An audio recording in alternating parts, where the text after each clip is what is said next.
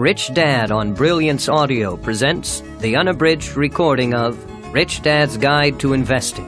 What the rich invest in that the poor and middle class do not. By Robert T. Kiyosaki. Performed by Tim Wheeler. A father's advice on investing. Years ago, I asked my rich dad, "What advice would you give to the average investor?" His reply was, "Don't be average." The 90-10 rule of money. Most of us have heard of the 80-20 rule. In other words, 80% of our success comes from 20% of our efforts. Originated by the Italian economist Vilfredo Pareto in 1897, it is also known as the principle of least effort. Rich Dad agreed with the 80-20 rule for overall success in all areas but money. When it came to money, he believed in the 90-10 rule. Rich Dad noticed that 10% of the people had 90% of the money. He pointed out that in the world of movies, 10% of the actors made 90% of the money. He also noticed that 10% of the athletes made 90% of the money, as did 10% of the musicians. The same 90-10 rule applies to the world of investing, which is why his advice to investors was, "Don't be average." An article in the Wall Street Journal recently validated his opinion. It stated that 90% of all corporate shares of stock in America are owned by just 10% of the people. This audiobook explains how some of the investors in the 10% have gained 90% of the wealth and how you might be able to do the same. Introduction. What you will learn from listening to this audiobook. The Securities and Exchange Commission, SEC, of the United States defines an individual as an accredited investor if the individual has $200,000 or more in annual income or $300,000 or more in annual income as a couple or $1 million or more in net worth. The SEC established these requirements to protect the average investor from some of the worst and most risky investments in the world. The problem is that these investor requirements also shield the average investor from some of the best investments in the world, which is one reason why Rich Dad's advice to the average investor was, "Don't be average." Starting with nothing. This audiobook begins with my return from Vietnam in 1973.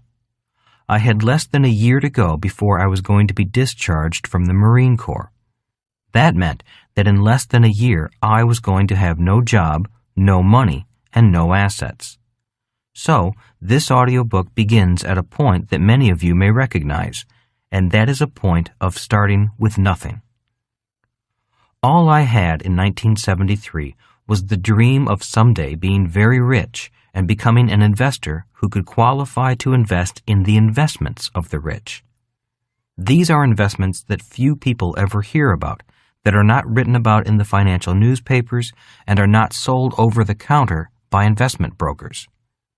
This audiobook begins when I had nothing but a dream and my rich dad's guidance to become an investor. This audiobook should be of interest to you, whether you have very little money to invest or have a lot to invest, whether you know very little about investing or you know a lot about investing. It is about a very complex subject, but written as simply as possible. It is written for anyone interested in becoming a better informed investor, regardless of how much money they have. If this is your first audiobook on investing and you are concerned that it might be too complicated, please do not be concerned.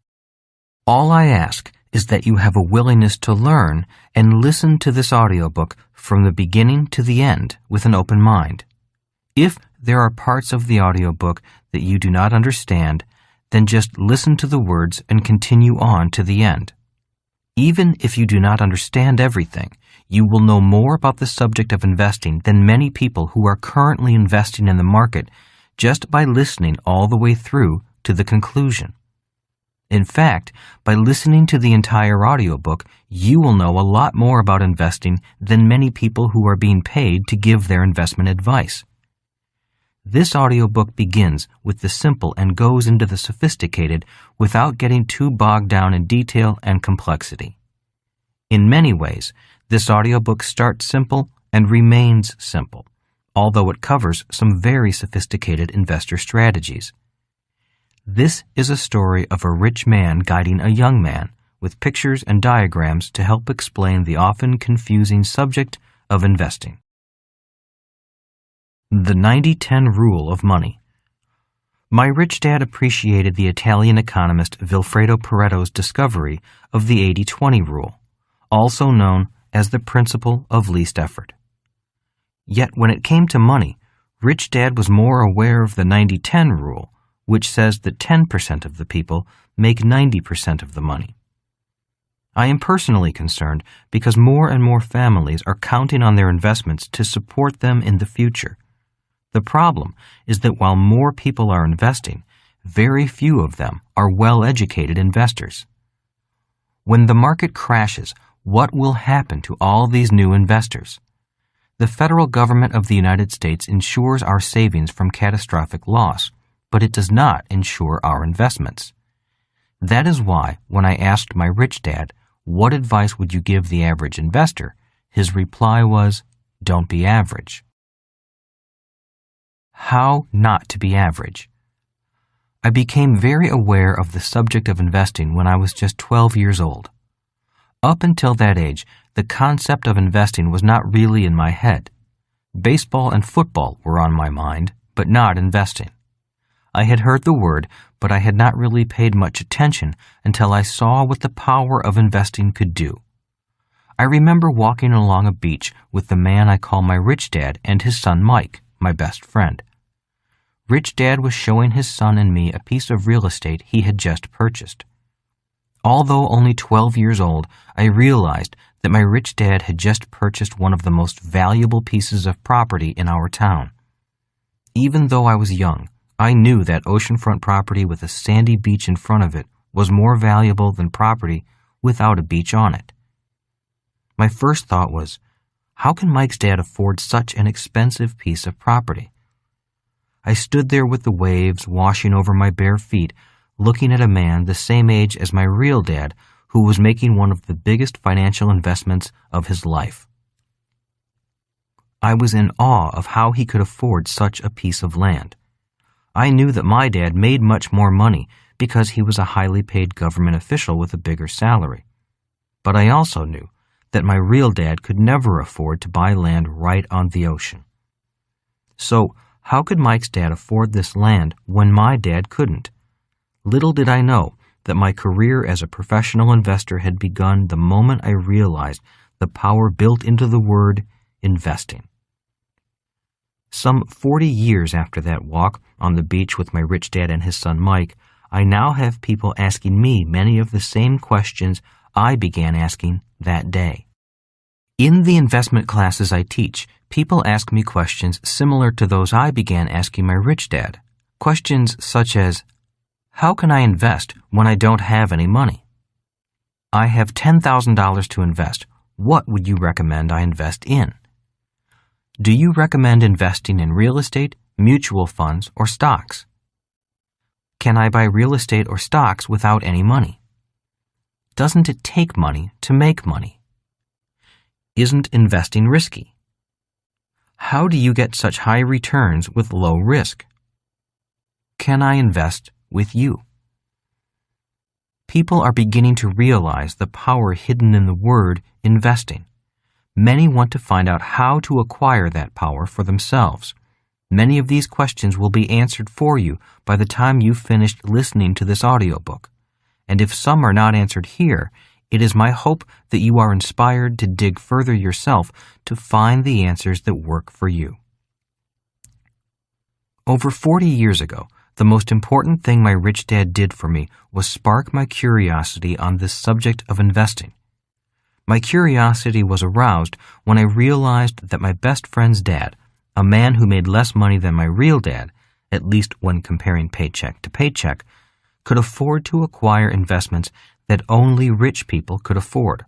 I realized that my rich dad had a power my real dad did not have, and I wanted to have that power also. Many people are afraid of this power and stay away from it, and many even fall victim to it. Instead of running from the power or condemning it by saying such things as, the rich exploit the poor, or investing is risky, or I'm not interested in becoming rich, I became curious. It is my curiosity and my desire to acquire this power, also known as knowledge and abilities, that set me off on a lifelong path of inquiry and learning.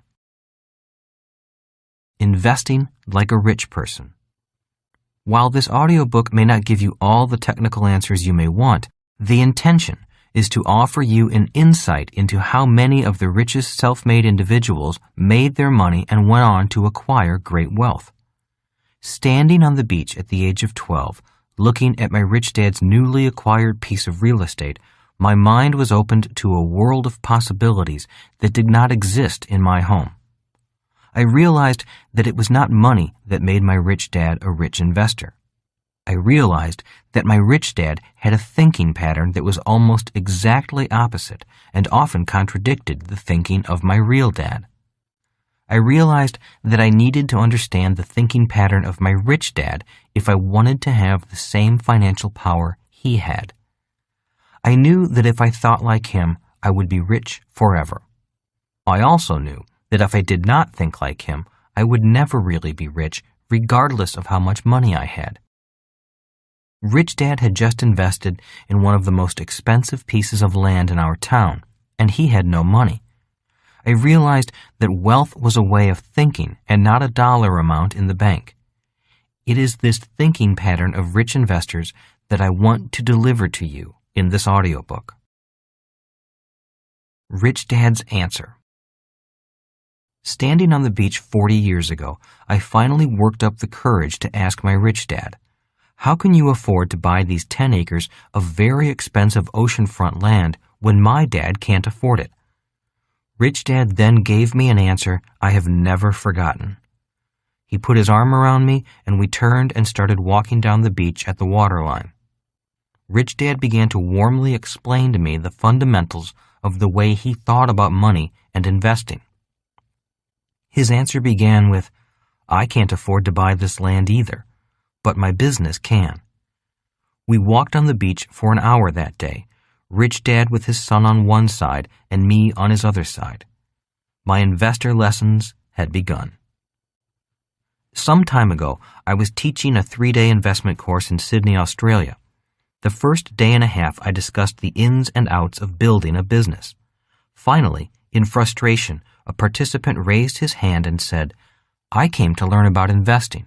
Why are you spending so much time on business? My reply was, there are 2 reasons. Reason number 1 is that what we ultimately invest in is a business. If you invest in stocks, you are investing in a business. If you buy a piece of real estate, such as an apartment building, that building is also a business. If you buy a bond, you are also investing in a business. In order to be a good investor, you first need to be good at business. Reason number 2 is that the best way to invest is to have your business buy your investments for you. The worst way to invest is to invest as an individual. The average investor knows very little about business and often invests as an individual. That is why I spend so much time on the subject of business in an investment course. And that is why this audiobook will spend some time on how to build a business as well as how to analyze a business. I will also spend time on investing through a business because that is how Rich Dad taught me to invest. As he said to me 40 years ago, I can't afford to buy this land either, but my business can. In other words, my rich dad's rule was, my business buys my investments. Most people are not rich because they invest as individuals and not as business owners. In this audiobook, you will see why most of the 10% who own 90% of the stocks are business owners and invest through their businesses, and how you can do the same. I call these people 90-10 investors in this audiobook. Later in the course, the individual who had questioned me understood why I spent so much time talking about business. As the course progressed, that individual and the class began to realize that the richest investors in the world do not buy investments. Most of the 90-10 investors created their own investments. The reason we have billionaires who are still in their 20s is not because they bought investments. They created investments, called businesses, that millions of people want to buy. Nearly every day, I hear people say, "I have an idea for a new product that will make millions." Unfortunately, most of those creative ideas will never be turned into fortunes. The second half of this audiobook will focus on how the 10% turn their ideas into multi-million and even multi-billion-dollar businesses that other investors invest in. That is why Rich Dad spent so much time teaching me how to build businesses as well as how to analyze businesses to invest in. So if you have an idea that you think could make you rich, or maybe even help you join the 90-10 Investor Club, the second half of this audiobook is for you. Buy, hold, and pray. Over the years, Rich Dad pointed out that investing means different things to different people. Today, I often hear people saying such things as, "I just bought 500 shares of XYZ company for $5 a share. The price went up to $15 and I sold it. I made $5,000 in less than a week." My husband and I buy old houses and we fix them up and sell them for a profit. I trade commodity futures. I have over $1 million in my retirement account. Safe as money in the bank. I have a diversified portfolio. I'm investing for the long term. As Rich Dad said, investing means different things to different people. While the above statements reflect different types of investment products and procedures, Rich Dad did not invest in the ways reflected in the preceding statements. He said, most people are not investors. Most people are speculators or gamblers. Most people have the buy, hold, and pray mentality. Most investors live in the hope that the market stays up and live in fear of the market crashing. A true investor makes money regardless of whether the market is going up or crashing down. They make money regardless of whether they are winning or losing. The average investor does not know how to do that, and that is why most investors are average investors who fall into the 90% that make only 10% of the money. More than buying, holding, and praying. Investing meant more to Rich Dad than buying, holding, and praying. This audiobook will cover the following subjects. 1. The 10 investor controls that can reduce risk and increase profits. Rich Dad said, investing is not risky. Being out of control is risky. 2. The 5 phases of Rich Dad's plan to guide me from having no money to investing with a lot of money. Phase 1 of Rich Dad's plan was preparing my mind to become a rich investor. This is a simple yet very important phase for anyone who wants to invest with confidence. 3. The different tax laws for different investors. In Rich Dad's Cash Flow Quadrant book, I cover the 4 different people found in the world of business. The E stands for employee. The S stands for self-employed or small business. The B stands for business owner. The I stands for investor. Rich Dad encouraged me to invest from the B quadrant because the tax laws are better for investing. Rich Dad always said, the tax laws are not fair. They are written for the rich and by the rich. If you want to be rich, you need to use the same tax laws the rich use. One of the reasons that 10% of the people control most of the wealth is that only 10% know which tax laws to use. In 1943, the federal government plugged most tax loopholes for all employees. In 1986, the federal government took away the tax loopholes from individuals in the S quadrant, individuals such as doctors, lawyers, accountants, engineers, and architects who had previously enjoyed them. In other words, another reason that 10% of the investors make 90% of the money is that only 10% of all investors know how to invest from the different quadrants in order to gain different tax advantages. The average investor often only invests from one quadrant. 4. Why and how a true investor will make money regardless of whether the market goes up or down. 5. The difference between fundamental investing and technical investing. 6. 5 types of top-level investors. In Rich Dad's Cash Flow Quadrant, I went into the 5 levels of investors. This audiobook classifies the top 2 levels of investors, professional and capitalist, into the following 5 types of investors. The accredited investor, the qualified investor, the sophisticated investor, the inside investor, the ultimate investor.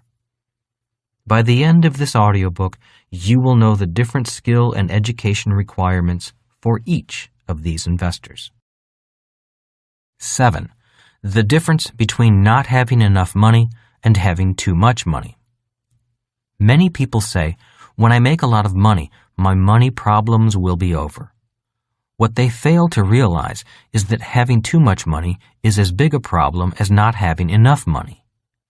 In this audiobook, you will learn the difference between the 2 kinds of money problems. One problem is the problem of not enough money. The other problem is the problem of too much money. Few people realize how big a problem having too much money can be. One of the reasons so many people go broke after making a lot of money is that they do not know how to handle the problem of too much money. In this audiobook, you will learn how to start with the problem of not having enough money, how to make a lot of money, and then how to handle the problem of too much money. In other words, this audiobook will not only teach you how to make a lot of money, but more importantly, it will teach you how to keep it. As Rich Dad said, what good is making a lot of money if you wind up losing it all? A stockbroker friend of mine once said to me, "The average investor does not make money in the market. I have seen so many investors make money one year and give it all back the next year." 8. How to make much more than just $200,000, the minimum income level to begin investing in the investments of the rich. Rich Dad said to me, "Money is just a point of view. How can you be rich if you think $200,000 is a lot of money? If you want to be a rich investor, you need to see that $200,000, the minimum dollar amount to qualify as an accredited investor, is just a drop in the bucket. And that is why Phase 1 of this audiobook is so important. Phase 1 of this audiobook, which is preparing yourself mentally to be a rich investor, has a short mental quiz for you at the end of each chapter. Although the quiz questions are simple, they are designed to have you think and maybe discuss your answers with the people you love. It was the soul-searching questions my rich dad asked me that helped me find the answers I was looking for. In other words, many of the answers I was looking for regarding the subject of investing were really inside me all along. What makes the 90-10 investor different? One of the most important aspects of this audiobook is the mental differences between the average investor and the 90-10 investor. Rich Dad often said, if you want to be rich, just find out what everyone else is doing and do exactly the opposite. As you listen to this audiobook, you will find out that most of the differences between the 10% of investors who make 90% of the money and the 90% that make only 10% of the money are not what they invest in, but the different ways they think. For example, most investors say, "Don't take risks." The rich investor takes risks. Most investors say, "Diversify." The rich investor focuses. The average investor tries to minimize debt. The rich investor increases debt in their favor. The average investor tries to decrease expenses. Rich investors know how to increase expenses to make themselves richer. The average investor has a job. The rich investor creates jobs. The average investor works hard. The rich investor works less and less to make more and more. The other side of the coin. So, an important aspect of listening to this audiobook is to notice when your thoughts are often 180 degrees out from the guiding thoughts of my rich dad. Rich Dad said, one of the reasons so few people become rich is that they become set in one way of thinking. They think there is only one way to think or do something. While the average investor thinks, play it safe and don't take risks, the rich investor must also think about how to improve skills so he or she can take more risks. Rich Dad called this kind of thinking on both sides of the coin. He went on saying, the rich investor must have more flexible thinking than the average investor. For example, while both the average investor and rich investor must think about safety, the rich investor must also think about how to take more risks. While the average investor thinks about cutting down debt, the rich investor is thinking about how to increase debt. While the average investor lives in fear of market crashes, the rich investor looks forward to market crashes. While this may sound like a contradiction to the average investor, it is this contradiction that makes the rich investor rich. As you listen to this audiobook, be aware of the contradictions in thinking between average investors and rich investors. As Rich Dad said, the rich investor is very aware that there are two sides to every coin. The average investor sees only one side. And it is the side the average investor does not see that keeps the average investor average and the rich investor rich. The second part of this audiobook is about the other side of the coin. Do you want to be more than an average investor? This audiobook is much more than just an audiobook about investing, hot tips, and magic formulas. One of the main purposes for writing it is to offer you the opportunity to gain a different point of view on the subject of investing. It begins with my returning from Vietnam in 1973 and preparing myself to begin investing as a rich investor. In 1973, Rich Dad began teaching me how to acquire the same financial power he possessed, a power I first became aware of at the age of 12. While standing on the beach in front of my rich dad's latest investment 40 years ago, I realized that when it came to investing, the difference between my rich dad and my poor dad went far deeper than merely how much money each man had to invest. The difference is first found in a person's deep desire to be much more than just an average investor. If you have such a desire, continue listening. Phase 1. Are you mentally prepared to be an investor? Chapter 1. Investor Lesson Number 1. What should I invest in? In 1973, I returned home from my tour of Vietnam. I felt fortunate to have been assigned to a base in Hawaii near home rather than to a base on the East Coast. After settling in at the Marine Corps Air Station, I called my friend Mike and we set up a time to have lunch together with his dad, the man I call my rich dad. Mike was anxious to show me his new baby and his new home, so we agreed to have lunch at his house the following Saturday. When Mike's limousine came to pick me up at the drab gray base, BOQ, Bachelor Officers' Quarters, I began to realize how much had changed since we had graduated together from high school in 1965. "Welcome home," Mike said as I walked into the foyer of his beautiful home with marble floors. Mike was beaming from ear to ear as he held his 7-month-old son. "Glad you made it back in one piece." "So am I replied as I looked past Mike at the shimmering blue Pacific Ocean, which touched the white sand in front of his home. The home was spectacular. It was a tropical one-level mansion with all the grace and charm of old and new Hawaiian living. There were beautiful Persian carpets, tall green potted plants, and a large pool that was surrounded on 3 sides by his home, with the ocean on the 4th side. It was very open, breezy, and the model of gracious island living, with the finest of detail. The home fit my fantasies of living the luxurious life in Hawaii. "Meet my son James," said Mike. "Oh," I said in a startled voice. I had slipped into a trance taking in the stunning beauty of this home. My jaw must have been hanging open. "What a cute kid," I replied, as any person should reply when looking at a new baby.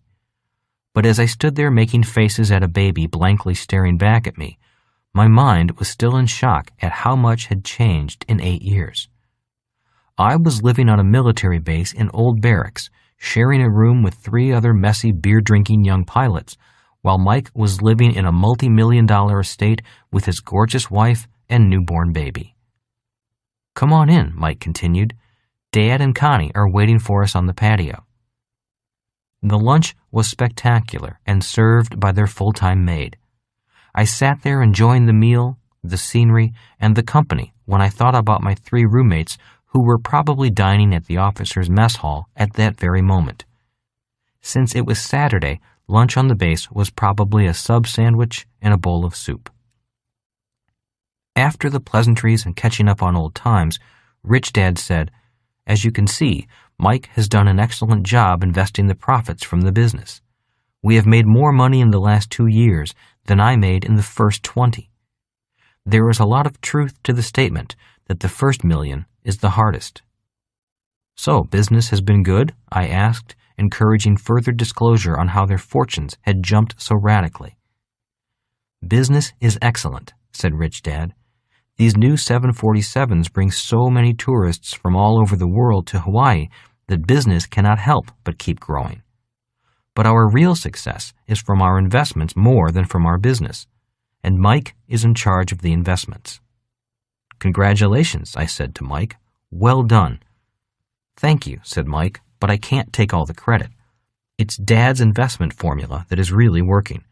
I'm just doing exactly what he has been teaching us about business and investing for all these years." "It must be paying off," I said. "I can't believe you live here in the richest neighborhood in the city. Do you remember when we were poor kids running with our surfboards between houses trying to get to the beach?" Mike laughed. "Yes, I do. And I remember being chased by all those mean old rich guys. Now I'm the mean old rich guy who's chasing those kids away. Who would have ever thought that you and I would be living—" Mike suddenly stopped talking once he realized what he was saying, that while he was living here, I was living on the other side of the island in drab military barracks. "I'm sorry," he said. "I didn't mean to—" "No apologies necessary," I said with a grin. "I'm happy for you. I'm glad you're so wealthy and successful. You deserve it because you took the time to learn to run the business. I'll be out of the barracks as soon as my contract with the Marine Corps is done." Rich Dad, sensing the tension between Mike and me, broke in and said, "And he's done a better job than I have. I'm very proud of him. I'm proud of both my son and his wife. They are a great team and have earned everything they have. Now that you're back from the war, it's your turn, Robert." "May I invest with you?" "I'd love to invest with you," I eagerly replied. "I saved nearly $3,000 while I was in Vietnam, and I'd like to invest it before I spend it. Can I invest with you?" "Well, I'll give you the name of a good stockbroker," Rich Dad said. "I'm sure he'll give you some good advice, maybe even a hot tip or two." No, I said. "I want to invest in what you are investing in. Come on, you know how long I've known you two. I know you've always got something that you're working on or investing in. I don't want to go to a stockbroker. I want to be in a deal with you guys." The room went silent as I waited for Rich Dad or Mike to respond. The silence grew into tension. "Did I say something wrong?" I finally asked. "No," said Mike.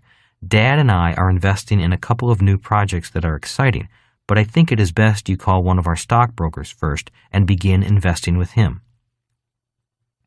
Again, there was silence, punctuated only by the clinking of the dishes and glasses as the maid cleared the table. Mike's wife Connie excused herself and took the baby to another room. "I don't understand," I said. Turning to Rich Dad more than Mike, I continued, "All these years I've worked right alongside the two of you building your business. I've worked for close to nothing. I went to college as you advised, and I fought for my country as you said a young man should. Now that I'm old enough and I finally have a few dollars to invest, you seem to hesitate when I say I want to invest in what you invest in. I don't understand. Why the cold shoulder? Are you trying to snub me or push me away? Don't you want me to get rich like you?" "It's not a cold shoulder," Mike replied, "and we would never snub you or not wish you to attain great wealth. It's that things are different now." Rich Dad nodded his head in slow and silent agreement. "We'd love to have you invest in what we invest in," Rich Dad finally said, "but it would be against the law." "Against the law?" I echoed in loud disbelief. "Are you two doing something illegal?" No, said Rich Dad with a chuckle. "We would never do anything illegal. It's too easy to get rich legally to ever risk going to jail for something illegal. And it is because we want to always remain on the right side of the law that we say it would be illegal for you to invest with us," said Mike. "It's not illegal for Mike and me to invest in what we invest in, but it would be illegal for you," Rich Dad tried to summarize. "Why?" I asked. "Because you are not rich," said Mike softly and gently. "What we invest in is for rich people only." Mike's words went straight through me. Since he was my best friend, I knew they were difficult words for him to say to me. And although he said them as gently as possible, they still hurt and cut like a knife through my heart. I was beginning to sense how wide the financial gap between us was. While his dad and my dad both started out with nothing, he and his dad had achieved great wealth. My dad and I were still from the other side of the tracks.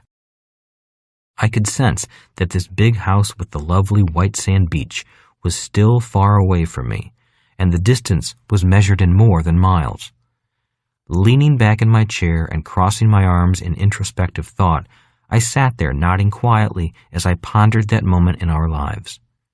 We were both 25 years old, but in many ways, Mike was 25 years ahead of me financially.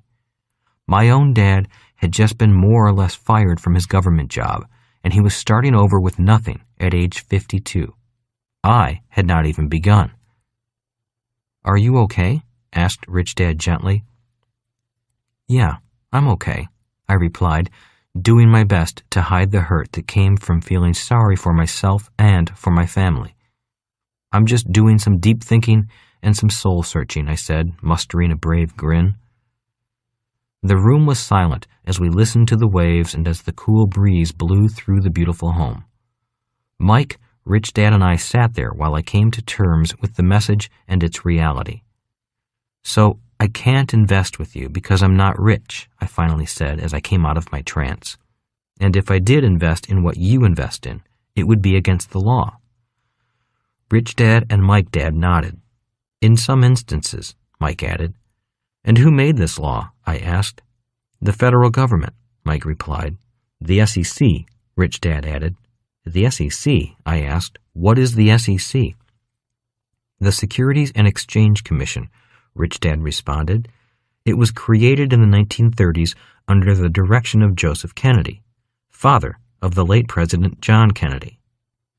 "Why was it created?" I asked. Rich Dad laughed.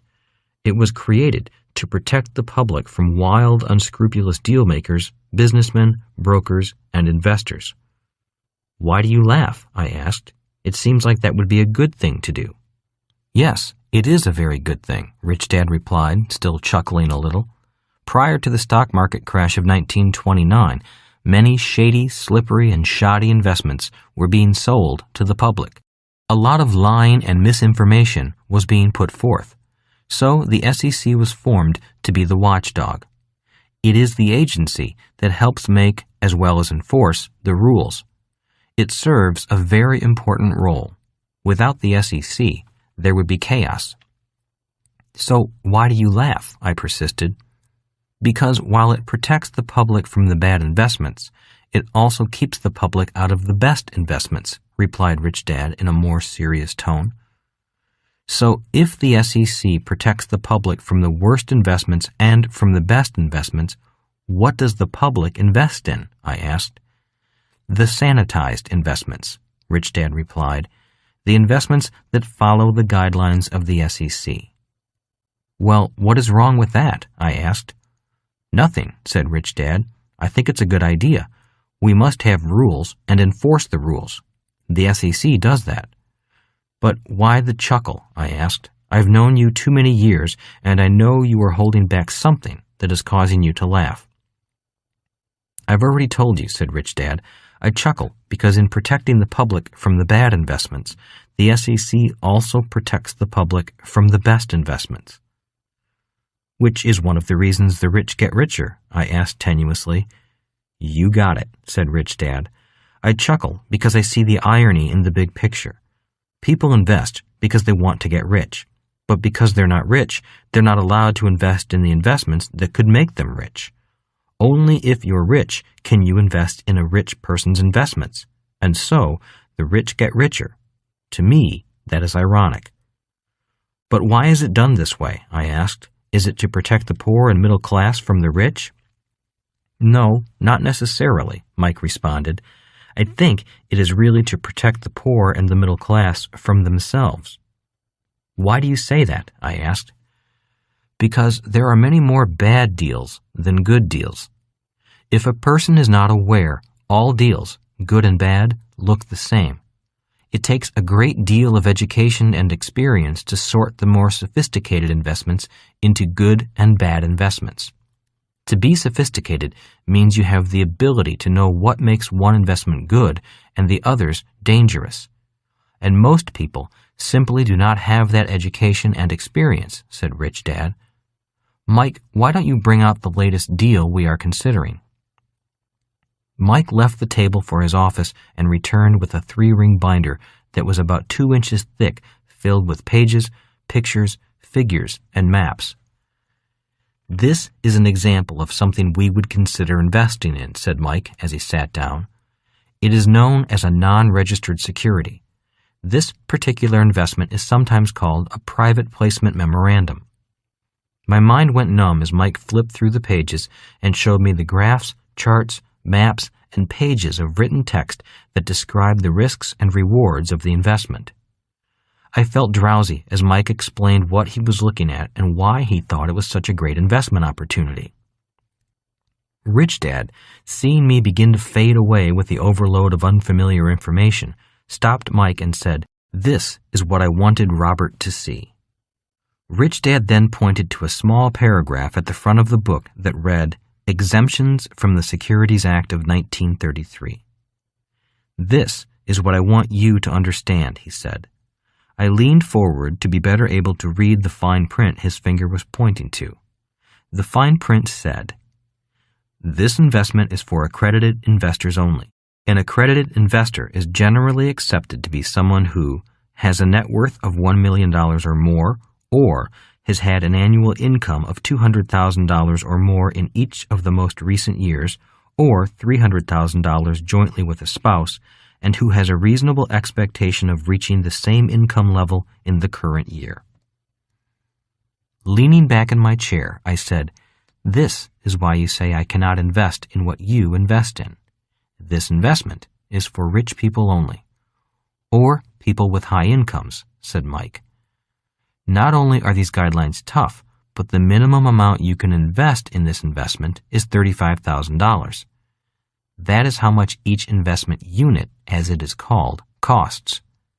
$35,000, I said with a gasp. "That is a lot of money and a lot of risk. You mean that is the least someone can invest in this deal?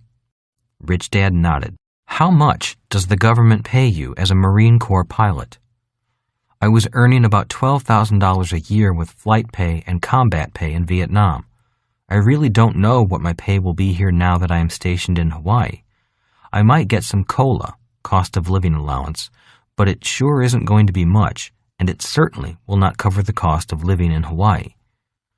So for you to have saved $3,000 was quite an accomplishment, said Rich Dad, doing his best to cheer me up. You saved nearly 25% of your gross income. I nodded, yet silently I realized how very, very far behind I was from becoming a so-called accredited investor. I realized that even if I achieved the rank of general in the Marine Corps, I would probably not earn enough money to be considered an accredited investor. So what should I do? I finally asked. Why can't I just give you my $3,000 and you combine it with your money and we split the profits when the deal pays off? We could do that, said Rich Dad, but I wouldn't recommend it. Not for you, anyway. Why? I asked. Why not for me? You already have a pretty good financial education foundation, so you can go way beyond just being an accredited investor. If you want, you could become a sophisticated investor. Then you will find wealth far beyond your wildest dreams. Accredited investor?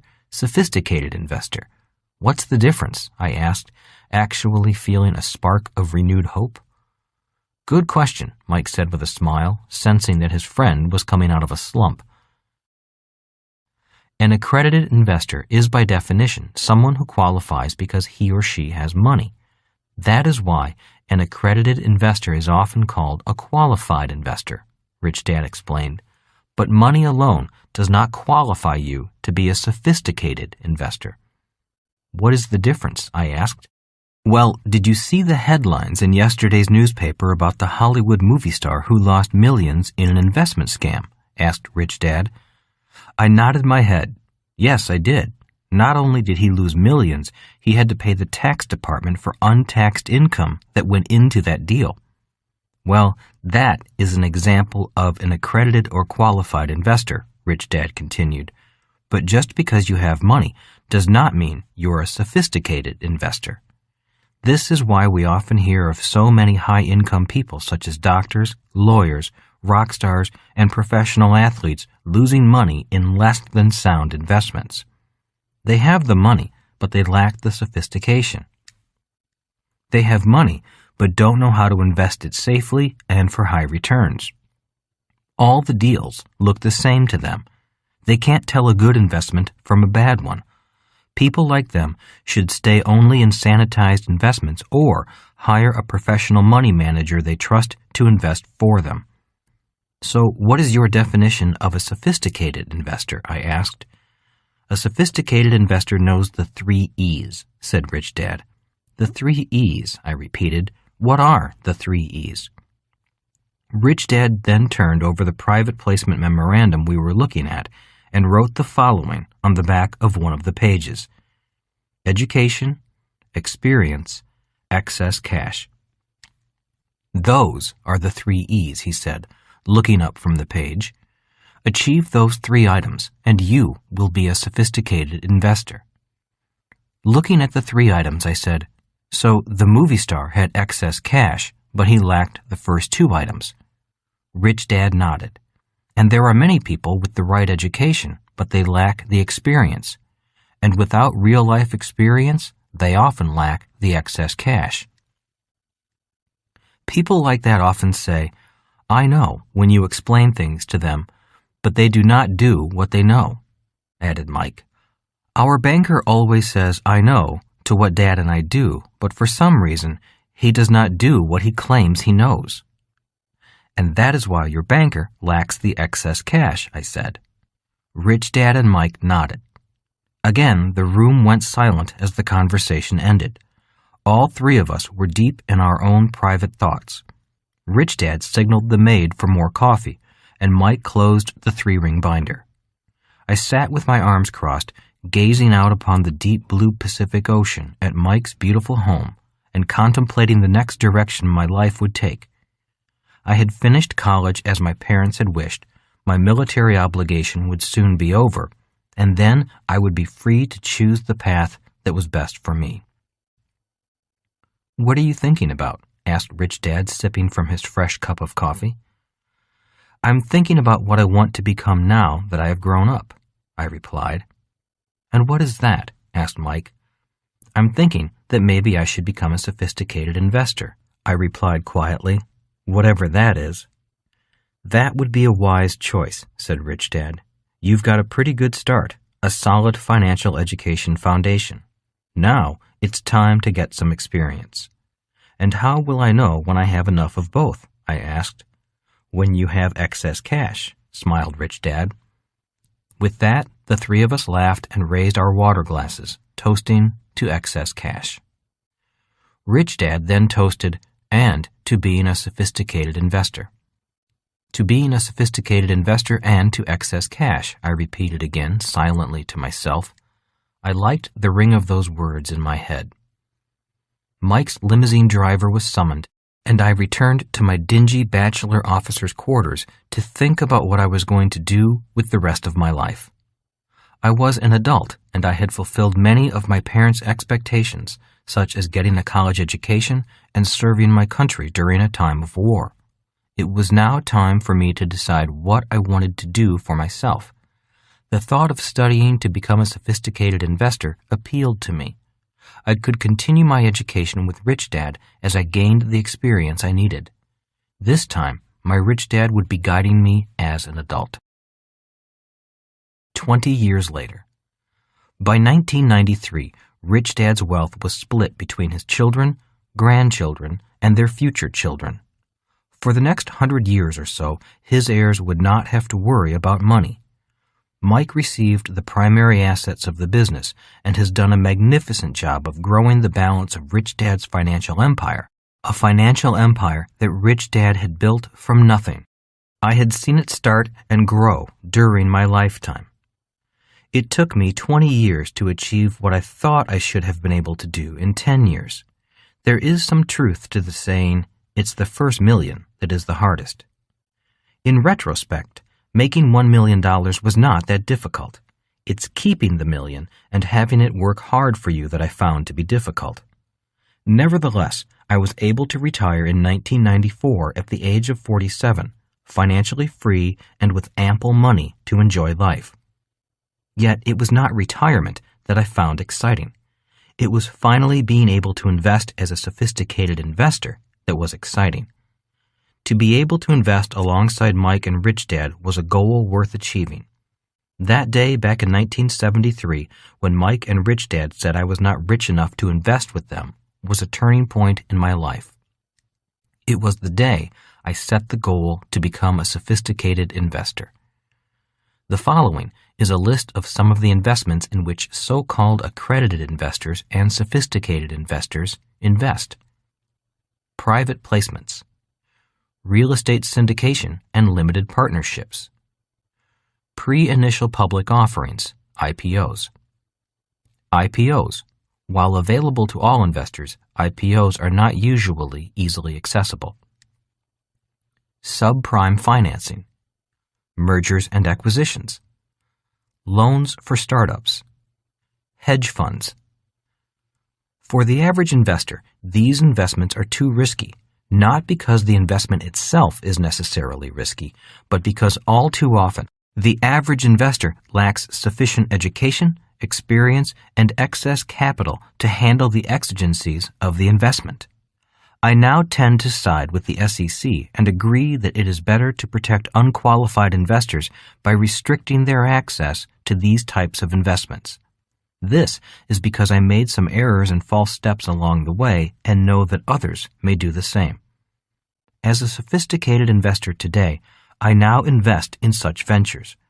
If you know what you're doing, the risk is very low while the potential reward can be huge. Investments such as these are where the rich routinely invest their money. Although I have taken some losses, the returns on the investments that do well have been spectacular, far exceeding the few losses. A 35% return is normal, but returns of 1,000% and more are occasionally achieved. I would rather invest in these investments than in others because I find them more exciting and more challenging. It's not simply a matter of buy 100 shares of this or sell 100 shares of that, nor is the PE high or is the PE low. That is not what being a sophisticated investor is about. Investing in these investments is about getting very close to the engine of capitalism. In fact, some of the investments listed here are venture capital investments which, for the average investor, are far too risky. In reality, the investments are not risky. It's the lack of education, experience, and excess cash that makes it risky for the average investor. The Path. This audiobook is not necessarily about investments. This audiobook is specifically about the investor and the path to becoming a sophisticated investor. It is about your finding the path that's right for you to acquire the 3 E's: education, experience, and excess cash. Rich Dad, Poor Dad is a book about my educational path as a child. Cash Flow Quadrant is my educational path as a young adult between the years 1973 and 1994. This audiobook, Rich Dad's Guide to Investing, builds on the lessons from previous years and converts the lessons into the 3 E's so that you can qualify as a sophisticated investor. In 1973, I barely had $3,000 to invest, and I did not have much education and real-life experience. By 1994, I had become a sophisticated investor. Many years ago, Rich Dad said, just as there are houses for the rich, the poor, and the middle class, there are investments for each of them. If you want to invest in investments that the rich invest in, you have to be more than rich. You need to become a sophisticated investor, not just a rich person who invests. The 5 phases of becoming a sophisticated investor. Rich Dad broke my development program into 5 distinct phases, which I have organized into phases, lessons, and chapters. The phases are: 1. Are you mentally prepared to be an investor? 2. What type of investor do you want to become? 3. How do you build a strong business? 4. Who is a sophisticated investor? 5. Giving it back. This book is written as a guide. It will not give you specific answers. The purpose of this book is to help you understand what questions to ask. And if this book does that, it has done its job. Rich Dad said, you cannot teach someone to be a sophisticated investor, but a person can learn to become a sophisticated investor. It's like learning to ride a bicycle. I cannot teach you to ride a bicycle, but you can learn to ride a bicycle. Learning to ride a bicycle requires risk, trial and error, and proper guidance. The same is true with investing. If you do not want to take risks, then you are saying you do not want to learn. And if you do not want to learn, then I cannot teach you. And if you are looking for a book on hot investment tips or how to get rich quick or the secret investment formula of the rich, this book is not for you. This book is really about learning more than investing. It is for people who are students of investing, students who seek their own path to wealth rather than look for the easy road to wealth. This book is about Rich Dad's 5 phases of development, the 5 phases that he went through and that I am currently going through. If you are a student of great wealth, you may notice while listening to this book that Rich Dad's 5 phases are the same 5 phases that the richest business people and investors in the world went through in order to become very, very rich. Bill Gates, founder of Microsoft, Warren Buffett, America's richest investor, and Thomas Edison, founder of General Electric, all went through these 5 phases. They are the same 5 phases that the young new millionaires and billionaires of the Internet are currently going through while still in their 20s and 30s. The only difference is that because of the information age, these young people went through the same phases faster, and maybe you can as well. Are you part of the revolution? Great wealth, vast fortunes, and mega-rich families were created during the Industrial Revolution. The same is going on today during the Information Revolution. I find it interesting that today we have self-made multimillionaires and billionaires who are 20, 30, and 40 years of age, yet we still have people 40 and over who have a tough time hanging on to $50,000 a year jobs. One reason for this great disparity is the shift from the industrial age to the information age. When we shifted into the industrial age, people like Henry Ford and Thomas Edison became billionaires. Today, in the information age, we have Bill Gates, Steve Jobs, Mark Zuckerberg, and the founders of internet companies becoming young millionaires and billionaires. Today's 20-somethings will soon be passing Bill Gates in wealth. That is the power of a shift in ages, the shift from the industrial age to the information age. It has been said that there is nothing so powerful as an idea whose time has come, and there is nothing so detrimental than someone who is still thinking old ideas. For you, this audiobook may be about looking at old ideas and possibly finding new ideas for wealth. It may also be about a paradigm shift in your life. It may be about a transition as radical as the shift from the industrial age to the information age. It may be about defining a new financial path for your life. It may be about thinking more like a business person and investor rather than an employee or a self-employed person. It took me years to go through the phases, and in fact, I am still going through them. After listening to this audiobook, you may consider going through the same 5 phases, or you may decide that this developmental path is not for you. If you decide to embark upon the same path, how fast you choose to go through these 5 phases of development is up to you. Remember that this audiobook is not about getting rich quickly. The choice to undergo such a personal development and education program begins in phase 1, the phase of mental preparation. Are you mentally prepared to be an investor? Rich Dad often said, "Money will be anything you want it to be." What he meant was that money comes from our minds, our thoughts. If a person says money is hard to get, it will probably be hard to get. If a person says, "Oh, I'll never be rich," or "It's really hard to get rich," it will probably be true for that person. If a person says, "The only way to get rich is to work hard," then that person will probably work hard. If the person says, "If I had a lot of money, I would put it in the bank because I wouldn't know what to do with it," then it will probably happen just that way. You'd be surprised how many people think and do just that. And if a person says investing is risky, then it is. As Rich Dad said, money will be anything you want it to be.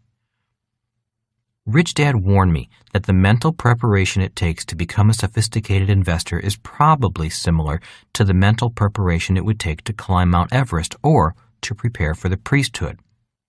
He was kidding, yet he was putting me on notice that such an undertaking is not to be taken lightly. He said to me, "You start as I did. You start without any money.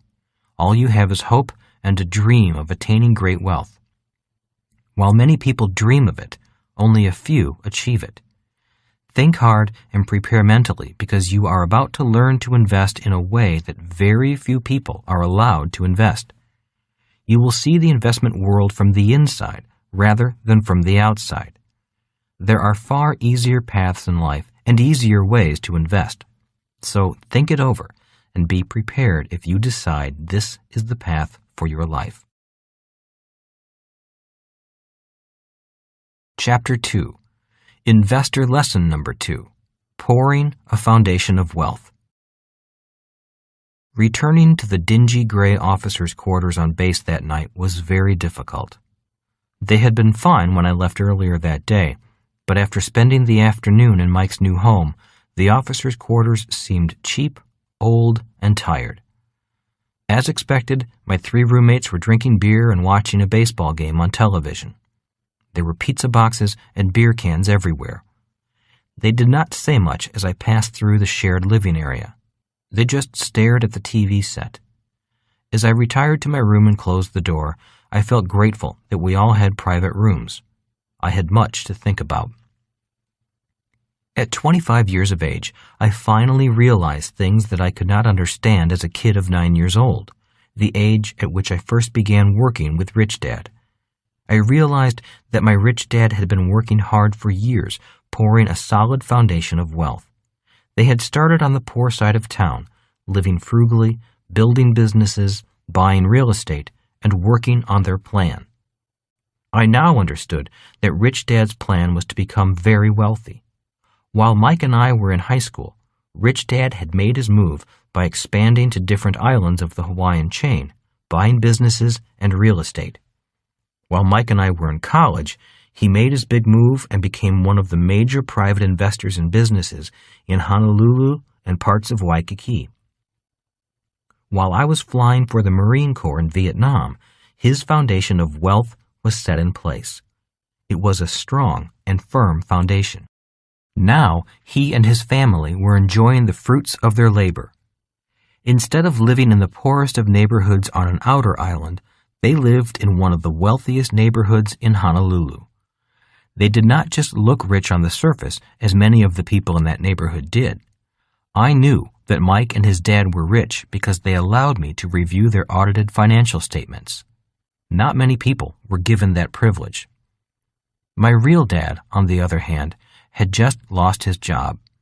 He had been climbing the ladder in the state government when he fell from grace from the political machine that ran the state of Hawaii. My dad lost everything he had worked to achieve when he ran against his boss for governor and lost. He had been blacklisted from state government and was trying to start over. He had no foundation of wealth. Although he was 52 and I was 25, we were in exactly the same financial position. We had no money. We both had a college education, and we could both get another job, but when it came to real assets, we had nothing. That night, lying quietly on my bunk, I knew I had a rare opportunity to choose a direction for my life. I say rare because very few people have the luxury of comparing the life paths of 2 fathers and then choosing the path that was right for them. It was a choice I did not take lightly. Investments of the rich. Although many things ran through my mind that night, I was most intrigued by the idea that there were investments only for the rich, and then there were investments for everyone else. I remembered that when I was a kid working for Rich Dad, all he talked about was building his businesses. But now that he was rich, all he talked about was his investments for the rich. That day over lunch, he had explained, the only reason I built businesses was so I could invest in the investments of the rich. The only reason you build a business is so that your business can buy your assets. Without my businesses, I could not afford to invest in the investments of the rich. Rich Dad went on to stress the difference between an employee buying an investment and a business buying an investment.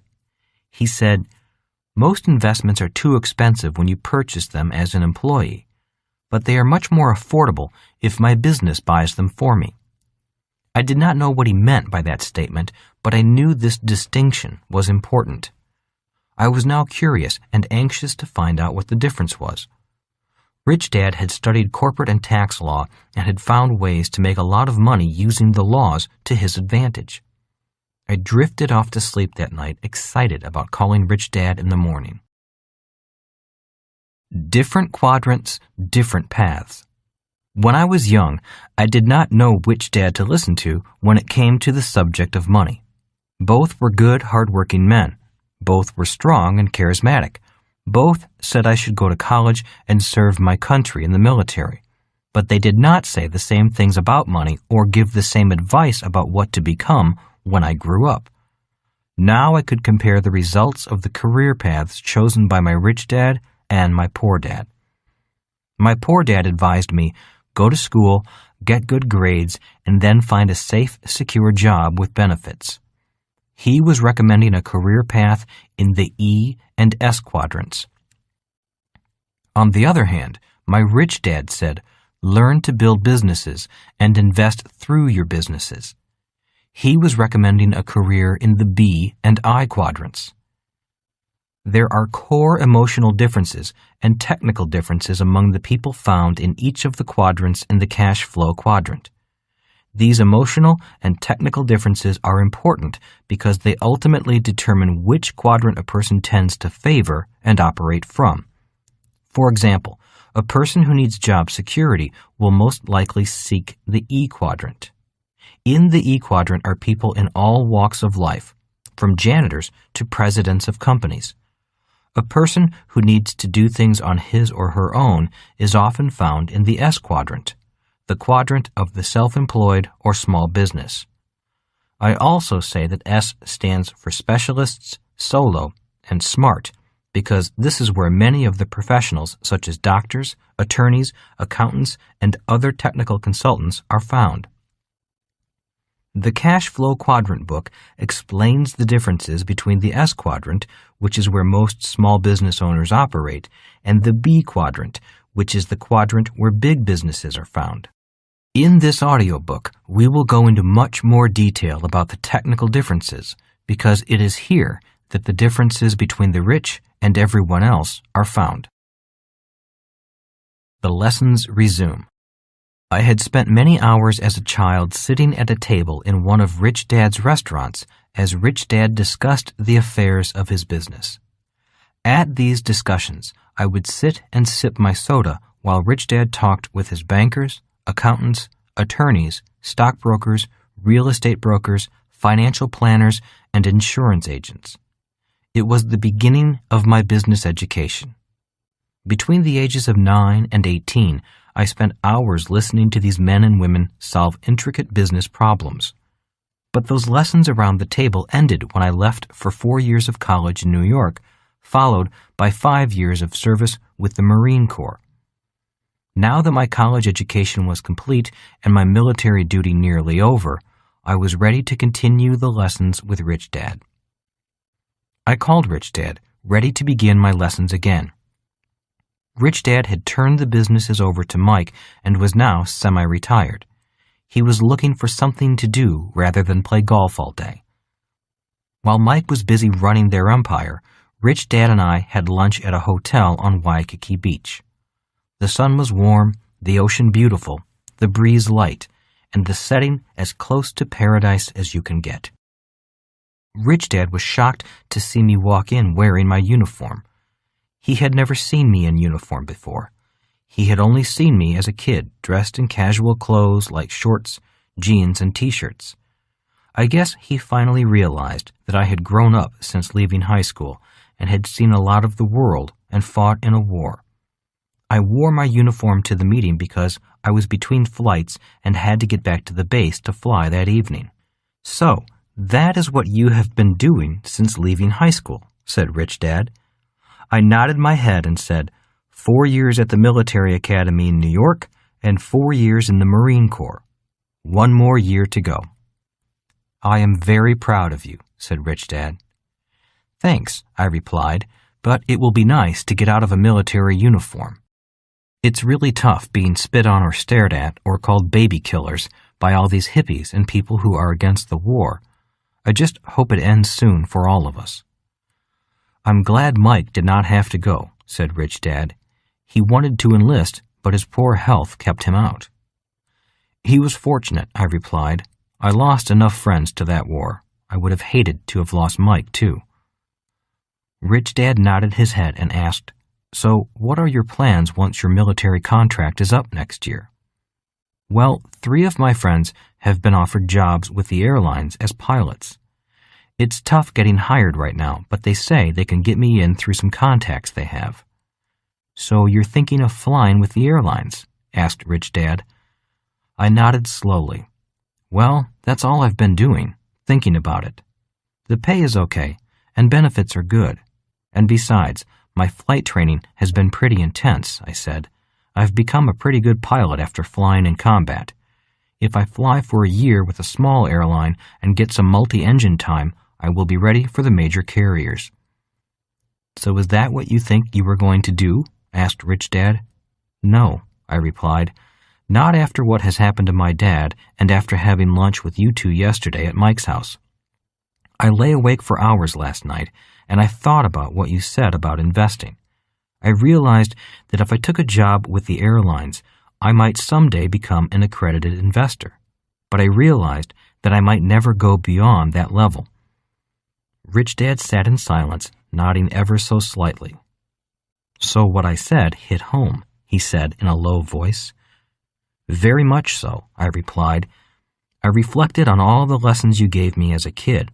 Now I am an adult, and the lessons have a new meaning to me." "And what did you remember?" asked Rich Dad. "I remember your taking away my 10 cents per hour and making me work for free," I replied. "I remember that lesson of not becoming addicted to a paycheck." Rich Dad laughed at himself and said, "That was a pretty tough lesson." "Yes, it was," I replied, "but a great lesson. My dad was really angry with you then, but now he is the one trying to live without a paycheck at 52 years old. I was only 9 when I got that lesson.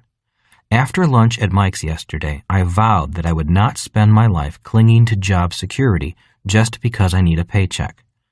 That is why I doubt that I will seek a job with the airlines, and that is why I'm here having lunch with you. I want to review your lessons on how to have money work for me so I don't have to spend my life working for money. But this time, I want your lessons as an adult. Make the lessons harder and give me more detail." "And what was my first lesson?" asked Rich Dad. "The rich don't work for money," I said promptly. "They know how to have money work for them." A broad smile came over Rich Dad's face. He knew that I had been listening to him all those years as a kid. "Very good," he said, "and that is the basis of becoming an investor. All investors learn how to have their money work hard for them." "And that is what I want to learn," I said quietly. "I want to learn and maybe teach my dad what you know. He is in a very bad way right now, trying to start over again at the age of 52. "I know," said Rich Dad. "I know." So, on a sunny day, with surfers riding the beautiful waves of the deep blue ocean, my lessons on investing began. The lessons came in 5 phases, each phase taking me to a higher level of understanding Rich Dad's thought process and his investment plan. The lessons began with preparing mentally and taking control of myself, because that is the only place that investing really takes place anyway. Investing ultimately begins and ends with taking control of yourself. The lessons on investment in Phase 1 of Rich Dad's investment plan are all about the mental preparation it takes before actually beginning to invest. Lying in my bunk that night in 1973 in a dingy room on the Marine Corps base, my mental preparation had begun. Mike was fortunate enough to have a father who had accumulated great wealth. I was not that fortunate. In many ways, he had a 50-year head start on me. I had yet to start. That night, I began my mental preparation by choosing between seeking job security, the road my poor dad chose, and pouring a foundation of real wealth, the road my rich dad chose.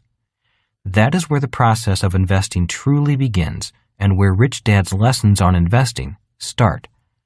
It starts with a very personal decision, a mental choice to be rich, poor, or middle class. It is an important decision because whichever financial position in life you choose, be it rich, poor, or middle class, everything in your life then changes. Chapter 3.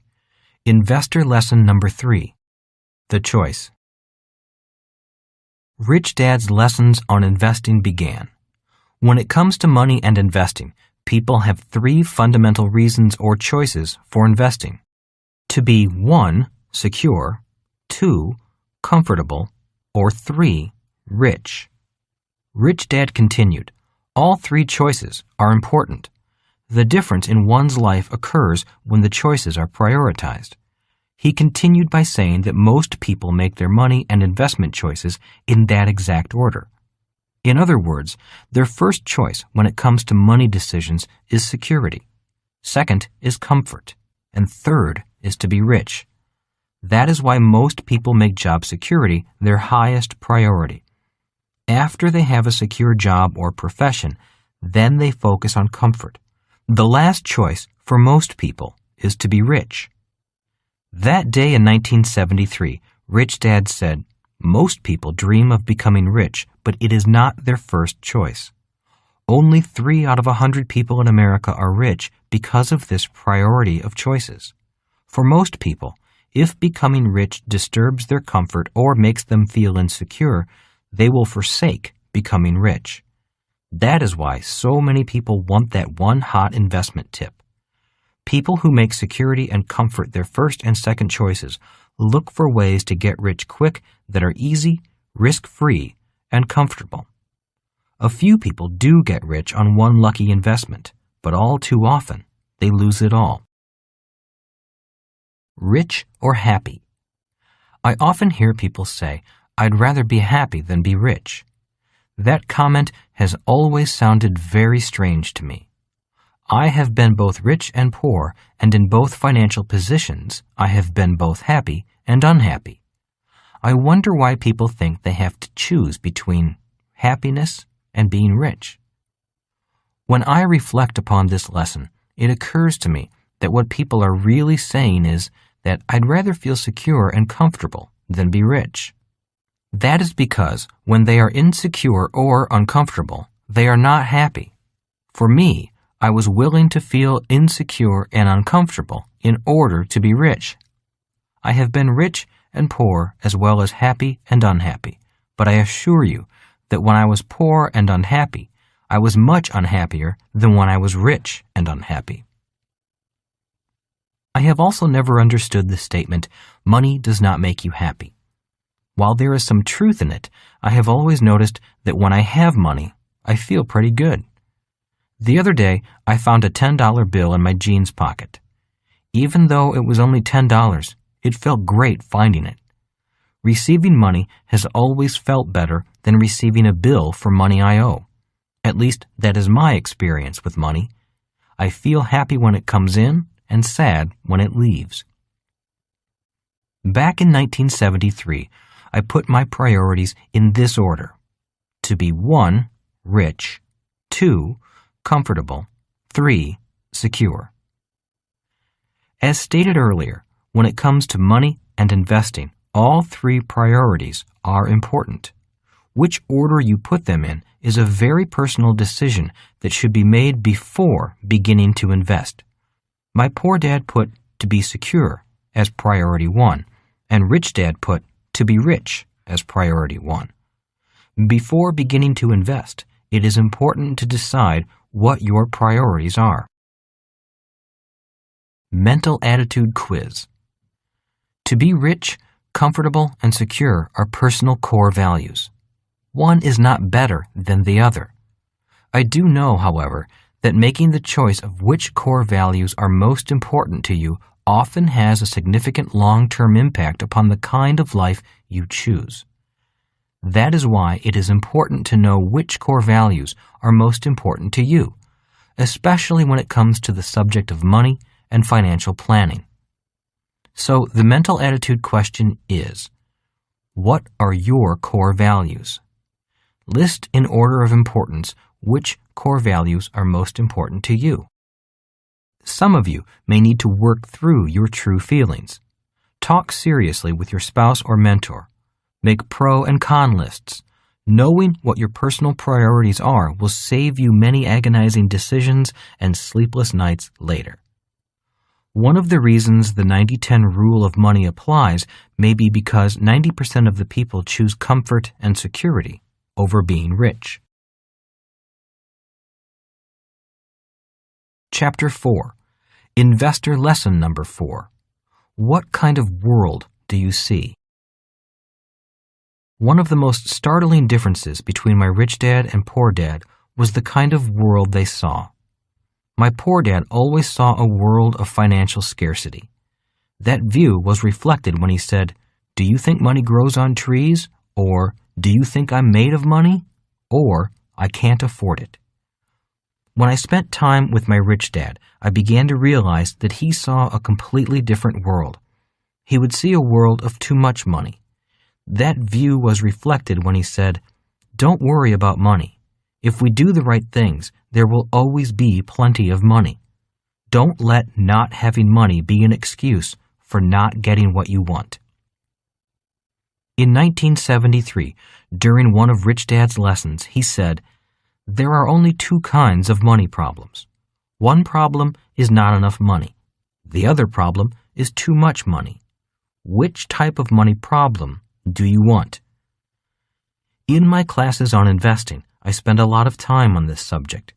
Most people come from families where the money problem was not enough money. Since money is only an idea, if your idea is that there is not enough money, then that is what your reality will be. One of the advantages I had, coming from two families, was that I could see both types of problems. And rest assured, both are problems. My poor dad always had problems of not enough money, and my rich dad always had problems of too much money. Rich Dad had a comment on that strange phenomenon. He said, "People who suddenly become rich by things such as inheritance, a big jackpot from Las Vegas, or the lottery, suddenly become poor again because, psychologically, all they know is a world of not enough money.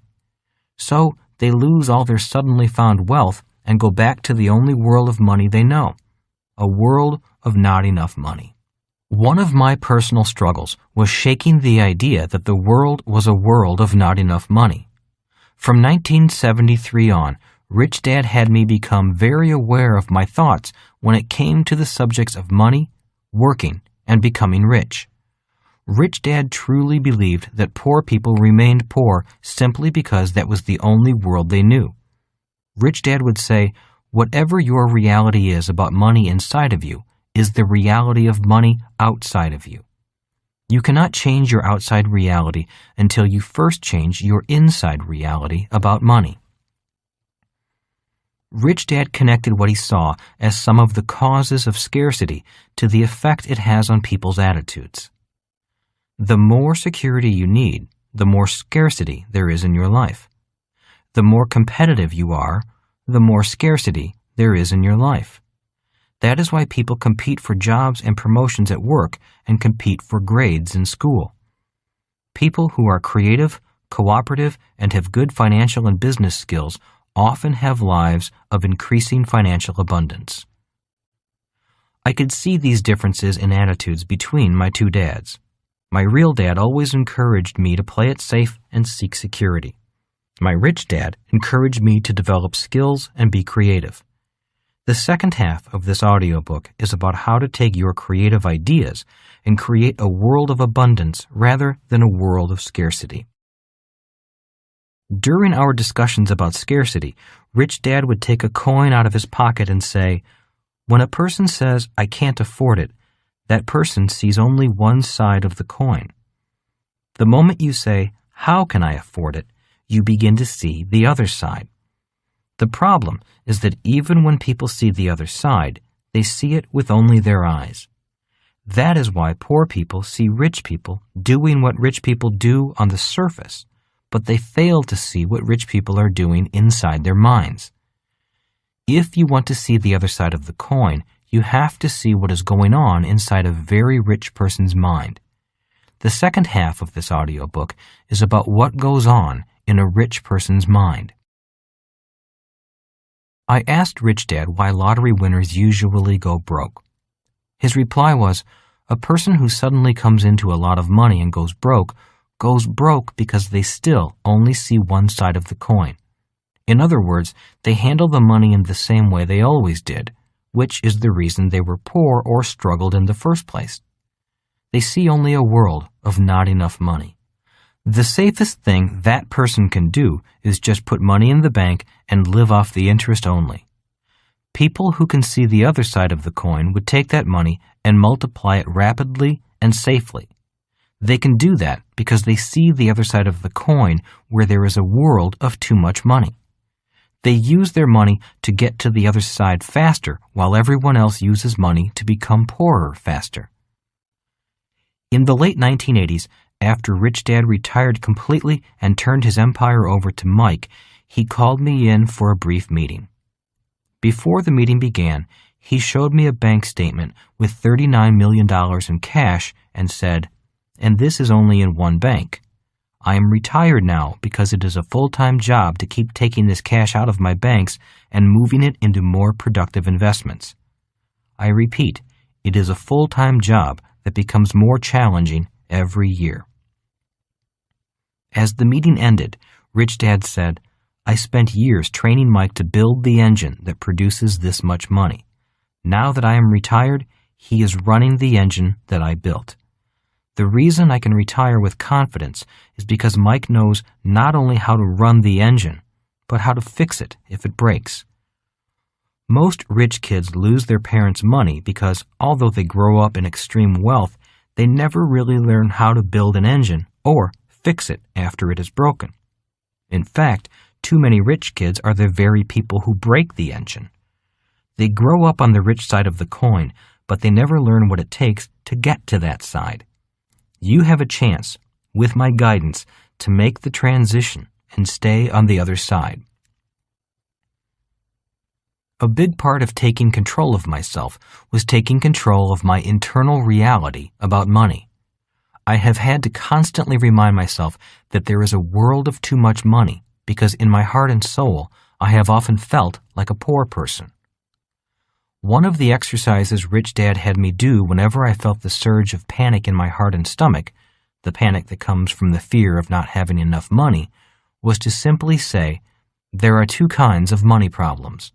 One problem is not enough money, and the other is too much money. Which one do I want?"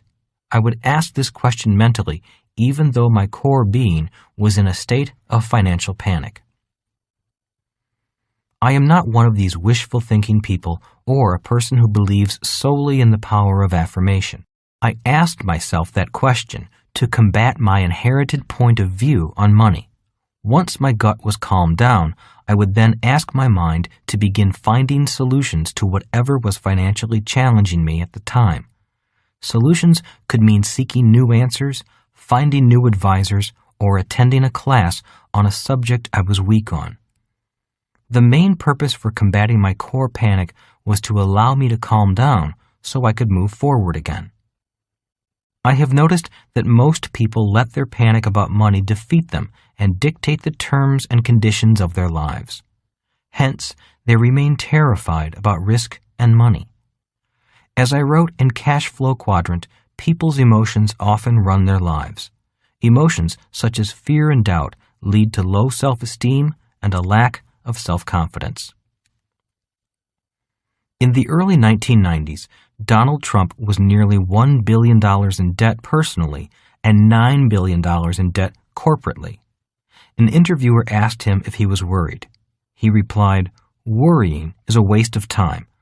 Worrying gets in my way of working to solve these problems.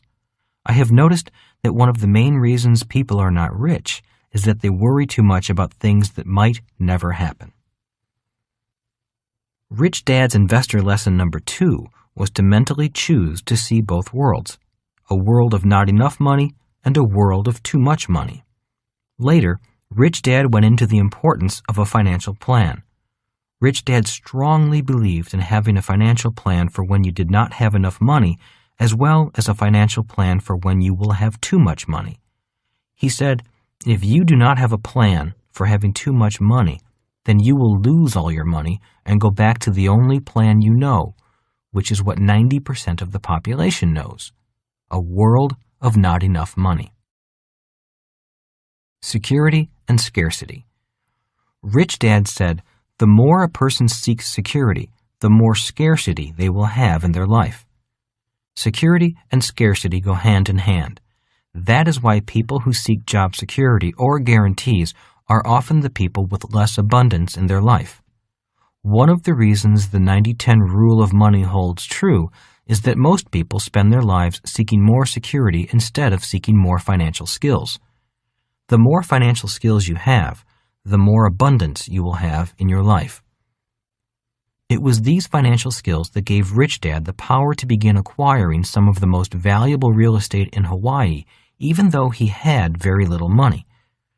These same financial skills give people the power to take an opportunity and turn it into millions of dollars. Most people can see opportunities. They just cannot turn that opportunity into money. That is why they often seek even more security. Rich Dad also said, the more a person seeks security, the less they can see of the opportunities that abound. They see only one side of the coin and never see the other side. That is why the more they seek security, the less opportunity they see on the flip side of the coin.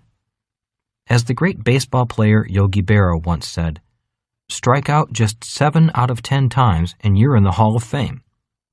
In other words, if he came to bat 1,000 times in his baseball career, and if he struck out only 700 times, he would be in the Hall of Fame. After reading Yogi Berra's quote, Rich Dad said, most people are so security conscious that they live their entire lives avoiding striking out just once. Mental Attitude Quiz. I came from a family that saw the world as a world of not enough money. My personal challenge was to repeatedly remind myself that another kind of world existed, a world of too much money, and that I needed to keep an open mind to see a world of both possibilities for me. So the mental attitude questions are: 1. Can you see that two different worlds of money can exist, a world of not enough money and a world of too much money? 2. If you currently live in a world of not enough money, are you willing to see the possibility of your living in a world of too much money? Chapter 5. Investor Lesson Number 5. Why investing is confusing. One day, I was waiting in Rich Dad's office, and he was speaking on the phone. He was saying things such as, "So you're long today? If the prime drops, what will that do to the spread? Okay. Now I understand why you're buying an option straddle to cover that position. You're going to short that stock? Why not use a put option instead of a short?" After Rich Dad put his phone down, I said, "I have no idea what you were talking about. Investing seems so confusing." Rich Dad smiled and said, "What I was talking about was not really investing." It wasn't investing? Then what was it? It sounded like what investors on TV and in the movies sound like. Rich Dad smiled and laughed, saying, "First of all, investing means different things to different people. That is why it seems so confusing. What most people call investing is not really investing. People are all talking about different things, yet they often think they are talking about the same thing." "What?" I said, screwing up my face. "People are talking about different things, yet think they are talking about the same thing?" Again, Rich Dad laughed. The lesson had begun. Investing means different things to different people. As Rich Dad began the lesson that day, he repeatedly stressed that main point. Investing means different things to different people. The following are some of the highlights of this important lesson. Different people invest in different things. Rich Dad explained some of the differences in value. Some people invest in large families. A large extended family is a way to ensure care for the parents in their old age. People invest in a good education, job security, and benefits. The individual and his or her marketable skills become the assets. Some people invest in external assets. In America, about 45% of the population owns shares in companies. This number is growing as people realize that job security and lifetime employment are no longer guaranteed. There are many different investment products. Here is a sample of some of the different types of investments: stocks, bonds, mutual funds, real estate, insurance, commodities, savings, collectibles, precious metals, hedge funds, and others. Each one of these groups can then be broken down into different subgroups. Let's take stocks, for example. Stocks can be subdivided into common stock, preferred stock, stocks with warrants, small cap stock, blue chip stock, convertible stock, technical stock, industrial stock, and on and on and on. Real estate can be subdivided into single family, commercial office, commercial retail, multifamily, warehouse, industrial, raw land to the curb, and on and on and on. Insurance can be subdivided into whole, term, variable life, universal, variable universal, blended, whole and term in one policy, first, second, or last to die, used for funding buy-sell agreement, used for executive bonus and deferred compensation, used for funding estate taxes, used for non-qualified retirement benefits, and on and on and on. There are many different investment products, each designed to do something different. That is another reason why the subject of investing is so confusing. There are different investment procedures. Rich Dad used the word procedure to describe the technique, method, or formula for buying, selling, trading, or holding these investment products. The following are some of the different types of investment procedures. Buy, hold, and pray, long. Buy and sell, trade. Sell, then buy, short. Option buying and selling, trade. Dollar cost averaging, long. Brokering, trade no position. Saving, collecting.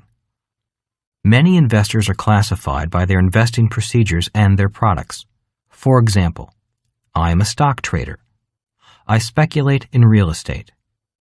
I collect rare coins. I trade commodity future options. I am a day trader. I believe in money in the bank. All of this adds to the confusion on the subject of investing because under the banner of investing, there are people who are really gamblers, speculators, traders, savers, dreamers, losers. Many of these individuals call themselves investors, and technically they are, which is why the subject of investing is even more confusing. No one is an expert at everything. Rich Dad said investing means different things to different people. Rich Dad also said there is no one person who can possibly be an expert at the entire subject. Everyone has a bias. A person who is good at stocks will say, stocks are your best investment.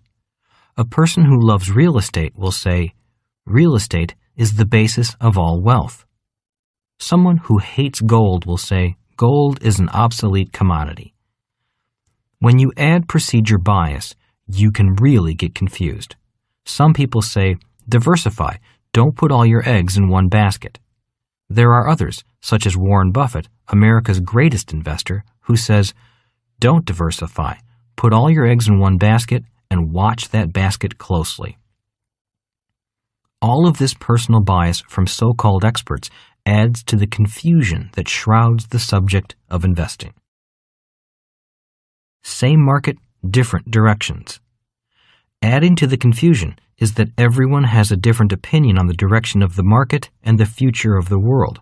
If you watch the financial news stations, they will have one so-called expert who says, the market is overheated. It will crash in the next 6 weeks. 10 minutes later, another expert will come on and say, the market is set to go up even further. There will be no crash. Late to the party. A friend of mine recently asked, every time I hear of a hot stock, by the time I buy it, the stock is heading down. I buy at the top because it's the hot popular stock, and then a day later it starts heading down. Why am I always late to the party? Another complaint I often hear is, the stock drops in price, so I sell it, and the next day it goes up. Why does that happen? I call this the late-to-the-party phenomenon, or the you sold too early phenomenon. The problem with investing in something because it's popular or rated as the #1 fund for the past 2 years is that real investors have already made their money in that investment. They were in it early and got out at the top. For me, nothing is more frustrating than to hear someone say, I bought it at $2 a share and it's now at $35 a share. Such stories or hot tips do me no good and only frustrate me. That is why today, when I hear such tales of instant wealth and fast money in the market, I just walk away and choose not to listen, because such stories are not really stories about investing. This is why investing is confusing. Rich Dad often said, investing is confusing because it is a very large subject. If you look around you, you'll see that people have invested in many different things. Look at your appliances. Those are all products from companies that people invested in. You receive your electricity from a utility company that people invest in. Once you understand that, then look at your car, the gas, the tires, seat belts, windshield wipers, spark plugs, the roads, the stripes on the road, your soft drinks, the furniture in your house, the shopping center your favorite store is in, the office buildings, the bank, the hotels, the airplane overhead, the carpet in the airport, and so on. All of these things are there because someone invested in the business that delivers you the things that make life civilized. That is what investing really is all about. Rich Dad often ended his lessons on investing with this statement. Investing is such a confusing subject for most people because what most people call investing is not really investing. In the next chapter, Rich Dad guides me into reducing the confusion and into understanding what investing really is. Mental Attitude Quiz. Investing is a vast subject with many different people having as many different opinions. So, the mental attitude questions are: 1. Do you realize that investing means different things to different people? 2. Do you realize that no one person can know all there is to know about the subject of investing? 3. Do you realize that one person may say an investment is good and another person may say the same investment is bad and that both could have valid points? 4.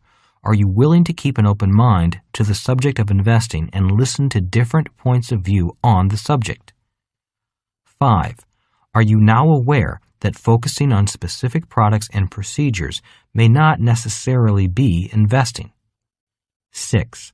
Do you realize that an investment product that is good for one person may not be good for you? Chapter 6. Investor Lesson Number 6. Investing is a plan, not a product or procedure. I am often asked questions like, I have $10,000 to invest. What do you recommend I invest in? And my standard reply is, do you have a plan? A few months ago, I was on a radio station in San Francisco. The program was on investing and was hosted by a very popular local stockbroker. A call came in from a listener wanting some investment advice. I am 42 years old. I have a good job, but I have no money. My mother has a house with a lot of equity in it. Her home is worth about $800,000, and she owes only $100,000 on it. She said she would let me borrow some of the equity so I could begin investing. What do you think I should invest in? Should it be stocks or real estate? Again, my reply was, do you have a plan?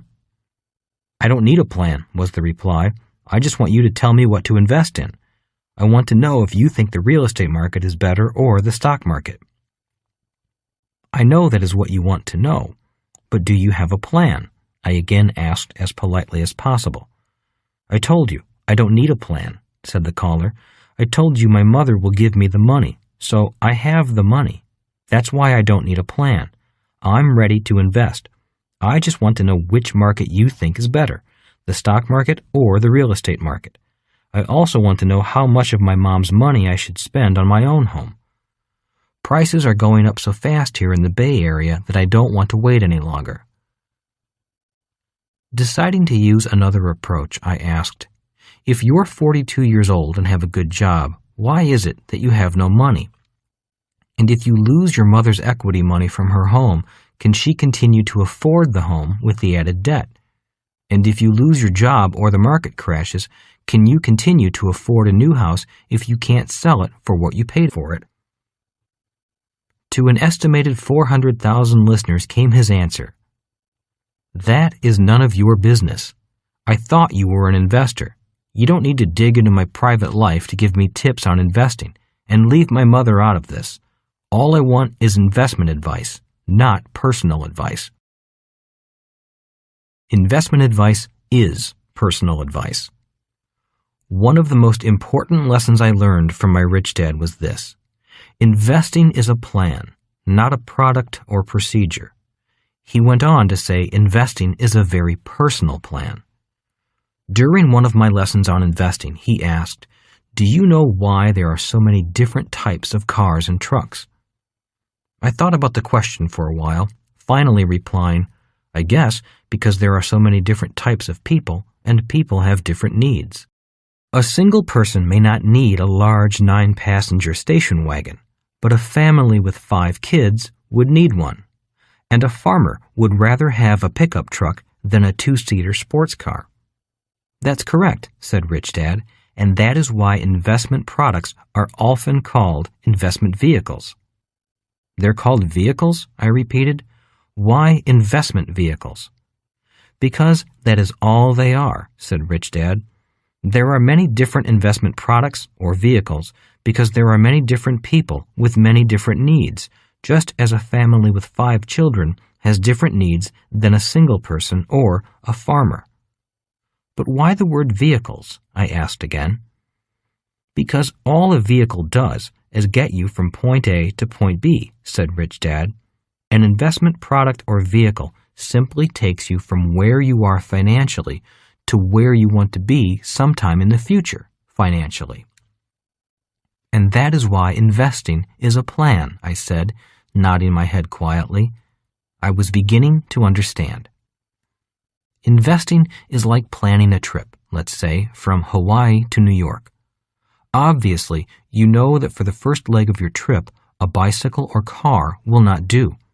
That means you will need a boat or a plane to get across the ocean, said Rich Dad. And once I reach land, I can walk, ride a bike, travel by car, train, or bus to New York, I added. All are different vehicles. Rich Dad nodded his head, and one is not necessarily better than the other. If you have a lot of time and really want to see the country, then walking or riding a bike would be the best. Not only that, you will be much healthier at the end of the trip. But if you need to be in New York tomorrow, then obviously flying from Hawaii to New York is your best and only choice if you want to make it on time.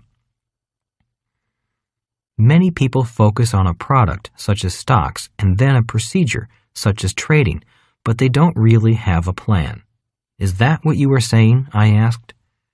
Rich Dad nodded. Most people are trying to make money by what they think is investing, but trading is not investing. What is it if it is not investing? I asked. It's trading, said Rich Dad, and trading is a procedure or technique. A person trading stocks is not much different than a person who buys a house, fixes it up, and sells it for a higher profit. One trades stocks, the other trades real estate. It's still trading. In reality, trading is centuries old. Camels carried exotic wares across the desert to consumers in Europe, so a retailer is also a trader in a sense. And trading is a profession, but it is not what I call investing. And to you, investing is a plan to get you from where you are to where you want to be, I said, doing my best to understand Rich Dad's distinctions. Rich Dad nodded and said, I know it's picky and seems a minor detail. Yet I want to do my best to reduce the confusion around this subject of investing. Every day I meet people who think they're investing, but financially they're going nowhere. They might as well be pushing a wheelbarrow in a circle. It takes more than one vehicle. In the previous chapter, I listed a few of the different types of investment products and procedures available.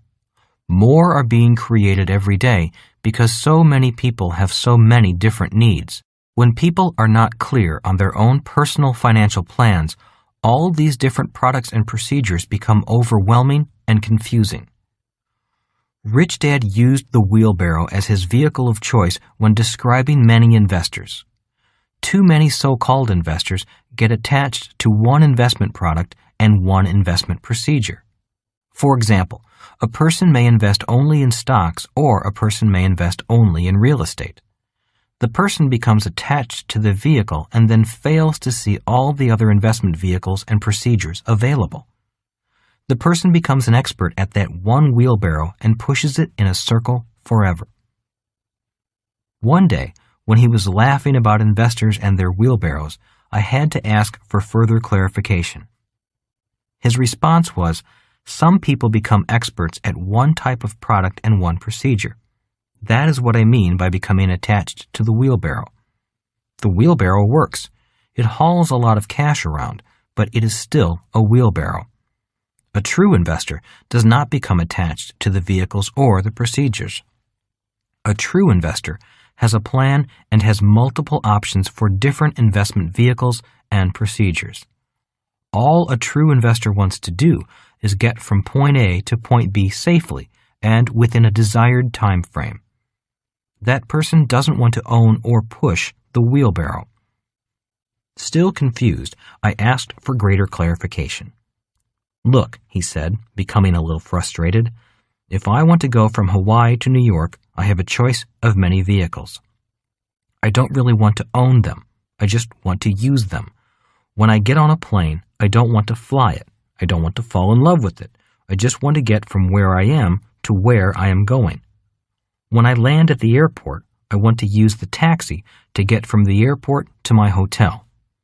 Once I arrive at the hotel, the porter uses a handcart to move my bags from the curb to the room. I don't want to own or push that handcart. So what is the difference? I asked. Many people who think they are investors get attached to the investment vehicle. They think they have to like stocks or like real estate to use them as investment vehicles. So they look for investments they like and fail to put together a plan. These are the investors who wind up traveling in circles, never getting from financial point A to financial point B. So you don't necessarily fall in love with the plane you fly on, just as you don't necessarily fall in love with your stocks, bonds, or office buildings. They are all simply vehicles, I stated, vehicles to take you to where you want to go. Rich Dad nodded. I appreciate those vehicles. I trust that people take care of those vehicles. I just don't get attached to the vehicles, nor do I necessarily want to own or spend my time driving them. What happens when people get attached to their investment vehicles? I asked. They think that their investment vehicle is the only vehicle, or that it is the best vehicle. I know people who invest only in stocks as well as people who invest only in real estate. That is what I mean by getting attached to the wheelbarrow. There is not anything necessarily wrong with that type of thinking. It's just that they often focus on the vehicle rather than their plan. So even though they may make a lot of money buying, holding, and selling investment products, that money may not take them to where they want to go. So I need a plan, I said, and my plan will then determine the different types of investment vehicles I will need. Rich Dad nodded, saying, in fact, don't invest until you have a plan. Always remember that investing is a plan, not a product or procedure. That is a very important lesson. Mental Attitude Quiz. Before a person builds a house, he or she usually calls in an architect to draw up the plans. Could you imagine what could happen if someone just called in some people and began to build a house without a plan? Well, that is what happens to many people's financial houses. Rich Dad guided me in writing out financial plans. It was not necessarily an easy process, nor did it make sense at first. But after a while, I became very clear on where I was financially and where I wanted to go. Once I knew that, the planning process became easier. In other words, for me, the hardest part was figuring out what I wanted. The mental attitude questions are: 1. Are you willing to invest the time to find out where you are financially today and where you want to be financially? And are you willing to spell out how you plan to get there?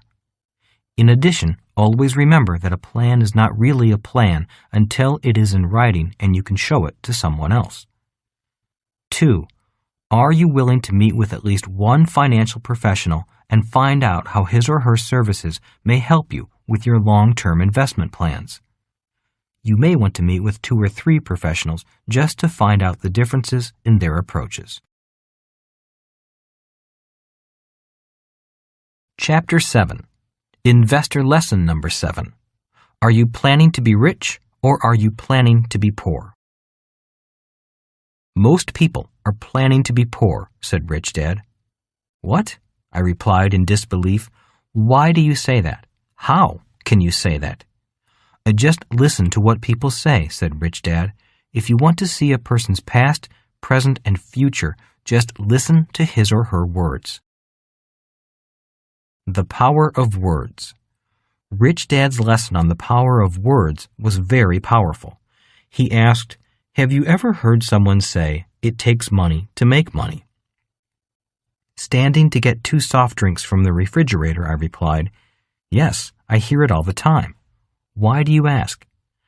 Because the idea that it takes money to make money is one of the worst ideas there is, especially if a person wants more money, said Rich Dad. Handing Rich Dad his soft drink, I said, "I don't understand. You mean it doesn't take money to make money?" "No," said Rich Dad, shaking his head. "It does not take money to make money. It takes something available to all of us and is a lot less expensive to obtain than money. In fact, in many cases, what it takes is free." That statement made me very curious, but he would not tell me what it was. Instead, as the lesson on investing ended, he gave me an assignment. "Before we meet again, I want you to invite your dad out to dinner, a long, slow dinner. All through the dinner, I want you to pay careful attention to the specific words he uses. After you hear his words, begin to pay attention to the message his words are sending." By this time, I was accustomed to Rich Dad giving me strange assignments that seemed unrelated to the subject we were discussing or studying. Yet, he was a firm believer in experience first and lesson second. So I called my dad and set up a date for dinner at his favorite restaurant. About a week later, Rich Dad and I met again. "How was dinner?" he asked. "Interesting," I replied. I listened very carefully to his choice of words, the meaning of the words, and the thoughts behind the words. "And what did you hear?" "I heard, 'I'll never be rich,'" I said. "But I've heard that most of my life. In fact, he often said to the family, 'The moment I decided to become a school teacher, I knew I'd never be rich.'" "So you've heard some of the same lines before?" inquired Rich Dad. I nodded, saying, "Many times, over and over again." "What else have you heard repeatedly?" asked Rich Dad. "Do you think money grows on trees? Do you think I'm made of money? The rich don't care about people like I do. Money is hard to get, and I'd rather be happy than be rich," I replied. "Now do you know what I mean when I say you can see people's past, present, and future by listening to their words?" asked Rich Dad. Nodding, I said, "And I noticed something else." "And what was that?" asked Rich Dad. "You have the vocabulary of a businessman and an investor. My dad has the vocabulary of a school teacher. You use words such as capitalization rates, financial leverage, EBIT, producer price index, profits, and cash flow. He uses words such as test scores, grants, grammar, literature, government appropriations, and tenure." Rich Dad smiled as he said, "It does not take money to make money. It takes words. The difference between a rich person and a poor person is the person's vocabulary. All a person needs to do to become richer is to increase his or her financial vocabulary. And the best news is that most words are free. During the 1980s, I spent much time teaching entrepreneurship and investing and became acutely aware of people's vocabulary and how their words related to their financial well-being. I did some research and found out that there are approximately 1 million words in the English language. The average person has command of only a few thousand words. If people want to begin increasing their financial success, it begins with increasing their vocabulary in a certain subject. For example, when I was investing in small real estate deals such as single-family rental properties, my vocabulary increased in that subject area. When I shifted to investing in private companies, my vocabulary had to increase before I felt comfortable investing in such companies. In school, lawyers learn the vocabulary of law, medical doctors learn the vocabulary of medicine, and teachers learn the vocabulary of teachers. If a person leaves school without learning the vocabulary of investing, finance, money, accounting, corporate law, and taxation, it is difficult to feel comfortable as an investor. One reason I created the cash flow board game was to familiarize non-investors with the vocabulary of investing. In all our games, players quickly learn the relationships behind the words of accounting, business, and investing. By repeatedly playing the games, the players learn the true definition of such misused words as asset and liability. Rich Dad often said, more than not knowing the definitions of words, using the wrong definition of a word is what really causes long-term financial problems. Nothing is more destructive to a person's financial stability than to call a liability an asset. That is why he was a stickler for the definition of financial words. He taught me that the word mortgage comes from mortir, which is French for death. So a mortgage is an engagement until death. And that is why Rich Dad would often say, it does not take money to make money. It takes a rich person's vocabulary to make money, and more importantly, to keep money. As you listen to this audiobook, please be aware of the different words that may be used. And always remember that one of the fundamental differences between a rich person and a poor person is his or her words, and words are free. Planning to be poor. After this lesson with Rich Dad, by simply listening to others' words, I began to notice why most people are unconsciously planning to be poor. Today, I often hear people say, when I retire, my income will go down. And it does. They also often say, my needs will go down after I retire, so that is why I will need less income. But what they often fail to realize is that while some expenses do go down, other expenses go up.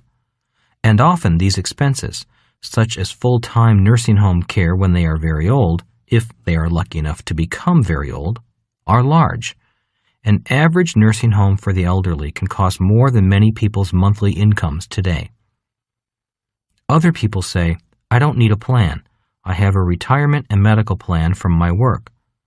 The problem with such thinking is that there is more to an investment plan than simply investments and money. A financial plan is important before someone begins to invest because it needs to take into consideration many different financial needs. These needs include college education, retirement, medical costs, and long-term health care. Many of these often large and pressing needs can be provided for by investing in products other than stocks and bonds or real estate, such as insurance products and different investment vehicles. The future. I talk about money to help educate people to provide for their long-term financial well-being. Ever since the advent of information age retirement plans, which are 401ks in America, superannuation plans in Australia, and registered retirement savings plans, RRSP, in Canada, I have grown concerned about the people who are not prepared for the information age. At least in the industrial age, a company and the government did provide some financial aid for a person after his or her working days were over. Today, when a person's 401k or cash balance retirement plan, which isn't a traditional pension, is drained dry, it will be the individual's problem, not the company's. It is imperative that our schools begin to teach young people to invest for their long-term health and financial well-being. If we do not, we will have a massive socioeconomic time bomb on our hands. I often say to my classes, be sure you have a plan. First, ask yourself if you are planning to be rich or if you are planning to be poor. If you are planning to be poor, the older you get, the more difficult you will find the financial world. Rich Dad said to me many years ago, the problem with being young is that you don't know what it feels like to be old. If you knew what being old felt like, you would plan your financial life differently. Planning for being old. It is important to plan as early in life as possible. When I say this to my classes, most of my students nod in agreement. No one disagrees on the importance of planning. The problem is that very few people actually do it. Realizing that most people agreed that they needed to write a financial plan, but that few were going to actually take the time to do it, I decided to do something about it. About an hour before lunch in one of these classes, I found a cotton clothesline and cut it into different lengths. I asked the students to take one piece of line and tie each end around one of their ankles, much like one would hobble a horse. With their ankles tied about a foot apart, I gave them another piece of the line and had them loop it around their neck and tie it back down at their ankles. The overall result was that they were hobbled at the ankles, and instead of standing erect, they stooped over at about a 45-degree angle. One of the students asked if this was a new form of torture. No, I replied, I'm just taking each of you into the future, if you are lucky to live so long. The ropes now represent what old age could feel like. A slow moan came from the class. A few were getting the picture. The hotel staff then brought in lunch on long tables. The lunch consisted of sandwiches, salads, and beverages. The problem was that the cold cuts were simply stacked, the bread was not sliced, the salad was not made, and the beverages were the dry mix type that had to be combined with water. The students, now stooped and aged, had to prepare their own lunch. For the next 2 hours, they struggled to slice their bread, stack their sandwiches, make their salads, mix their drinks, sit, eat, and clean up. Naturally, many also needed to go to the restroom during the 2 hours. When the 2 hours were up, I asked them if they wanted to take a few minutes to write out a financial plan for their life. The answer was an enthusiastic yes. It was interesting to observe them actively taking an interest in what they planned to do once the ropes came off. Their interest in planning had increased dramatically once their point of view on life had been changed. As Rich Dad said, the problem with being young is that you don't know what it feels like to be old.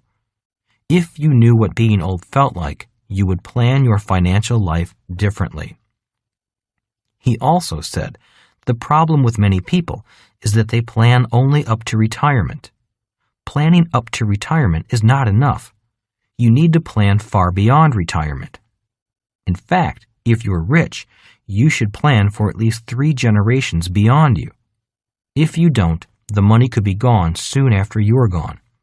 Besides, if you don't have a plan for your money before you depart from this earth, the government does.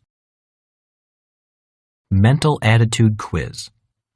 We frequently do not pay close attention to our silent and seemingly unimportant thoughts. Rich Dad said, it's not what we say out loud that determines our lives. It's what we whisper to ourselves that has the most power. So the mental attitude questions are, 1. Are you planning to be rich or are you planning to be poor? 2. Are you willing to pay more attention to your deep, often silent thoughts? 3. Are you willing to invest time to increase your financial vocabulary? Your first goal could be to learn one new financial word a week. Simply find a financial word, look it up in the dictionary, find more than one definition for the word, and make a mental note to use the word in a sentence that week. Rich Dad was a stickler for words. He often said, "Words form thoughts, thoughts form realities, and realities become life." The primary difference between a rich person and a poor person is the words he or she uses. If you want to change a person's external reality, you need to first change that person's internal reality. That is done through changing, improving, or updating the words he or she uses. If you want to change people's lives, first change their words. The good news is that words are free. Chapter 8. Investor Lesson Number 8. Getting rich is automatic if you have a good plan and stick to it. My friend Tom is an excellent stockbroker. He often says, "The sad thing is that 9 out of 10 investors do not make money." Tom explains that while 9 out of 10 investors may not lose money, they still fail to make money. Rich Dad said a similar thing to me. Most people who consider themselves investors make money one day and then give it back a week later. Even though they do not lose money, they simply fail to make money. Yet they consider themselves investors. Years ago, Rich Dad explained to me that much of what people think is investing is really the Hollywood version of investing. The average person often has mental images of floor traders shouting buy-sell orders at the start of the trading day, or images of tycoons making millions of dollars in a single trade, or images of stock prices plummeting and investors diving out of tall office buildings. To Rich Dad, that was not investing. I remember watching a program where Warren Buffett was being interviewed. During the course of the interview, I heard him say, "The only reason I go to the market is to see if someone is about to do something silly." Buffett went on to explain that he did not watch the pundits on TV or watch the ups and downs of share prices to gain his investing advice. In fact, his investing was actually done far away from all the noise and promotion of stock promoters and people who make money from so-called investment news. Investing is not what most people think. Years ago, Rich Dad explained to me that investing is not what most people think it is. He said, "Many people think investing is this exciting process where there is a lot of drama. Many people think investing involves a lot of risk, luck, timing, and hot tips. Some realize they know little about this mysterious subject of investing, so they entrust their faith and money to someone they hope knows more than they do. Many other so-called investors want to prove they know more than other people, so they invest, hoping to prove that they can outsmart the market. But while many people think this is investing, that is not what investing means to me. To me, investing is a plan, often a dull, boring, and almost mechanical process of getting rich." When I heard Rich Dad make that statement, I repeated it back to him several times. Investing is a plan, often a dull, boring, and almost mechanical process of getting rich? I asked. What do you mean by a dull, boring, and almost mechanical process of getting rich? That is exactly what I said and what I mean, said Rich Dad. Investing is simply a plan, made up of formulas and strategies, a system for getting rich, almost guaranteed. A plan that guarantees that you get rich? I asked. I said almost guarantees, repeated Rich Dad. There is always some risk. You mean investing doesn't have to be risky, dangerous, and exciting? I asked hesitantly. That's correct, Rich Dad answered. Unless, of course, you want it to be that way, or you think that is the way investing has to be. But for me, investing is as simple and boring as following a recipe to bake bread. Personally, I hate risk. I just want to be rich, so I'll simply follow the plan, the recipe, or the formula. That is all investing is to me. So, if investing is simply a matter of following a recipe, then how come so many people don't follow the same formula? I asked. I don't know, said Rich Dad. I've often asked myself the same question. I've also wondered why only 3 out of every 100 Americans is rich. How can so few people become rich in a country that was founded on the idea that each of us has the opportunity to become rich? I wanted to be rich. I had no money. So to me, it was just common sense to find a plan or recipe to be rich and follow it. Why try to make up your own plan when someone else has already shown you the way? I don't know, I said. I guess I did not know that it was a recipe. Rich Dad continued, I now realize why it is so hard for most people to follow a simple plan. And why is that? I asked. Because following a simple plan to become rich is boring, said Rich Dad. Human beings are quickly bored and want to find something more exciting and amusing. That is why only 3 out of 100 people become rich. They start following a plan, and soon they are bored. So they stop following the plan, and then they look for a magic way to get rich quick. They repeat the process of boredom, amusement, and boredom again for the rest of their lives. That is why they do not get rich. They cannot stand the boredom of following a simple, uncomplicated plan to get rich. Most people think there is some magic to getting rich through investing. Or they think that if it is not complicated, it cannot be a good plan. Trust me, when it comes to investing, simple is better than complex. And where did you find your formula? I asked. Playing Monopoly, said Rich Dad. Most of us have played Monopoly as children. The difference is that I did not stop playing the game once I grew up.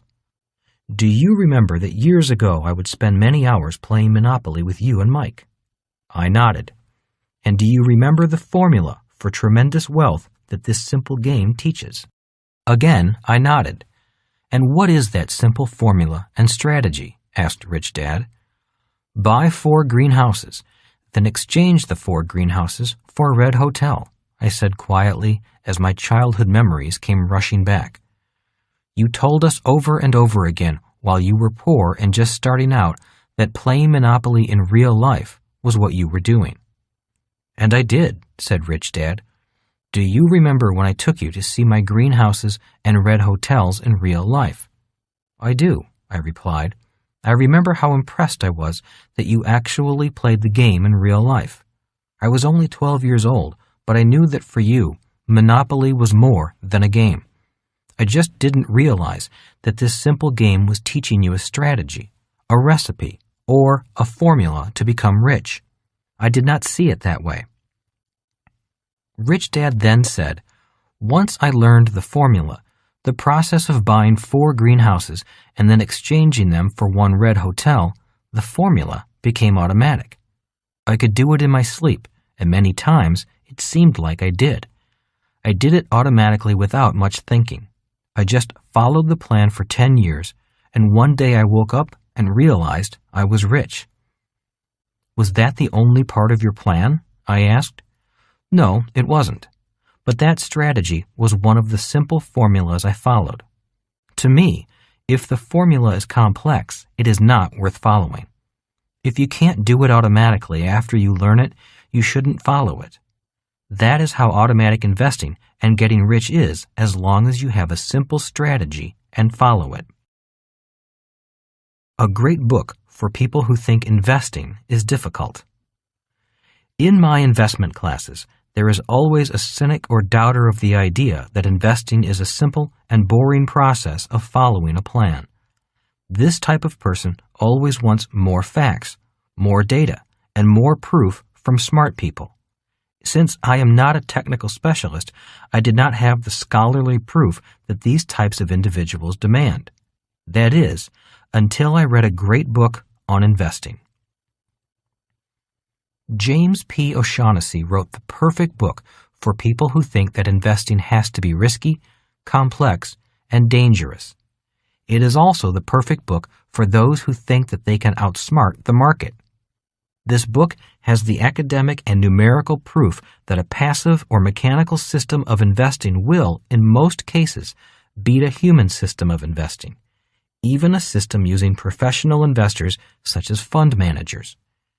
This book also explains why 9 out of 10 investors do not make money.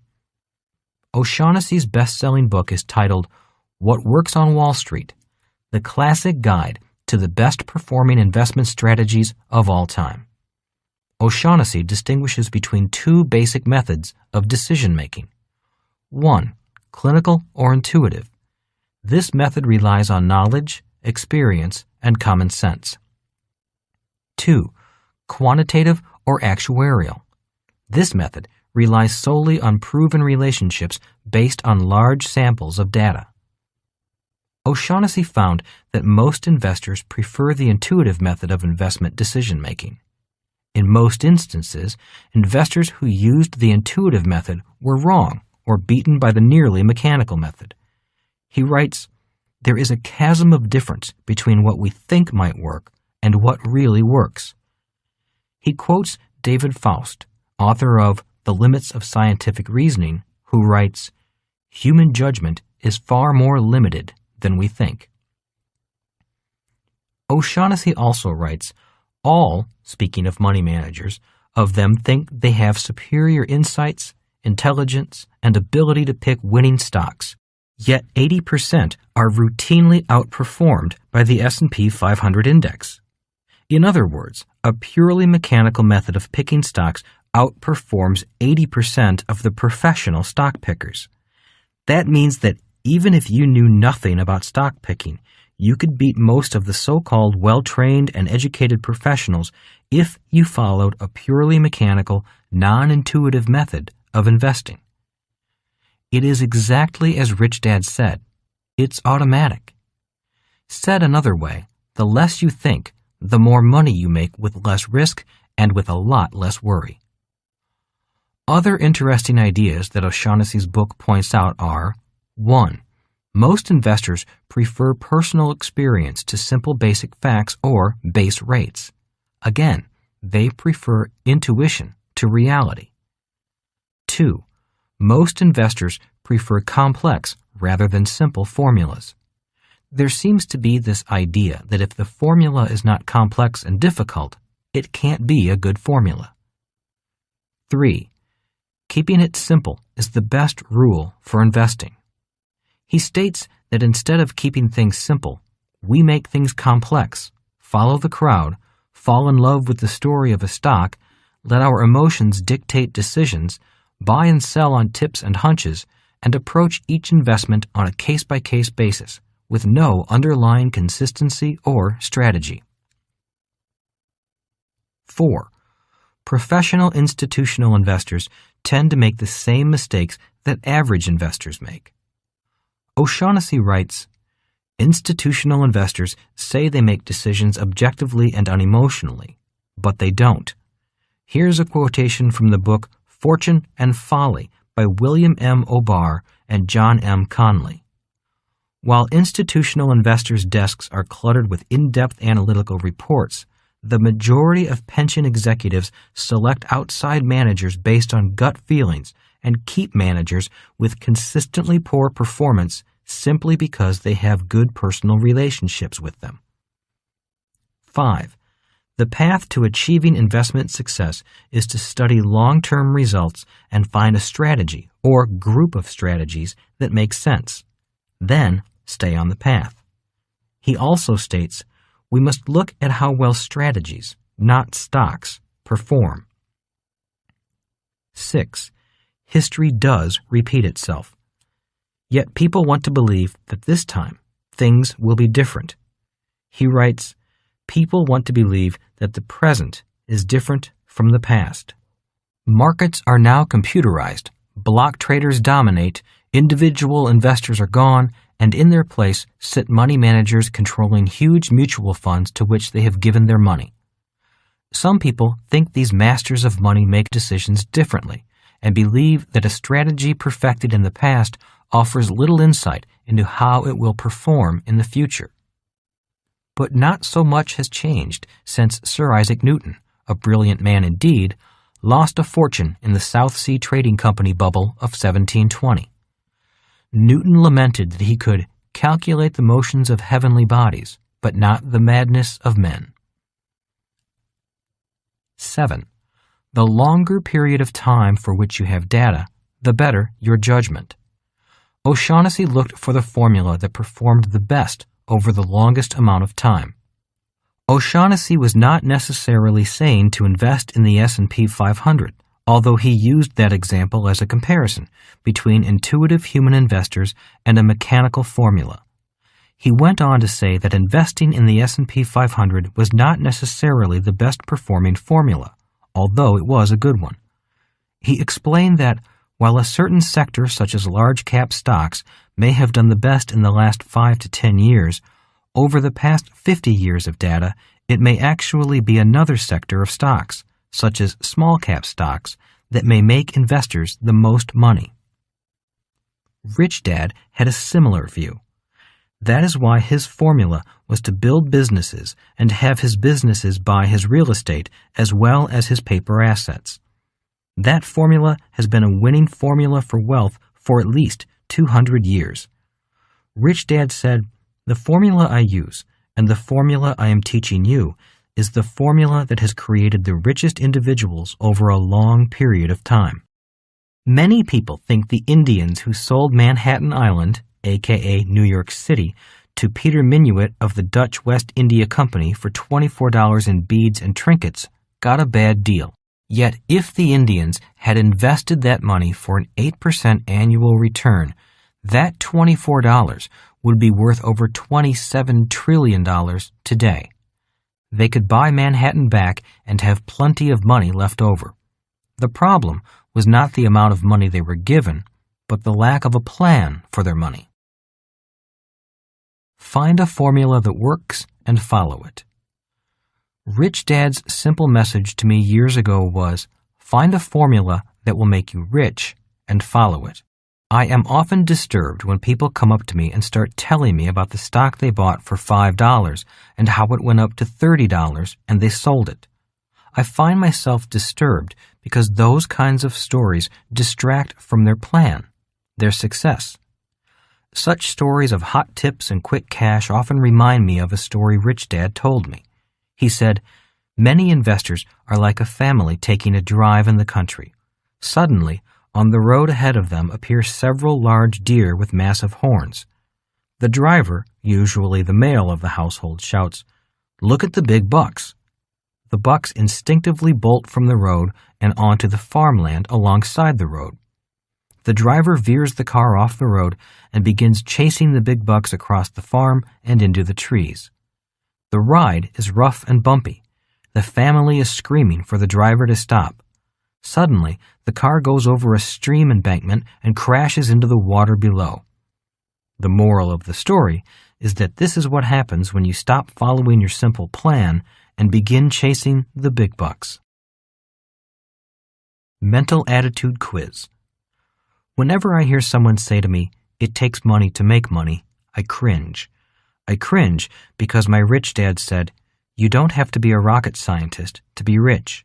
You don't need a college education, a high-paying job, or any money at all to start. All you have to do is know what you want, have a plan, and stick to it." In other words, all it takes is a little discipline. The problem when it comes to money, however, is that a little discipline is often a rare commodity. O'Shaughnessy highlights one of my favorite quotations. It comes from the famous comic strip character Pogo, created by Walt Kelly, who said, "We've met the enemy, and he is us." That statement is very true for me. I'd be a lot better off financially if I had simply listened to Rich Dad and just followed my formula. So, the mental attitude question is, are you ready to find a simple formula as part of your plan and stick to it until you reach your financial goal? Chapter 9. Investor Lesson Number 9. How can you find the plan that is right for you? How do I find the plan that is right for me? Is a question I am asked often. My standard answer is that it comes in steps. 1. Take your time. Think quietly about your life up to this point. Take days to think quietly. Take weeks if you need to. 2. Ask yourself in these moments of quiet, what do I want from this gift called my life? 3. Don't talk to anyone else for a while, at least until you are certain you know what you think you want. All too often, people either innocently or intentionally want to impose on others what they want for those people instead of respecting what others want for themselves. The biggest killers of deep inner dreams are your friends and family members who say, "Oh, don't be silly," or "You can't do that." 4. Remember that Bill Gates was in his 20s when he started with $50,000 and became the richest man in the world with $90 billion. It's a good thing he did not ask too many people for their ideas on what they thought was possible for his life. 5. Call professional investors. All investment plans begin with a financial plan. If you do not like what the professional says, find another one. You would ask for a second opinion for a medical problem, so why not ask for many opinions for financial challenges? Financial advisors come in many forms. The advisor could be a coach or a mentor, someone who has already done what you want to do. Choose an advisor who is equipped to assist you in developing a written financial plan. Many financial advisors sell different types of products. One such product is insurance. Insurance is a very important product and needs to be considered as part of your financial plan, especially when you are first starting out. For example, if you have no money but have 3 children, insurance is important in case you die, are injured, or for whatever reason are unable to complete your investment plan. Insurance is a safety net, or a hedge against financial liabilities and weak spots. Also, as you become rich, the role of insurance and the type of insurance in your financial plan may change as your financial position and financial needs change. So keep that part of your plan up to date. 2 years ago, a tenant in one of my apartment buildings left his Christmas tree lights on and went out for the day. A fire broke out. Immediately, the fire crews were there to put out the fire. I was never so grateful to a bunch of men and women. The next people on the scene were my insurance agent and his assistant. They were the second most important group of people I was grateful to see that day. Rich Dad always said, insurance is a very important product in anyone's life plan. The trouble with insurance is that you can never buy it when you need it. So you have to anticipate what you need and buy it, hoping you'll never need it. Insurance is simply peace of mind. Important note, some financial advisors specialize in helping people at different financial levels. In other words, some advisors work only with rich people. Regardless of whether or not you have money, find an advisor you like and who is willing to work with you. If your advisor does a good job, you may find yourself outgrowing your advisor. My wife, Kim, and I have often changed our professional advisors, which include doctors, attorneys, and accountants. If the person is a professional, he or she will understand. But even if you change advisors, be sure you stick to your plan. So, how do you find your plan? I had a goal of being a multimillionaire before I was 30 years old. That was the end result of my plan. Even though I achieved my goal by the time I was 30, the problem was that I then immediately lost all my money. Through that experience, I discovered flaws in my plan which needed to be corrected, but I kept my overall strategy. After I lost my money, I simply needed to refine my plan according to what I had learned from that experience. I then reset my goal, which was to be financially free and a millionaire by age 45. It took me until age 47 to reach the new goal. The point is that my plan remained the same. I just improved upon it as I learned more and more. So, how do you find your own plan? The answer is to begin with a financial coach or mentor who has already done what you want to do. Ask them to provide their qualifications and interview several. It will very likely be an eye-opening experience. Set realistic goals.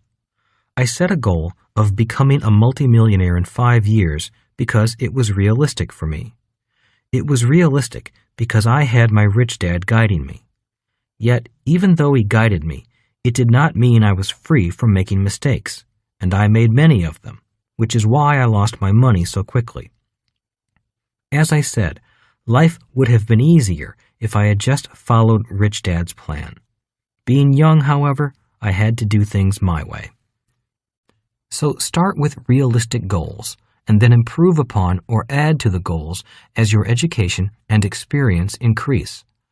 Always remember that it is best to start by walking before you run in a marathon. You find your own plan first by taking action. Begin by calling a professional and set realistic goals, knowing the goals will change as you change, but stick to the plan. For most people, the ultimate plan is to find a sense of financial freedom, freedom from the day-to-day drudgery of working for money. Realize that investing is a team sport. In this audiobook, I will go into the importance of my financial team. I have noticed that too many people think they need to do things on their own. Well, there are definitely things you need to do on your own, but sometimes you need a team. Financial intelligence helps you know when to do things on your own and when to ask for help. When it comes to money, many people often suffer alone and in silence. It's likely their parents did the same thing. As your plan evolves, you will begin to meet the new members of your team who will assist you by helping make your financial dreams come true. Members of your financial team may include banker, accountant, lawyer, broker, bookkeeper, insurance agent, successful mentor. You may want to hold meetings over lunch with all these people on a regular basis. That is what Rich Dad did, and it was at these meetings that I learned the most about business, investing, and the process of becoming very rich. Remember that finding a team member is much like finding a business partner, because that is what team members are in many ways. They are partners in minding the most important business of all, the business of your life. Always remember what Rich Dad said. Regardless of whether you work for someone else or for yourself, if you want to be rich, you've got to mind your own business. And in minding your own business, the plan that works best for you will slowly appear. So take your time, yet keep taking one step a day, and you will have a good chance of getting everything you want in your life. Mental Attitude Quiz. My plan has not really changed, yet in many ways it has changed dramatically. What has not changed about my plan is where I started and what I ultimately want for my life. Through many of the mistakes, the learning experiences, the wins, the losses, the highs, and the lows, I have grown up and gained knowledge and wisdom along the way. Therefore, my plan is constantly under revision because I am under revision. As someone once said, life is a cruel teacher. It punishes you first and then gives you the lesson. Yet, like it or not, that is the process of true learning. Most of us have said, if I knew back then what I knew today, life would be different. Well, for me, that is exactly what happened as I followed my plan. So my plan is basically the same, yet it is very different since I am different. I would not do today what I did 20 years ago. However, if I had not done what I did 20 years ago, I would not be where I am today and know what I know today.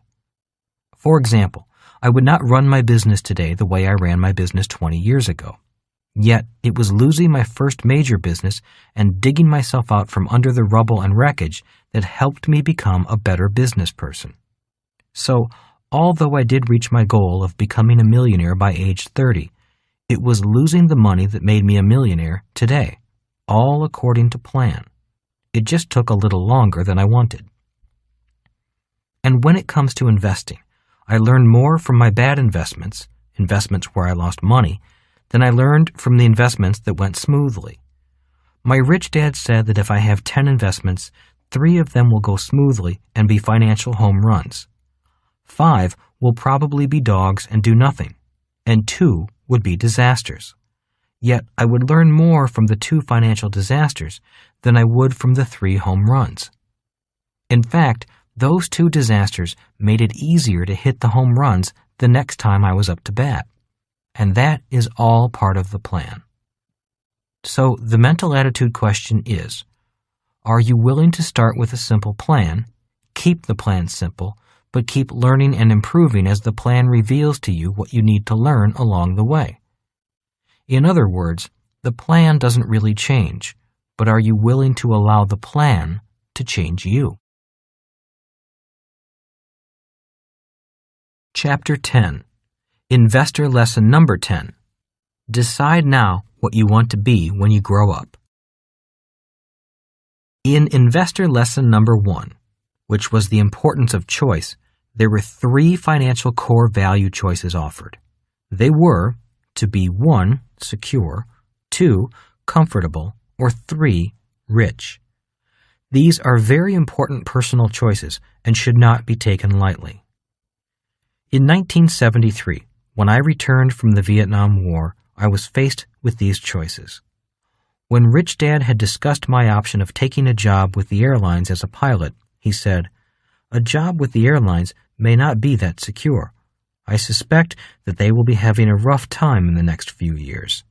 Yet, if you keep your record clean, you might find job security in that profession, if that is what you really want." He then asked me if I wanted to get my job back with Standard Oil of California, a job I held for only 5 months, the 5 months before I went to flight school for the Marine Corps. "Didn't you receive a letter saying that Standard Oil would take you back as an employee once your military duty was over?" "They said they would be happy to have me reapply," I replied, "but they guaranteed nothing." "But wouldn't that be a good company to work for? Wasn't the pay pretty good?" asked Rich Dad. "Very good," I said. "It is an excellent company to work for, but I don't want to go back. I want to move on." "And what do you want most?" asked Rich Dad as he pointed to the 3 choices. "Do you want security, comfort, or to be rich the most?" From deep inside me, the answer was a loud, "to be rich." It had not changed in years, although that desire and core value was pushed down quite a bit in my family, a family where job and financial security was the highest priority, and rich people were considered evil, uneducated, and greedy.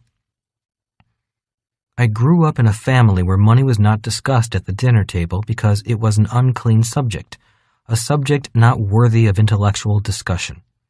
But now that I was 25 years old, I could let my personal truth out. I knew that the core values of security and comfort were not highest on my list. To be rich was the number 1 core value for me. My rich dad then had me list my core financial priorities. My list went in this order: to be 1, rich, 2, comfortable, 3, secure. Rich Dad looked at my list and said, "Okay, step 1 is to write out a financial plan to become financially secure." "What?" I asked. "I just told you I wanted to be rich. Why should I bother with a plan to be secure?" Rich Dad laughed. "Just as I thought," he said. "The world is filled with guys like you who only want to be rich. The problem is that most guys like you don't make it because you don't understand what being financially secure or financially comfortable really means. While a few people like you do make it, the reality is that the road to wealth is littered with wrecked lives of reckless people just like you." I sat there ready to scream. All my life, I had lived with my poor dad, a man who valued security above all. Now that I was finally old enough to be outside of my poor dad's values, my rich dad was telling me the same thing. I was ready to scream. I was ready to get rich, not be secure. It was 3 weeks before I could talk to Rich Dad again. I was very upset. He had thrown back in my face everything I had done my best to get away from. I finally calmed down and called him for another lesson. "Are you ready to listen?" Rich Dad asked when we met again. I nodded, saying, "I'm ready, but not really willing."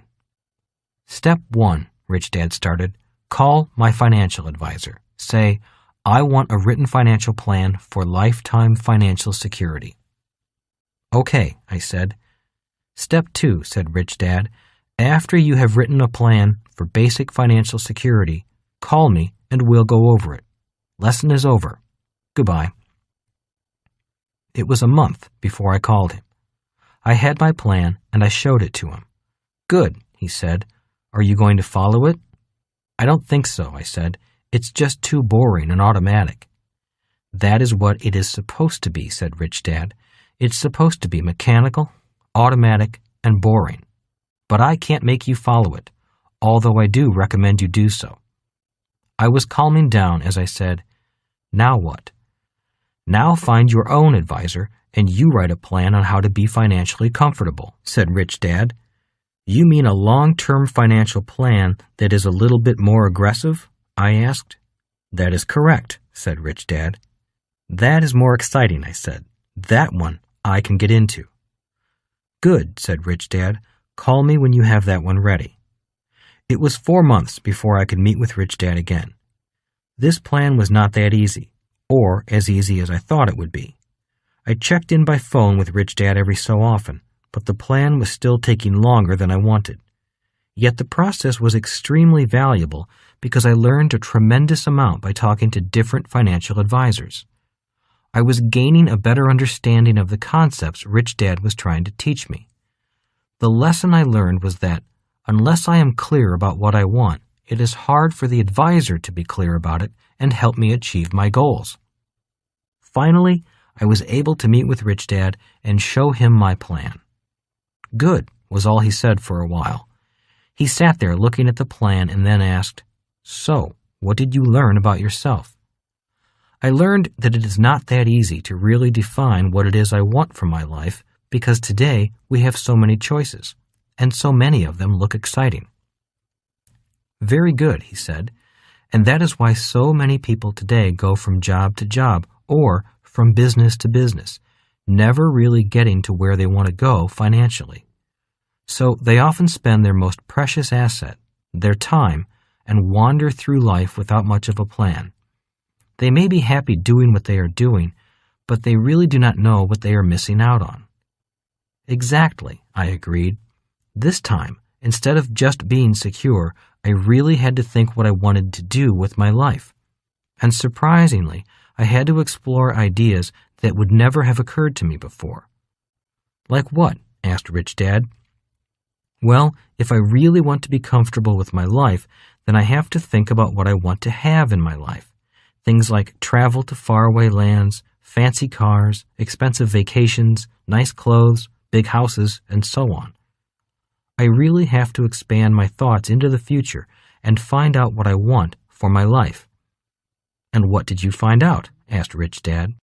"I found out that security was so easy because I was planning on being secure only. I did not know what true comfort meant. So security was easy. Defining comfort was more difficult, and I now cannot wait to define what rich means and how I plan to achieve great wealth." "That's good," said Rich Dad. "Very good." He continued by saying, "So many people have been conditioned to live below their means or save for a rainy day that they never know what could be possible for their lives. So people splurge or get into debt by taking the annual vacation or buying a nice car, and then they feel guilty. They never take the time to figure out what could be financially possible if only they had a good financial plan. And that is a waste." "That is exactly what happened," I said. By meeting with advisors and discussing what was possible, I learned a lot. I learned that I was really selling myself short. In fact, I felt like I have been walking in a house with a low ceiling for years, trying to scrimp, save, be secure, and live below my means. Now that I have a plan of what is possible relative to being comfortable, I am excited about defining what the word rich means. Good, said Rich Dad with a smile. The key to staying young is to decide what you want to be when you grow up, and then keep growing up. Nothing is more tragic than to see people who have sold themselves short on what is possible for their lives. They try to live frugally, scrimping and saving, and they think that is being financially smart. In reality, it is financially limiting, and it shows up in their faces and in their attitude in life the older they get. Most people spend their lives mentally caged in financial ignorance. They begin to look like wild lions trapped in small cages at the zoo. They just pace back and forth, wondering what happened to the life they once knew. One of the most important discoveries people can make by taking the time to learn how to plan is finding out what is financially possible for their lives. And that is priceless. The continual planning process also keeps me young. I am often asked why I spend my time building more businesses, investing, and making more money. The reason is that I feel good doing it. While I make a lot of money doing what I do it because making money keeps me young and alive. You wouldn't ask a great painter to stop painting once he or she was successful. So why should I stop building businesses, investing, and making more money?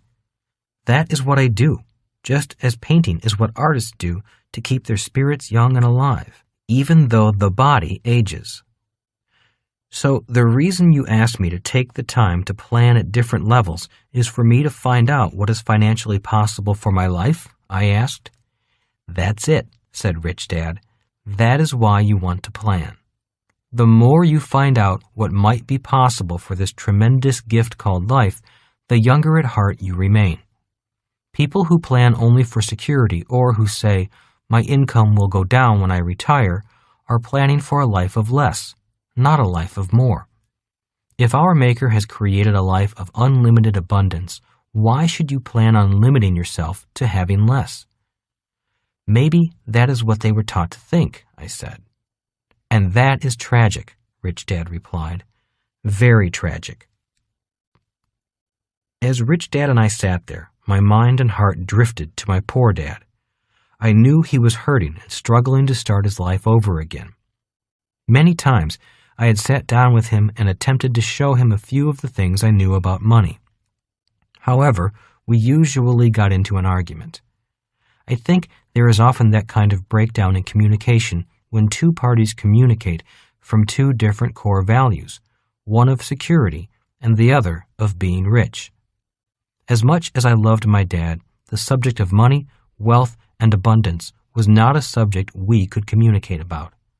Finally, I decided to let him live his life and I would focus on living mine. If he ever wanted to know about money, I would let him ask, rather than trying to help when my help had not been requested. He never asked. Instead of trying to help him financially, I decided to just love him for his strengths and not get into what I thought were his weaknesses. After all, love and respect are far more important than money. Mental Attitude Quiz. In retrospect, my real dad had a plan only for financial security via job security. The problem was that his plan failed when he ran for public office against his boss. He failed to update his plan and continued to plan only for security. Luckily, he did have his financial security needs covered by a teacher's pension, Social Security, and Medicare. If not for those safety nets, he would have been in very bad financial shape. The reality was that he planned for a world of scarcity, a world of bare minimum survival, and that is what he got. My rich dad, on the other hand, planned for a world of financial abundance, and that is what he achieved. Both lifestyles require planning. Sadly, most people plan for a world of not enough, although a parallel world of financial plenty is also possible. All it requires is a plan. So the mental attitude question is, do you have a written financial plan to be 1, secure, 2, comfortable, 3, rich? Please remember Rich Dad's lesson that all three plans are important, but security and comfort still come before being rich, even though being rich may be your first choice. The point is that if you want to be rich, you will need all three plans: a plan to be secure, a plan to be comfortable, and a plan to be rich. To be comfortable, you need only 2 plans, and to be secure, you need only 1 plan. Remember that only 3 out of every 100 Americans are rich. Most fail to have more than 1 plan. Many don't have any kind of written financial plan at all. Chapter 11. Investor Lesson Number 11. Each plan has a price. What is the difference between the plan to be rich and the plan to be comfortable or secure? I asked. Rich Dad turned to his yellow legal tablet, wrote down the following words: 1. Secure, 2. Comfortable, 3. Rich, and then asked, "You mean the difference between rich and secure and comfortable?" "That's what I am asking," I responded. "The difference is the price," said Rich Dad. "There is a tremendous price difference between a financial plan to be rich and the other 2 positions." "You mean the investments in the rich financial plan cost more money?" I asked. "Well, to most people, it looks like the price is measured in terms of money. But if you look closer, you'll see that the price is not measured in money. It is really measured in time. And of the assets of time and money, time is really the more precious asset." A scowl came over my face as I tried to comprehend what Rich Dad was telling me. "What do you mean by the price is measured in time? Give me an example." "Sure," said Rich Dad. "If I want to go from Los Angeles to New York, how much would a bus ticket cost?" "I don't know. I'd guess under $100, I replied. "I've never purchased a bus ticket from L.A. to New York." "Neither have I," said Rich Dad. "Now, tell me how much an airplane ticket from L.A. to New York would cost." "Again, I don't really know, but I guess it would be around $500, I replied. "That's close enough," said Rich Dad. "Now, let me ask you, why the difference in price? You're traveling from Los Angeles to New York in both instances. Why would you pay so much more for a plane ticket?" "Oh, I got it," I said as I began to understand what Rich Dad was getting at. "I pay more for the plane ticket because I am saving time. Think of it more like buying time than saving time. The moment you begin to think of time as precious and that it has a price, the richer you will become." I sat thinking. I really was not getting what Rich Dad was talking about, yet I knew that it was important to him. I wanted to say something, but I did not know what to say. I did understand the idea that time was precious, but I never really thought of it as having a price. And the idea of buying time rather than saving time was important to Rich Dad, but it was not important to me yet. Finally, sensing my mental struggle, Rich Dad broke the silence by saying, "I'll bet your family uses the words save or saving a lot. I'll bet your mom often says she's going shopping and tries to save money. And your dad thinks that how much money he has in savings is important." "Yes, they do," I replied. "So what does that mean to you?" "Well, they may work hard at trying to save, but they waste a lot of time. I've seen shoppers in grocery stores spend hours trying to save a few dollars," said Rich Dad. "They may save money, but they waste a lot of time." "But isn't saving important?" I asked. "Can't you get rich by saving?" "I'm not saying that saving is not important," Rich Dad continued. "And yes, you can become rich by saving. All I am saying is that the price is really measured in time." Again, I scrunched up my face, struggling with what he was saying. "Look," said Rich Dad, "you can get rich by saving, and you can become rich by being cheap, but it takes a heck of a long time, just as you can go from Los Angeles to New York by bus so you can save some money. However, your real price will be measured in time. In other words, it takes 5 hours by plane for $500, or it can take up to 5 days by bus for $100. Poor people measure in money. Rich people measure in time. That may be why there are more poor people who ride buses. Because they have more time than money? I asked. Is that why they ride the bus? That is part of it, said Rich Dad, shaking his head, indicating that he was not happy with the way our conversation was going. Because they value money more than time? I asked, guessing in the dark. Closer, said Rich Dad. I have noticed that the less money a person has, the harder that person clings to it. I have met a lot of poor people with a lot of money. Poor people with a lot of money? I asked. Yes, said Rich Dad. They have a lot of money because they cling to money like it has some magical value. So they have a lot of money, but they are just as poor as if they had no money. So poor people often cling to money more than rich people, I asked. I think of money only as a medium of exchange. In reality, money by itself has very little value. So, as soon as I have money, I want to exchange it for something of real value. The irony is that many people who cling desperately to money spend that money on things of very little value, and that is why they are poor. They say things like, safe as money in the bank, and when they do spend their hard-earned money, they turn their cash into trash. So they value money more than you do, I said. Yes, said Rich Dad. In many cases, the poor and middle class struggle because they place far too much importance on money itself. So they cling to it, work hard for it, work hard at living frugally, shop at sales, and do their best to save as much of it as they can. Many of these people try to get rich by being cheap. But at the end of the day, you may have a lot of money, but you're still cheap. I don't understand, I replied. You're talking about the values my mom and dad tried to instill in us. You're talking about the way I think right now. I'm in the Marine Corps, and they don't pay much money, so I find myself naturally thinking that way. I understand, Rich Dad replied. Thrift and frugality have their place.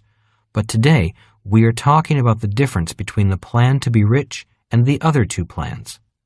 And the difference is the price, I restated. Yes, said Rich Dad, and most people think the price is measured in money.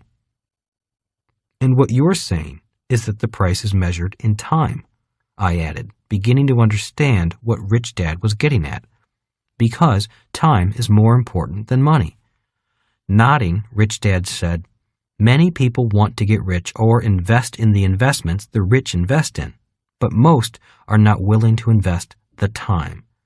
That is why only 3 out of 100 Americans are rich, and one of those 3 inherited that money. Rich Dad again wrote on his yellow legal tablet the 3 core values we had been discussing. To be 1, secure, 2, comfortable, 3, rich. You can invest to be secure and comfortable using an automatic system or plan. In fact, I recommend that for most people. Simply work and turn your money over to professional managers or institutions and invest for the long term. People who invest in this manner will probably do better than the individual who thinks he or she is the Tarzan of Wall Street.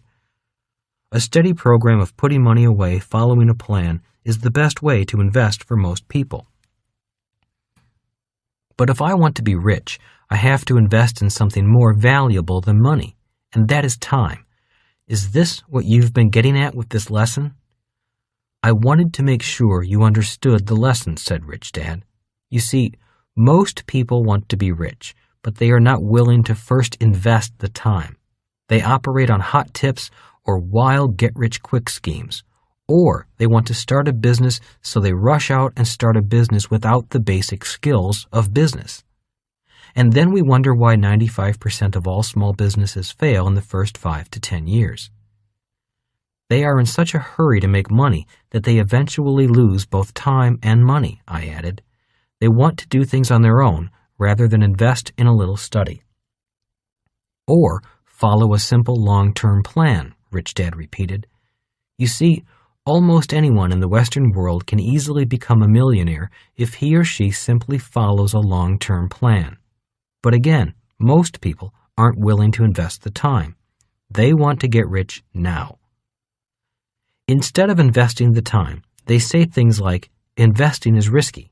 It takes money to make money. Or, I don't have the time to learn to invest. I'm too busy working and I have bills to pay. I added as I began to understand Rich Dad's point. Rich Dad nodded. And those very common ideas or excuses are why so few people achieve great wealth in a world that is filled with money. Those ideas or words are why 90% of the population has the problem of not having enough money rather than the problem of having too much money. Their ideas about money and investing cause their money problems. All they have to do is change a few words, a few ideas, and their financial world will change like magic. But most people are too busy working, and they do not have the time. Many often say, I'm not interested in learning to invest. It is a subject that does not interest me. Yet they fail to see that when they say those words, they become slaves to money, working for money, having money dictate the financial boundaries of their lives, living frugally and within their means, instead of investing a little time, following a plan, and having money work for them. So time is more important than money, I said. That is true for me, said Rich Dad. So if you want to move on to the rich level of investing, you are going to have to invest much more time than you do at the other two levels. Most people do not go beyond secure and comfortable because they are not willing to invest the time. That is a personal decision we all need to make. At least the person has a financial plan to be secure or comfortable. There is nothing more high risk than a person who does not have those two basic plans, who is focused only on becoming rich. While a few make it, most don't. You see them in the later years of their lives, broke, spent, and talking about the deal they almost made or the money they once had. At the end of their lives, they have neither time nor money. So I think it is time I begin to invest more time, especially since I want to invest at the rich level, I said, shuddering at the thought of being a broke and broken old man, muttering in my beer about the deals that almost happened. I had already seen and met such investors. It is not pretty to see a person who is out of both time and money. Mental Attitude Quiz. Investing at the secure level and the comfortable level should be as mechanical or as formula-driven as possible. They should be no-brainers. Do your homework and work with professional and hopefully reputable managers so they follow your plan. If you start early and if the stars shine on you, at the end of the rainbow should be the pot of gold. Investing can and should be that simple at these two fundamental levels. There is a word of caution, however. There is no such thing in life as risk-free. There are lower-risk things, however, and that is true for investing.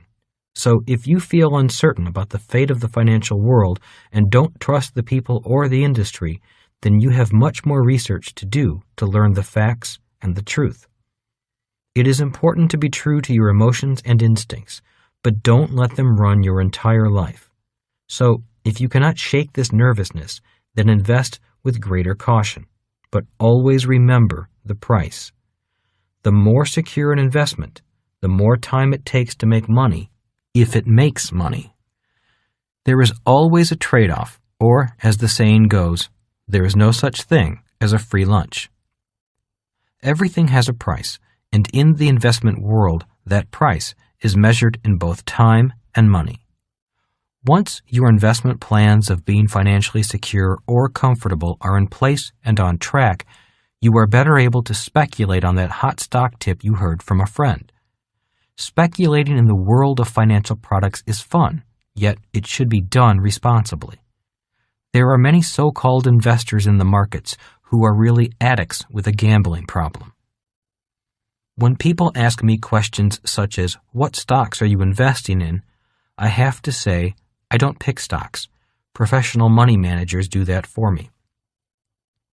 They then often say, "I thought you were a professional investor." And I reply, "I am, but I do not invest in the ways that most people invest. I invest the way my rich dad taught me to invest. I personally and actively invest in the rich level of investing. Very few people invest or play the game of investing at this level. The remainder of this audiobook is dedicated to the level of investing which my rich dad taught me. It is not a method for everyone, especially if you do not already have the secure and comfort levels already in place. So, the mental attitude questions are: 1. Are you willing to set in place an investment plan to cover your financial needs to be secure or comfortable? 2. Are you willing to invest the time to learn to invest at the rich level, the level of my rich dad?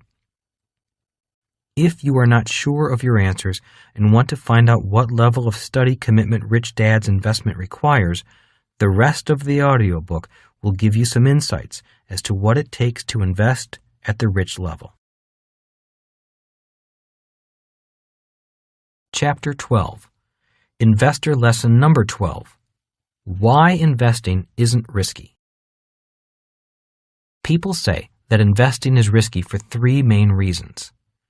First, they have not been trained to be investors.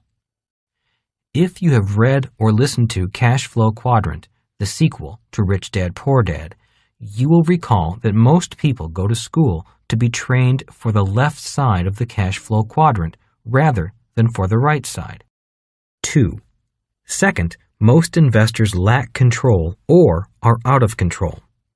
As an example, my rich dad would say, "There is some risk just driving a car, but driving the car with your hands off the steering wheel is really risky."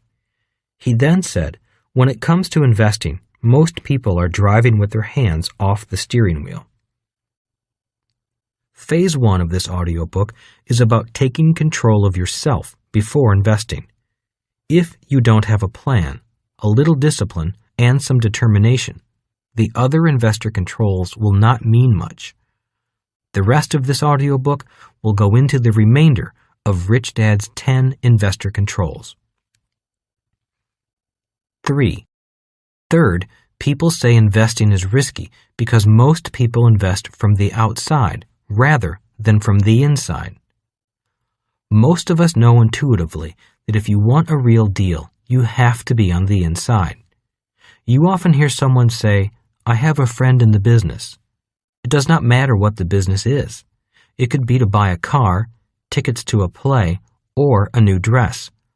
We all know that on the inside is where the deals are made. The investment world is no different. As Gordon Gekko, the villainous character played by Michael Douglas in the movie Wall Street, said, "If you're not on the inside, you're outside." We will review this relationship between being on the outside or inside later. What is interesting to note at this time is that people on the left side of the cash flow quadrant usually invest from the outside. In contrast, B's and I's are able to invest from the inside as well as from the outside. An important note. As this audiobook progresses, many sacred money cows may be slaughtered. Inside investing is one of them. In the real world, there is legal inside investing and there is illegal inside investing. That is an important distinction.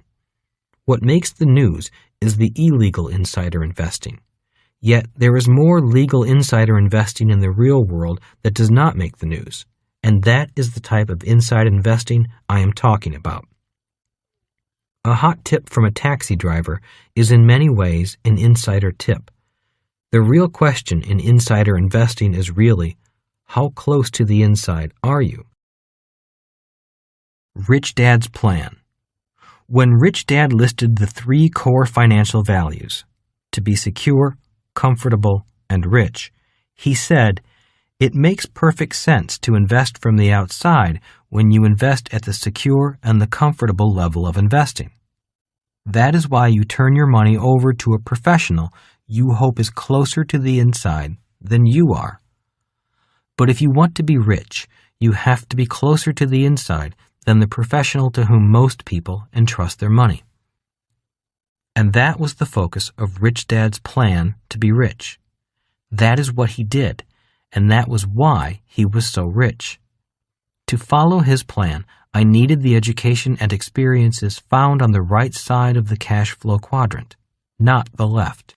To do that, I needed to invest a lot more time than the average investor, and that is what the rest of this audiobook is really about. This audiobook is about what it takes to move from the outside to the inside. Before you decide, I realize that many people do not want to invest that much time into the subject of investing just to get to the inside. But before you decide, and before getting into more detail about Rich Dad's plan, I thought I would give you a very simplified overview of the subject of investing. I hope that after listening to the next few chapters, you will have learned a few new ways to reduce your investment risk so that you can become more successful as an investor, even if you do not want to be an inside investor.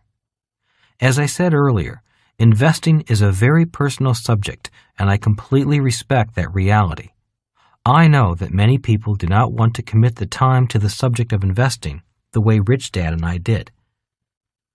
Before going into Rich Dad's educational plan to teach me to be an investor at the rich level, I offer you a simple overview of Rich Dad's investment plan in the next few chapters. Mental Attitude Quiz. The business of investing has many parallels to the business of professional sports. For example, let's use the game of professional football. At Super Bowl time, millions of football fans watch the game. On the field are the players, the fans, the cheerleaders, the vendors, the sports commentators, and the fans at home watching the event on TV. Today, for many investors, the world of investing looks like a professional football game. You have the same cast of characters. You have the TV commentators describing the play-by-play battle of the blue-chip giants on the field. There are the adoring fans purchasing shares instead of tickets, cheering for their favorite team. You also have the cheerleaders telling you why the stock price is going up. Or, if the market goes down, they want to keep cheering you up with new hope that the price will soon rise. There are the bookmakers, called stockbrokers, who give you stock quotes over the phone and record your bets. Instead of reading the sports page, you read the financial pages. Financial ticket scalpers don't sell overpriced tickets to latecomers. They sell overpriced financial tip sheets to people who want to get closer to the inside game. Then there are the hot dog vendors, who also dispense antacid pills, as well as the people who sweep up the mess after the trading day is over. And of course, we have the viewers at home. What most people do not see in both arenas of the sports world and the investment world is what is going on behind the scenes. And that is the business behind both games. Oh, you may see the owner of the team occasionally, just as you may see a CEO or the president of the company. But the figurehead is not really the business. So, as Rich Dad said, the business behind the business is the real game. It's the business behind the business that makes money regardless of who wins the game or which way the market goes, up or down. It's the business that sells the tickets to the game. It does not buy the tickets. That is the investment game Rich Dad taught me that creates the richest people in the world. So, the mental attitude questions are: 1. Are you willing to start taking control over yourself? 2. Based on what you know so far, are you willing to invest the time to gain the education and experience to become a successful investor as an insider? Chapter 13. Investor Lesson Number 13. On which side of the table do you want to sit? My poor dad always said, work hard and save money. My rich dad said, working hard and saving money are important if you want to become secure and comfortable. But if you want to be rich, working hard and saving money will probably not get you there. On top of that, people who work hard and save money are often the same people that say, investing is risky. There were many reasons Rich Dad reminded Mike and me that working hard and saving money was not the way he got rich. He knew that working hard and saving money was good for the masses, but not for anyone wanting to become rich. There were 3 reasons why he recommended finding a different plan for becoming rich. 1. First, he would say, people who work hard and save money have a hard time getting rich because they pay more than their fair share of taxes. The government taxes these people when they earn, when they save, when they spend, and when they die. If you want to be rich, you will need greater financial sophistication than merely working hard and saving money. Rich Dad explained further by saying, if you want $1,000 in savings, plan on the government taking its share out in taxes. So it might take $1,300 or more in earnings just to save $1,000. Then that $1,000 is immediately being eaten away by inflation. So each year your $1,000 is worth less. The meager sum of interest you are paid is also eaten by inflation as well as taxes. So let's say your bank pays you 5% interest. Inflation runs at 4%, and taxes take 30% of the interest. Your net result is a loss of money. That is why Rich Dad thought that working hard and saving money was a hard way to try to get rich. 2. The second reason he recommended a different plan to become rich is because people who work hard and save often think investing is risky. People who think things are risky often also avoid learning something new. 3.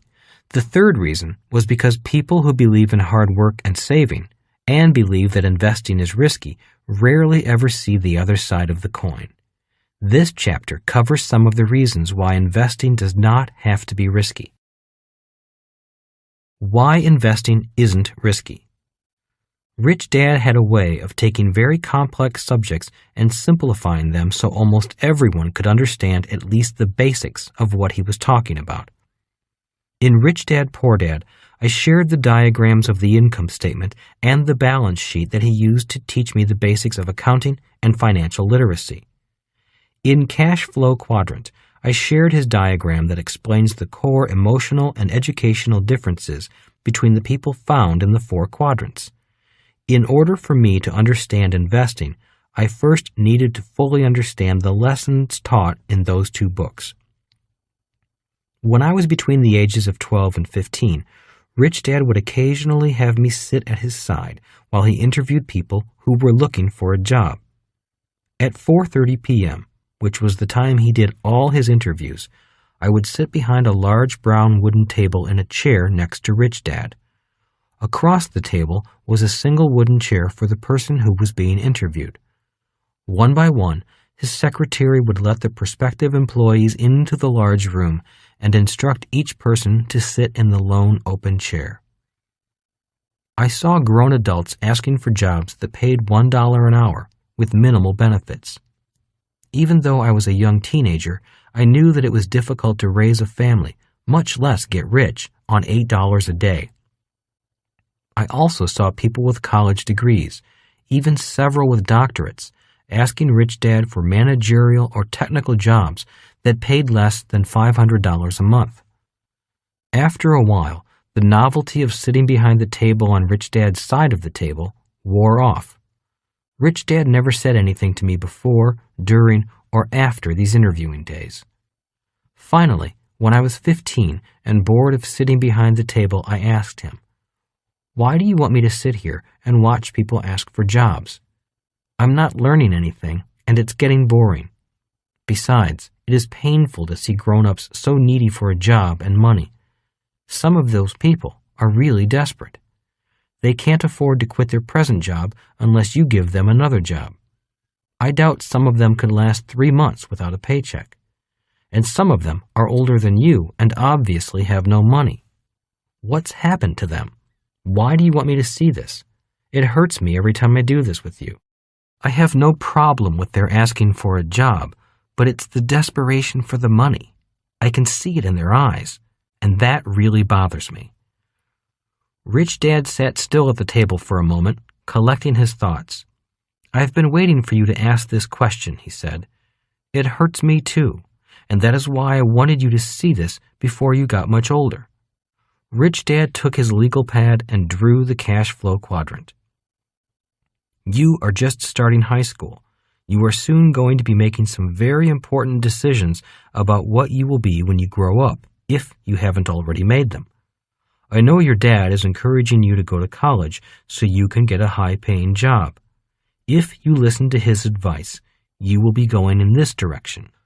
Rich Dad then drew an arrow to the E and S side. If you listen to me, you will be studying to become a person on the right side of the cash flow quadrant. He then drew an arrow to the B and I side. You've shown me this and told me this many times, I replied quietly. Why do you continue to go over it? Because if you listen to your dad, you will soon find yourself sitting in that solitary wooden chair on the other side of the table. If you listen to me, you will be sitting in the wooden chair on my side of the table. That is the decision you are making, consciously or unconsciously, as you enter high school. I've had you sit on my side of the table because I wanted you to know that there is a difference in points of view. I'm not saying one side of the table is better than the other side. Each side has its pluses and minuses. I just want you to start choosing now which side you want to sit on, because what you study from this day forward will determine which side of the table you wind up on. Will you wind up on the E and S side or the B and I side of the table? A gentle reminder 10 years later. In 1973, Rich Dad reminded me of that discussion we had when I was 15 years old. Do you remember me asking you which side of the table you wanted to sit on? He asked. I nodded and said, who could have predicted back then that my dad, the proponent for job security and lifelong employment, would be sitting on the other side of the table again at the age of 52? He had everything going for him at 40, and it was all over just 10 years later. Well, your dad is a very courageous man. Unfortunately, he did not plan for this happening to him, and now he's getting into professional as well as financial trouble. It could get worse if he does not make some rapid changes. If he keeps going with his old beliefs about jobs and job security, I'm afraid he will waste the last years of his life. I cannot help him right now, but I can help guide you, said Rich Dad. So you're saying choose which side of the table to sit on, I asked. You mean I should choose a job as a pilot with the airlines or make my own path? Not necessarily, said Rich Dad. All I want to do in this lesson is point something out to you. And what is that? I asked. Rich Dad again drew the cash flow quadrant. He then said, too many young people focus on only one side of the cash flow quadrant.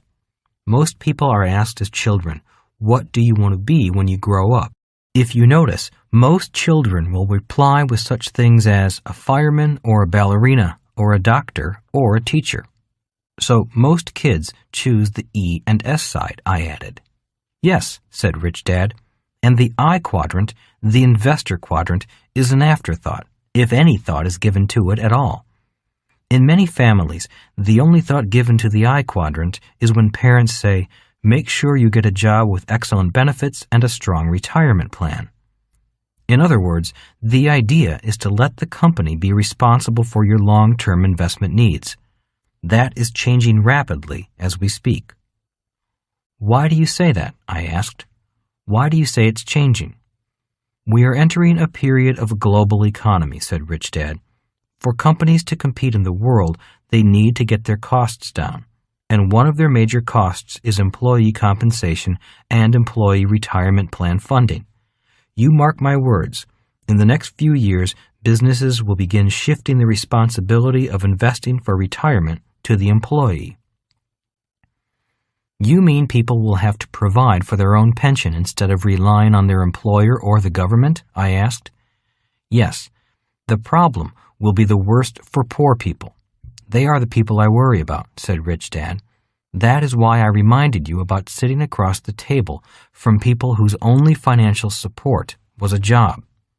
By the time you are my age, figuring out what to do with people who have no financial and medical support when they are older will be a massive problem. and your generation, the baby boomer generation, will probably be tasked with solving that problem. The severity of this problem will be very prominent starting around 2010. So what should I do? I asked. Make the I quadrant the most important quadrant. Choose to be an investor when you're grown up. You'll want to have your money working for you so you don't have to work if you don't want to work or if you cannot work. You don't want to be like your dad at 52, starting all over again, trying to figure out which quadrant he can earn the most money from and realizing he is trapped in the E quadrant, said Rich Dad. You want to learn how to operate from all quadrants. Being able to sit on both sides of the table allows you to see both sides of the coin, Rich Dad said in summary, referring to his two-sided coin story. The most important quadrant. Rich Dad explained to me that one of the differences between rich people and poor people comes from what the parents teach their kids at home. He said, Mike already had a personal investment portfolio of over $200,000 by the time he was 15. You had nothing. All you had was the idea of going to school so you could get a job with benefits. That is what your dad thought was important. Rich Dad reminded me that his son Mike knew how to be an investor before he left high school. I never tried to influence him in his choice of careers, said Rich Dad. I wanted him to follow his interests, even if it meant he did not take over my business. But whether he chose to be a policeman, politician, or a poet, I wanted him to first be an investor. You'll become far richer if you learn to be an investor, regardless of what you do to earn the money along the way. Years later, as I met more and more people who came from well-to-do families, many of them said the same thing. Many of my wealthy friends said that their families started an investment portfolio for them when they were very young and then guided them in learning to be investors before they decided what type of profession they wanted to enter. Mental Attitude Quiz. In the industrial age, the rules of employment were that your company would employ you for life and take care of your investing needs once your working days were over. In 1960, the average length of retirement before death was only 1 year for men and 8 years for women. In other words, all you had to do was focus on the E quadrant and your employer would take care of the I quadrant. That message was very comforting, especially to my parents' generation, since they lived through a horrible world war and the Great Depression. Those events had a tremendous impact upon our mental attitude and financial priorities. Many lived with that financial attitude, and they often taught that same attitude to their children. Many people also continue to believe that their home is an asset and their most important investment. That idea is an industrial age way of thinking. In the industrial age, that was all a person needed to know about money management because the company or labor union and the government took care of the rest. The rules have changed. In today's information age, most of us need greater financial sophistication. We need to know the difference between an asset and a liability. We are living much longer and therefore need more financial stability for our retirement years. If your home is your biggest investment, then you're probably in financial trouble. Your financial portfolio needs to be a much bigger investment than your home.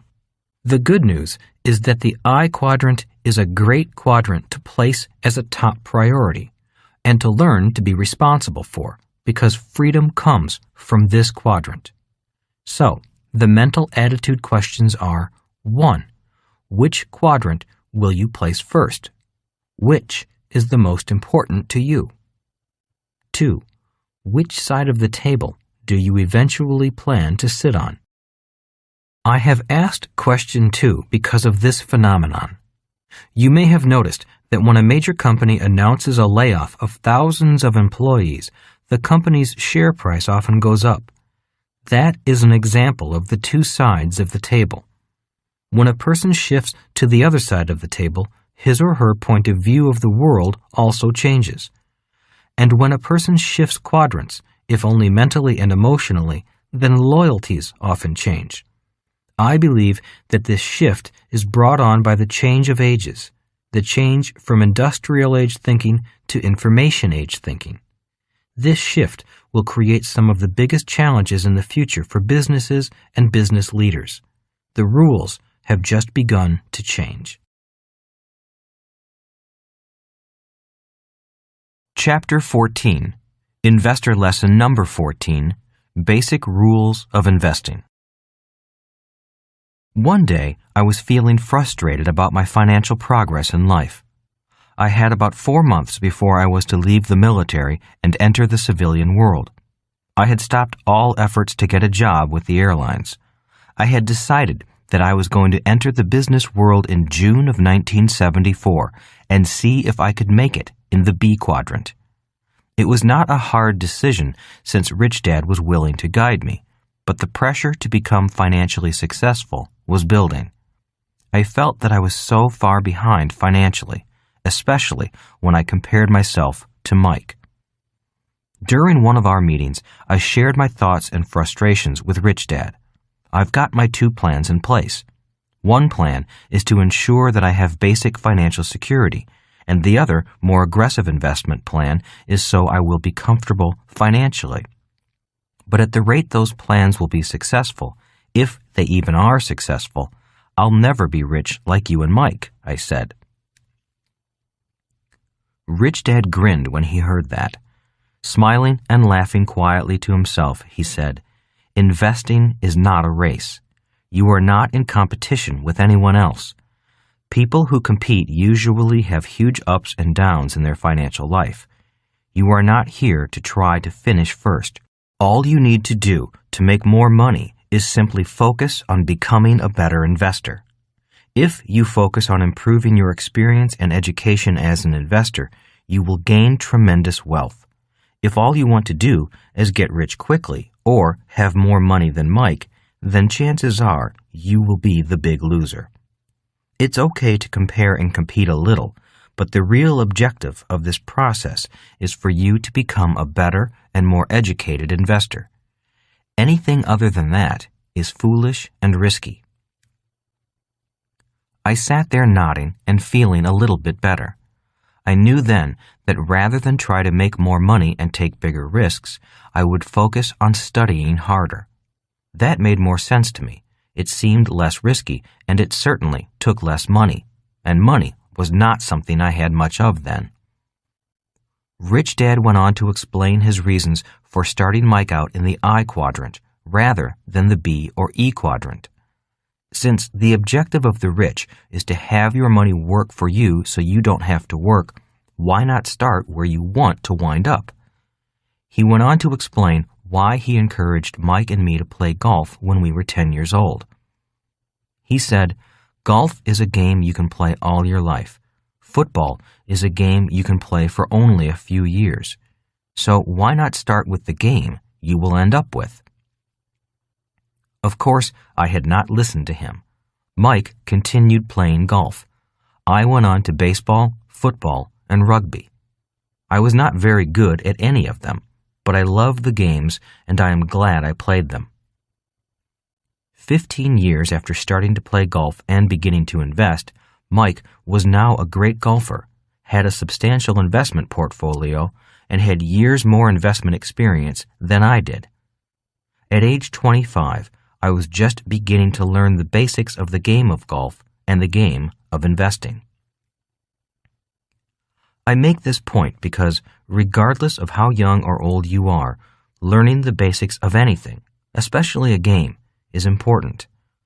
Most people take some kind of golf lessons to learn the basics before playing golf, but unfortunately, most people never learn the simple basics of investing before investing their hard-earned money. The basics of investing. Now that your 2 plans are in place, the plan for security and the plan for comfort, I will explain the basics of investing, said Rich Dad. He went on to explain that too many people begin investing without having the first 2 plans in place, and that was risky in his mind. He said, After you have those two plans firmly in place, then you can experiment and learn more exotic techniques utilizing different investment vehicles. That is why I waited for you to take the time to put those two automatic or mechanical investment plans in place before I continued on with your lessons. Basic rule number 1. Investment basic rule number 1, said Rich Dad, is to always know what kind of income you are working for.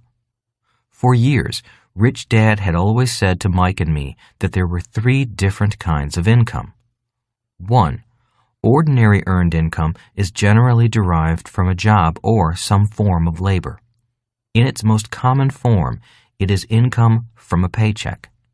It is also the highest taxed income, so it is the hardest income with which to build wealth.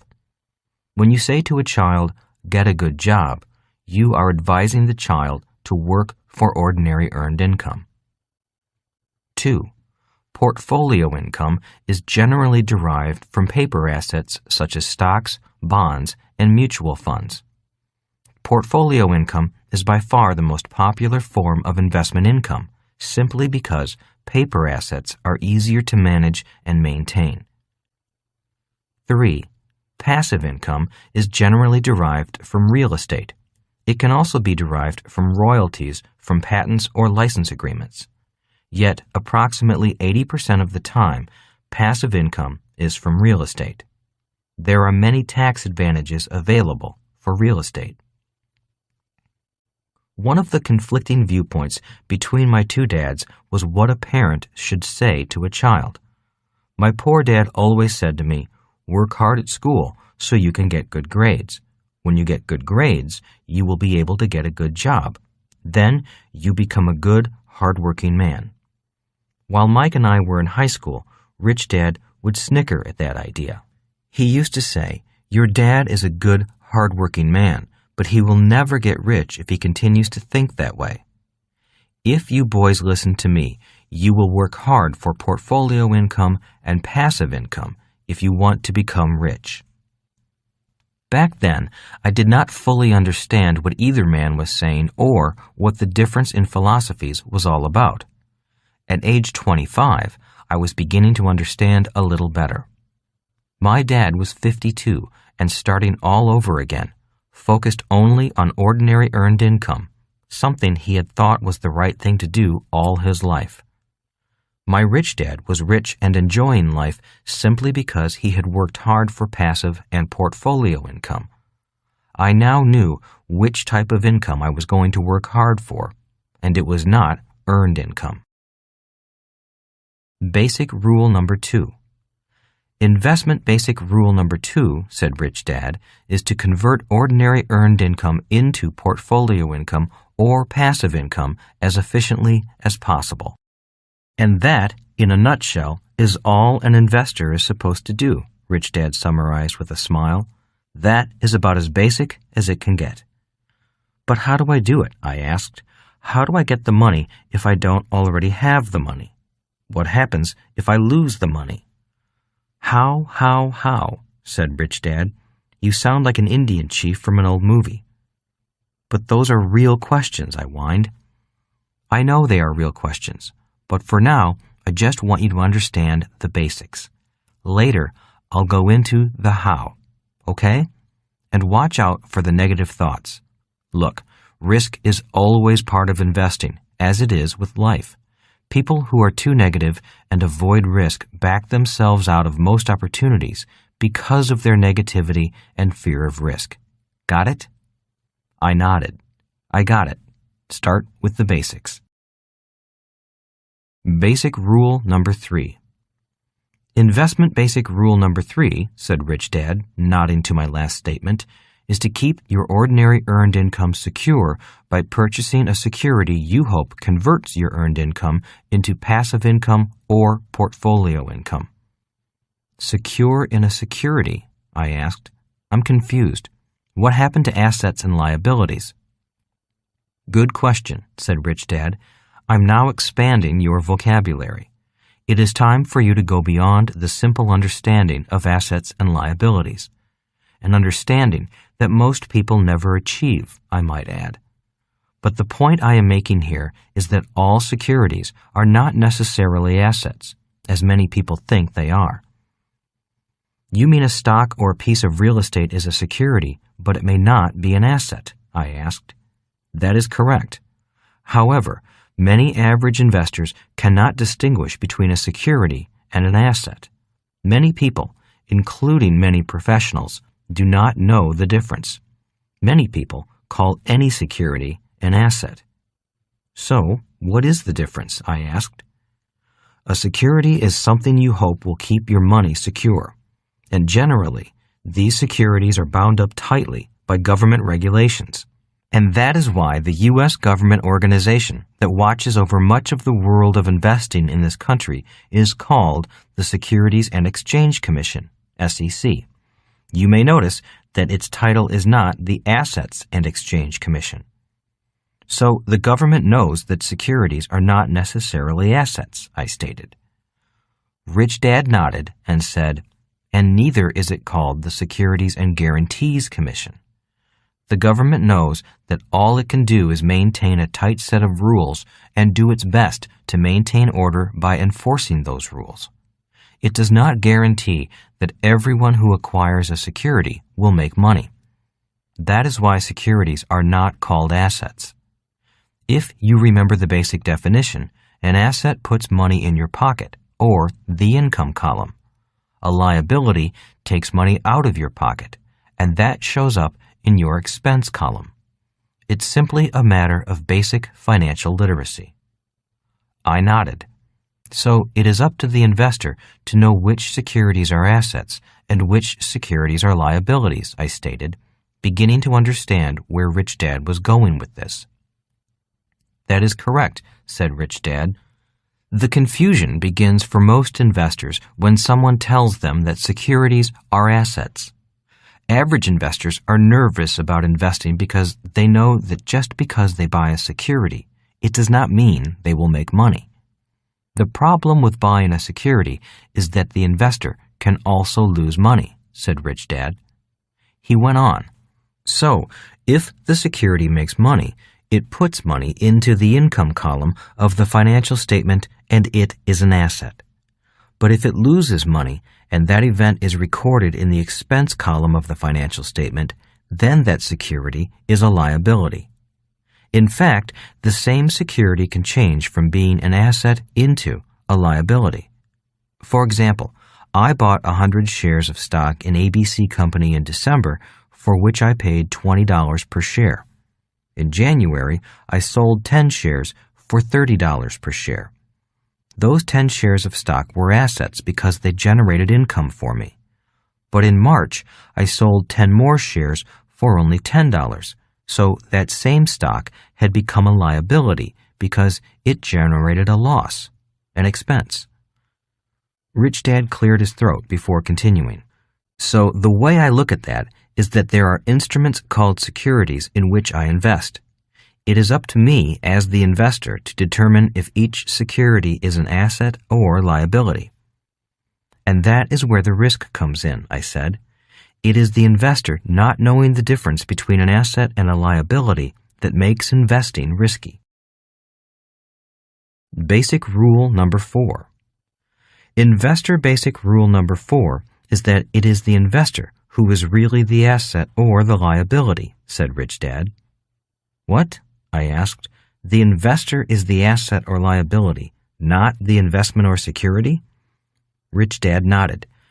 You often hear people say, investing is risky, but really it is the investor who is risky. It is ultimately the investor who is the asset or the liability.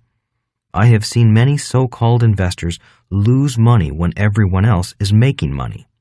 I have sold businesses to many so-called business people and watched the businesses soon go bust.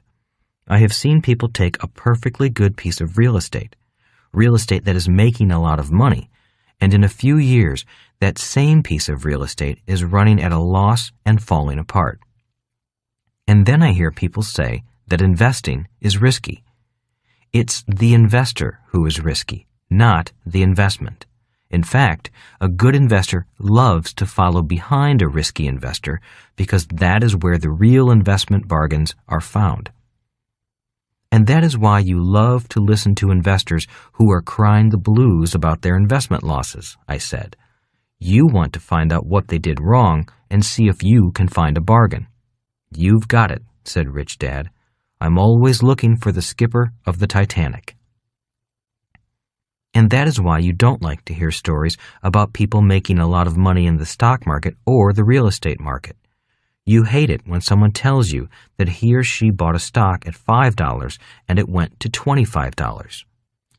You have observed me well, said Rich Dad. Listening to tales of quick money and instant wealth is a fool's game. Such stories draw in only the losers. If a stock is well known or has made a lot of money, the party is often already over or soon to be over. I'd rather hear tales of woe and misery because that is where the bargains are. As a person who operates on the B and I side, I want to find securities that are liabilities and turn them into assets, or wait for someone else to begin turning them into assets. So, that would make you a contrarian investor, I ventured, a contrarian who goes against the popular sentiment of the market. That is the layperson's idea of what a contrarian investor is. Most people just think a contrarian investor is antisocial and does not like going along with the crowd. I like to think of myself as a repairman. I want to look at the wreck and see if it can be fixed. If it can be fixed, then it would still be a good investment only if other investors also want it fixed. If it cannot be fixed, or if no one would want it even after it is fixed, I don't want it either. So a true investor must also like what the crowd likes, and that is why I would not say I am a pure contrarian. I will not buy something just because no one else wants it. So, is there an investor basic rule number 5? I asked. Basic rule number 5. Yes, there is, said Rich Dad. Investor basic rule number 5 is that a true investor is prepared for whatever happens. A non-investor tries to predict what and when things will happen. What does that mean? I asked. Have you ever heard someone say, I could have bought that land for $500 an acre 20 years ago. And look at it now. Someone built a shopping center right next to it, and now that same land is $500,000 an acre. Yes, I have heard those stories many times. We all have, said Rich Dad. Well, that is a case of someone who was not prepared. Most investments that will make you rich are available for only a narrow window of time. A few moments in the world of trading, or a window of opportunity that is open for years, as it is in real estate. But regardless of how long the window of opportunity is open, if you are not prepared with education and experience or extra cash, a good opportunity will pass. So, how does one prepare? You need to focus and keep in mind what others are already looking for. If you want to buy a stock, then attend classes on how to spot bargains in stocks. The same is true for real estate. It all begins with training your brain to know what to look for and being prepared for the moment the investment is presented to you. It is much like the sport of soccer. You play, and then all of a sudden the winning kick at the goal appears. You're either prepared or you're not. You're either in position or you're not. But even if you miss the shot in soccer or in investing, there is always another shot at the goal or another opportunity of a lifetime investment right around the corner. The good news is that there are more and more opportunities every day, but first you need to choose your game and learn to play the game.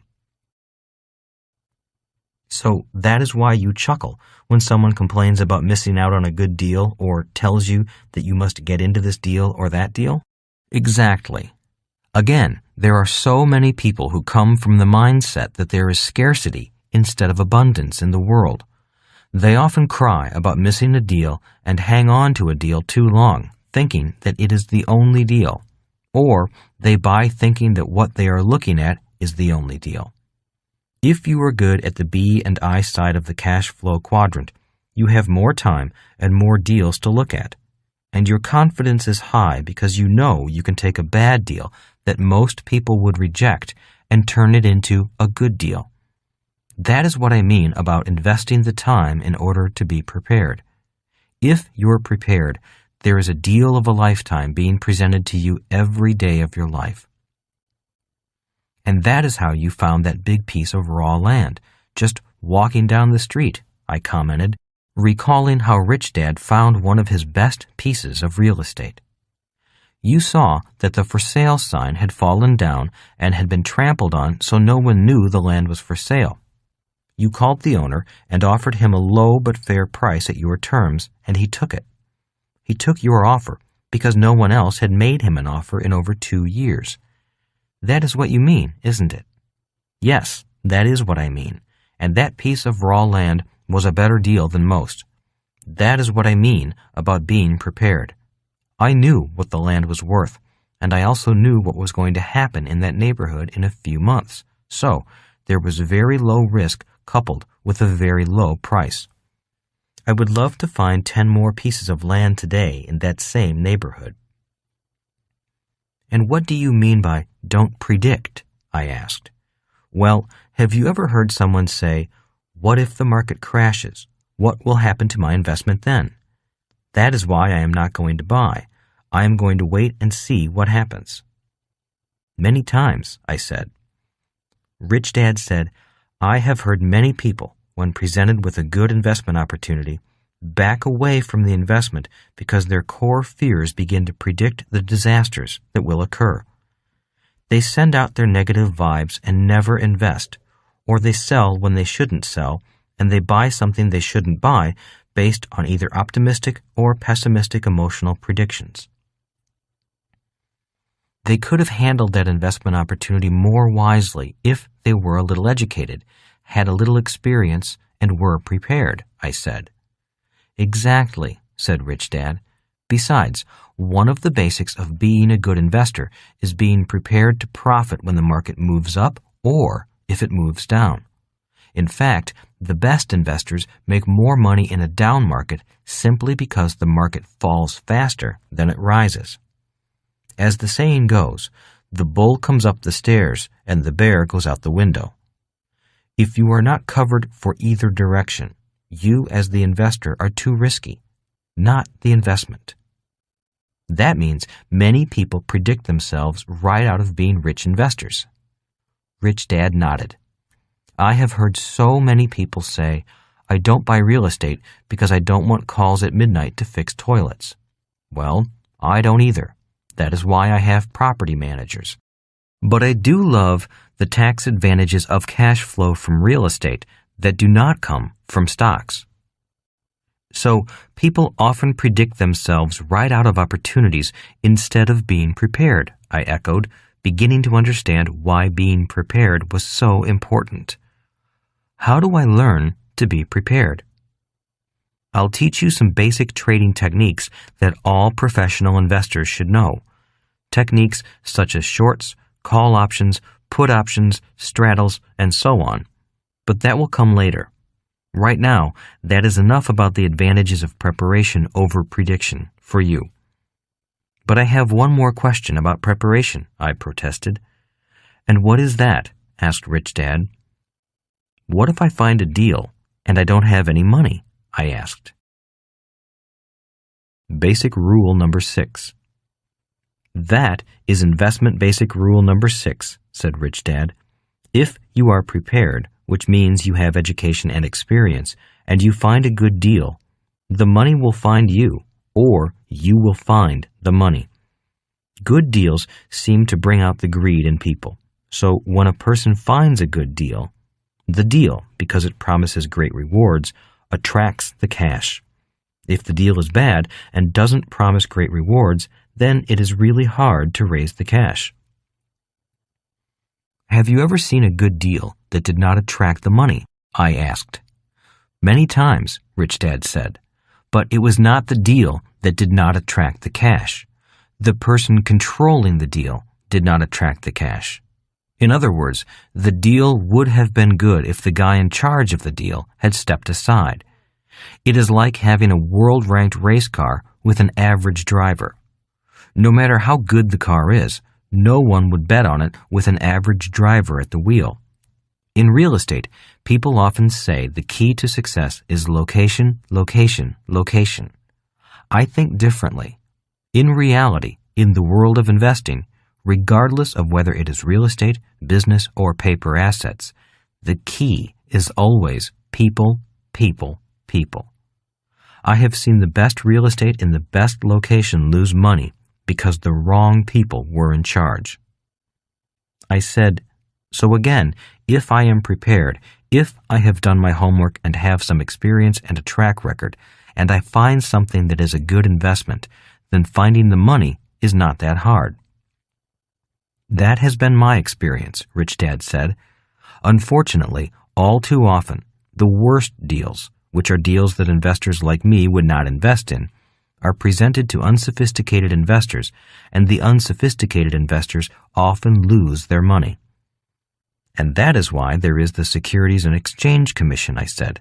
Its job is to protect the average investor from these bad deals. Correct, said Rich Dad. The primary job of investors is to make sure their money is secure. The next step is to do their best to convert that money into cash flow or capital gains. That is when you find out if you or the person to whom you entrusted your money can turn that security into an asset or if it will become a liability. Again, it is not the investment that is necessarily safe or risky. It is the investor. So, is that the last investor basic rule? I asked. No, not by a long shot, said Rich Dad. Investing is a subject you can learn the basics of for the rest of your life. The good news is that the better you are at the basics, the more money you make and the less risk you have. But there is one more investor basic rule I would like to leave you with, and that is investor basic rule number 7. Basic rule number 7. And what is number 7? It is the ability to evaluate risk and reward, said Rich Dad. Give me an example, I requested. Let's say your 2 basic investment plans are in place. Your nest egg is doing well, and you happen to have, let's say, an extra $25,000 you can invest on something more speculative. I wish I had $25,000 right now, I commented dryly. But tell me more about evaluating the risk and reward. So you have this $25,000 that you can more or less afford to lose, which means that if you lost it all, you would cry a little, but you could still put food on the table and gas in the car and save another $25,000. Then you begin to evaluate risk and rewards of the more speculative investments. And how do I do that? Let's say you have a nephew who has an idea for a hamburger stand. The nephew needs $25,000 to start. Would this be a good investment? Emotionally, it could be, but financially, it would not be, I replied. Why not? Asked Rich Dad. Too much risk and not enough reward, I replied. On top of that, how would you get your money back? The most important thing here is not return on investment. The most important thing here is return of investment. As you said, security of capital is very important. Very good, said Rich Dad. But what if I told you that this nephew has been working for a major burger chain for the past 15 years, has been a vice president of every important aspect of the business, and is ready to go out on his own and build a worldwide burger chain? And what if for a mere $25,000 you could buy 5% of the entire company? Would that be of interest to you? Yes, I said, definitely, because there is more reward for the same amount of risk, yet it is still a high-risk deal. That is correct, said Rich Dad, and that is an example of an investor basic, which is to evaluate risk and reward. So, how does a person evaluate such speculative investments? I asked. Good question, said Rich Dad. That is the rich level of investing, the level of investing that follows the investment plans to be secure and comfortable. You're now talking about acquiring the skills to invest in investments that the rich invest in. So again, I summarized, it is not the investment that is risky. It is the investor who doesn't have the adequate skills that makes the investment a higher risk. The 3 E's. Correct, said Rich Dad. At this level, the level at which the rich invest in, the investor should have the 3 E's. And the 3 E's are 1. Education, 2. Experience, 3. Excess cash. Excess cash, I asked. Not just extra cash? No, I use the words excess cash for a reason. Investing in the investments of the rich takes excess cash, which means you can truly afford to lose and still profit from the loss. Profit from the loss, I asked. What does that mean? We will get into that, said Rich Dad. In the rich level of investing, you will find out that things are different. At the rich level, you will find out that there are good losses and bad losses, good debt and bad debt, good expenses and bad expenses. At the rich level, your educational requirements and experience will need to go up dramatically. If not, you will not be there for long. Got it? I'm getting it, I replied. Rich Dad went on to explain that if things do not follow the KISS, keep it simple, sweetheart, formula, then the risk is probably high. He said, if someone cannot explain the investment to you in less than 2 minutes in a way that allows you to understand it, then either you don't understand, he doesn't understand, or you both don't understand. Whatever the case, it is best that you pass on the investment. He also said, all too often, people try to make investing sound complex, so they use intelligent-sounding jargon. If someone does that, ask him or her to use simple English. If he or she can't explain the investment so a 10-year-old can understand at least the overall concept, chances are he or she does not understand it either. All PE means is how expensive the stock is, and a cap rate, which is a term used in real estate, just measures how much money the property puts or does not put in your pocket. So if it is not simple, don't do it? I asked. No, I'm not saying that either, said Rich Dad. All too often, people who lack interest in investing or have a loser's attitude will say, man, if it's not easy, I won't do it. I often say to that type of person, when you were born, your parents had to work hard and potty train you. So even going to the toilet was at one time difficult. Today, hopefully, you are potty trained, and going to the potty by yourself is just part of the basics. Mental attitude quiz. I have found that too many people want to invest in the investments of the rich without first having a strong financial foundation under them. All too often, people want to invest at the rich person's level because they are hurting financially and often need money desperately. Obviously, I do not recommend investments at a rich person's level unless you are already rich. Neither did my Rich Dad. Some people are fortunate enough that their financial plan to be comfortable creates enough excess cash to make them think they are rich. But unless they learn to think as rich people think, they will still be poor people. They will just be poor people with money. So the mental attitude question is, if you are going to invest or intend to invest in what the rich invest in, are you willing to gain what Rich Dad called the 3 E's? Again, they are education, experience, excess cash. If the answer is no, then the remainder of this audiobook may not be of much value to you, nor could I in good conscience recommend any of the investments I will be talking about, which are the investments of the rich.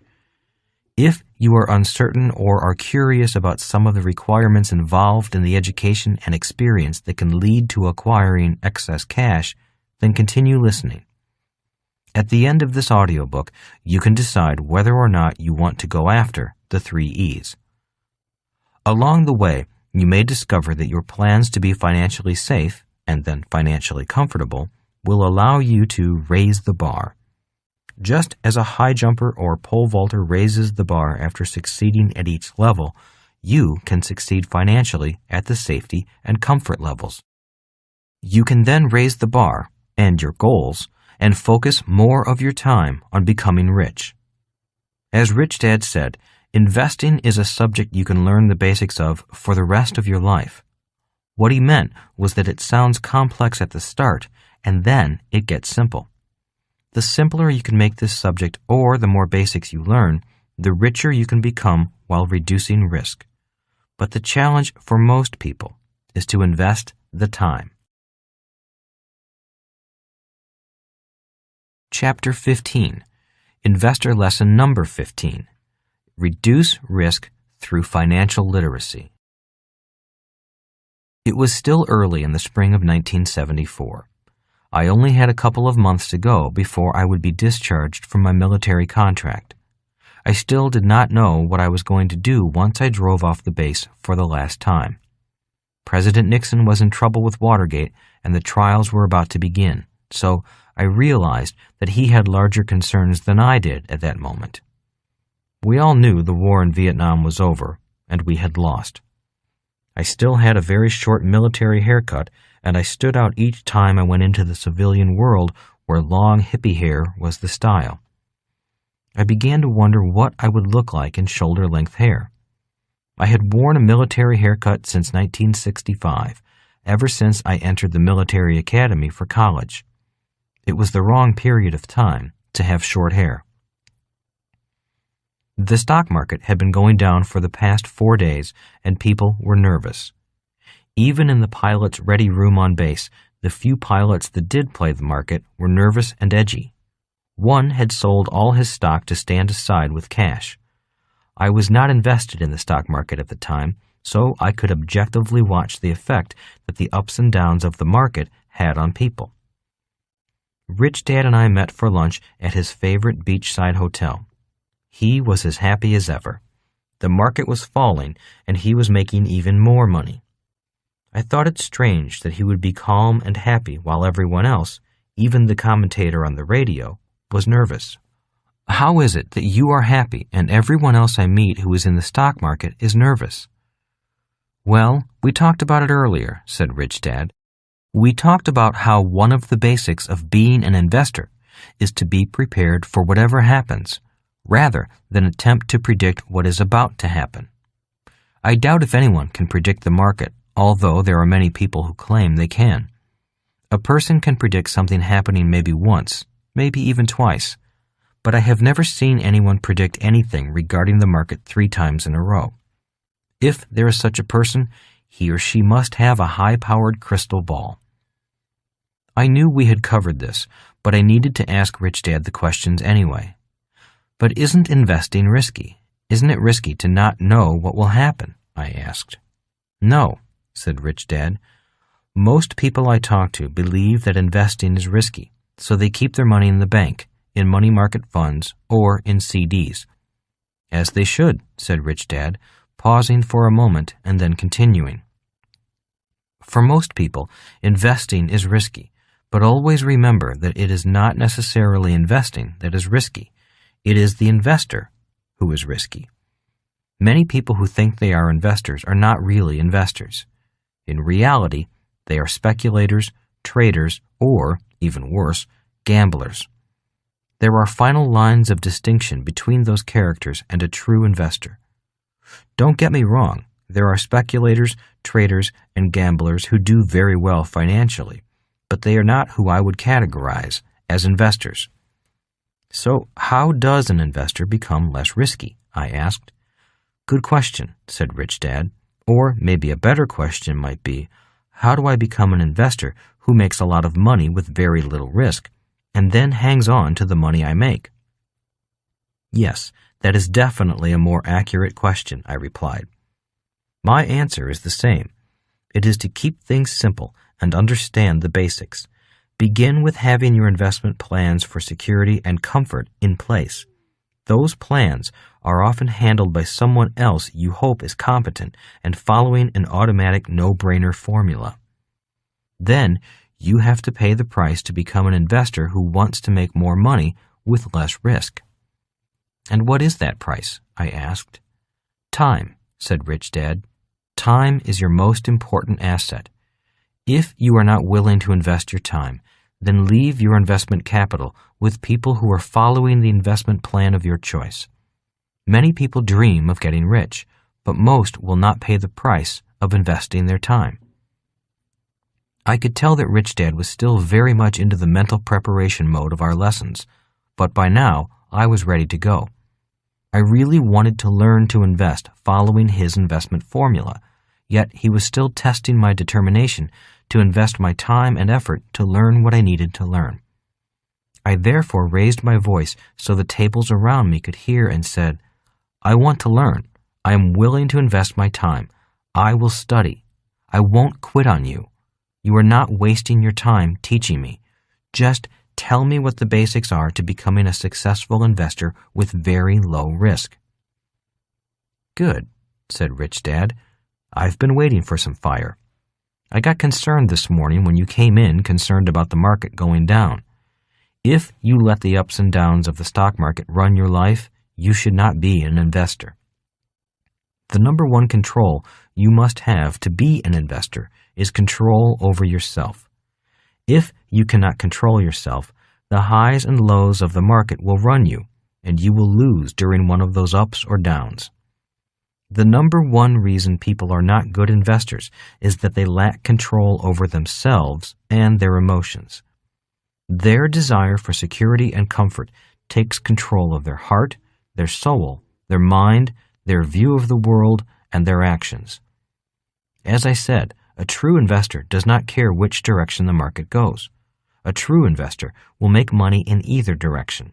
So control over yourself is the first and most important control. Got it? "I got it," I said as I backed up in my chair a little. I had come in a little wimpy and concerned.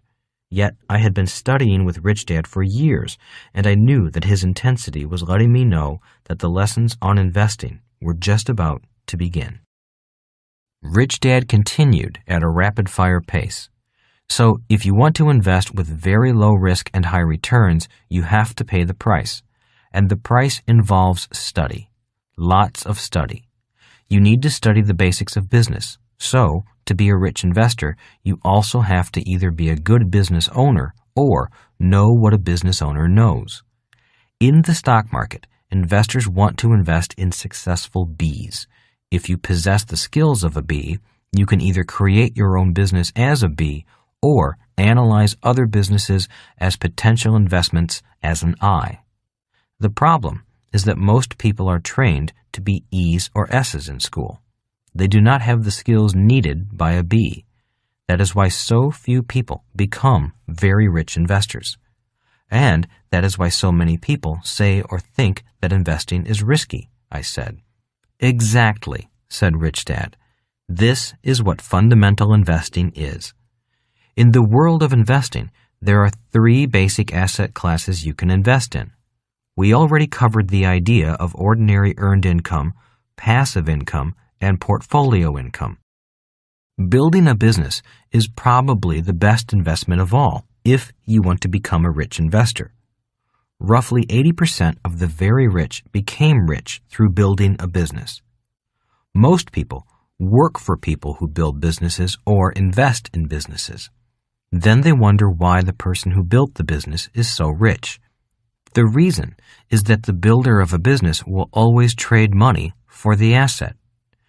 "You mean the builder or owner of the business values the asset more than the money?" I asked. "That is part of the picture because all an investor really does is trade time, expertise, or money for a security that they hope or intend will become an asset. So, just as you trade money to buy an investment piece of real estate, like a rental house, or pay money for a share or stock, a business owner will pay people money to build a business asset.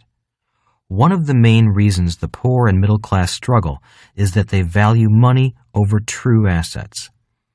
"So the poor and the middle class value money and the rich don't really value it? Is that what you're saying?" "Partially," said Rich Dad. "Always remember Gresham's Law." "Gresham's Law?" I replied. "I've never heard of Gresham's Law." What is that? Gresham's law is an economic law that states that bad money will always drive out good money. Good money? Bad money? I asked, shaking my head. Let me explain, said Rich Dad. Gresham's law has been in effect since humans began valuing money. Back in Roman times, people used to clip silver and gold coins. Clipping coins meant that people would shave a little bit off the coin before handing it to someone else, so the coin began to lose value. The Roman people were not stupid and soon noticed that the coins were lighter. Once the Roman people knew what was happening, they hoarded the coins with high silver and gold content and spent only the lighter coins. That is an example of bad money driving good money out of circulation. To combat this clipping of coins, the government began distributing coins with reeded or grooved edges. That is why coins of value have the tiny grooves on the edge. If a coin had the grooves filed down, a person knew the coin had been tampered with. Ironically, it is the government that does the most clipping of the value of our money. But that was back in Roman times. How does that law apply today? I asked. In 1965, less than 10 years ago, Gresham's law began working in the United States when the government stopped producing coins with silver in them. In other words, the government began producing bad coins, or coins without any real value to them. Immediately, people began hoarding the real silver coins and spending the debased or fake coins. In other words, people somehow intuitively know that government money is not worth much, I stated. It seems that way, said Rich Dad, which may be why I think people save less and spend more. Unfortunately, the poor and middle class buy things that have even less value than their money. They turn cash into trash. Meanwhile, the rich buy things like businesses, stocks, and real estate with their money. They are looking for secure securities in a time when money has an ever-decreasing real value. That is why I've constantly said to you and Mike, the rich do not work for money. If you want to be rich, you have to know the difference between good money and bad money, assets and liabilities. Good securities and bad securities, I added. Rich Dad nodded. I say that the rich don't work for money because the rich are smart enough to know that money is worth less and less. If you work hard for bad money and do not know the difference between assets, liabilities, good securities, and bad securities, you may struggle financially all your life. It is truly a shame that those who work the hardest and are paid the least suffer the most from this constant erosion of money's value. People who do the hardest work have the hardest time getting ahead due to the effects of Gresham's law.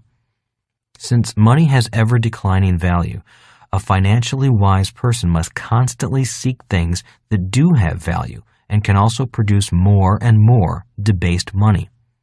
If you don't do that, you fall behind financially over time rather than get ahead. Your dad has chosen to work hard for job security. So when he lost his job, he found out that he had worked hard for nothing. And worst of all, he was successful.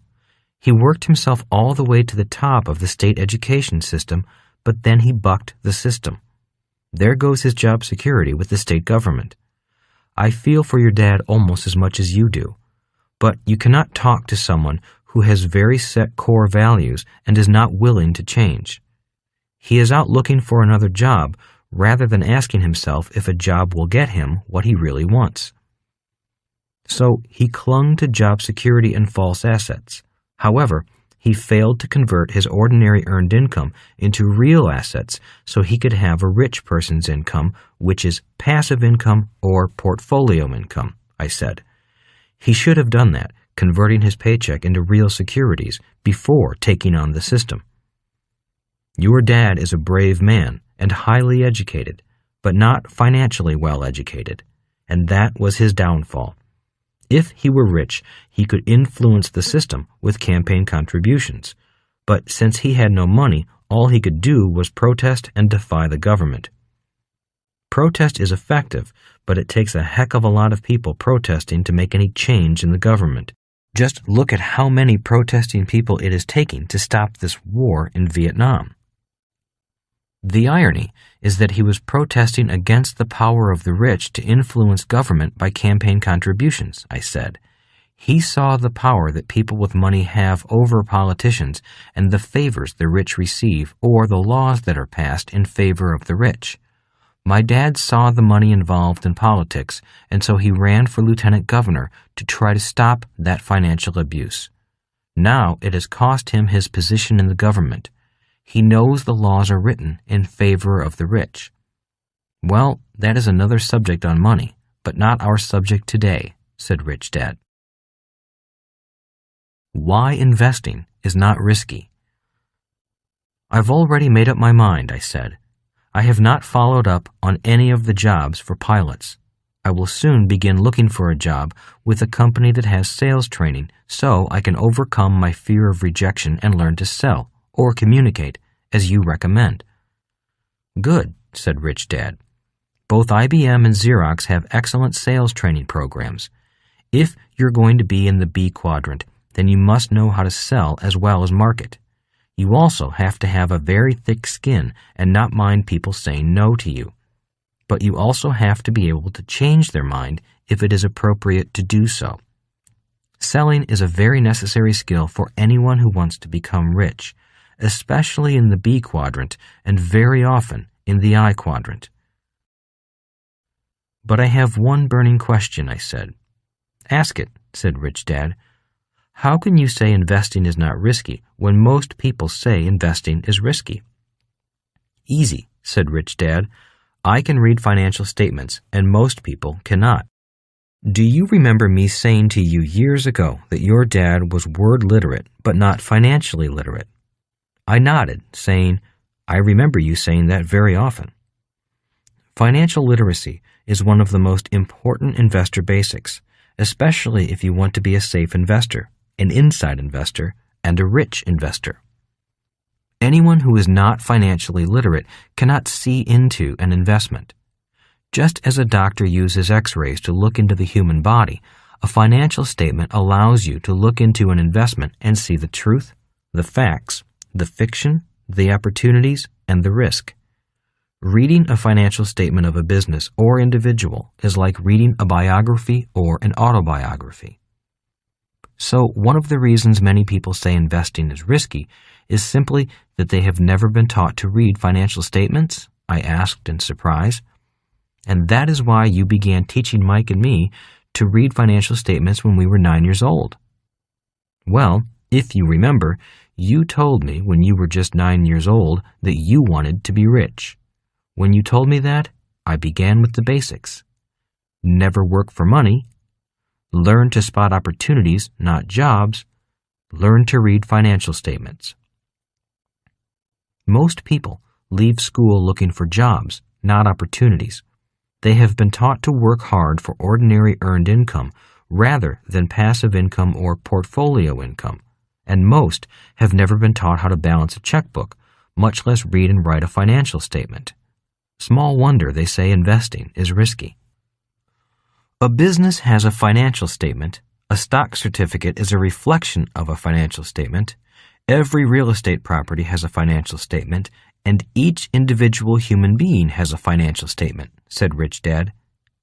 Every security and human being, I asked. Even my dad? Even my mom? Sure, said Rich Dad.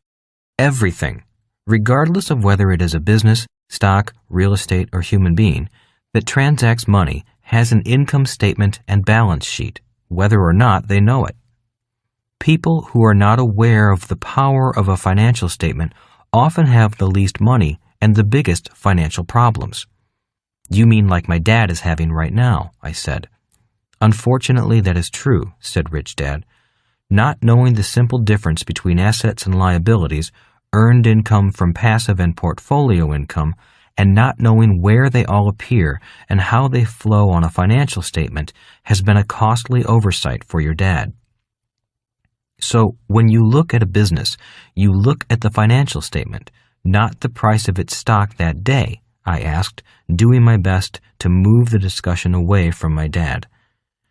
That is correct, said Rich Dad. That is called fundamental investing. Financial literacy is fundamental to fundamental investing. When I look at the financials of a business, I look at the guts of a business.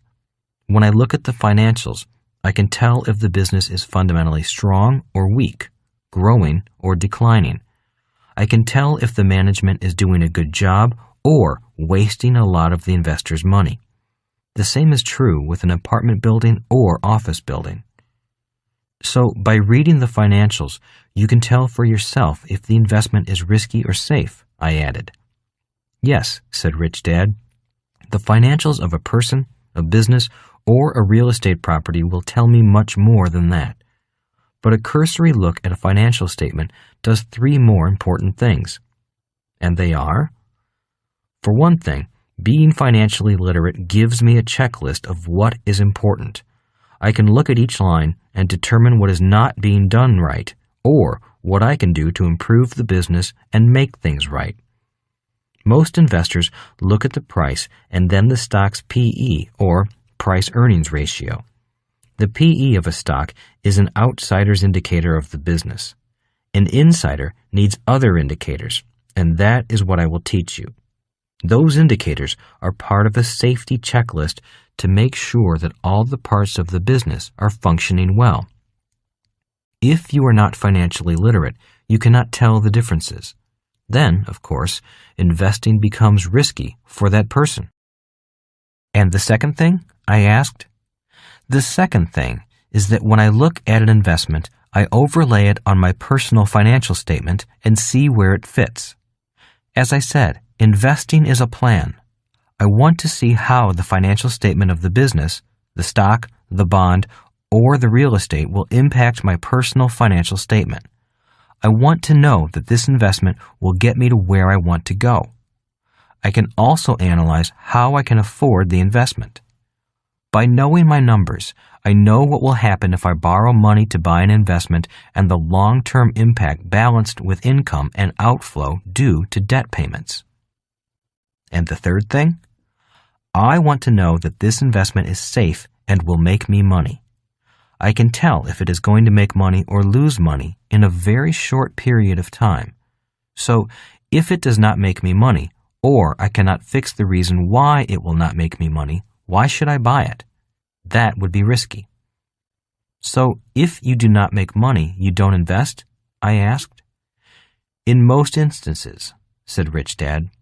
Yet, as simple as that sounds, it always amazes me when I meet people who are losing money or making no money, and they think they are investors. Many people who invest in real estate lose money every month and then say, "But the government gives me a tax break for my losses." That is like saying, if you lose $1, the government will give you 30 cents back. A few very sophisticated business people and investors know how to use that government ploy to their advantage, but very few people really do. Why not make $1 and get an additional 30-cent bonus from the government? That is what a real investor does. People actually do that? They actually lose money and think it is investing? On top of that, they think losing money for tax advantages is a good idea. Do you know how easy it is to find an investment that loses money? Asked Rich Dad. I imagine it would be pretty easy, I said. The world is filled with stocks, mutual funds, real estate, and businesses that do not make any money. So a real investor first wants to make money, and then, after making money, they want an additional bonus from the government. So a real investor will make $1 as well as get a 30-cent bonus from the government. An unsophisticated investor will lose $1 and be thrilled to get 30 cents from the government in the form of a tax write-off. Just because that person cannot read a financial statement? I asked. That is one of the basics. Financial literacy is definitely an important investor basic at the rich investment level. The other basic is to invest to make money. Never invest with the intent to lose money and then be happy with a tax write-off. You invest for one reason only, to make money. Investing is risky enough without investing to lose money. your report card. As we ended the lesson for the day, Rich Dad said, "Now do you realize why I had you do your personal financial statements so often?" I nodded and said, "As well as analyze the financial statements of businesses and real estate investments. You kept saying you wanted me to think in financial statements. Now I understand why." While you were in school, you got a report card once a quarter. A financial statement is your report card once you leave school. The problem is that since most people have not been trained to read financial statements or trained in how to keep a personal financial statement, they have no idea how they were doing once they leave school. Many people have failing marks on their personal financial statements, but think they are doing well because they have a high-paying job and a nice home. Unfortunately, if I were handing out the grades, anyone who was not financially independent by age 45 would receive a failing grade. It is not that I want to be cruel. I just want people to wake up and maybe do a few things differently before they run out of their most important asset, time. So you reduce risk by being able to read financial statements, I replied. A person needs to get his or her personal financial statement under control before investing. Definitely, said Rich Dad. This whole process I have been talking about is the process of taking control of yourself, which also means your financial statement. So many people want to invest because they are deep in debt. Investing in the hopes of making more money so you can pay bills or buy a bigger house or a new car is a fool's investment plan. You should invest for only one reason: to acquire an asset that converts ordinary earned income into passive income or portfolio income. That conversion of one form of income into another form of income is the primary objective of a true investor. To do that requires a higher degree of financial literacy than simply balancing a checkbook. So you're not concerned about the price of a stock or a real estate property as much as the operating fundamentals that you can see with the financial statement. Right, said Rich Dad. That is why I got upset when you were concerned about the stock market prices. While price is important, it is far from the most important thing in fundamental investing.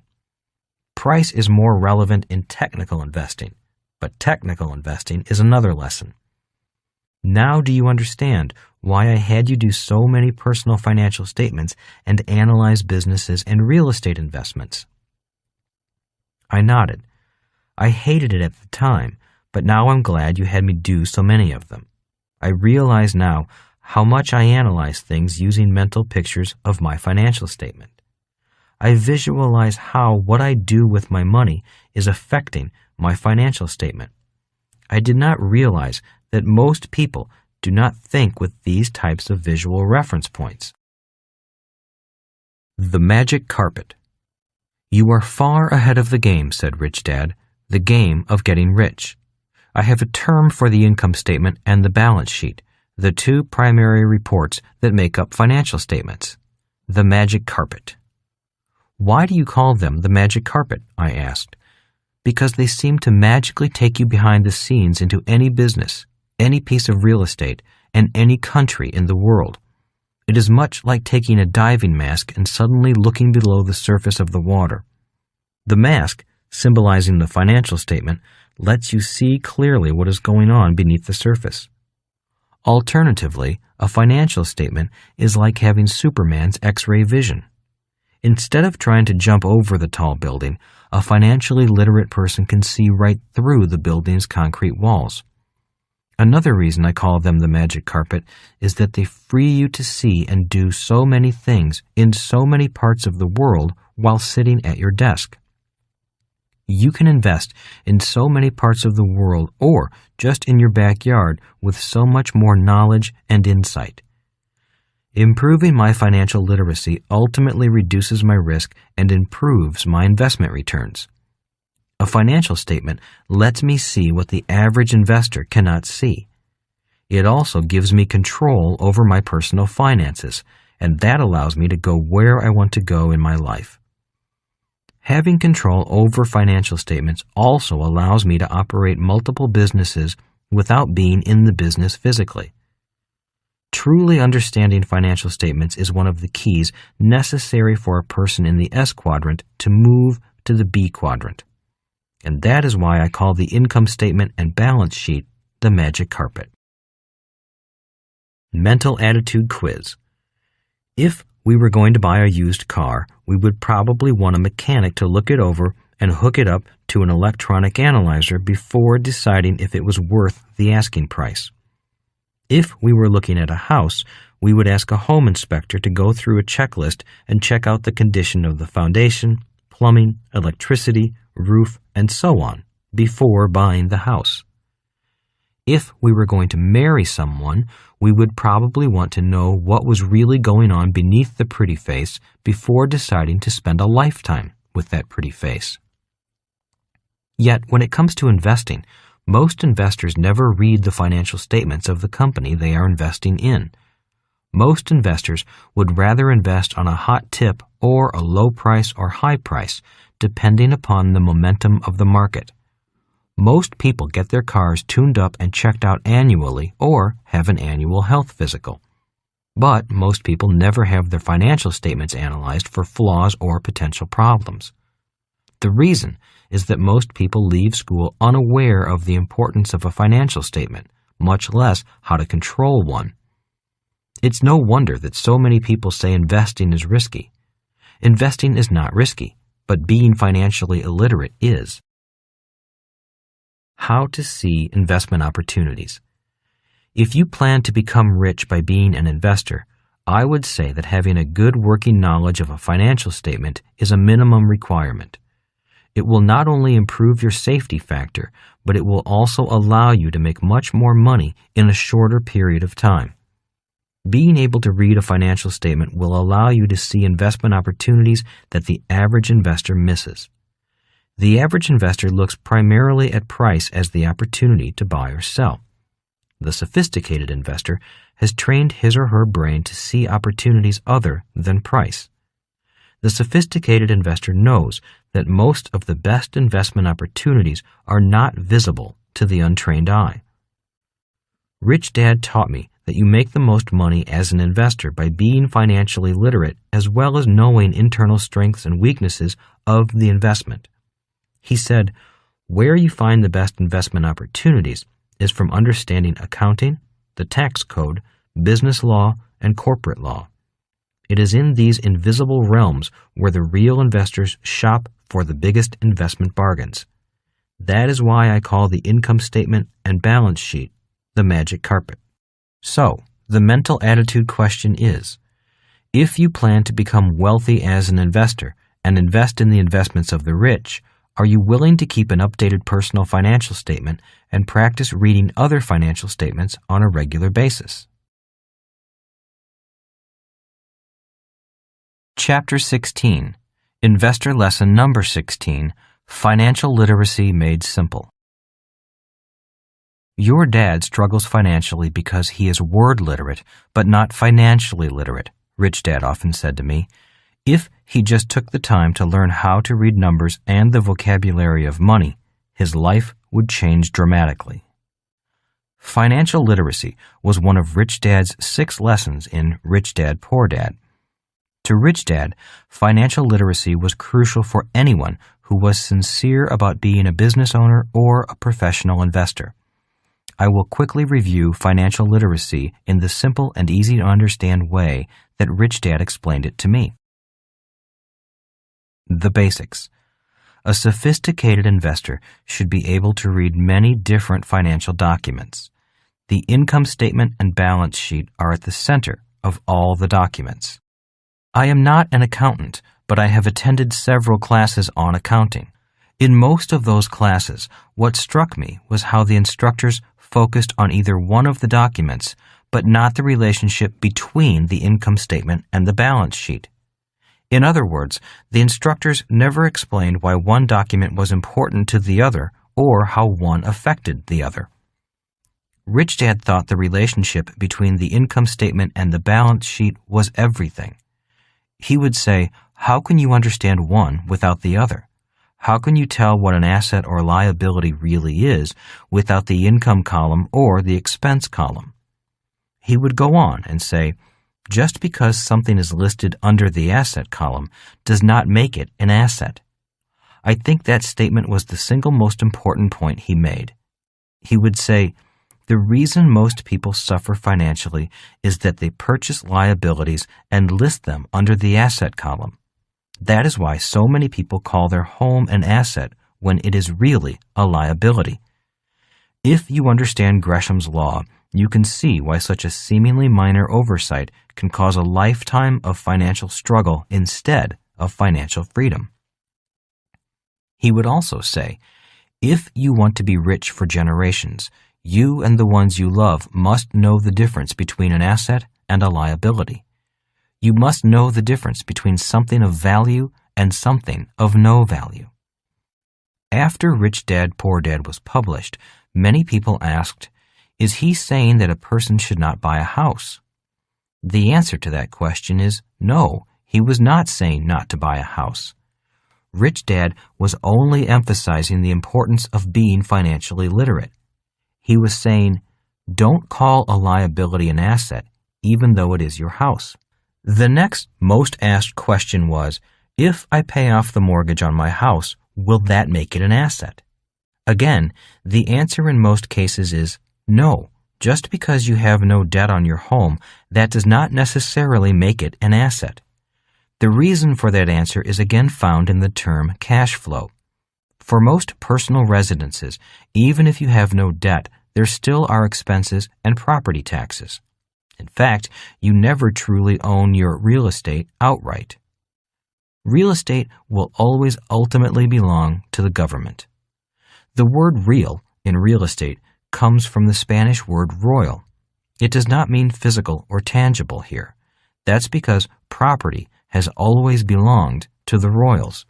Today, it belongs to the government. If you doubt that statement, just stop paying your property taxes and you will find out who really owns your property, with or without a mortgage.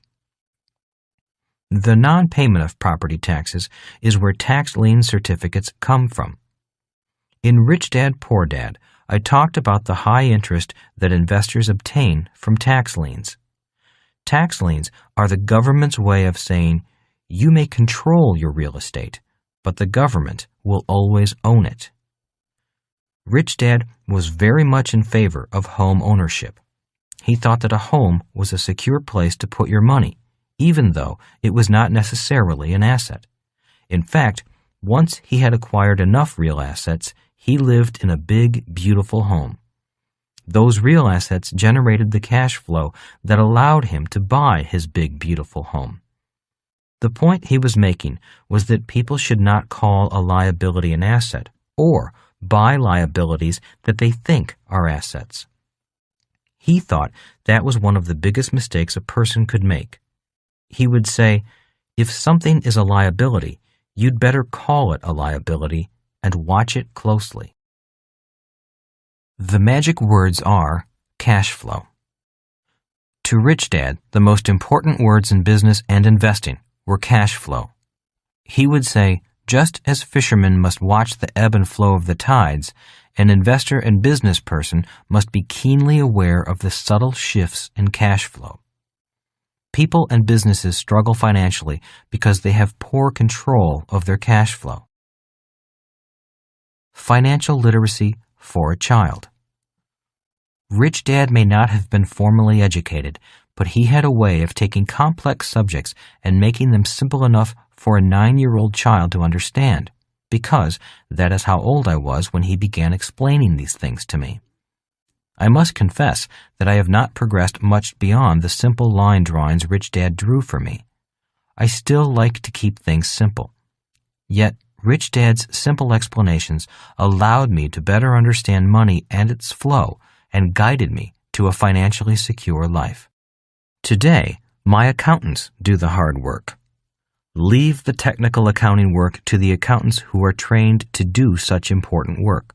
Your job is to take control of your financial numbers and guide them to increasing your wealth. Rich Dad's Basics of Financial Literacy. Literacy lesson number 1. It is the direction of cash flow that determines if something is an asset or a liability at that moment. In other words, just because your real estate broker calls your house an asset does not mean it is an asset. Rich Dad's definition of an asset is, an asset puts money in your pocket. Rich Dad's definition of a liability is, a liability takes money out of your pocket. A point of confusion. Rich Dad explained to me, confusion occurs because the accepted method of accounting allows us to list both assets and liabilities under the asset column. He would then draw a diagram to explain and say, this is why it is confusing. In this diagram, we have a $100,000 house where someone has put $20,000 cash down and now has an $80,000 mortgage. How do you know if this house is an asset or a liability? Is the house an asset just because it is listed under the asset column? The answer, of course, is no. The real answer is that you need to refer to the income statement to find out if it is an asset or a liability. Rich Dad then noted, this is a house that is a liability. You can tell it is a liability because its only line items are under the expense column. Nothing is in the income column. Changing a liability to an asset. Rich Dad then added to the diagram a line that read rental income and net rental income, the keyword being net. That addition to the financial statement changed this house from a liability to an asset. After understanding the concept, Rich Dad would add the numbers, just so I could understand the concept better. Let's say all the expenses associated with this house add up to $1,000. That includes the mortgage payment, real estate taxes, insurance, utilities, and maintenance. And you now have a tenant paying you $1,200 a month. So, you now have a net rental income of $200 a month, which makes it an asset because this house is now putting money in your pocket, as verified by the $200 monthly income. If your expenses stayed the same but you collected only $800 a month in rent, you would now be losing $200 each month. Even though you would have a gross rental income of $800 a month, the property would become a liability. So even with rental income, the property could still be a liability instead of an asset. Then I hear people say, but if I sell it for more than I paid for it, then it becomes an asset. Yes, that could eventually become true, but only when that event occurs sometime in the future. Contrary to popular belief, the price of real estate does go down on occasion. So the saying, don't count your chickens before they hatch, is a wise bit of financial wisdom. The government changed the rules. Literally billions of dollars were lost on real estate after the 1986 Tax Reform Act. So many speculators lost money because they were willing to buy high-priced real estate and lose money on the assumption that the price of real estate would always go up and the government would always give them a tax break for their passive real estate losses. In other words, the government would subsidize the difference between the rental income and the higher rental expenses. As the saying goes, someone changed the rules. After the tax law change, the stock market crashed, savings and loan institutions went broke, and a huge transfer of wealth occurred between 1987 and 1995.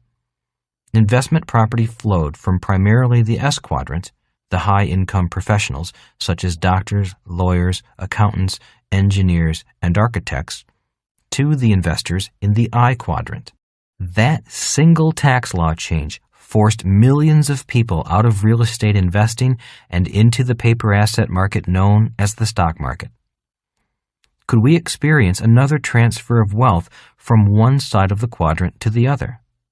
This time, could it be paper assets instead of real estate? Only time will tell, and history does tend to repeat itself. When it does repeat itself, some people will lose, but many others will win. In a few other countries today, the government still has laws that allow investors to negatively gear their investment real estate. In other words, you are encouraged to lose money on your rental real estate with the idea of gaining a tax break from the government. We in the United States had the same tax rules until 1986. When I speak in those countries about investing, I often hear howls of protest when I warn that the government could change the laws just as they did in the United States. I hear things such as, "The government won't change the rules," and I just shake my head. They just don't realize how painful the law change was to millions of investors in the United States. Several of my friends had to declare bankruptcy and lost everything they had worked years or decades to acquire. The point I make is, why subject yourself to the risk? Why not find a property that makes money? Any person can find a property or investment that loses money. You don't have to look too far to find an investment that loses money. You don't have to be smart or financially literate to find an investment that loses money. The problem that I have, and that Rich Dad had with the idea that losing money is a good idea because of the tax breaks, is because such ideas often cause people to be sloppy. I often hear people say, "It's okay that I am losing money. The government gives me a tax break for losing money." That means for every dollar you lose, the government gives you back approximately 30 cents, depending on your tax bracket. To me, there is something missing in that logic. Why not invest so you can have it all? Security, income, appreciation, and tax breaks. The idea behind investing is to make money, not to lose money. You can still gain many tax breaks and make money if you are a sophisticated investor. A real estate broker in Sydney, Australia told me, "People come into this real estate office every day and say, 'My accountant told me to come in here and look for property that I can negatively gear.' In other words, my accountant told me to buy a property to lose money on." He then says, "You don't need my help to find a property that loses money. There are thousands of them all around you. What I can help you find is a property that will make you money, and you will still get your tax breaks." The reply often is, "No thanks, I want to find a property to lose money on." The same thing was going on in America before 1986. There are several important lessons from this example. 1. The idea that losing money is okay because of tax breaks often causes people to become sloppy in choosing investments. 2. These people do not look as hard for real investments. They do not look at the financials closely when analyzing an investment. 3. Losing money destabilizes your financial position. There is enough risk involved with investing as it is. Why make it any more risky? Take the extra time and look for solid investments. You can find them if you can read the numbers. 4. The government does change the rules. 5. What might be an asset today could be a liability tomorrow. 6. While millions of investors lost money in 1986, there were other investors who were prepared for the change. Those who were prepared made the millions that the unprepared investors lost. The biggest risk of all. Rich Dad said, "The riskiest investor of all is a person who has no control over his or her personal financial statement. The riskiest of all investors are those who have nothing but liabilities that they think are assets, who have as much in expenses as they have in income, and whose only source of income is their labor. They are risky because they are often desperate investors." In my investment classes, I still have people come up to me and argue that their home is an asset. Recently, one man said, "I bought my house for $500,000, and today it's worth $750,000. I then asked him, "How do you know that?" His reply was, "Because that is what my real estate broker said it was worth." To which I asked, "Will your broker guarantee you that price for 20 years?" Why no, he said.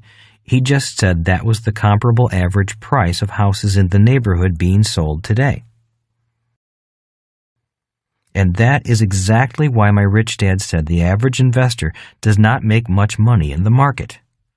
Rich Dad said the average investor has the count your chickens before they hatch mentality. They buy items that cost them money each month, yet call them assets based upon opinions.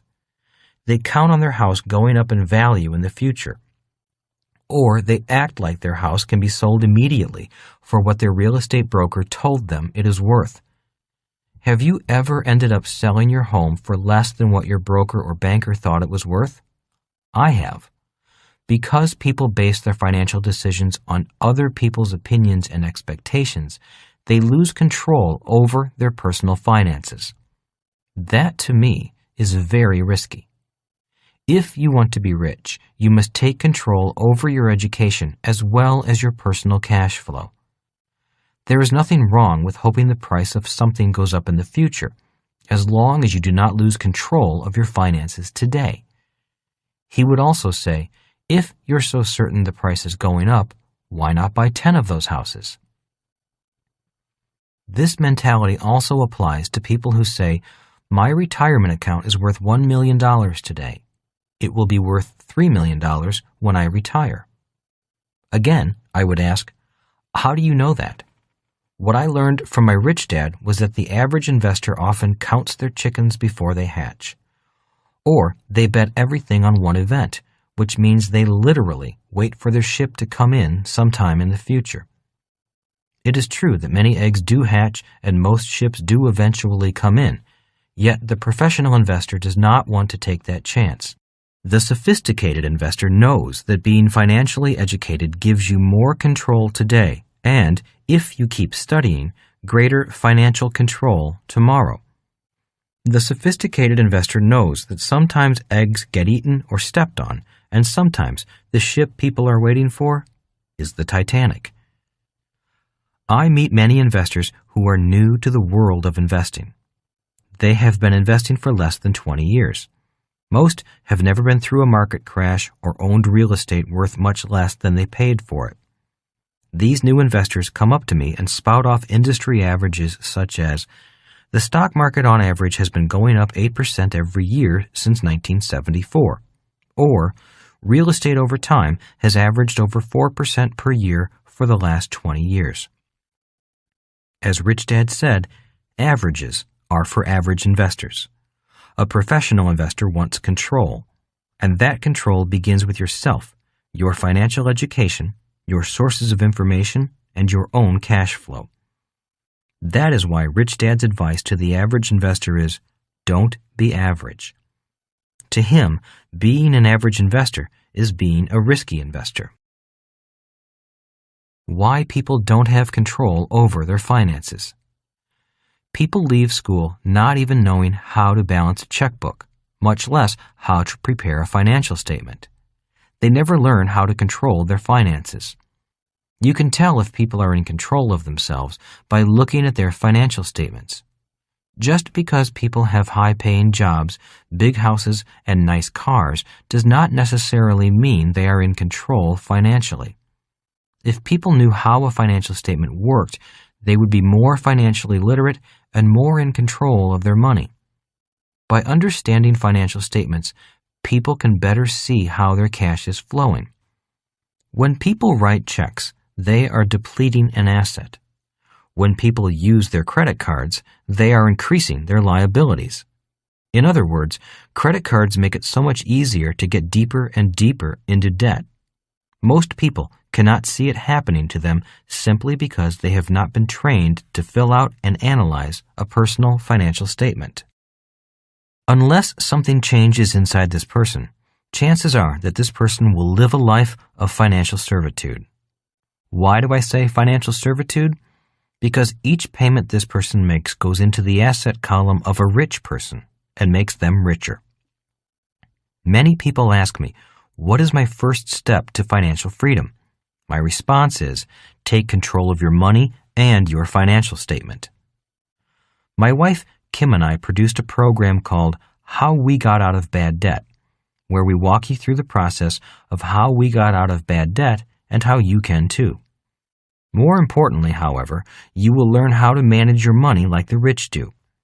This is important because most people think that making more money will solve their money problems. In most instances, it does not. Learning to manage the money you do have like a rich person is how you can solve your short-term money problems. Doing so also gives you the opportunity to become financially free. Who are you making rich? Literacy lesson number 2. It takes at least 2 financial statements to see the entire picture. Rich Dad said sophisticated investors must see at least 2 financial statements simultaneously if they want a true picture. Always remember that your expense is someone else's income. People who are out of control of their cash flow make the people who are in control of their cash flow rich. What an investor does. Let me show you what an investor sees, using you as a homeowner and a bank as examples. I sat there looking at the diagram for a moment and then said, the mortgage appears on 2 financial statements. The difference is that this same mortgage appears under 2 columns, the asset column and the liability column. Rich Dad nodded. Now you are seeing a true financial statement. That is why you say it takes at least 2 different financial statements to see the entire picture, I added. Each one of your expenses is someone else's income, and each one of your liabilities is someone else's asset. Rich Dad nodded, saying, and that is why people who leave school and have not been trained to think in terms of financial statements often fall prey to those who do. That is why each time people use their credit card, they are actually adding to their own liability column and simultaneously adding to the bank's asset column. I was beginning to more fully understand the importance of financial statements and why it takes at least 2 statements to gain a more accurate picture. And when a banker says to you, your home is an asset, they are not really lying to you. They're just not saying whose asset it really is. Your mortgage is the bank's asset, but it is your liability, I said. Rich Dad nodded and said, now let's add cash flow to this picture and we begin to see how an asset really works. In this example, the mortgage takes money out of your pocket and puts it in the bank's pocket. That is why the mortgage is a liability to you and an asset to the bank. The point I am making is that it is the same legal document. So the bank has created an asset that for you is a liability, I added. What an investor does is acquire an asset that someone else pays for. That is why investors own apartment houses.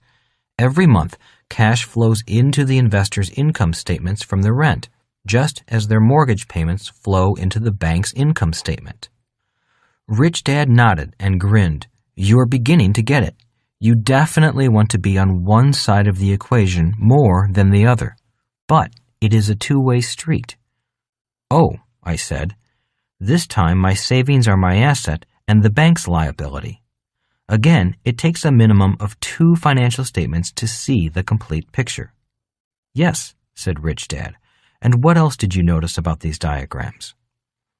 I stared at the diagrams for a while, looking at the examples of the mortgage and the savings. I don't know, I said slowly. I just see what you have drawn there. Rich Dad smiled and said, this is why you need to practice reading financial statements. Just as you learn more the second and third time you read or listen to someone, you learn more the more you practice being financially literate. More things come into your mind that your eyes often miss. So what have I missed? What have I not seen? I asked. What is not visible from my diagrams is that the government gives you a tax incentive to acquire liabilities. That is why it gives you a tax break for buying a house. I forgot about that, I said. And it taxes you for your savings, said Rich Dad. The government gives me a tax break for having a liability and taxes me for having an asset, I asked. Rich Dad nodded, saying, now think about what that does to a person's thinking and financial future. The average person gets excited about being in debt and not excited about acquiring assets. People get a tax break for losing money, I asked in bewilderment. Why do they do that? Rich Dad chuckled. As I said, the professional investor must think beyond the price of an investment going up or down. A sophisticated investor reads the numbers to get the true story and begins to see things that the average investor does not see. A sophisticated investor must see the impact of government regulations, tax codes, corporate law, business law, and accounting law. One reason it is hard to find accurate investment information is because gaining a full picture requires financial literacy, an accountant, and an attorney. In other words, you need two different professionals to get the real picture. The good news is that if you take your time and invest the time to learn the ins and outs of what goes on behind the scenes, you will find investment opportunities and great wealth. Wealth that very few people ever find. You will find out the truth about why the rich get richer and the poor and middle class work harder, pay more in taxes, and get deeper in debt. Once you know the truth, you can then decide which side of the cash flow quadrant you want to operate from. It's not hard. It just takes time. Time that people who just want a hot investment tip do not want to invest. I did not have to think about which side of the quadrant I wanted to operate from.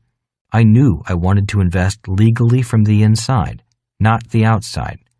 I wanted to know what the truths were, regardless of whether I became rich or not. I now wanted to know how and why the rich got richer. The need for financial education. In the early 1980s, I began teaching entrepreneurship and investing to adults as a hobby. One of the problems I ran into immediately was that most people who wanted to start businesses or invest with greater confidence lacked the basics of financial literacy.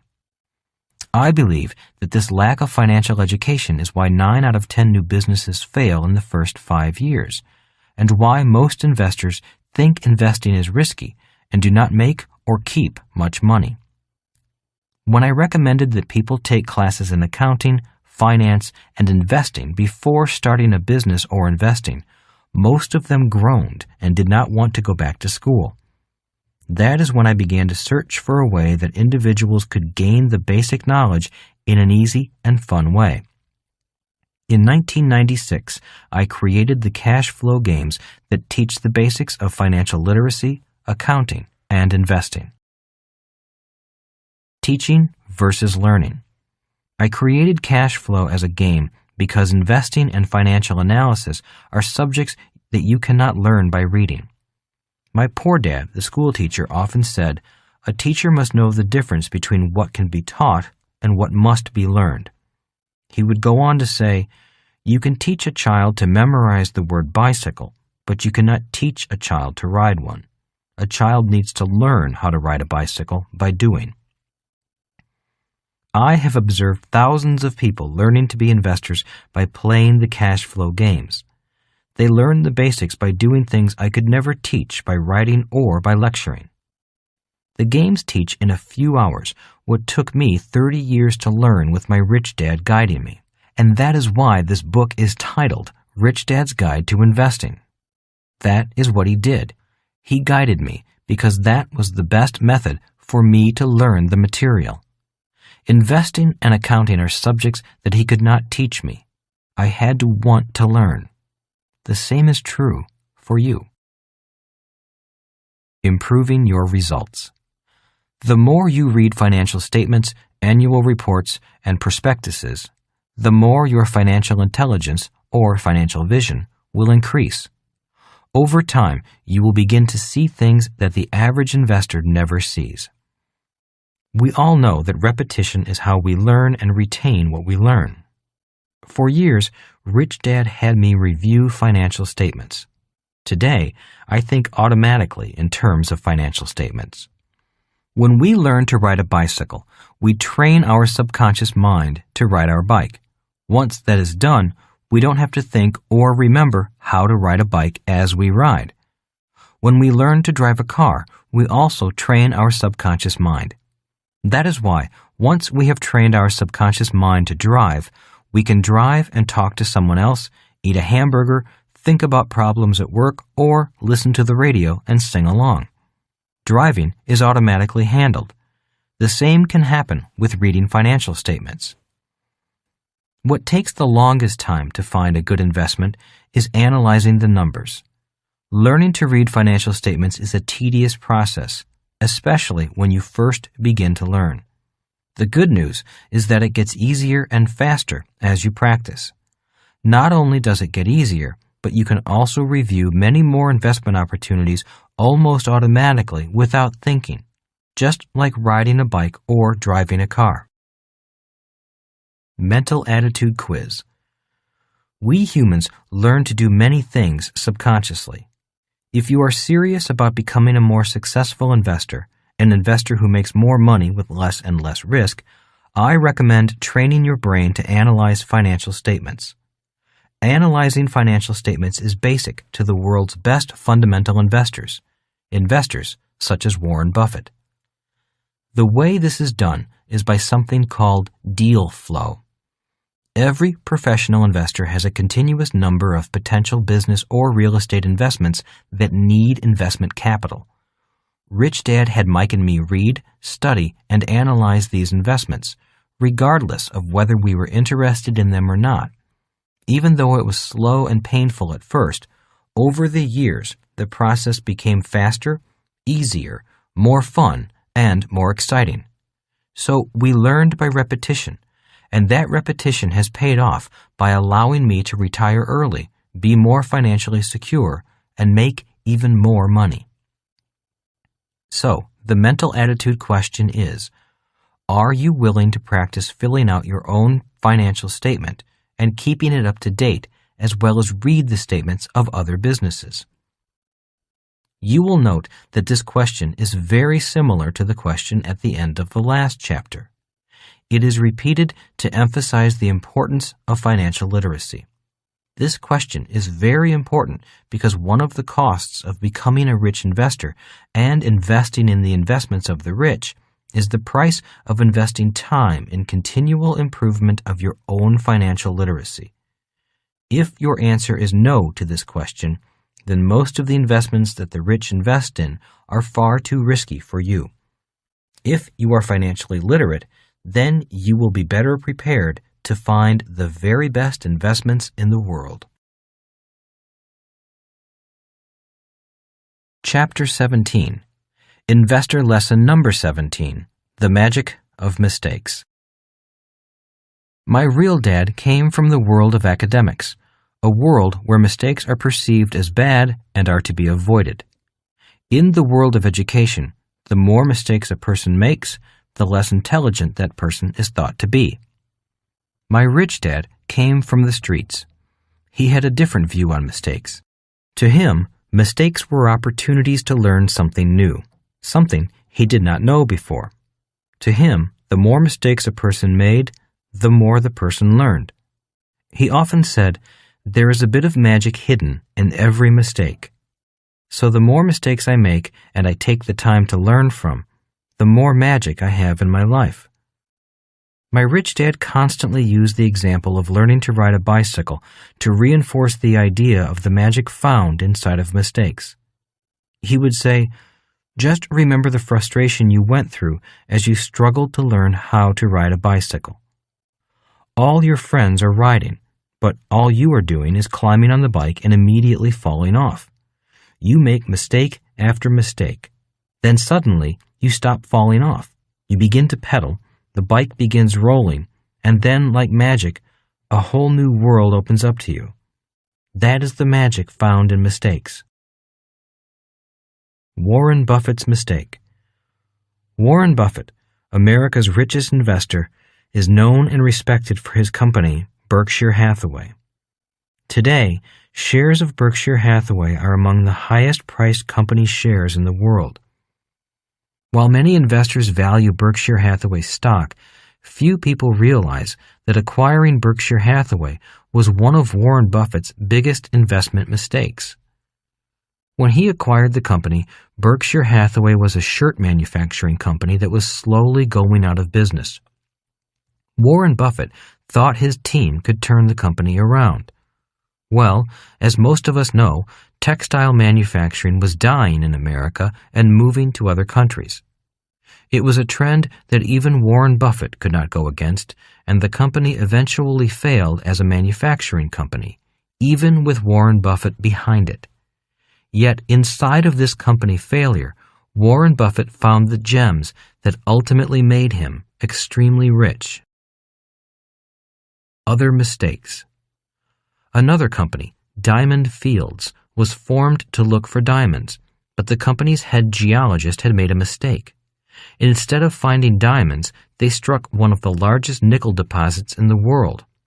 Their stock price soared upon the discovery. Levi Strauss headed for the gold fields of California to strike it rich in mining. However, Levi was not a good miner, so he instead began sewing pants out of canvas for the miners who were successful. Today, I think most of the world has heard of Levi's jeans. It is said that Thomas Edison would never have invented the light bulb if he had been an employee for the company he ultimately founded, General Electric.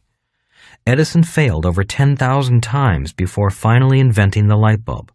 If he had been an employee of a major corporation, he most likely would have been fired for making so many mistakes.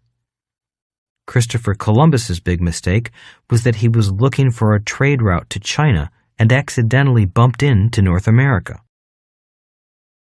Street smarts versus school smarts. My rich dad was so very successful financially for many reasons. At the top of the list was his attitude towards making mistakes.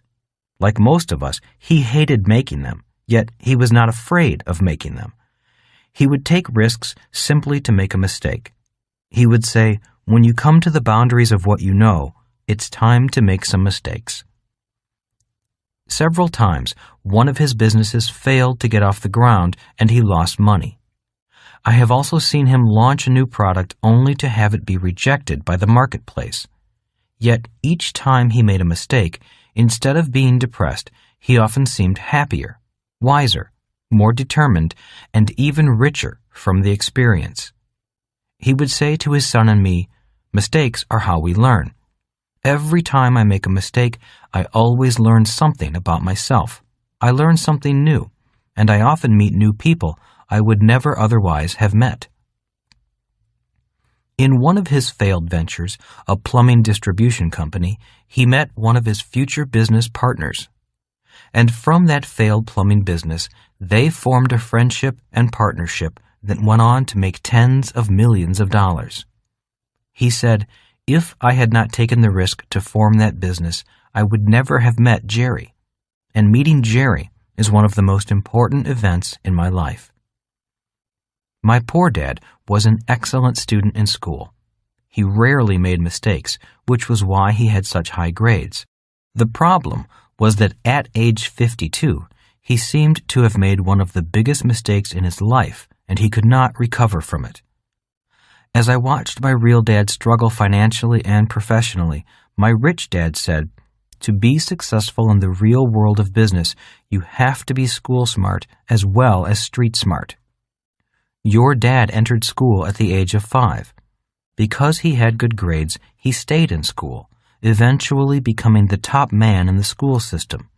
Now, at age 52, he is hitting the streets, and the streets are a very tough teacher. In school, you're given the lesson first. On the street, you're given the mistake first, and then it's up to you to find the lesson, if you ever find it.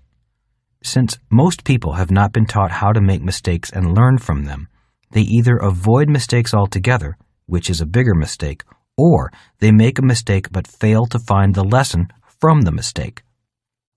That is why you see so many people making the same mistake over and over again. They have never been taught how to learn from their mistakes. In school, you are considered smart if you don't make mistakes. On the street, you are smart only if you make mistakes and learn from them. The biggest failure I know. Rich Dad said to Mike and me, "I am so rich because I've made more financial mistakes than most people. Each time I make a mistake, I learn something new." In the business world, that something new is often called experience. But experience is not enough. Many people say they have a lot of experience because they keep making the same mistake over and over again. If a person truly learns from a mistake, his or her life changes forever, and that person gains wisdom. He went on, saying, "People often avoid making financial mistakes, and that is a mistake. They keep saying to themselves, 'Play it safe, don't take risks.' People may be struggling financially because they have already made mistakes and have not learned from the mistakes. So they get up every day, go to work, repeat the mistake, and avoid new mistakes. But they never find the lesson. These people often say to themselves, 'I'm doing everything right, but for some reason, I'm not getting ahead financially.'" Rich Dad's comment to that statement was, "They may be doing all the right things, but the problem is that they are avoiding the wrong things. Wrong things such as taking more risks. They are avoiding their weaknesses instead of confronting them.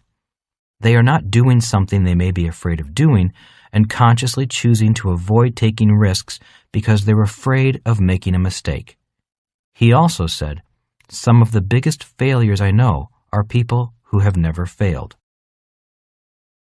The art of making a mistake.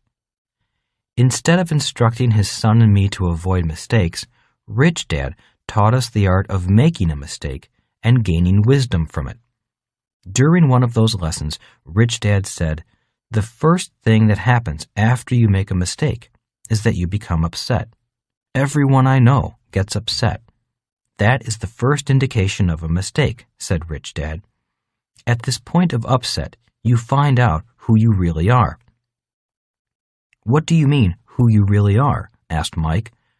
"Well, at a moment of upset, we become one of these characters," Rich Dad said, going on to describe the cast of characters who are brought to center stage when upsets from mistakes occur. The liar will say such things as, "I didn't do that," or No, it wasn't me," or "I don't know how that happened," or "Prove it." The blamer will say such things as, "It's your fault, not mine," or "If my wife didn't spend so much money, I would be better off financially," or "I would be rich if I didn't have you kids," or "The customers just don't care about my products," or "Employees just aren't loyal anymore," or "You weren't clear in your instructions," or "It's my boss's fault." The justifier says such things as, "Well, I don't have a good education, so that is why I don't get ahead," or "I would have made it if I had had more time," or "I really didn't want to be rich anyway," or "Everyone else was doing it." The quitter says things such as, "I told you that it would never work," or "This is too hard and it's not worth it. I'm going to do something else easier," or "Why am I doing this? I don't need this hassle." The denier is who Rich Dad often called the cat in the litter box, which means this person tends to bury his or her mistakes. The person who denies that he or she has made a mistake often says things such as, "No, there's nothing wrong. Things are fine." Or, "Mistake? What mistake?" Or, "Don't worry, things will work out." Rich Dad said, when people are upset due to a mistake or accident, one or more of these characters will take over their mind and body. If you want to learn and gain wisdom from this priceless mistake, you have to let the responsible you eventually take control of your thinking. The responsible you will eventually say, "What priceless lesson can I learn from this mistake?" Rich Dad went on saying, if a person says, "What I learned is that I'll never do this again," he or she probably has not learned much. Too many people live in a diminishing world because they continue to say, "I'll never do that again," instead of saying, I'm glad that happened because I learned this or that from the experience. People who avoid mistakes or waste mistakes never see the other side of the coin. For example, after I lost my nylon and Velcro wallet business, I was upset for about a year. I slept like a baby during that year, which meant I woke up crying every 2 hours. I could hear my mind saying, I should never have started the business. I knew it would fail. I'll never start a business again. I also blamed a lot of people and found myself justifying my actions a lot, saying things such as, it was Dan's fault, and I didn't really love the product anyhow. Instead of running from my mistakes and getting a job, Rich Dad had me face the mess I had made and begin to work my way out from under the pile of rubble that was once my business. Today, I say to people, I learned more about business by failing than I ever did by being successful. Working through the wreckage and rebuilding the company made me a much better businessman. Today, instead of saying, I'll never do that again, I say, I'm glad I did fail and learn because I am grateful for the wisdom I gained. And then I say, let's start another business. Instead of fear and resentment, there is excitement and fun. Instead of being afraid of failing, I now know that making mistakes is the way we were all designed to learn. If we fail to make mistakes, or make them and do not learn from them, the magic goes out of life. Life goes backward and gets smaller instead of more expansive and filled with magic. I failed in high school twice because I could not write. To have my books on bestseller lists, such as those of the New York Times, the Sydney Morning Herald, and the Wall Street Journal, is magical. It is ironic that I am well known for subjects I initially failed at: writing, business, selling, speaking, accounting, and investing. I am not known for the subjects that were easy and enjoyable for me: surfing, economics, rugby, and painting. What is the lesson? Whenever I hear people saying, investing is too risky, or I don't like taking risks with my money, or what if I fail, or what if I lose my money, I am often reminded of my poor dad, because what he was really saying was, I don't want to make a mistake. In his world, the world of academics, people who make mistakes are considered stupid. In Rich Dad's world, risk, mistakes, and failure are integral parts of human development. So instead of avoiding risk and mistakes, he learned to manage risk and mistakes. He believed that a mistake was simply a lesson with emotions attached to it. He said, whenever we make a mistake, we become upset. An upset is our Maker's way of telling us that we need to learn something. It is a tap on our shoulder saying, pay attention. You have something important to learn. If you lie, blame, justify, or deny the upset, you waste the upset and will waste a precious gem of wisdom. Rich Dad taught me to count to 10 if I was angry, or to 100 if I was very angry. After cooling off, I simply say, I apologize, and never blame the other person, no matter how angry I am. If I blame, I give power to the other person. If I take responsibility for whatever happened, I will learn a precious lesson that I obviously need to learn. If I lie, blame, justify, or deny, I learn nothing. Rich Dad also said, unsuccessful people blame the other person. They often want the other person to change, and that is why they stay upset for so long. They are upset because they fail to learn their personal lesson. Instead of being upset, such people should be grateful for the other person being there to teach them something they need to learn. People come together to teach each other lessons. The problem is that we often do not know what lesson we are teaching. To be upset or hold a grudge against the other person is like being upset with your bicycle because you fell off once or twice while trying to learn something new, Rich Dad would say. Learning from mistakes. When markets go up, Individuals who have never invested before will get into the market and start investing. You'll hear them say things like, "I have made so much money in the market," or "I'm in early and the price has gone up 20%. Those are often enthusiastic words of new investors who have never lost in a down market. When markets go down, the same new investors will find out what it feels like to make a mistake in the market. That's when you'll see who the real investors are. As Rich Dad said, it's not how much your investment goes up that matters. It's how much it can come down that is most important. Real investors must be prepared to profit as well as learn when things do not go as they want them to in the market. The best thing a market can teach you is how to learn from your mistakes. For me, learning to control my temper has been a lifelong process. So has the process of being willing to take risks, make mistakes, and be grateful for the other person, even though I may no longer speak to or do business with that person. When I reflect back on my life, I would say that it is this mental attitude that has made me the most money, has brought me the most success, and has ultimately allowed me to have the most magic in my life. Mental Attitude Quiz. I learned from both dads that both school smarts and street smarts are important. Being intelligent is recognizing the differences between the two. As Rich Dad said, school smarts are important, but street smarts make you rich. So, the mental attitude questions are: 1. What are your attitudes about risk, making mistakes, and learning? 2. What are the attitudes of the people around you about risk, making mistakes, and learning? 3. Are there still some financial, professional, or business upsets that remain unresolved for you? 4.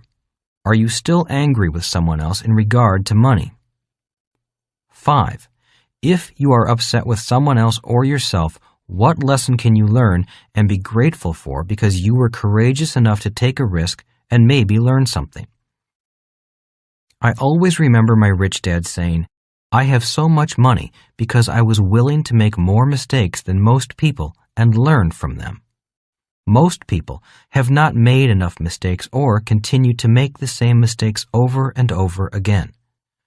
Without mistakes and learning, there is no magic in life. This subject of the magic of mistakes is one of Rich Dad's most important lessons, especially in this brave new world we enter. It is the people who fear mistakes who will be left behind financially and professionally as the information age continues to expand.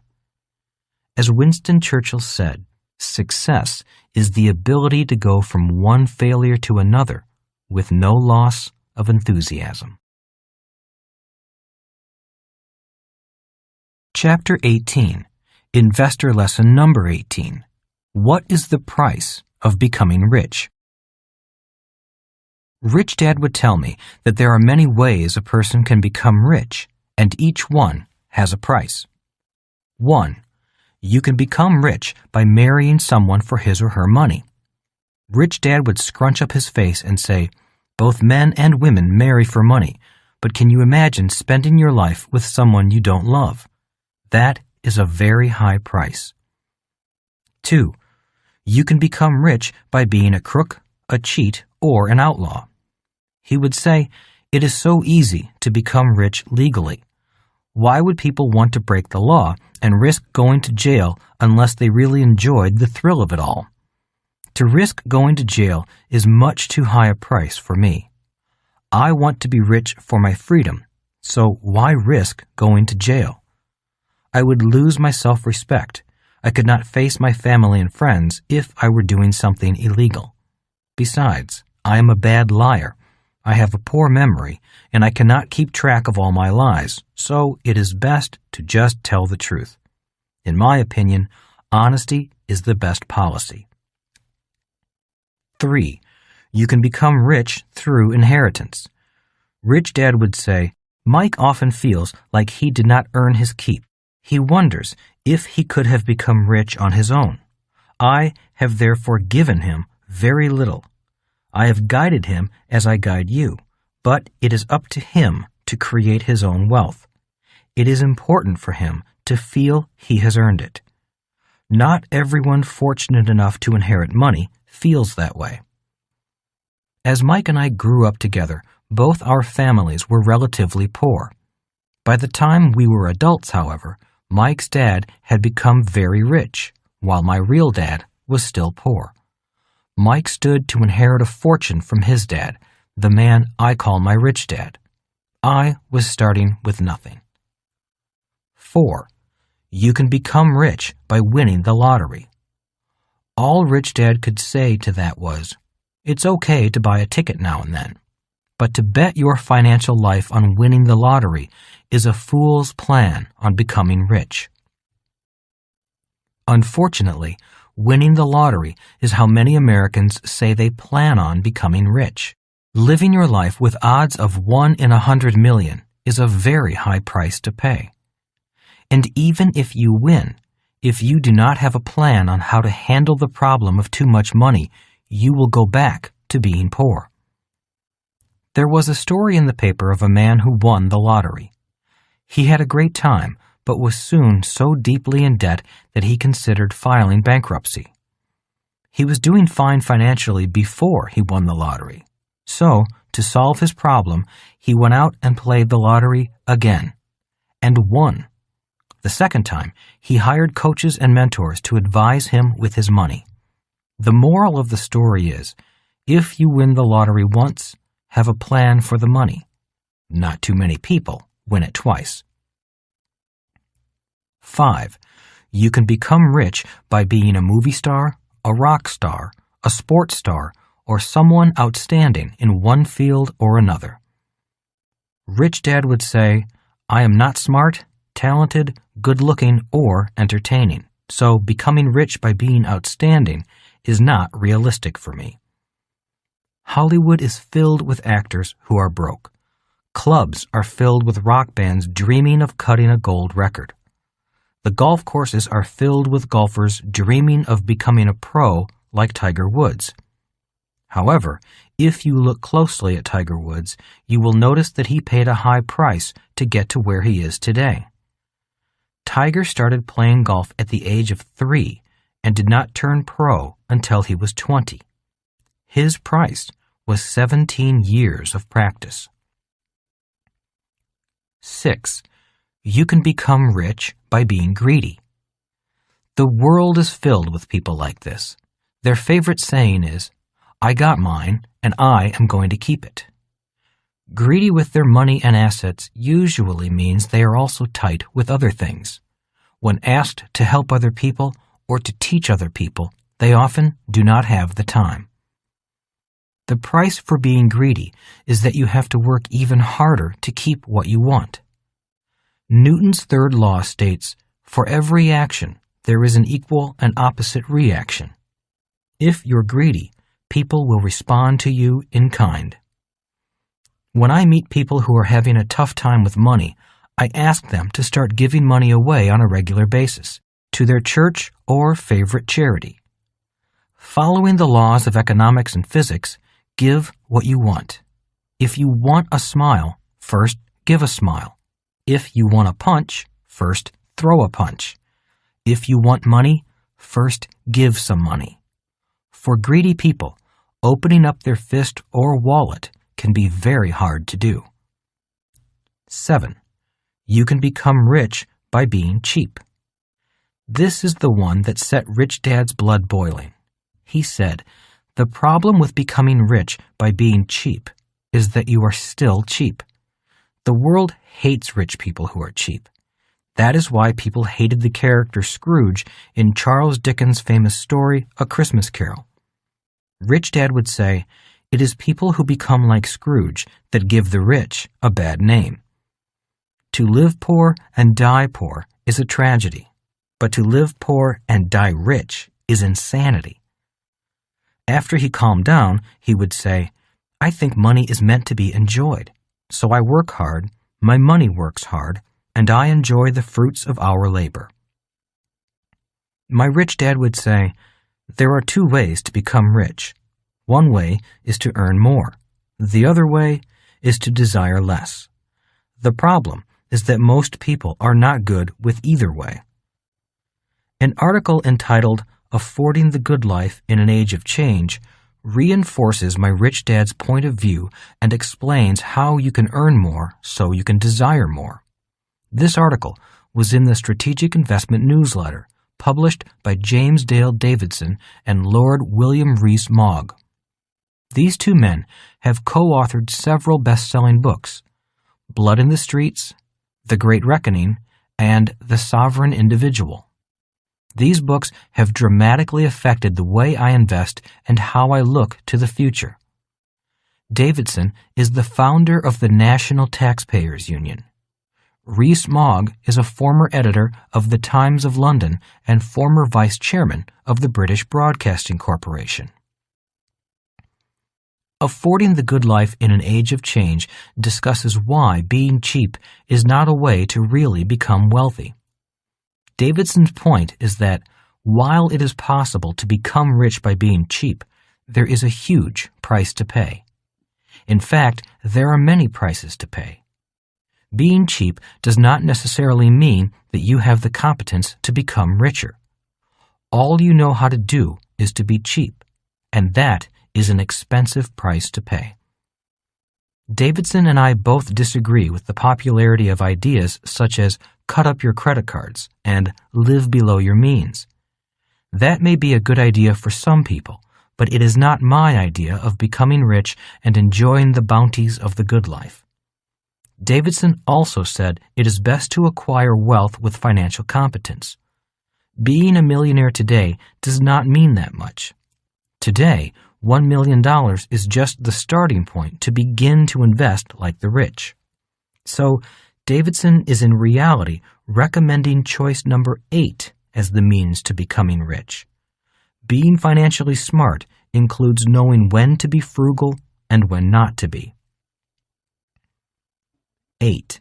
You can become rich by being financially smart.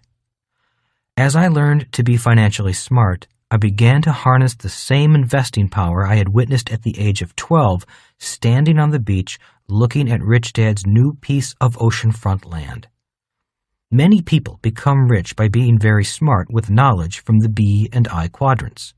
Many of these individuals operate behind the scenes and manage, control, and manipulate the world's business and financial systems. Millions of people faithfully place their retirement savings and other monies into the market. However, the decision makers of the underlying investments actually make the large sums of money, not the individual investor or retiree. As Rich Dad taught me years ago, there are people who buy tickets to the game, and there are people who sell tickets to the game. You want to be on the side that is selling the tickets. The book The Millionaire Next Door by Thomas F. Stanley and William Danko makes many fundamental points about frugality, such as being frugal is the cornerstone of wealth building. There are differences between being cheap and being frugal. Rich Dad was more concerned with being frugal than being cheap. He said, if you want to be really rich, you need to know when to be frugal and when to be a spendthrift. The problem is that too many people only know how to be cheap. That is like having only one leg to walk on. Books such as The Millionaire Next Door and Getting Rich in America, 8 Simple Rules for Building a Fortune and a Satisfying Life by my friend Dwight Lee defines success downward by suggesting that anyone who lives a frugal lifestyle and pinches pennies can become rich. Yes, but there is a limit to the amount of wealth you can acquire by living as though you were poor. Even eating Spam or canned spaghetti at every meal would not save enough money to make you a multimillionaire. This helps explain why only 1 in 10 millionaires reaches a net worth of $5 million. Penny pinching is only a preliminary step that would permit someone without inherited capital or a significant annual cash flow to make the kind of investment that would lead to riches. For Americans, becoming a millionaire is a necessary step to allow you to participate as an accredited investor in private placements for private, high-growth companies. This is the main route to riches. I was a millionaire in my early 20s, but I quickly recognized even then that a few million did not amount to much. I could not afford my preferred lifestyle on such a small fortune. My conclusion is that the best way to make real money is to undertake private stage investments in private companies. Why the rich get richer. When I was younger, my rich dad said to me, "The rich get richer partly because they invest differently than others. They invest in investments that are not offered to the poor and the middle class. Most importantly, however, they have a different educational background. If you have the education, you will always have plenty of money." Davidson points out that the dollar has lost 90% of its value in the last century. Being a cheap millionaire is therefore not enough. To qualify to invest in the investments of the rich, the price is at least $1 million of net worth. Even then, you may not be competent enough to safely invest in what the rich invest in. Rich Dad said, if you want to invest in the same investments the rich invest in, you need education, experience, and excess cash. At each level of what Rich Dad called the 3 E's, you find a different type of investor with a different level of education, experience, and excess cash. The price of being financially free requires time and dedication to gain the education, experience, and excess cash to invest at those levels. You know you are financially smarter or increasing in sophistication when you can tell the differences between good debt and bad debt, good losses and bad losses, good expenses and bad expenses, tax payments versus tax incentives, corporations you work for versus corporations you own, how to build a business, how to fix a business, and how to take a business public. The advantages and disadvantages of stocks, bonds, mutual funds, businesses, real estate, and insurance products, as well as the different legal structures and when to use which product. Most average investors know only about bad debt, which is why they try to pay it off, bad losses, which is why they think losing money is bad, bad expenses, which is why they hate paying bills, taxes they pay, which is why they say that taxes are unfair, job security and climbing the corporate ladder instead of owning the ladder, investing from the outside and buying shares of a company rather than selling shares of a company they own, investing only in mutual funds or picking only blue-chip stocks. You can become rich by being generous. This was the way Rich Dad became rich. He often said, "The more people I serve, the richer I become." He also said, "The problem with being in the E and S quadrants is that you can serve only so many people. If you build large operating systems in the B and I quadrants, you can serve as many people as you want. And if you do that, you will become richer beyond your dreams." Serving more and more people. Rich Dad shared this example on how to become rich by serving more and more people. If I am a doctor and I know how to work with only one patient at a time, there are just 2 ways for me to make more money. One is to work longer. The other is to raise my rates. But if I keep my job and work in my spare time to find a drug that cures cancer, then I will become rich by serving many more people. The definition of rich. Forbes magazine defines rich as $1 million in income and $10 million in net worth. Rich Dad had a tougher definition. A consistent $1 million in passive income, which is income that comes in regardless of whether you work or not, and $5 million in assets, not net worth, since net worth can be an elusive and much manipulated figure. Rich Dad also felt that if you could not maintain a 20% return from capital invested, you were not really an investor.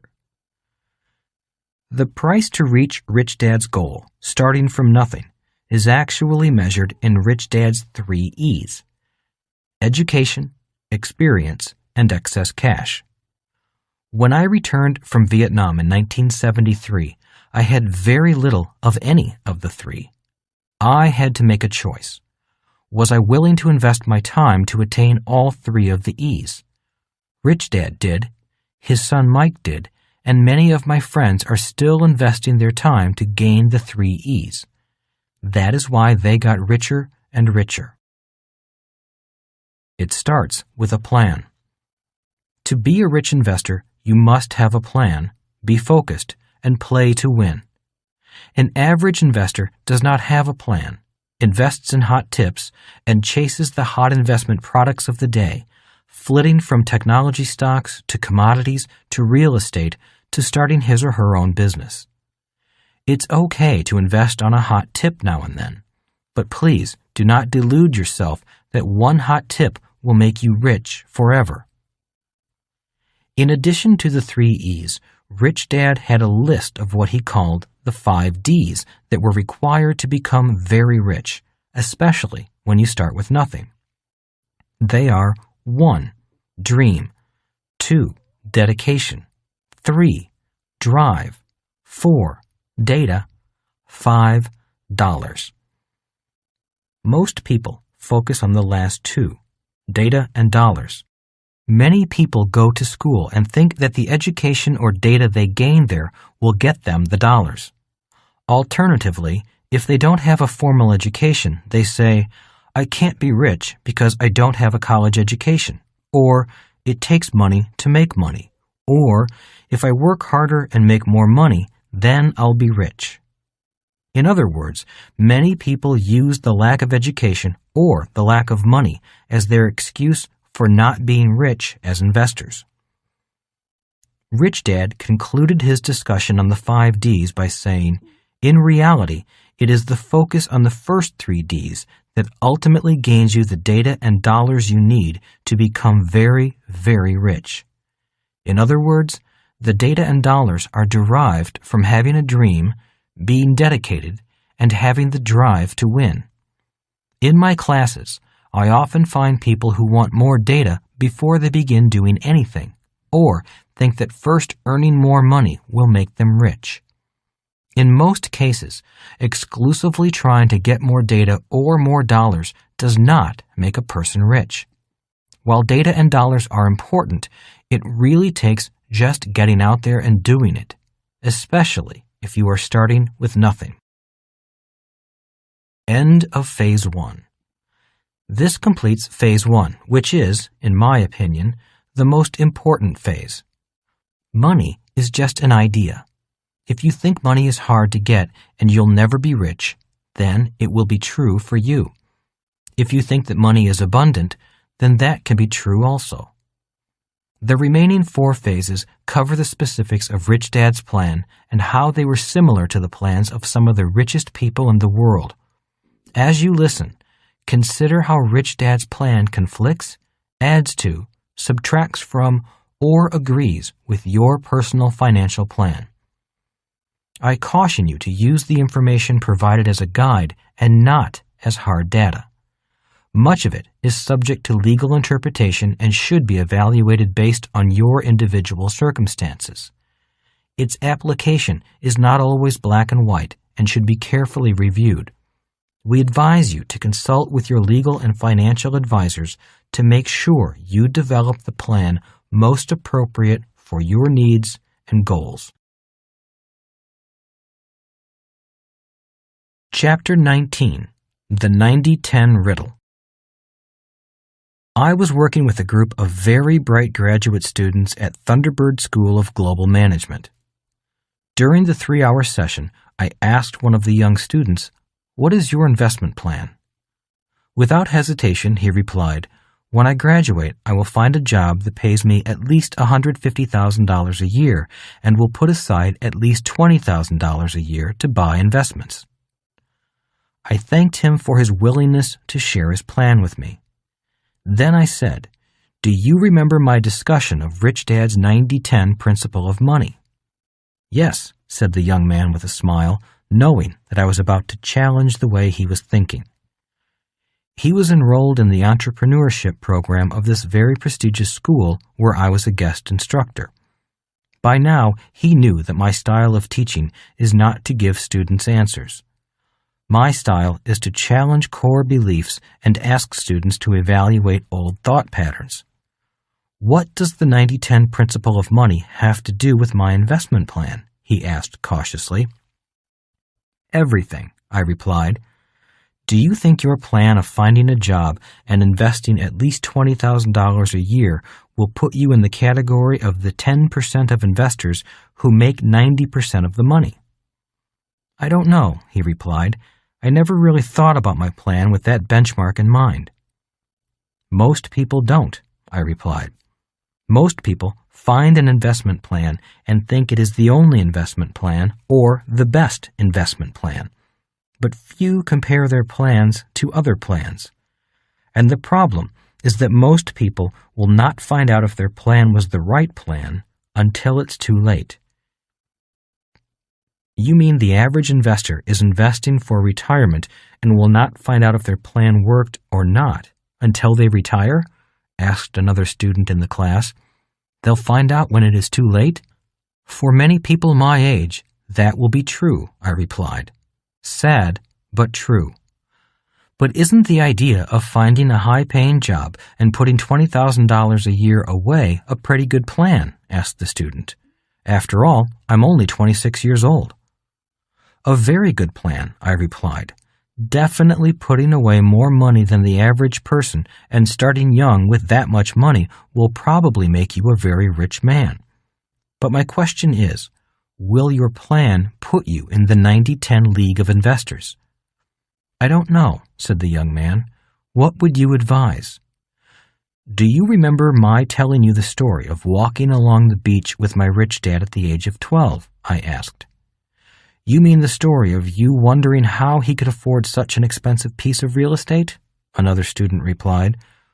"Rich Dad's first big investment and his first move into the world of bigger investments?" I nodded my head and replied, "That's the story." "And that story has to do with the 90-10 rule of money?" asked the student. "Yes, it does. It applies because I always wondered how my rich dad could acquire an asset so big even though he had very little. So, after asking him how he did it, he gave me what he called the 90-10 riddle." "The 90-10 riddle?" replied one of the students. "What is the 90-10 riddle, and what does it have to do with my investment plan?" With that question, I walked to the chalkboard and drew a diagram. "This is the 90-10 riddle," I said. "That's the 90-10 riddle?" asked the student. "All it looks like is a financial statement without any assets in it." And it is. "So, this is the question that completes the riddle," I said with a grin, watching the students' faces to see if they were still with me. After a long pause on my part, one of the students finally demanded, "So, give us the question." "The question is," I said slowly, "how do you fill your asset column without buying any assets?" "Without buying any assets?" asked the student. "You mean without any money?" "More or less," I replied. "Your investment plan for putting $20,000 a year aside to invest is a good idea. But my challenge to you is the idea of buying assets with money a 90-10 idea, or is it an average investor idea?" So you're saying to create assets in the asset column instead of buying the assets with money, which is what most people do. I nodded my head. You see, this diagram, the diagram I call the 90-10 riddle, is the riddle that my rich dad would challenge me with on a regular basis. He would ask me for my ideas on how I could create assets in the asset column without buying them with money. The students were silent, looking at the riddle on the chalkboard. Finally, one student turned and said, "Is that why you often say it doesn't take money to make money?" I nodded my head and replied, "You're catching on. Most people in the 90% who own the 10% often say it takes money to make money. Many often give up on investing if they do not have any money." So your rich dad's 90-10 riddle was to give you a blank asset column and ask you how you would fill it with assets without having to buy the assets. Constantly. After I came back from Vietnam, he would routinely have a lunch or dinner with me and ask me for new ideas on how to fill the asset column by creating assets instead of buying assets. He knew that this is how many of the ultra-rich got rich in the first place. That is how Bill Gates, Michael Dell, and Richard Branson all became billionaires. They did not become billionaires by looking for a job and putting a few dollars aside. So you're saying the way to become rich is by being an entrepreneur. No, I am not saying that. I just use those examples because you are all in the entrepreneurship program at Thunderbird.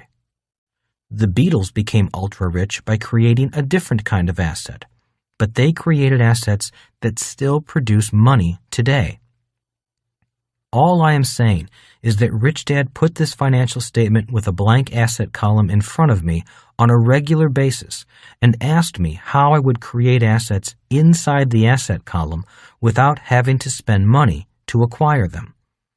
He began giving me this 90-10 quiz when I asked him how he found the power to acquire a piece of the most expensive beachfront land without any money. So he said his business bought the land, another student chimed in. As I said, that is one way, but there are many ways you can create assets inside an asset column without buying them. Inventors do it by inventing something of great value. Artists paint paintings that are priceless. Authors write books that pay them royalties for years. Creating a business is the way an entrepreneur does it, but you don't have to be an entrepreneur to create an asset inside the asset column. I've done it with real estate without using any money. All you have to do is be creative, and you can be rich for life. You mean I can invent something with new technology and become rich? Asked one of the students. You could, but it does not have to be an invention or new technology, I said, pausing for a while. It is a way of thinking that creates assets. Once you have that way of thinking, you will be richer than you ever dreamed possible. What do you mean it doesn't have to be a new invention or technology? What else could it be? Doing my best to make my point, I asked, "Do you remember the story about the comic books in my book, Rich Dad, Poor Dad?" "Yes," said one of the students, "the story of your rich dad taking away your 10 cents an hour and asking you to work for free after you asked for a raise. He took away the 10 cents because he did not want you to spend your life working for money." "Yes, that story," I replied. "That is a story about filling the asset column with an asset without buying the asset." The students stood quietly for a while, thinking about what I had just said. Finally, one spoke up and said, "So you took old comic books and turned them into assets?" I nodded my head. "But were the comic books the asset?" I asked. "Not until you turned them into an asset," replied another student. "You took something that was being thrown out as trash and turned it into an asset." "Yes, but were the comic books the asset, or were the comic books merely the part of the asset you could see?" "Oh," another one of the students jumped in, "it was the invisible thought process that took the comic book and created an asset out of it. The thought process was the real asset." That is how my rich dad saw it. He later told me that the power he had was his thinking process. It was a thinking process that he often jokingly called turning trash into cash. He also said most people do exactly the opposite and turn cash into trash. That is why the 90-10 rule holds true. "He was like the ancient alchemists," said one of the students, "the alchemists who searched for the formula to turn lead into gold." "Exactly," I said. "The people who are in the 90-10 grouping of money are modern-day alchemists. The only difference is that they are able to turn nothing into assets. Their power is the ability to take ideas and turn them into assets. But as you say, many people have great ideas. They are just not able to convert them into assets," said a student. I nodded my head, and that was my rich dad's secret power that I saw that day on the beach. It was that mental power or financial intelligence that allowed him to acquire such an expensive piece of real estate, while the average investor would walk away from it, saying, "I can't afford it," or "It takes money to make money." "How often did he give you the 90-10 quiz?" asked a student. "Very often," I replied. "It was his way of exercising my brain. Rich Dad often said that our brains are our most powerful asset, and, if used improperly, they can be our most powerful liability." The students were silent. I assume they were contemplating and questioning their own thoughts. Finally, the original student, the student whose plan it was to put the $20,000 a year away, said, "So that is why in your book, Rich Dad, Poor Dad, one of Rich Dad's lessons was that the rich invent their own money." I nodded my head and said, "And lesson number 1 of the 6 lessons was, the rich don't work for money." Again, there was silence from the young students before one said, "So, while we are planning on getting a job and saving money to buy assets, you were taught that your job was to create assets." "Well said," I replied. "You see, the idea of a job was created in the industrial age, and ever since 1989, we have been in the information age." "What do you mean the idea of a job is an industrial age idea?" one student asked with a start. "Humans have always had jobs, haven't they?" "No, at least not in the way we know a job today. You see, in the hunter-gatherer period of humanity, humans lived in tribes, and each person's job was to contribute to the communal survival of the tribe. In other words, it was all for one and one for all. Then came the agrarian age, the era when there were kings and queens. A person's job during that period was to be a serf or a peasant who paid the king to work the land the king owned. Then came the industrial age, and serfdom or slavery was abolished, and human beings began selling their labor on the open market. Most people became employees or self-employed, doing their best to sell their labor to the highest bidder. That is the modern concept of the word job. So the moment I said I'm going to get a job and put $20,000 away a year, you see that kind of thinking as industrial age thinking. I nodded my head. Just as today there are still agrarian age workers who are known as farmers and ranchers. Today there are still hunter-gatherers, commercial fishermen, for example. Most people are working with industrial age ideas, and that is why so many people have jobs. "So what would an information age idea of work be?" asked a student. "People who do not work because their ideas are at work. Today, there are students who are much like my rich dad who are going from school to becoming rich without a job. Look at many of the internet billionaires. Some of them dropped out of college to become billionaires without ever having a formal job. In other words, they started with an empty asset column and filled it with a very big asset, an information age asset," added one of the students. "Many built multi-billion-dollar assets," I said. "They went from students to billionaires. Soon, there will be high school students who will go from high school students to billionaires without ever applying for a job. I already know of one who is a millionaire without ever having a job. After reading my book and playing my games, he bought a large piece of real estate, sold off a section of vacant land, kept the apartment house, and paid off his loan with the money from the land. He now owns the apartment house, which is worth a little over $1 million, and has a cash flow of $4,000 a month income without working. He will graduate from high school in about a year. The students stood silently again, thinking about what I had just said. Some had a hard time believing my story about the high school student, yet they knew the story of college dropouts becoming billionaires was true. Finally, one spoke up. So, in the information age, people are getting rich with information. Not just in the information age, I replied. It has been this way throughout the ages. It is the people who do not have assets who work for or are controlled by those people who create, acquire, or control the assets. So you're saying a high school kid could beat me financially, even though he does not have a great education from a prestigious school or a high-paying job, said the first student. That is exactly what I'm saying.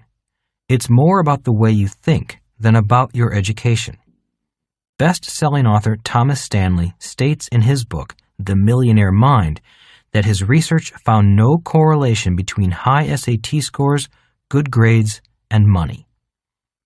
The student with the $20,000 a year investment plan then said, "So if I want to join the 90-10 Investor Club, I am better off to practice creating assets instead of buying assets. I should acquire assets by being creative rather than by doing what everyone else does." That is why billionaire Henry Ford said, "Thinking is the hardest work there is. That is why so few people engage in it," I replied. It also explains why, if you do what the 90% of investors do, you will join them in sharing only 10% of the wealth. Or why Einstein said, "Imagination is more important than knowledge," added another student. Or why my rich dad gave me this tip when hiring an accountant. He said that when you're interviewing an accountant, ask him or her, "What is 1 plus 1? If the accountant answers 3, don't hire the person. They're not smart.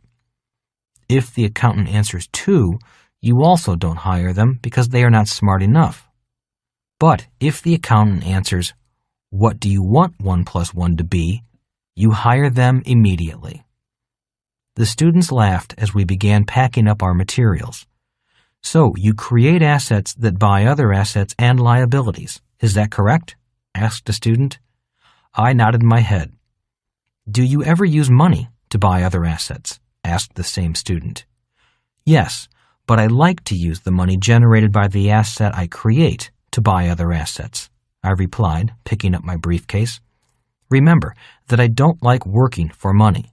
I'd rather create assets that buy other assets and liabilities." A young student from China gave me a hand with my bags and said, "And is that why you recommend network marketing so much? For very little money and risk, a person can build an asset in their spare time." I nodded my head. An asset they can pass on to their kids if their kids want it. I don't know of too many companies that will let you pass on your job to your kids. That is one test of an asset. You can hand it on down to the people you love. My dad, the man I call my poor dad, worked very hard to climb the government ladder. Even if he had not been fired, he would not have been able to pass on his years of hard work to his kids. Not that any of us wanted the job or were qualified to take the job anyway. The students gave me a hand out to my car. "So think about creating assets rather than working hard and buying assets," said the $20,000 student. "If you want to get into the 90-10 Investor Club," I replied. "That is why my rich dad constantly challenged my creativity to create different types of assets in the asset column without buying them. He said it was better to work years at creating an asset rather than to spend your life working hard for money to create someone else's asset." As I climbed into my car, the $20,000 student then said, "So all I have to do is take an idea and create an asset, a big asset that makes me rich. If I do that, I will solve the 90-10 riddle and join the 10% of all investors who control 90% of the wealth. Laughing, I pulled my door shut and replied to his last comment. If you solve the 90-10 riddle in real life, you will have a good chance of joining the 10% that control 90% of the money. If you don't solve the 90-10 riddle in real life, you will probably join the 90% that control just 10% of the money. I thanked the students and drove away. Mental Attitude Quiz. As Henry Ford said, thinking is the hardest work there is. That is why so few people engage in it. Or, as my rich dad said, your brain can be your most powerful asset. But if not used properly, it can be your most powerful liability. My rich dad had me repeatedly create new assets in an empty asset column. He would sit down with his son and me and ask us how we could create a new and different asset. He really did not care if the idea was crazy. He just wanted us to be able to substantiate how our idea could be turned into an asset. He would ask us to defend our thoughts and challenge his challenges. In the long run, it was a lot better than him telling us to work hard, save money, and live below our means, which was what my poor dad recommended. So, the mental attitude quiz question is, are you willing to consider creating your own assets rather than buying them? There are many books and educational programs written on how to buy assets wisely. For most people, buying assets is the best plan for them. I would also recommend that you buy assets for the secure and comfortable levels of your investment plan. Invest in such assets as blue-chip stocks for the secure and comfortable level. But if you have dreams of becoming a very rich investor, the question is, are you willing to create your assets rather than buy someone else's assets? If not, then, as I said, there are many books and educational programs about how to purchase assets. If you are willing to consider how to create assets, then the remainder of this audiobook will be valuable, maybe priceless.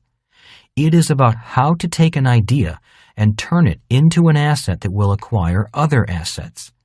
It is not only about how to make a lot of money in the asset column. It is also about how to keep the money that asset makes and have it acquire even more assets, as well as the luxuries of life. It reveals how many of the 10% came to acquire 90% of the money. So, if this is of interest to you, then please continue listening. Again, this is the 90-10 riddle. How do you create an asset in the asset column without spending money to acquire it? The smart way to keep your money. My first big business was the nylon and Velcro surfer wallet business in 1977. It was created as a very big asset in the asset column. The problem was that the size of the created asset was big, but my business skills were small. So, while I was technically a millionaire in my 20s, I also lost it all in my 20s. I repeated the same process 3 years later in the rock and roll business. When MTV hit, our little company was in the perfect position to capitalize on the craze. Again, the asset created was bigger than the people who created it. We went up like a rocket ship and came down like a rocket ship without gas. The rest of this audiobook is dedicated to creating big assets, having the professional talent to match the size of the asset, and keeping the money made by investing in other, often more stable, assets. As my rich dad said, what good is making a lot of money if you don't keep it? Investing is the way smart people keep their money. Phase 2. What type of investor do you want to become? Chapter 20. Solving the 90-10 riddle. My rich dad said there are investors who buy assets and there are investors who create assets. If you want to solve the 90-10 riddle for yourself, you need to be both types of investors. In the introduction, I told the story of Rich Dad walking along a beach with Mike and me, looking at a very expensive piece of beachfront real estate he had just purchased. You may recall that I asked Rich Dad how he could afford such an expensive piece of real estate when my poor dad could not. Rich Dad's reply was, "I can't afford to buy this land either, but my business can." All I could see was a piece of land with old abandoned cars, an old building falling down, lots of brush and debris, and a large "for sale" sign sticking up from the middle of the property. At the age of 12, I could not see any business on this land, but my rich dad could. The business was being created in his head. That ability to create businesses in his head was the reason he would go on to be one of the richest men in Hawaii. In other words, Rich Dad solved his 90-10 riddle by creating assets that in turn purchased other assets. That plan was not only Rich Dad's investment plan.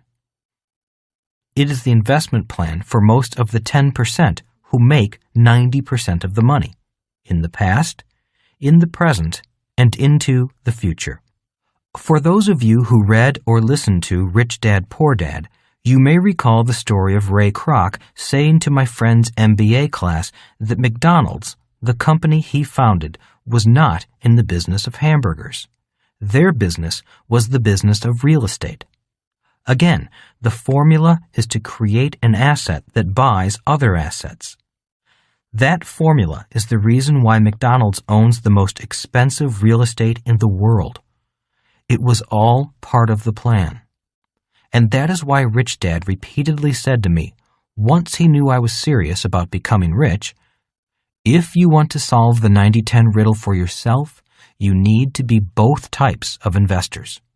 You need to be a person who knows how to create assets, as well as a person who knows how to buy assets. The average investor is not generally aware of the different processes and is not good at either process of investing. The average investor usually does not even have a formally written plan. Making millions, maybe billions, from your ideas. Much of the second half of this audiobook is about how people create assets.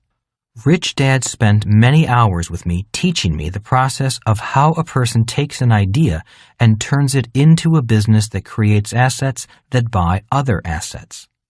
During one of these lessons with Rich Dad, he said, "Many people have ideas that could make them rich beyond their wildest dreams. The problem is that most people have never been taught how to put a business structure inside their ideas, and so many of their ideas never take shape or stand on their own. If you want to be one of the 10% who make 90% of the money, you will need to know how to build a business structure inside your creative ideas." Much of the second half of this audiobook is about what Rich Dad called the BI triangle, which is the mental structure that can give life to your financial ideas. It is the power of the BI triangle that takes an idea and turns it into an asset. Rich Dad often said, more than just knowing how to create assets that buy assets, one of the main reasons the richest of investors are able to become richer is that they know how to turn their ideas into millions and maybe even billions of dollars. The average investor may have excellent ideas, but they often lack the skills to turn their ideas into assets that buy assets. The remainder of this audiobook is dedicated to how ordinary people are able to turn their ideas into assets that buy assets. You can't do that. While teaching me how to turn my ideas into assets, Rich Dad often said, when you first set out to turn your ideas into your personal fortune, many people will say, you can't do that. Always remember that nothing kills your great ideas more than people with small ideas and limited imaginations. Rich Dad gave me 2 reasons he thought people tended to say, you can't do that. 1, they say you can't do that, even if you are doing what they say you cannot do, not because you can't do it, but because they can't do it. 2, They say you can't do it because they cannot see what you are doing. Rich Dad explained that the process of making a lot of money is a mental process more than a physical process. One of Rich Dad's favorite quotes came from Einstein. Great spirits have always encountered violent opposition from mediocre minds. Commenting on Einstein's quote, Rich Dad said, "We all possess both a great spirit and a mediocre mind. The challenge in turning our ideas into $1 million or even $1 billion asset is often the battle between our own great spirits and our own often mediocre minds." When I explain the BI triangle, which is the business structure that gives life to business ideas and is explained in this part of this audiobook, some people become overwhelmed by the amount of knowledge required to make the BI triangle work for them. When that happens, I often remind them of the battle between their great spirits and mediocre minds. Whenever a person's mediocre mind begins to oppose their own great spirits, I always remind them of what my Rich Dad said to me. He said, "There are many people with great ideas, but very few people with great amounts of money." The reason the 90-10 rule holds true is that it does not take a great idea to become rich, but it does take a great person behind the idea to become rich. You must be of strong spirit and strong in your convictions to turn your ideas into fortunes.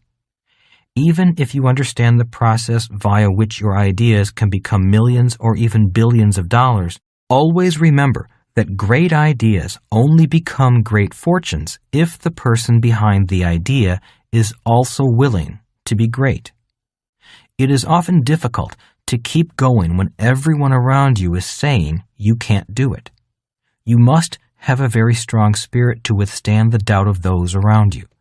But your spirit must be even stronger when you are the person saying to yourself, "You can't do that." This does not mean that you plow blindly on, not listening to the good and bad ideas of your friends or yourself. Their thoughts and input should be listened to and often used when their ideas are better than yours. But at this moment, I am not talking to you about mere ideas or advice. What I am talking to you about is more than just ideas.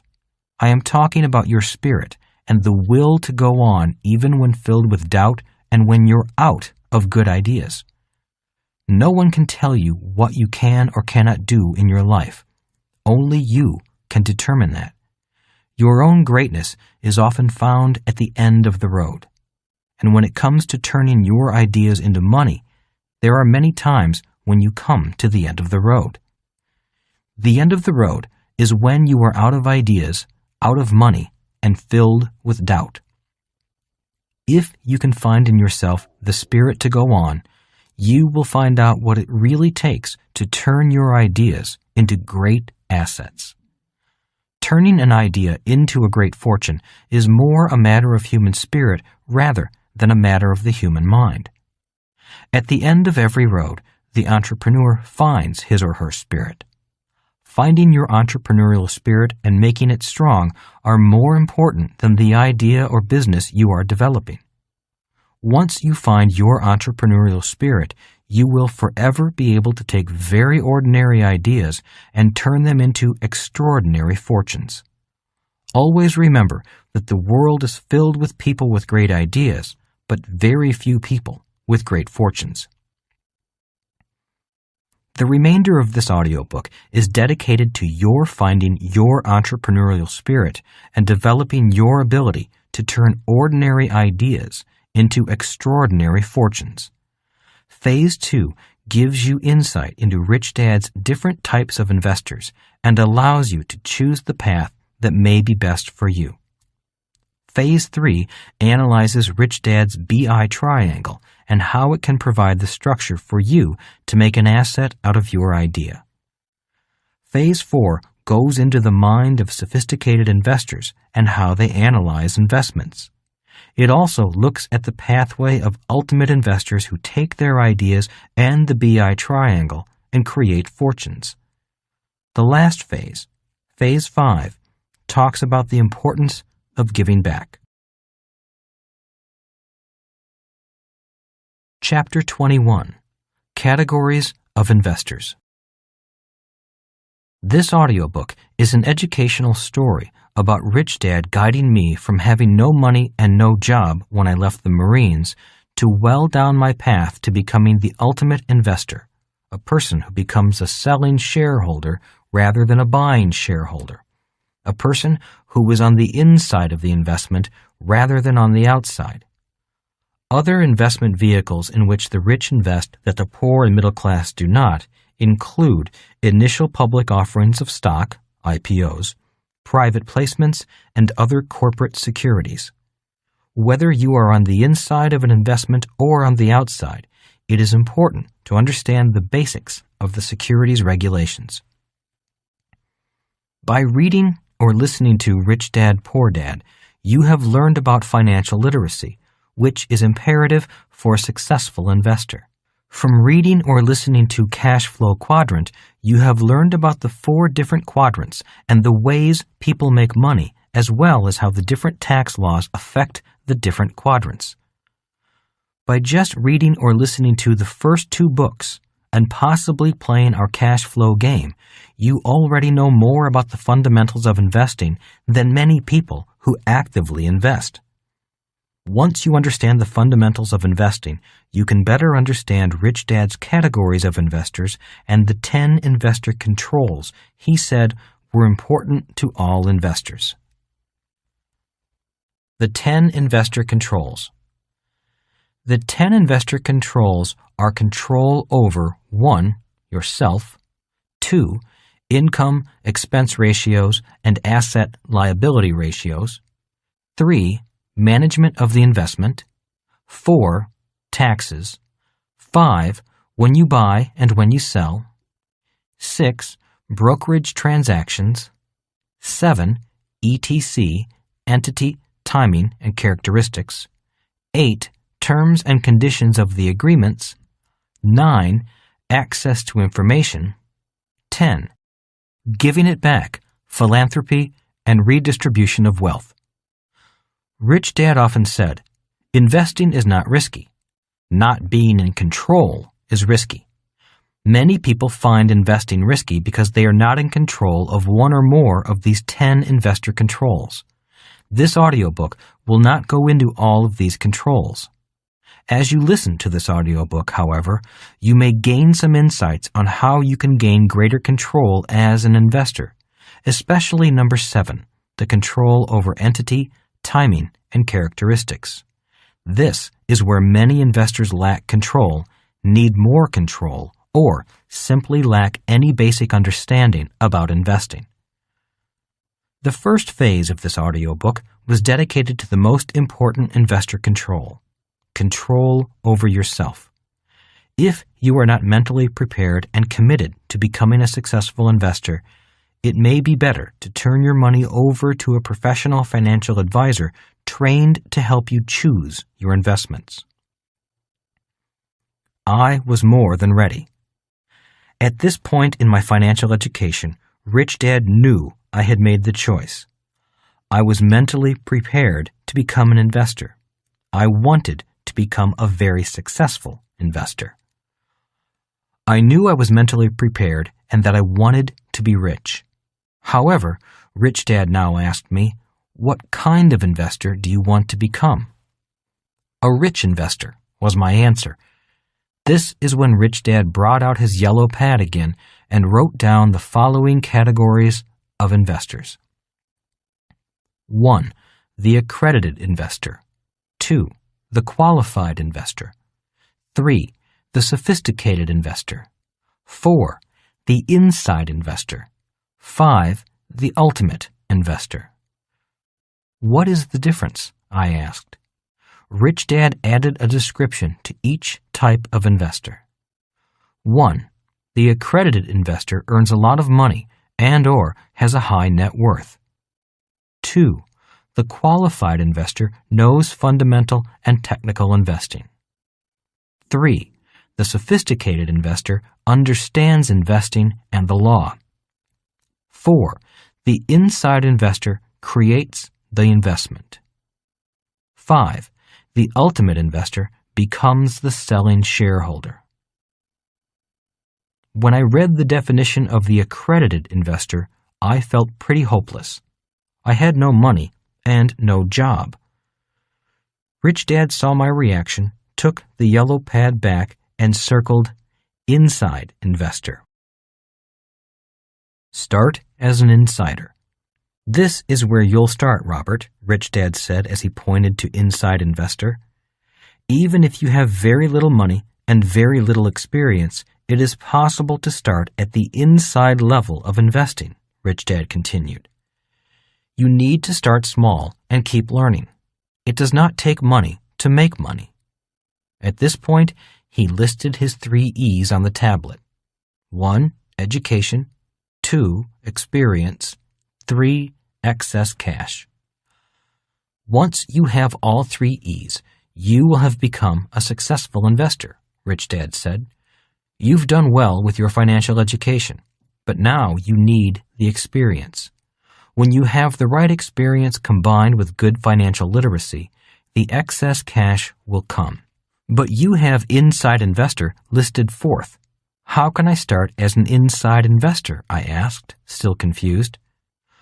Rich Dad wanted me to start as an insider because he wanted me to be a person who created assets that eventually bought other assets. Start by building a business. I am going to teach you the fundamentals of building a successful business, Rich Dad continued. If you can learn to build a successful B quadrant business, your business will generate excess cash. Then you can use the skills you learned becoming a successful B to analyze investments as an I. It is like coming in through the back door, isn't it? I asked. Well, I would rather say it is the opportunity of a lifetime, Rich Dad replied. Once you learn to make your first $1,000,000, the next 10 are easy. Okay, so how do I get started? I asked impatiently. First, let me tell you about the different categories of investors, Rich Dad answered, so you can understand what I'm saying. Overview. You get to choose. In this phase of Rich Dad's Guide to Investing, I share Rich Dad's descriptions of each one of his categories of investors. The following mini chapters explain the distinctions, the advantages and disadvantages of each category, because the path I chose may not be the right path for you. The accredited investor. The accredited investor is someone with high income or high net worth. I knew I could not qualify as an accredited investor. A long-term investor who has chosen to invest for security and comfort may very well qualify as an accredited investor. There are many E's and S's who are very content with their financial position. They recognized early on the need to provide for their financial future through the I quadrant and adopted a plan for investing with their income earned as E's and S's. Their financial plans, whether to be secure or comfortable, have been met. In Cash Flow Quadrant, we discussed this 2-legged approach to building financial security. I applaud these individuals for their foresight and discipline in developing a financial plan and providing for their financial future.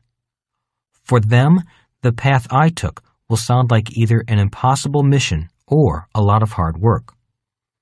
There are also many highly paid E's and S's who qualify as accredited investors based on their income alone. If you can qualify as an accredited investor, you will have access to investments that most people do not. To be successful in choosing your investments, however, you still need financial education. If you choose not to invest your time in your financial education, you should turn your money over to competent financial advisors who can assist you with your investment decisions.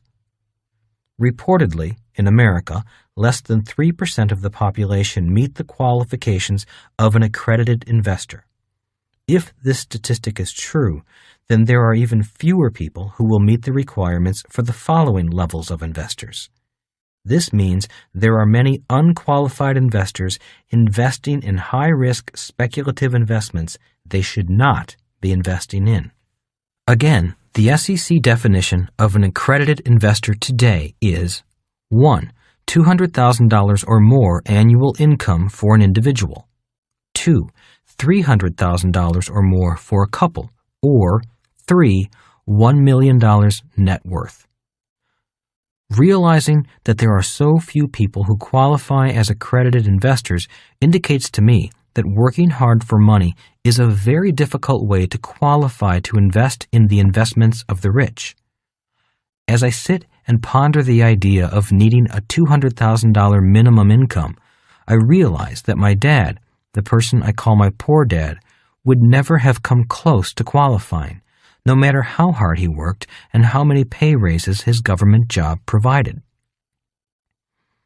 If you have played the Cash Flow 101 game, you may note that the fast track of the game is the track that represents where the accredited investor meets the minimum requirements. Technically, less than 3% of the U.S. population meets the requirements to invest in the investments found on the game's fast track. That means more than 97% of the population invests in the rat race. The qualified investor.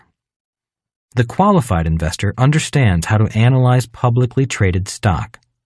This investor would be considered an outside investor as opposed to an inside investor. Generally, qualified investors include stock traders and analysts. The sophisticated investor. The sophisticated investor typically has all three of Rich Dad's 3 E's. In addition, the sophisticated investor understands the world of investing. He or she utilizes the tax, corporate, and securities laws to maximize earnings and to protect the underlying capital. If you want to become a successful investor but do not wish to build your own business to do so, your goal should be to become a sophisticated investor. From the sophisticated investor on, these investors know that there are two sides of the coin. They know that on one side of the coin, the world is black and white. They also know that the other side of the coin is a world of different shades of gray. It is a world where you definitely do not want to do things on your own. On the black and white side of the coin, some investors can invest on their own. On the gray side of the coin, an investor must enter with their team. The inside investor. To build a successful business is the goal of the inside investor. The business may be a single piece of rental real estate or a multi-million-dollar retail company. A successful B knows how to create and build assets. Rich Dad would say, the rich invent money. After you learn to make your first million, the next 10 will be easy. A successful B will also learn the skills needed to analyze companies for investment from the outside. Therefore, a successful inside investor can learn to become a successful, sophisticated investor. The ultimate investor. To become the selling shareholder is the goal of the ultimate investor. The ultimate investor owns a successful business in which he or she sells ownership interest to the public. Hence, he or she is a selling shareholder. Which investor are you? The next few chapters will go into each type of investor in greater detail. After you have studied each type of investor, you may be better prepared to choose your own goal for investing. Chapter 22. The Accredited Investor. Who is an accredited investor? Most developed countries have laws written to protect the average person from bad and risky investments.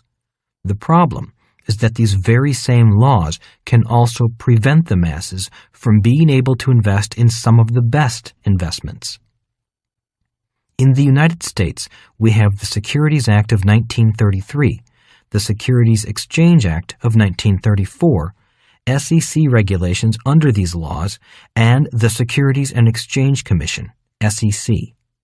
These laws and regulations were designed to protect the public from misrepresentations, manipulation, and other fraudulent practices in the buying and selling of securities.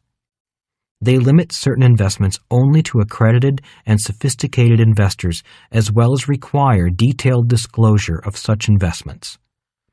The SEC was created to be the watchdog for compliance with the laws. In fulfilling its role as a watchdog over securities transactions, the SEC defined an accredited investor as a person who has earned at least $200,000 or more as an individual, or $300,000 as a couple, in each of the last 2 years, and who expects to earn the same amount in the current year. The individual or couple may also qualify with a net worth of at least $1 million. Rich Dad said, an accredited investor is simply a person who earns significantly more money than the average person. It does not necessarily mean the person is rich or knows anything about investing. The problem with this rule is that less than 3% of all Americans qualify as accredited investors who can invest in these stock issues regulated by the SEC. The other 97% are not allowed to invest in the same investments because they are not accredited investors. I remember when Rich Dad was offered an opportunity to invest in a company called Texas Instruments before it went public. Not having the time to look into the company and do his analysis, he turned the opportunity down, a decision he regretted for years.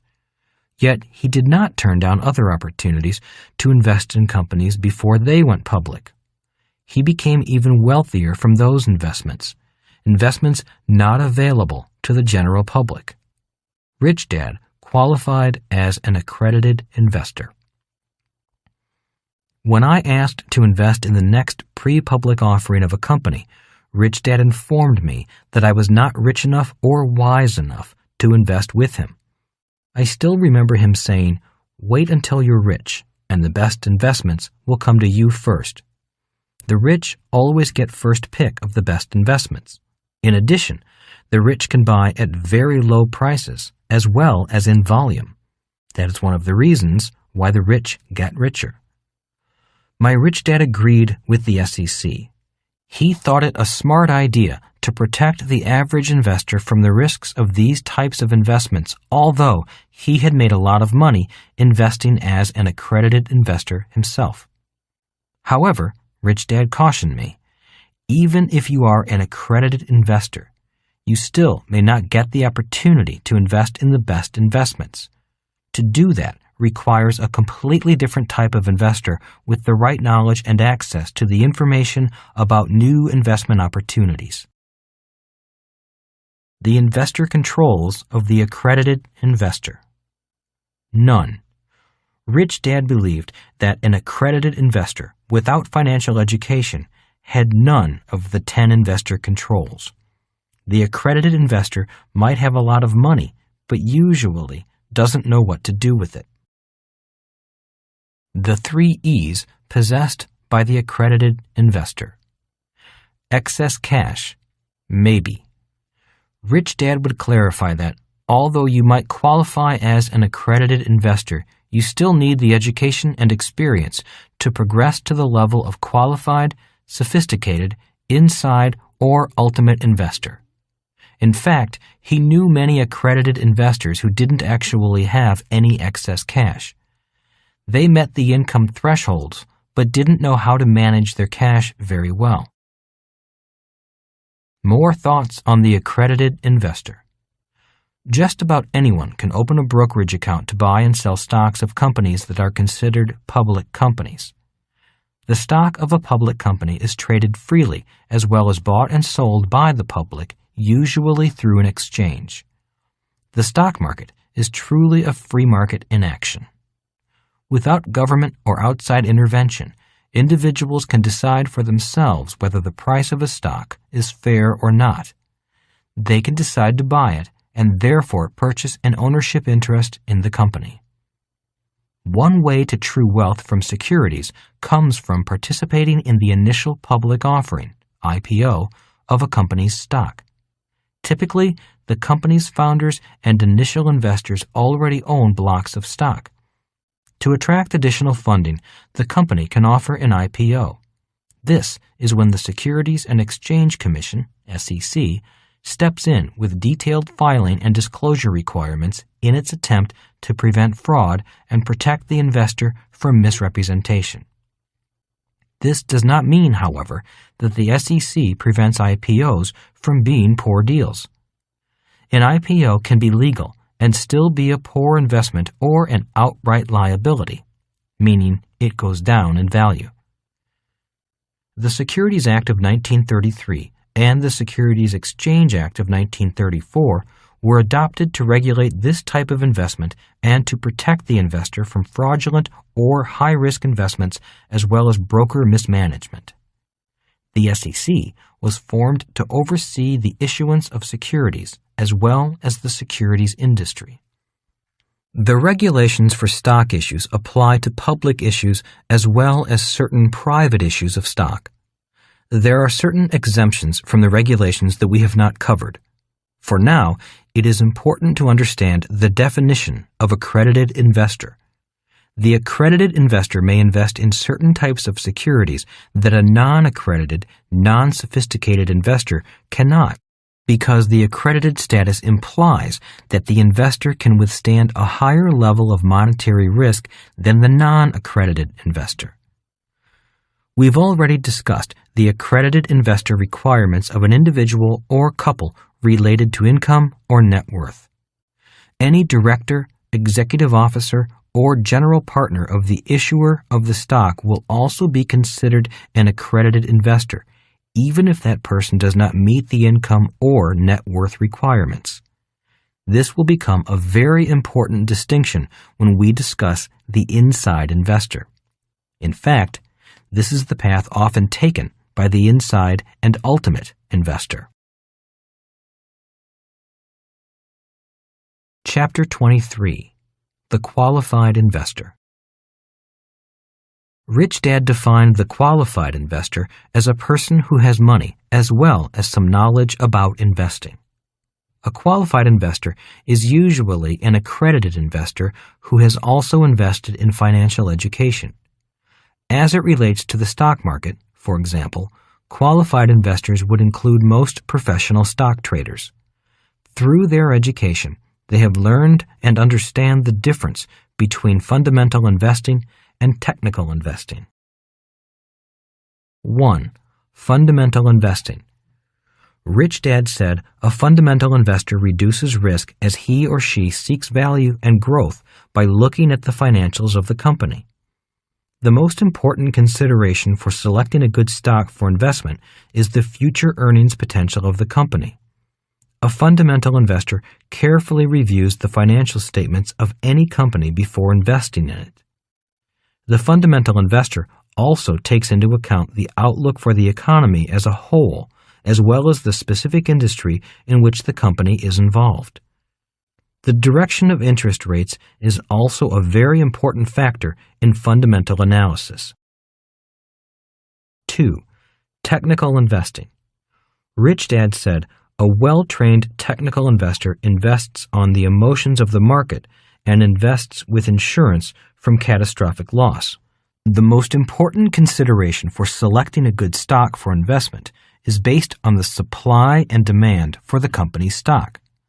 The technical investor studies the patterns of the sales price of the company's stock. Will the supply of the shares of stock being offered for sale be sufficient based on the expected demand for those shares? The technical investor tends to buy on price and market sentiment, just like a shopper shops for sales and discounted items. In fact, many technical investors are like my Aunt Doris. Aunt Doris goes shopping for bargains and sales with her lady friends, buying items because they are cheap, marked down, or because her friends are buying them. Then she gets home, wonders why she bought the item, tries it on, and then takes it back for a refund so she can have money to go shopping again. The technical investor studies the pattern of the history of the company's stock price. A true technical investor is not concerned with the internal operations of a company as a fundamental investor would be.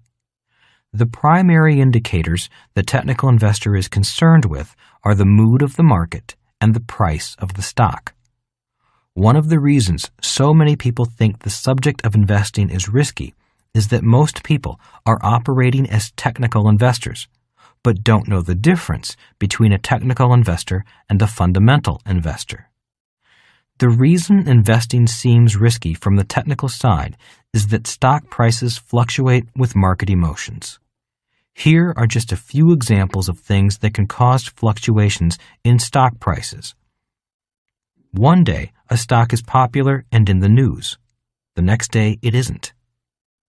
The company manipulates supply and demand by either splitting the stock, diluting the pool with additional shares created through such things as secondary offerings, or cutting back the number of shares, or buying them back, or an institutional buyer, like a mutual fund or pension fund, buys or sells the shares of a certain company in such volume that it disturbs the market.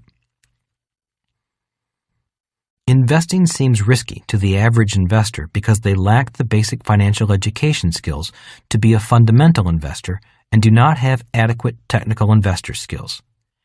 If they are not on the board of the company changing the supply side of the shares, they have no management control over the fluctuations of supply and demand of the stock's price on the open market. They remain at the whim of the market emotions. Many times, a fundamental investor will find an excellent company with great profits, but, for some reason, the technical investors will not be interested in it, so the price of the company's shares will not go up, even though it is a profitable, well-managed company. During the dot-com bubble, many people invested in IPOs of internet companies that had no sales or profits. That is a case of technical investors determining the value of a company's stock. In a bullish stock market, people who operate strictly as fundamental investors do not do as well as investors who also consider the technical side of the market. In a bullish market, people who take the most risk win, and people with more cautious and value-oriented views lose out. In fact, many of the risk takers frighten many technical investors with their high prices of stock without any value. But in a crash, it is the investors with strong fundamental investments and technical trading skills who do well. The amateur speculators rushing into the market, as well as all the new startup IPOs flush with money, are hurt in a downturn. Rich Dad said, "The trouble with getting rich quickly without a parachute is that you fall farther and faster. Lots of easy money makes people think they are financial geniuses, when in fact they become financial fools." Rich Dad believed that both technical and fundamental skills were important to survive the ups and downs of the world of investing. Charles Dow, of Dow Jones fame, was a technical investor.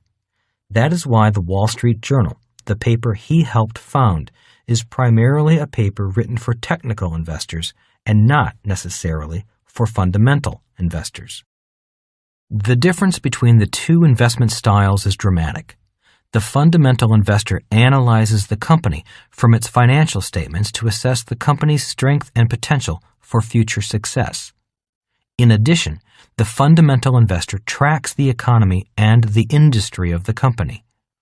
Warren Buffett has been acknowledged as one of the best fundamental investors.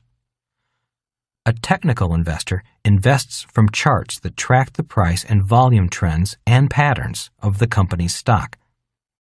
The technical investor may review the put-call ratio for the stock as well as the short positions taken in the stock. George Soros is often recognized as one of the best technical investors. While both types of investors invest from the facts, they find their facts from different sources of data. Also, both types of investors require different skills and a different vocabulary. The frightening thing is that most of today's investors are investing without either technical or fundamental investor skills. In fact, I'll bet most new investors today do not know the difference between a fundamental and technical investor. Rich Dad used to say, qualified investors need to be well-versed in both fundamental analysis as well as technical analysis. Kim and I want people to be able to learn to be financially literate and to teach their children to be financially literate at a young age, as Rich Dad taught me. I am often asked, why does a qualified investor need to understand both fundamental investing and technical investing? My answer is found in one word: confidence. Average investors feel that investing is risky because they are on the outside trying to look into the inside of the company or property they are investing in. If they do not know how to read financial statements, they are totally dependent on others' opinions. If only at a subconscious level, people know that insiders have better information and therefore lower risk. If people cannot read financial statements, their personal financial statements are often a mess. And as Rich Dad said, if a person's financial foundation is weak, his or her self-confidence is also weak. A friend of mine once said, the main reason people do not want to look at their personal financial statements is that they might find out they have financial cancer. The good news is that once they cure the financial disease, the rest of their lives also improves, and sometimes even their physical health too. Most people know how to make money only when the market is going up, and they live in terror of the market coming down. If a person understands technical investing, he or she has the skills to make money when the market goes down as well as when it goes up. The average investor without technical skills makes money only in a rising market, often losing all he or she has gained in a falling market. Rich Dad said, a technical investor invests with insurance from huge losses. The average investor is like a person flying a plane without a parachute. As Rich Dad often said about technical investors, the bull comes up by the stairs and the bear goes out the window.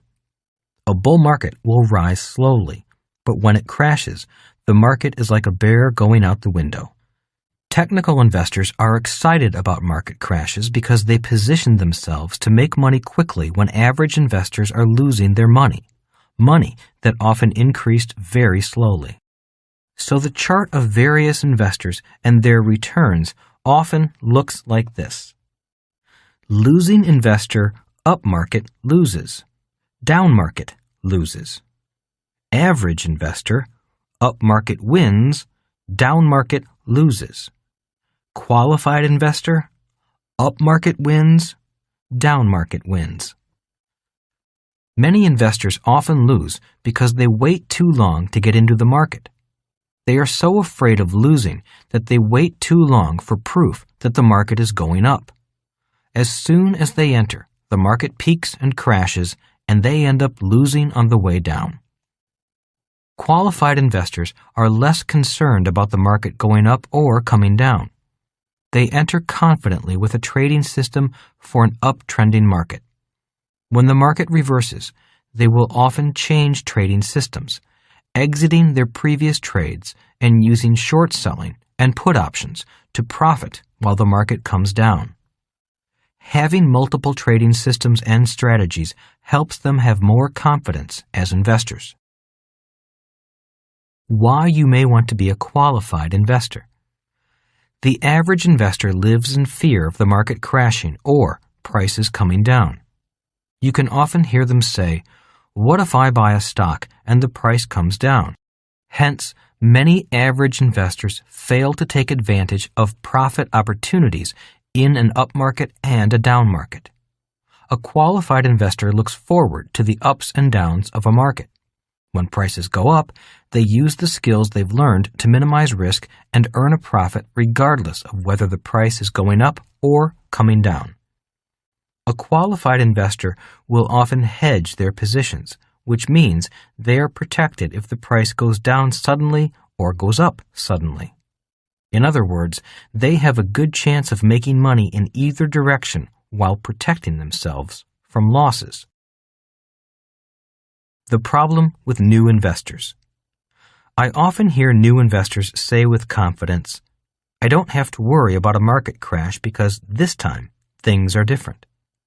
Seasoned investors know that all markets go up and all markets come down. They know that when a bull market is hot, it more than likely will come crashing down at some point in time. And the higher the market rises, the faster and harder it crashes. When people are investing in companies without any profits, that means a mania is on. Sir Isaac Newton, who lost most of his fortune in the South Sea bubble, is quoted as saying, "I can calculate the motions of heavenly bodies, but not the madness of people." When there is madness and everyone is thinking about getting rich quick in the market, it's usually just a matter of time before many people lose everything because they invested in the market with borrowed money instead of first investing in their education and experience.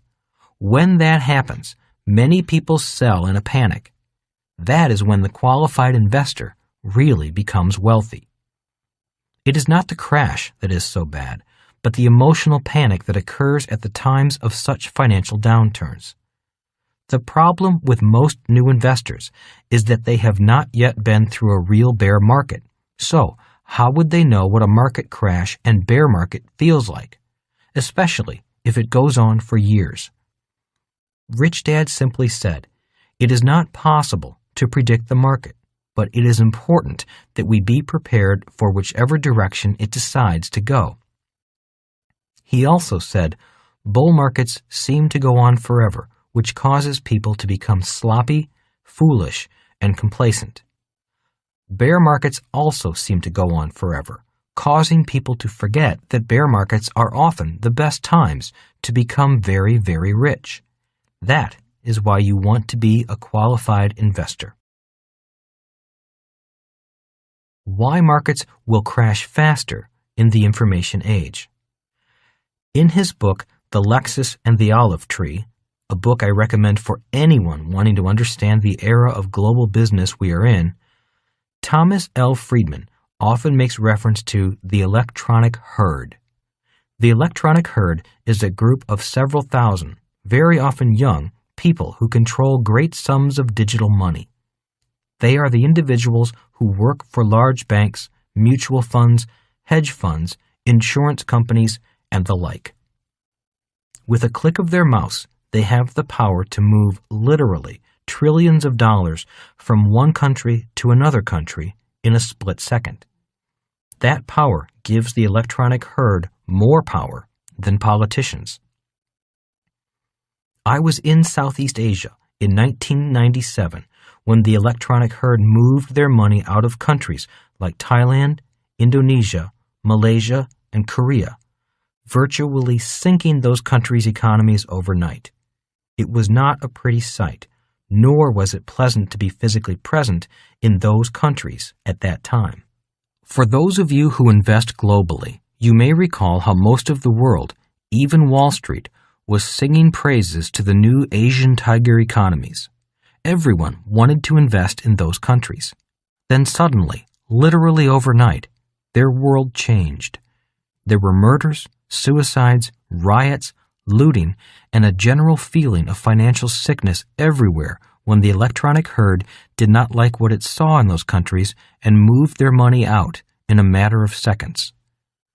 Thomas Friedman wrote in his book, "Think of the electronic herd as being like a herd of wildebeests grazing over a wide area of Africa.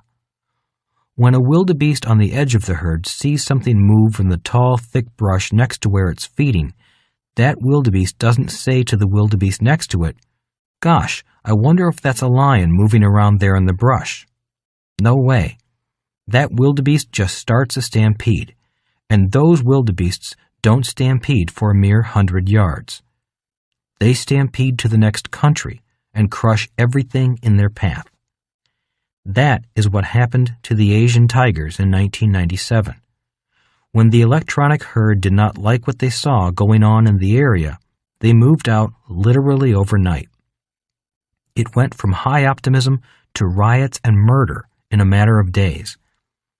It's my prediction that market crashes will come faster and more severely in the information age.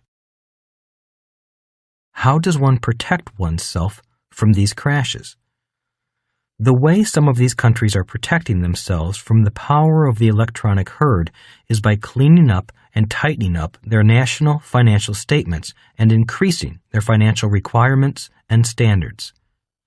Thomas Friedman writes in his book that Deputy Treasury Secretary Larry Summers once said, "If you were writing a history of the American capital markets, I would suggest that the single most important innovation shaping that capital market was the idea of generally accepted accounting principles. We need that internationally. It is a minor but not insignificant triumph of the IMF that in Korea, somebody who teaches a night school class in accounting told me that he normally has 22 students in his winter term, but now he has 385. We need that at the corporate level in Korea. We need that at the national level." Rich Dad said a similar thing years ago, but he was not referring to an entire country as Larry Summers was in this quote. Rich Dad was referring to any individual who wants to do well financially. Rich Dad said, "The difference between a rich person and a poor person is much more than how much money they make. The difference is found in their financial literacy and the standards of importance they put on that literacy. Simply put, poor people have very low financial literacy standards, regardless of how much money they make." He also said, "People with low financial literacy standards are often unable to take their ideas and create assets out of them. Instead of creating assets, many people create liabilities with their ideas just because of low financial literacy standards." Getting out is more important than getting in. Rich Dad often said, "The reason most average investors lose money is that it is often easy to invest into an asset, but it is often difficult to get out. If you want to be a savvy investor, you need to know how to exit an investment as well as how to get into the investment. Today, when I invest, one of the most important strategies I must consider is my exit strategy. To help me understand its importance, Rich Dad put the importance of an exit strategy in these terms. He said, "Buying an investment is often like getting married. In the beginning, things are exciting and fun.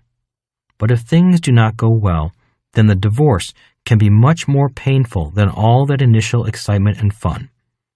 That is why you must really think about an investment almost like a marriage. Getting in is often a lot easier than getting out." Both my dads were very happily married men, so when Rich Dad talked about divorce, he was not encouraging people to get divorced. He was just advising me to think about the long term.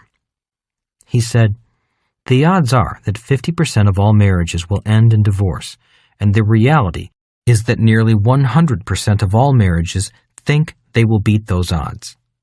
And that may be why so many new investors are buying IPOs, buying shares from the more seasoned investors." Rich Dad's best words on this subject were, "Always remember that when you are excitedly buying an asset, there is often someone who knows more about the asset who is excitedly selling it to you." When people learn to invest by playing the cash flow games, one of the technical skills they learn is when to buy and when to sell. Rich Dad said, "When you buy an investment, you should also have an idea of when to sell it, especially investments offered to accredited and higher investors. In the more sophisticated types of investments, your exit is often more important than the entry strategy. When getting into such investments, you should know what will happen if the investment goes well and what will happen if the investment goes badly." Financial skills of a qualified investor. For people who want to learn the basic financial skills, we developed the cash flow games. We recommend playing it at least 6 to 12 times. By playing Cash Flow 101 repeatedly, you begin to understand the basics of fundamental investment analysis. After playing 101 and gaining an understanding of the financial skills it teaches, you may want to move on to playing Cash Flow 202, where you begin to learn the complex skills and vocabulary of technical trading. You learn to use trading techniques such as short selling, which is selling shares you do not own in anticipation of the price coming down. You also learn to use call options, put options, and straddles. All of these are very sophisticated trading techniques which all qualified investors need to know. The best thing about these games is that you learn by playing and using play money. That same education in the real world could be very expensive. Why games are better teachers. In 1950, a nun who was a history and geography teacher in Calcutta was called on to help the poor and to live among them. Instead of just talking about caring for the poor, she chose to say very little and help the poor with her actions, not just her words. It was because of her actions that when she did speak, people listened. She had this to say about the difference between words and actions. There should be less talk. A preaching point is not a meeting point. There should be more action on your part. I chose to use games as the means of teaching the investment skills my rich dad taught me because games require more action than a lecture. As Mother Teresa said, a preaching point is not a meeting point. Our games are meeting points. Games provide a social interaction for learning and helping someone else to learn. When it comes to investing, there are too many people trying to teach investing by preaching. We all know that there are certain things that are not best learned by simply reading and listening. Some things require action to be learned, and games provide this elementary action step to learning. There is an old aphorism that goes, "I hear and I forget. I see and I remember. I do and I understand."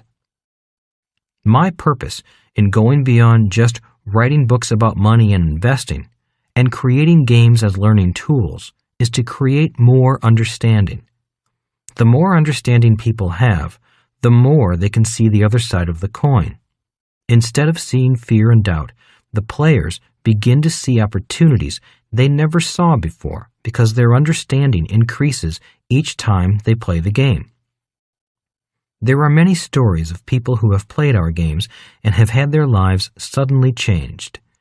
They have gained a new understanding about money and investing, an understanding that pushed out some old thoughts and gave them new possibilities for their lives. Rich Dad taught me to be a business owner and investor by playing the game of Monopoly. He was able to teach his son and me so much more after the game was over when we visited his businesses and real estate. I wanted to create educational games that taught the same fundamental and technical investing skills that Rich Dad taught me, far beyond what is taught in Monopoly. As Rich Dad said, the ability to manage cash flow and to read financial statements is fundamental to success on the B and I side of the cash flow quadrant. Investor controls possessed by the qualified investor. The qualified investor has control over 1. Yourself, 2. Income-expense ratios and asset-liability ratios, 3. When you buy and when you sell. The E's possessed by the qualified investor: 1. Education, 2. Experience, none, 3. Excess cash, maybe. The qualified investors, both fundamental and technical, are analyzing a company from the outside. They are deciding whether to become buying shareholders. Many very successful investors are happy operating as qualified investors. With the proper education and financial advice, many qualified investors can become millionaires. They are investing in businesses developed and run by others. Because they have studied and obtained a financial education, they are able to analyze the company from its financial statements. What does PE mean? The qualified investor understands the price-earnings (PE) ratio of a stock, which is also referred to as the market multiplier. The P/E ratio is calculated by dividing the current market price of a stock by the previous year's earnings per share. Generally, a low P/E would mean that a stock is selling at a relatively low price compared to its earnings. A high P/E would indicate that a stock's price is high and may not be much of a bargain. P/E ratio equals market price per share divided by net income per share. The P/E ratio of one successful company may be very different from that of another successful company if the two companies are in different industries. For example, high-tech companies with big growth and high earnings generally sell at much higher P/Es than low-tech or mature companies where growth has stabilized. Some stocks can sell at very high prices even when the companies have no earnings. The high prices reflect the market's expectation for high earnings in the future. Future P/E is the key. A qualified investor recognizes that the current P/E is not as important as the future P/E. The investor wants to invest in a company that has a strong financial future. In order for the P/E ratio to be helpful to the investor, much more information about the company may be needed. Generally, the investor will compare a company's ratios for the current year with that of previous years to measure the growth of the company. The investor will also compare the company's ratios with those of other companies in the same industry. Not all day traders are qualified investors. Many people participate in day trading, which has become popular due to the convenience and availability of online trading.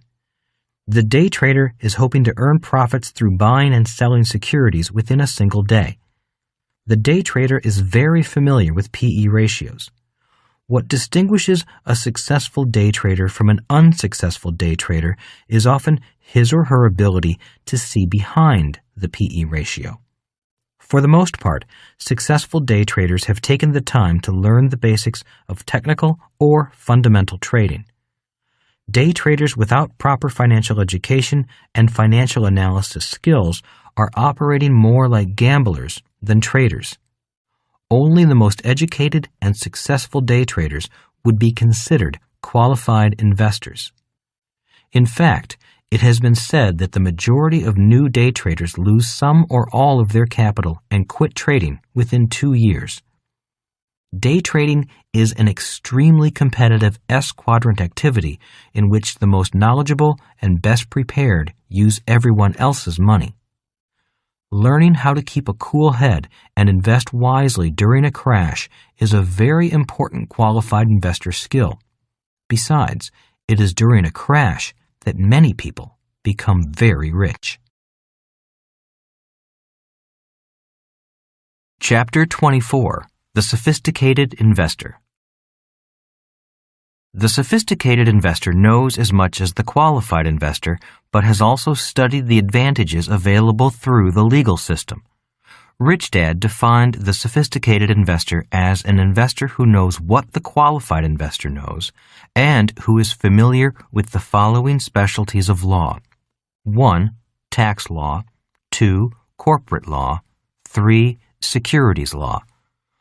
While not a lawyer, sophisticated investors may base as much of their investment strategy on the law as on the investment product and potential returns.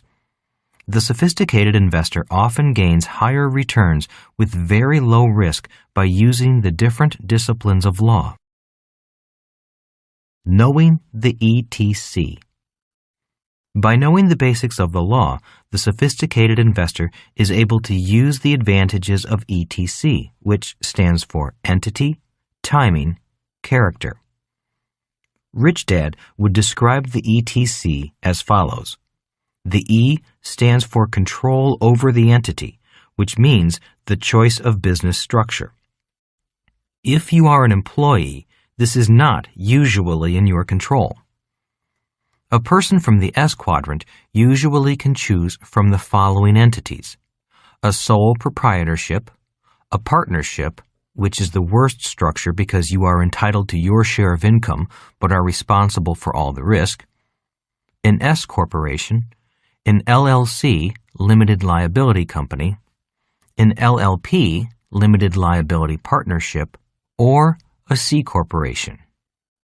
Today, in the United States, if you are an attorney, doctor, architect, dentist, and so on, and choose the C corporation as your entity, your minimum tax rate is 35% versus 15% for someone like me because my business is a non-licensed professional services business. That additional 20% tax rate differential adds up to a lot of money, especially when measured over years. It means a non-professional would have a 20% financial head start over a professional within a C corporation at the start of each year. Rich Dad would say to me, but just think about people in the E quadrant who cannot elect their choice of entity. For them, regardless of how hard they work and how much they make, the government always gets paid first through income tax withholding. And the harder you work to make more money, the more the government takes. That's because people in the E quadrant have virtually no control over entity, expenses, and taxes. Again, people in the E quadrant cannot pay themselves first because of the Current Tax Payment Act of 1943, which started the withholding of income taxes from employees. After the passage of that act, the government always got paid first. In America, partnerships, S corporations, LLPs, and LLCs are often called pass-through entities because the income passes through the entity's returns and shows up on the owner's return. Consult a tax advisor for applicability of which entity is appropriate for your situation. C corporations. And you always try to operate via a C corporate entity, don't you? I would ask Rich Dad. In most cases, he replied. Remember that the plan precedes the product or, in this case, the corporate entity.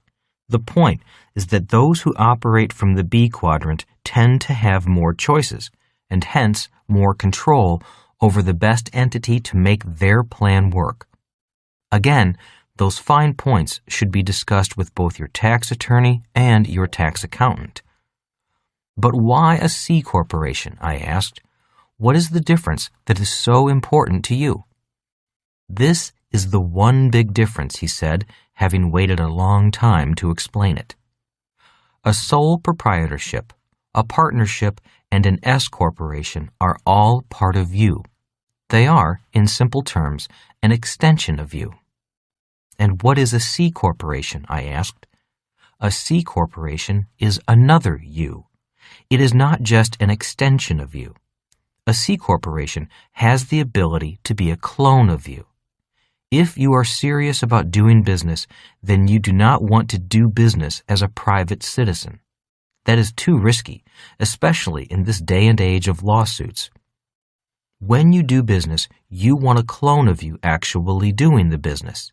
You do not want to do business or own anything as a private citizen, Rich Dad guided me. If you want to be a rich private citizen, you need to be as poor and penniless as possible on paper. Rich Dad also said, the poor and the middle class, on the other hand, want to own everything in their name. Pride of ownership, they call it. I call anything with your name on it a target for predators and lawyers. The main point Rich Dad was trying to make was, the rich do not want to own anything, but want to control everything. And they control via corporations and limited partnerships. That is why control of the E in ETC is so important to the rich. I have seen a devastating example of how the choice of entity could have helped prevent the financial destruction of a family. A very successful local hardware store was owned as a family partnership. The family had been in town forever, knew everyone, had become wealthy, and was quite involved in civic and charitable organizations. You could not have asked for a more wonderful, caring, and giving couple. One night, their teenage daughter was drinking and driving, had an accident, and killed a passenger in the other car. Their lives were dramatically altered. Their 17-year-old daughter was sent to an adult prison for 7 years, and the family lost everything they owned, including the business. In sharing this example, I am not trying to make any moral or parenting statements. I'm simply pointing out that proper financial planning for both the family and the business, through the use of insurance, trusts, limited partnerships, or corporations, might have prevented this family from losing its livelihood. What about double taxation? I am often asked, why do you recommend C corporations instead of S corporations or LLCs? Why do you want to be subject to double taxation?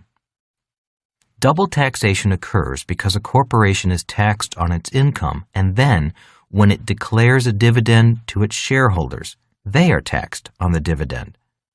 The same thing can occur when an improperly structured sale of a corporation occurs and a liquidity dividend is declared.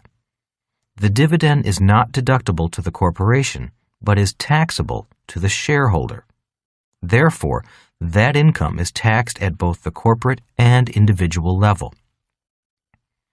Business owners often increase their own salaries to reduce or wipe out corporate profits and thereby eliminate the possibility of having those profits taxed twice.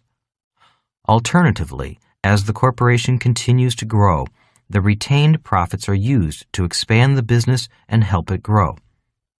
In the United States, a C corporation must justify this accumulation of earnings or it will become subject to the accumulated earnings tax.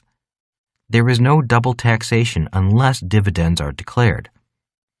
I personally like C corporations because I believe they provide the maximum flexibility. I always look at the big picture. When I start a business, I expect it to become a big business. Most big businesses today are C corporations, or the equivalent in other countries. I grow businesses because I want to sell them or take them public, not receive dividends. Sometimes I choose a different entity for a business. For example, I formed an LLC with partners so that I could buy a building. You should consult with your financial and tax advisors to determine the appropriate structure for your situation. Timing. Rich Dad would describe the T as timing. Timing is important because ultimately we all need to pay taxes. Paying taxes is an expense of living in a civilized society. The rich want to control how much they pay in taxes as well as when they have to pay them. Understanding the law helps in controlling the timing of paying taxes. For instance, Section 1031 of the U.S. Tax Code allows you to roll over your gain in investment real estate if you buy another property at a greater price. This allows you to defer paying taxes until the second property is sold, or you may choose to roll it over repeatedly, perhaps forever. Another important timing issue is provided by the C corporation status. C corporations can elect a different year-end than December 31st for tax and accounting purposes, such as June 30th, for instance. December 31st is required for most individuals, partnerships, S corporations, and LLCs. A different year-end date allows for a certain amount of strategic tax planning as to the timing of distributions between corporations and to individuals. It is important to understand that all decisions related to entity selection, as well as income timing issues, should have legitimate business purposes and be thoroughly discussed with your legal and tax advisors. Although I use these tax planning opportunities personally, I do so with the careful guidance and planning of legal and tax advisors. It is imperative that you carefully review your individual financial and tax situation with your legal and tax advisors in order to choose the right entity for your business. Character of income. As far as the third component of the ETC, Rich Dad said, investors control. Everyone else gambles. The rich are rich because they have more control over their money than the poor and middle class. The moment you understand that the game of money is a game of control, you can focus on what is important in life, which is not making more money, but gaining more financial control. Reaching for his yellow pad, Rich Dad wrote, 1. Ordinary earned income. 2. Passive income. 3. Portfolio income. These are the 3 different kinds of income. Rich Dad stressed that I should know the difference between these 3 different types of income. The C of the ETC stands for the characteristics of the income. Is there a lot of difference? I asked. Very much so, he replied, especially when combined with the E entity and T timing of the ETC. Controlling the characteristics of your income is the most important financial control of all, but you may first want to control the E and the T. It took me a while to fully appreciate and understand why controlling the characteristics of these 3 different types of income is so important. It's important because the characteristics of the income are what separate the rich from the middle class, Rich Dad said. The poor and middle class focus on ordinary earned income, also called wages or paycheck income. The rich focus on passive income and portfolio income. That is the fundamental difference between the rich and the middle class, which explains why control of the C, characteristics, is a fundamental control, especially if you plan on being rich. In America and other advanced economies, even the first dollar of earned income is taxed at higher rates than passive and portfolio income. The higher rates are necessary to provide various forms of social insurance, Rich Dad explained. Social insurance stands for payments the government makes to various people. In the United States, this would include Social Security, Medicare, and unemployment insurance, just to name a few. Income taxes are then calculated on top of social insurance taxes. Passive and portfolio income are not subject to social insurance taxes. So every day that I get up and focus on working hard to earn money, I am focusing on ordinary earned income, which means I pay more in taxes, I said. That is why you have been encouraging me to change my focus on what kind of income I want to earn. I realized Rich Dad was back to lesson number 1 of Rich Dad, Poor Dad. The rich don't work hard for money. They have their money work hard for them. It suddenly all made sense. I needed to learn how to convert ordinary earned income into passive and portfolio income so my money could start working for me. The investor controls of the sophisticated investor. 1. Control over yourself. 2. Control over income-expense ratios and asset-liability ratios. 3. Control over taxes. 4. Control over when you buy and when you sell. 5. Control over brokerage transactions.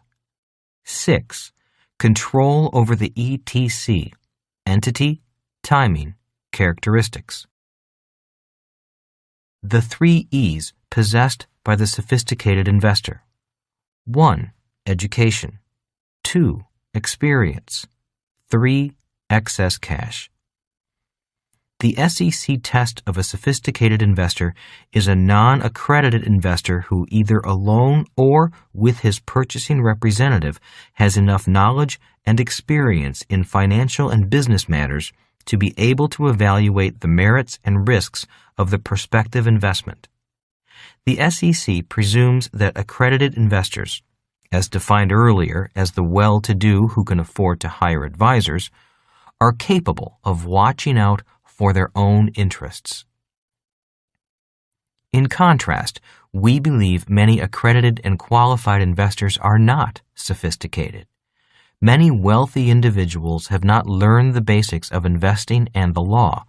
Many of them rely on investment advisors whom they hope are sophisticated investors to do the investing for them.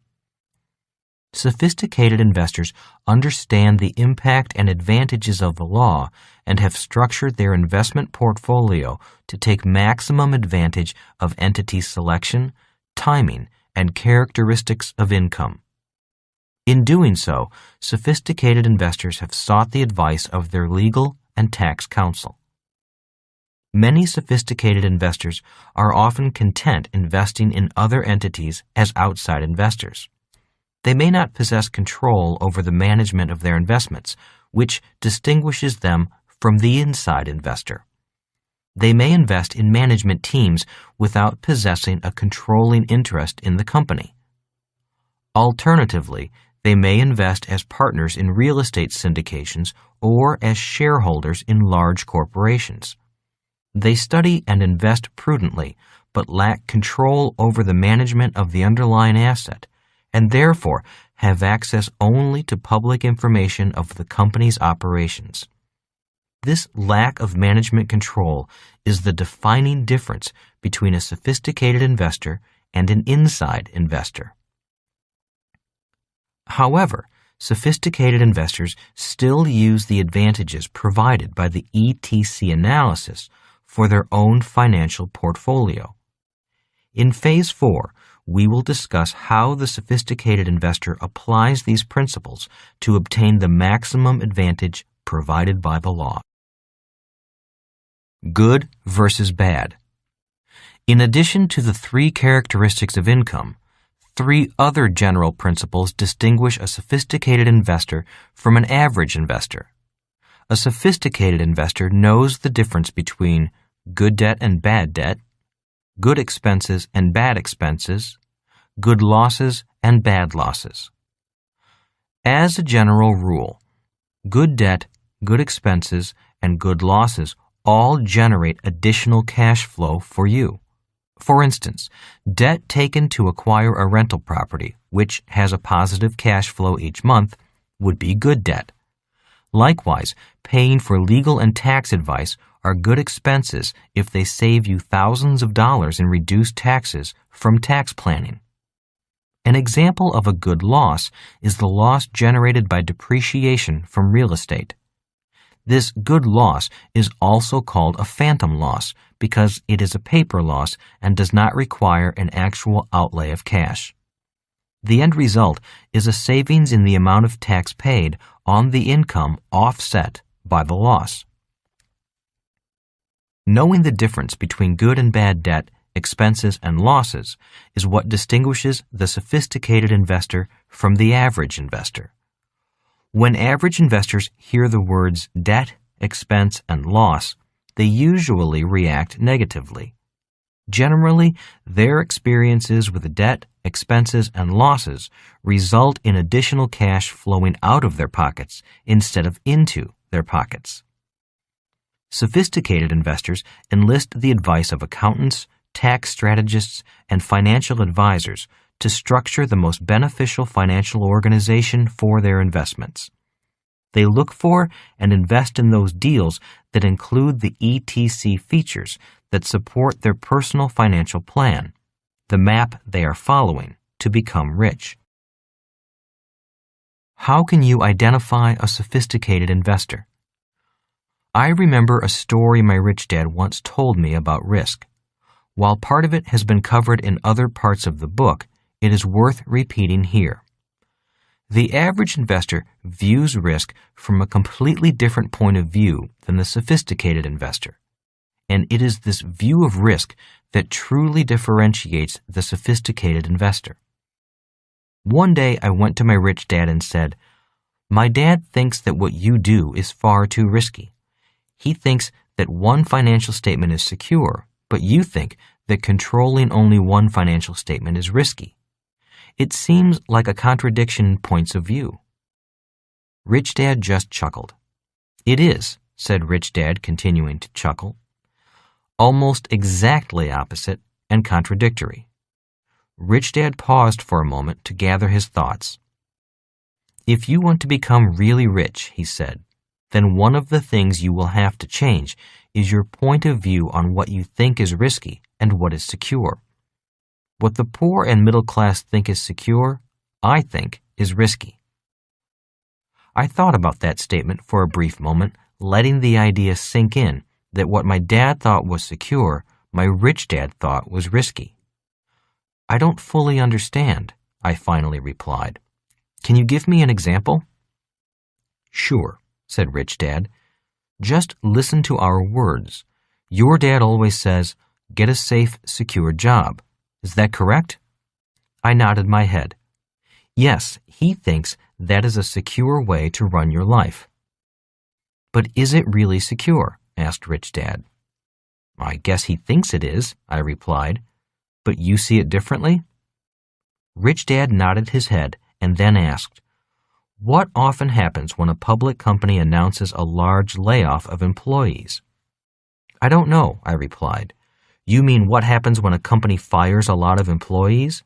Yes, said Rich Dad. What often happens to the price of their stock? I don't know, I replied. Does the share price go down? Rich Dad shook his head. Quietly, he said, no. Unfortunately, when a publicly listed company announces a large layoff of employees, the share price of that company often goes up.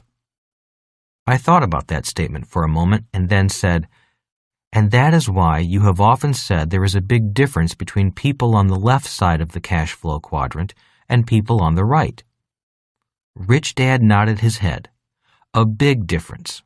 What is secure for one side is risky to the other. And that is why so few people become really rich? I asked. Again, Rich Dad nodded his head and repeated, what seems secure to one side seems risky to the other side. If you want to be rich and keep your wealth for generations, you must be able to see both sides of risk and security. The average investor only sees one side. What seems secure is really risky. As an adult, I now see what my rich dad saw. Today, what I think is secure, most people think is risky. The following are some of the differences. Average investor, only one financial statement. Sophisticated investor, multiple financial statements. Average investor, wants everything in their name. Sophisticated investor, wants nothing in their name, uses corporate entities. Often personal residence and automobile are not in their names. Average investor, does not think of insurance as an investment, uses words such as diversify. Sophisticated investor, uses insurance as an investment product to hedge against exposed risk, uses words such as covered, exposure, and hedge. Average investor, holds only paper assets, which include cash and savings. Sophisticated investor, has both paper assets and hard assets, such as real estate and precious metals. Precious metals are a hedge against government mismanagement of the money supply. Average investor, focuses on job security. Sophisticated investor, focuses on financial freedom. Average investor, focuses on professional education, avoids making mistakes. Sophisticated investor, focuses on financial education, understands that mistakes are part of learning. Average investor, does not seek financial information or wants it for free if sought. Sophisticated investor, willing to pay for financial information. Average investor, thinks in terms of good or bad, black or white, right or wrong. Sophisticated investor, thinks in financial gray. Average investor, looks at past indicators such as PEs and capitalization rates. Sophisticated investor, looks for future indicators such as trends, pro formas, and changes in management and products. Average investor, calls brokers first and asks for investment advice, or invests alone, asking no one for advice. Sophisticated investor calls broker last after consulting with plan and team of financial and legal advisors. Brokers are often part of the team. Average investor seeks external security such as job, company, government. Sophisticated investor values personal self-confidence and independence. In conclusion, what looks secure to some investors seems risky to others. Chapter 25. The Inside Investor. The inside investor is someone who is on the inside of the investment and has some degree of management control. Although an important distinction of the inside investor is the aspect of control over management, the most important distinction, Rich Dad pointed out, was that you don't need to have a lot of income or net worth to be considered an inside investor. An officer, director, or owner of 10% or more of the outstanding shares of the corporation is an inside investor. Most investment books are written for people who are on the outside of the world of investing. This book is written for people who want to invest from the inside. Rich Dad always wanted his son and me to be investors on the inside rather than the outside. It is one very important way to reduce risk and increase returns.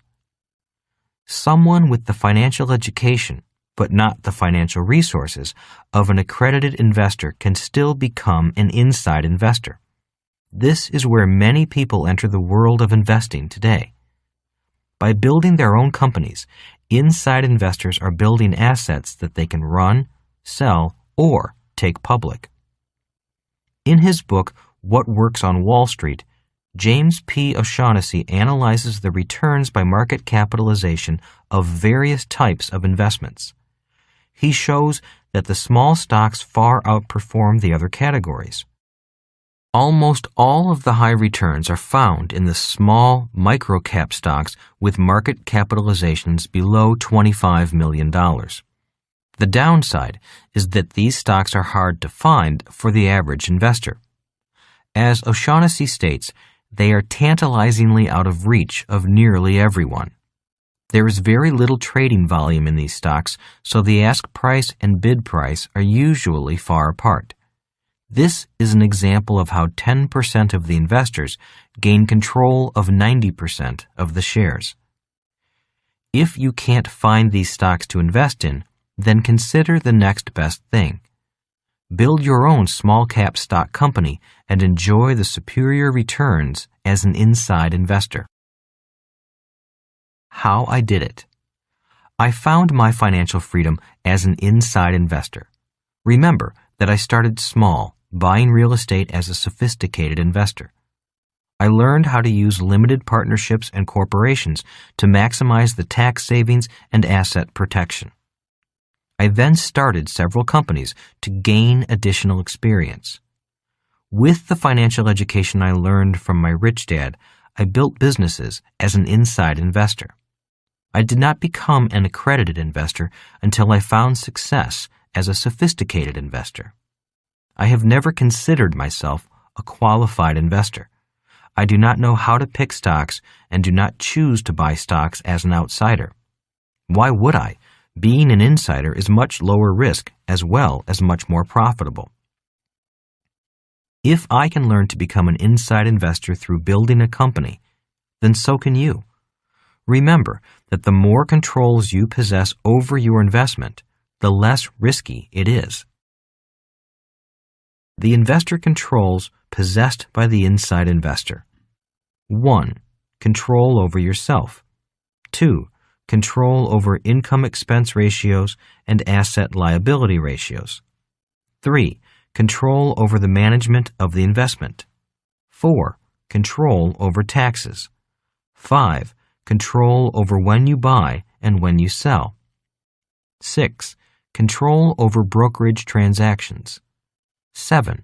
Control over the ETC, entity, timing, characteristics. 8. Control over the terms and conditions of the agreements. 9. control over access to information. The 3 E's possessed by the inside investor. 1. Education. 2. Experience. 3. Excess cash. The SEC defines an insider as anyone who has information about a company that has not yet been made publicly available.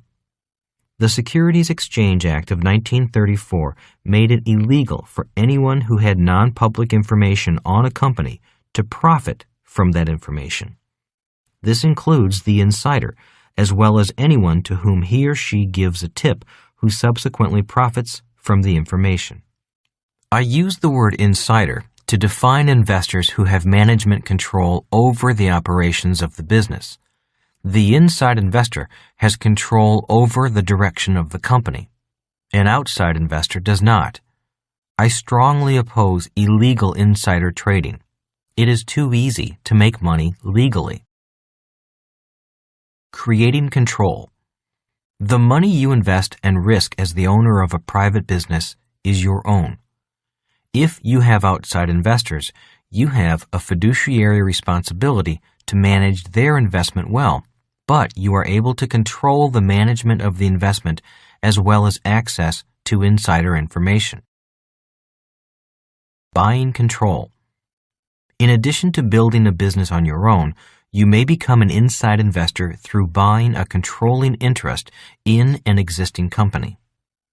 Buying a majority of the stock in a company allows you to acquire the controlling interest. Remember that as you increase the number of investor controls you possess, you continue to reduce your risk in the investment. That is, of course, if you possess the skill to manage the investment properly. If you already own a business and wish to expand, you may acquire another business through merger or acquisition. The important issues in mergers and acquisitions are far too numerous to explore here. However, it is very important to seek competent legal, tax, and accounting advice before any purchase, merger, or acquisition to make sure such transactions are done properly. To move from being an inside investor to an ultimate investor, you must decide to sell a portion or all of your business. The following questions may help you in your decision process. 1. Are you still excited about the business? 2. Do you want to start another business? 3. Do you want to retire? 4. Is the business profitable? 5. Is the business growing too rapidly for you to handle it?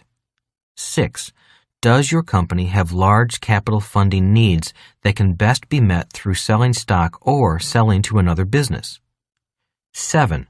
Does your company have the money and time for a public offering? 8.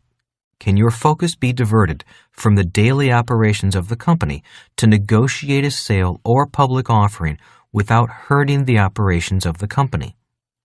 9. Is the industry that your business is in expanding or contracting? 10.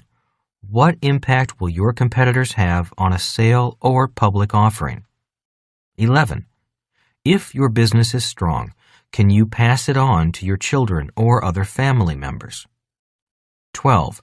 Are there well-trained and managerially strong family members, children, to pass it on to?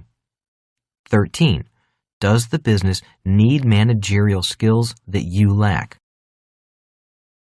Many inside investors are extremely happy running their businesses and investment portfolios. They have no desire to sell a portion of their business through a public or private offering, nor do they want to sell the business outright. This is the type of investor that my best friend Mike has become. He is very content running the financial empire that he and his father built. Chapter 26. The Ultimate Investor.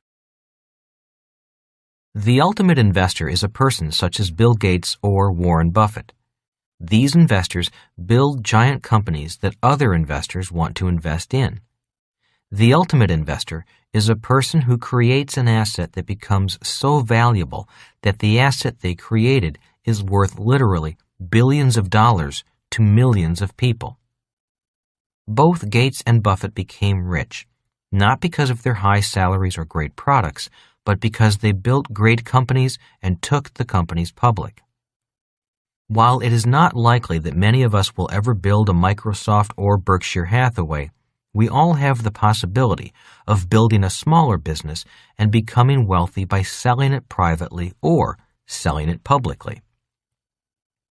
Rich Dad used to say, "Some people build houses to sell, others build cars, but the ultimate is to build a business that millions of people want to own a share of." Investor controls possessed by the ultimate investor. 1. Control over yourself. 2. Control over income-expense ratios and asset-liability ratios. 3. Control over the management of the investment. 4. Control over taxes. 5. Control over when you buy and when you sell. 6. Control over brokerage transactions. 7. Control over the ETC, entity, timing, characteristics. 8. Control over the terms and conditions of the agreements. 9. Control over access to information. 10. Control over giving it back, philanthropy, redistribution of wealth. The 3 E's possessed by the ultimate investor. 1. Education. 2. Experience. 3. Excess cash. Advantages and disadvantages of IPOs. There are advantages and disadvantages of going public, which we will discuss in greater detail later. However, here are a few of the advantages and disadvantages of an initial public offering, IPO. Advantages. 1. To allow business owners to cash in some of their equity in the business. For example, Gates' original partner, Paul Allen, sold some of his Microsoft shares in order to buy cable TV companies. 2. To raise expansion capital. 3. To pay off company debt. 4. To raise the company's net worth. 5. To allow the company to offer stock options as benefits to its employees. Disadvantages. 1. Your operations become public. You are forced to disclose information to the public that had previously been private. 2. The IPO is very expensive. 3. Your focus is diverted from running the operations of the business to facilitating and meeting the requirements of being a public company. 4. Compliance with the IPO and ongoing quarterly and annual reporting requirements are extensive. 5. You risk losing control of your company. 6. If your stock does not perform well in the public market, you risk being sued by your shareholders. For many investors, the potential financial reward of taking their company public greatly overshadows any potential disadvantage of an IPO. Starting on my path. The rest of this audiobook is about Rich Dad guiding me as an inside investor and sophisticated investor on my path to becoming the ultimate investor. He no longer had to guide his son Mike. Mike was content being an inside investor. You will gain some insights into what Rich Dad thought was important, what I needed to learn, and some of the mistakes I made along the way.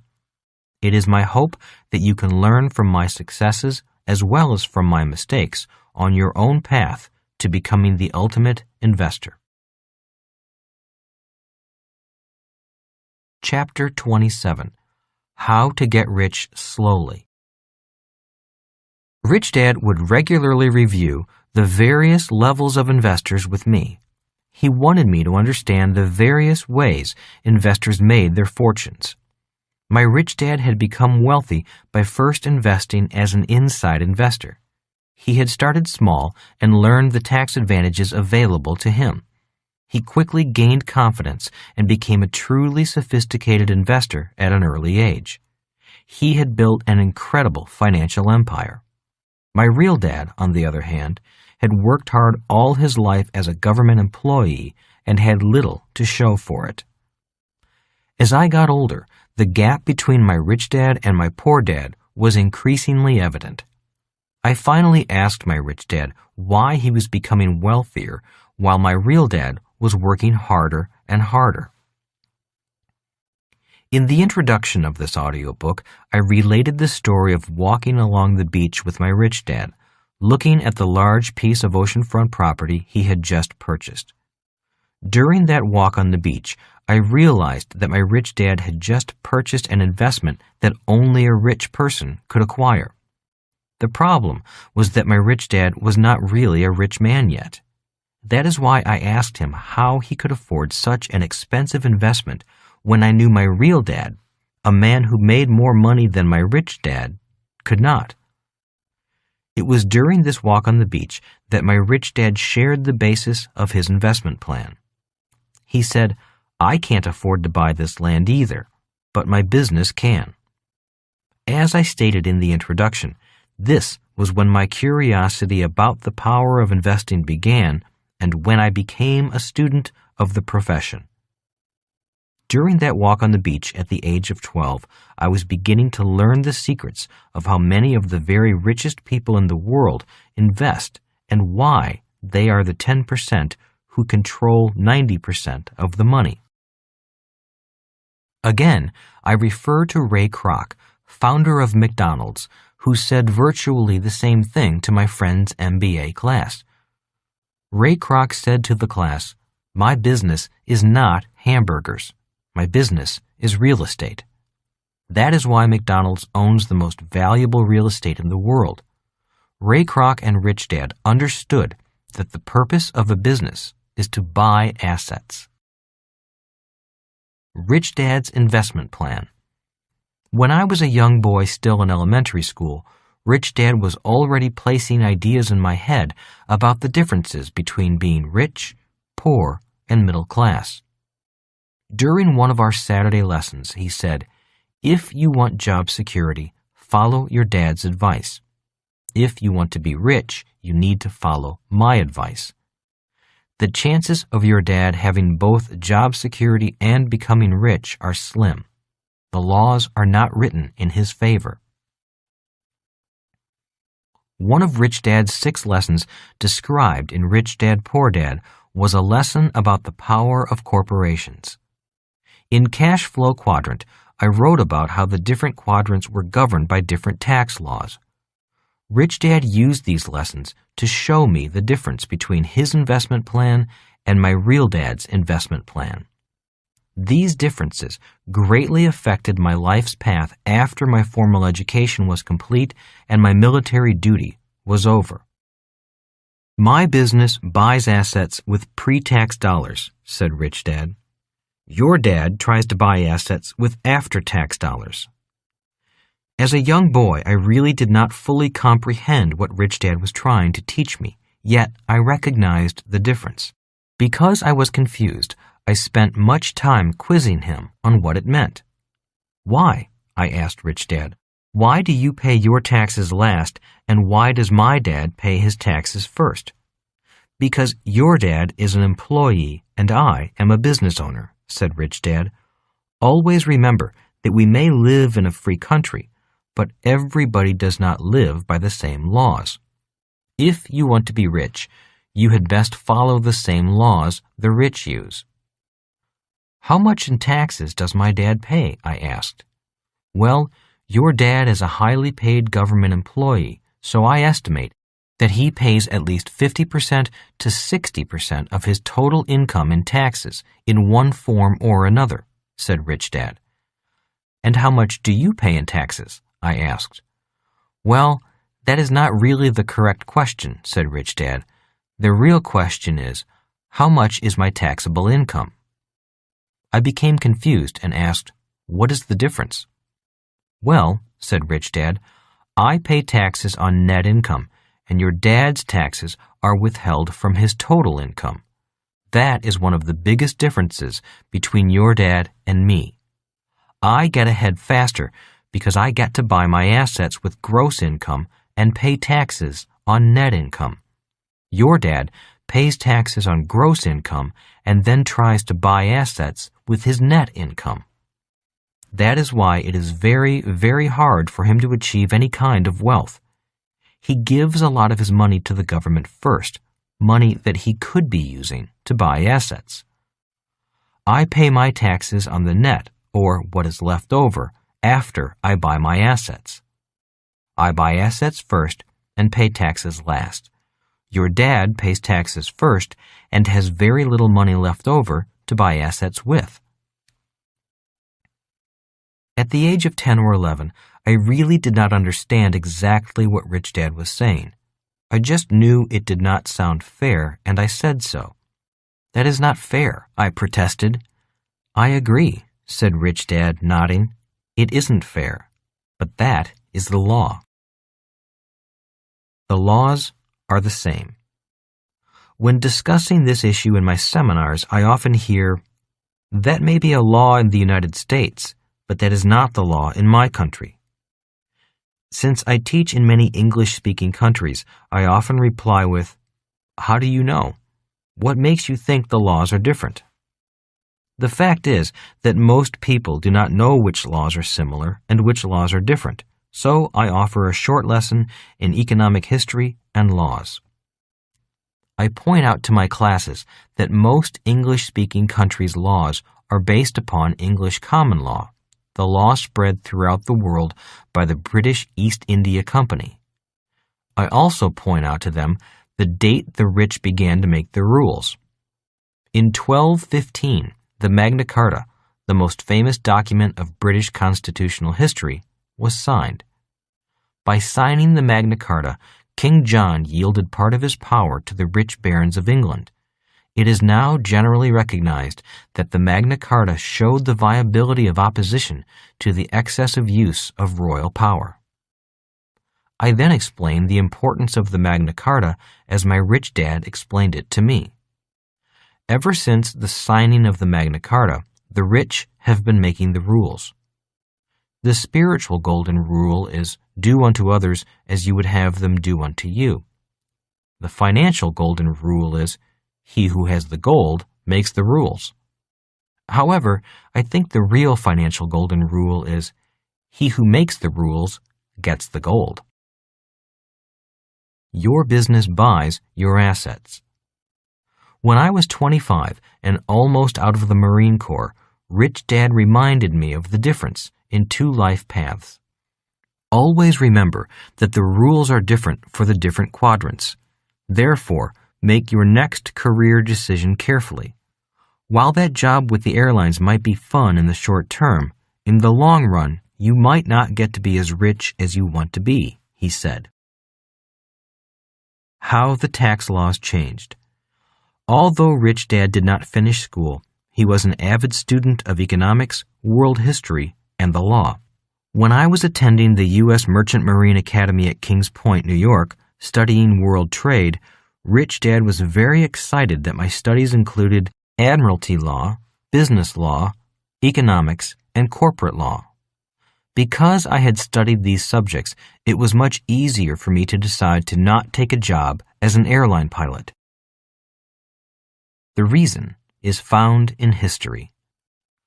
One of the differences between America and the rest of the world colonized by the English is that the colonists in America protested excessive taxes by organizing the Boston Tea Party.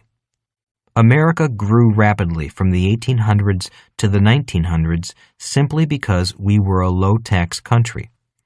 Being a low-tax haven, the United States attracted entrepreneurs from all over the world who wanted to get rich quickly. In 1913, however, we passed the 16th Amendment to the U.S. Constitution, which made taxation of the rich possible, and that was the end of the low-tax state. Yet the rich have always found a way out of the trap, which is why the laws are different for the different quadrants, especially favoring the B quadrant, the quadrant of the ultra-rich of America. The rich have gotten even for the tax law change of 1913 by slowly changing the laws and putting pressure back on the other quadrants. In 1943, the Current Tax Payment Act was passed. Now, instead of just taxing the rich, the federal government was allowed to tax everyone in the E quadrant. If you were an employee in the E quadrant, you could no longer pay yourself first because the government got paid first. People are always shocked to see how much is taken out in both direct taxes and in hidden taxes from their paycheck. In 1986, the Tax Reform Act was passed. This law change dramatically affected anyone who was a professional worker, people such as doctors, lawyers, accountants, architects, engineers, and so on. This law change prevented someone in the S quadrant from using the same tax laws used by the B quadrant. For example, if a person in the S quadrant has the same income as someone in the B quadrant, the S quadrant worker will have to pay a beginning tax rate of 35%, 50% when you include social insurance taxes. On the other hand, the B quadrant person could possibly pay 0% on the same amount of income. In other words, the golden rule, he who makes the rules keeps the gold, was once again true. The rules are made from the B quadrant and have been made from there ever since 1215, when the barons forced the king to sign the Magna Carta.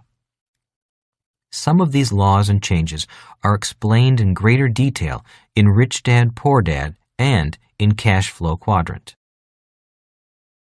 The decision is made.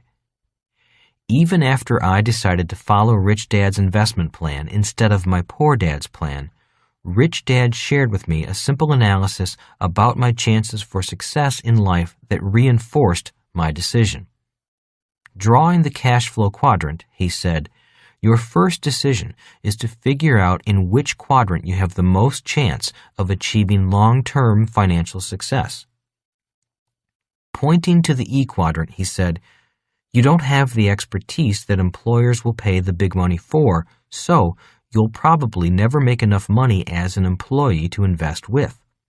Besides, you're sloppy, you get bored easily, you don't have a very long attention span, you tend to argue, and you don't follow instructions well.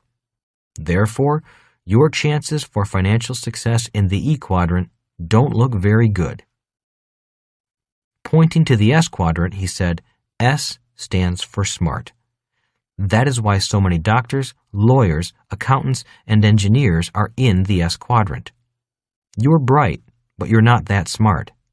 You were never much of a student. The S also stands for star. You'll probably never be a rock star, movie star, or sports star, so your chances of making the big money in the S quadrant are slim. That leaves the B quadrant, Rich Dad continued. This quadrant is perfect for you. Since you lack any special talent or expertise, your chances for attaining great wealth will be in this quadrant. And with that comment, I was certain. I decided that my best chance for great wealth and financial success would be through building a business. The tax laws were in my favor, and my lack of stardom in the other quadrants just made my decision easier. Lessons in hindsight. I try to pass along the bits of wisdom I learned from my Rich Dad. When I am asked how I invest, I usually tell the group about investing through a business, or, as Rich Dad said, my business buys my assets. Invariably, people raise their hands and say things such as, "But I am an employee and I do not own my own business." Not everyone can own a business. Starting a business is risky. I don't have any money to invest. To these types of responses to Rich Dad's investment plan, I offer these ideas. To the statement that not everyone can own a business, I remind people that less than 100 years ago, most people did own their own businesses. Just 100 years ago, approximately 85% of the U.S. population was either independent farmers or small shopkeepers. I know that both sets of my grandparents were small business owners. Only a small percentage of the population was comprised of employees. I then say, It seems that the industrial age, with its promise of high-paying jobs, job security for life, and pension benefits, has bred that independence out of us. I also add that our educational system was designed to create employees and professional people, not entrepreneurs, so it would be only natural for people to feel that starting a business would be risky. The points I make are: 1. Chances are that you all have the potential to be great business owners if you have the desire to develop the skills. Our ancestors developed and depended upon their entrepreneurial skills. If you do not have a business today, the question is, do you want to go through the process of learning how to build a business? You are the only one who can answer that question. 2. When people say, "I have no money to invest," or "I need a real estate deal I can buy for no money down," I reply, maybe you should switch quadrants and invest from the quadrant that allows you to invest with pre-tax dollars. Then you might have a lot more money to invest. One of the first considerations in your investment plan should be to decide in which quadrant lies the best opportunity for you to make the most money quickly. That way, you can begin investing for the highest returns with the least risk, and you'll have the best chance of becoming very, very rich. Chapter 28. Keep your day job and still become rich. Once I decided to build a business, the next problem facing me was that I had no money. First, I did not know how to build a business. Second, I had no money to build a business with. And third, I had no money to live on. Feeling weak in the stomach and lacking confidence in myself, I called Rich Dad and asked him what I should do. He immediately said, "Go get a job." His reply shocked me. "I thought you were telling me to start my own business." "Yes, I did, but you still have to eat and put a roof over your head," he said. I have shared with countless people what he said to me next. Rule number 1 in becoming an entrepreneur is to never take a job for money. Take a job only for the long-term skills you will learn. The first and only job I got after the Marine Corps was with the Xerox Corporation. I chose it because it had the best sales training program. Rich Dad knew I was very shy and terrified of rejection. He recommended I learn to sell, not for the money, but to learn to overcome my personal fears. Each day, I had to go from office building to office building, knocking on doors, trying to sell people a Xerox machine. It was a very painful learning process, yet this process has made me millions of dollars over the years. Rich Dad would say, "If you cannot sell, you cannot be an entrepreneur." For 2 years, I was the worst salesperson in the Honolulu branch. I took extra classes on selling, bought tapes, and listened to them. Finally, after nearly being fired several times, I began to make sales. Although I was still painfully shy, the sales training helped me to develop the skills I needed to acquire wealth. The problem was that no matter how hard I worked and how many machines I sold, I was always short of cash. I had no money with which to invest or to start a business. One day, I told Rich Dad that I planned to take a part-time job to supplement my income so I could invest. That was the moment he had been waiting for. Rich Dad said, "The biggest mistake people make is that they work too hard for their money." He went on, saying, "Most people do not get ahead financially because when they need more money, they take a part-time job. If they really want to get ahead, they need to keep their day job and start a part-time business." "It is time for you to start your business, part-time," he said. "Don't waste your time with a part-time job. A part-time job keeps you in the E quadrant, but a part-time business moves you towards the B quadrant. Most big companies are started as part-time businesses." In 1977, I started my nylon and Velcro wallet business part-time. Many of you are familiar with that product line today. From 1977 to 1978, I worked very hard at Xerox, eventually becoming one of the top sales representatives in the branch. In my spare time, I was also building a business that would soon become a worldwide multi-million-dollar business. When people ask me if I loved my product line, a line that consisted of colorful nylon wallets, nylon watch bands, and nylon shoe pockets that attached to the laces of a running shoe and held a key, money, and ID card, I answer, no. I was not in love with the product line, but I did enjoy the challenge of building the business. I mention this point specifically because so many people tell me such things as, 1. I have a great idea for a new product. 2. You have to feel passionate about your product. 3. I'm looking for the right product before I begin my business. To these people, I generally say, the world is filled with great ideas for new products. The world is also filled with great products, but the world is short of great business people. The primary reason to start a business part-time is not so much to make a great product. The real reason for starting a part-time business is to make yourself a great business person. Great products are a dime a dozen, but great business people are rare and rich. If you look at Bill Gates, founder of Microsoft, he did not even invent his software product. He bought it from a group of computer programmers and then went on to build one of the most powerful and influential companies in world history. Gates did not build a great product, but he did build a great business that helped him become the richest man in the world. Do not bother trying to make a great product. Focus more on starting a business so you can learn to become a great business owner. Michael Dell of Dell Computers started his part-time business in his dormitory at the University of Texas. He had to quit school because his part-time business was making him far richer than any job he was studying for. Jeff Bezos started Amazon.com in a garage on a part-time basis. That young man is a billionaire today. Lessons in hindsight.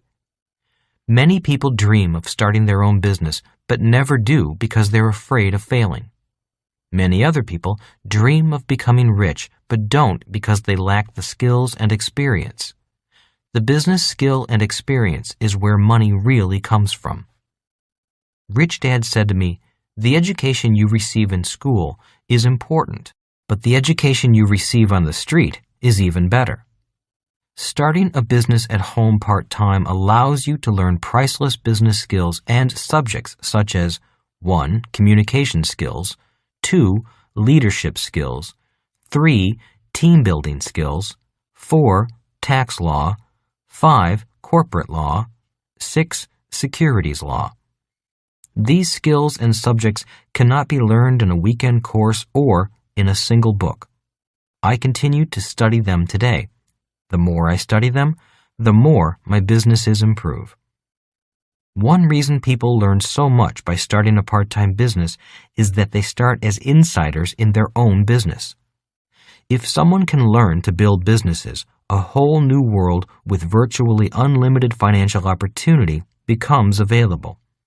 One of the problems with being in the E quadrant or the S quadrant, however, is that the opportunities are often limited by how hard one person can work and how many hours there are in a day.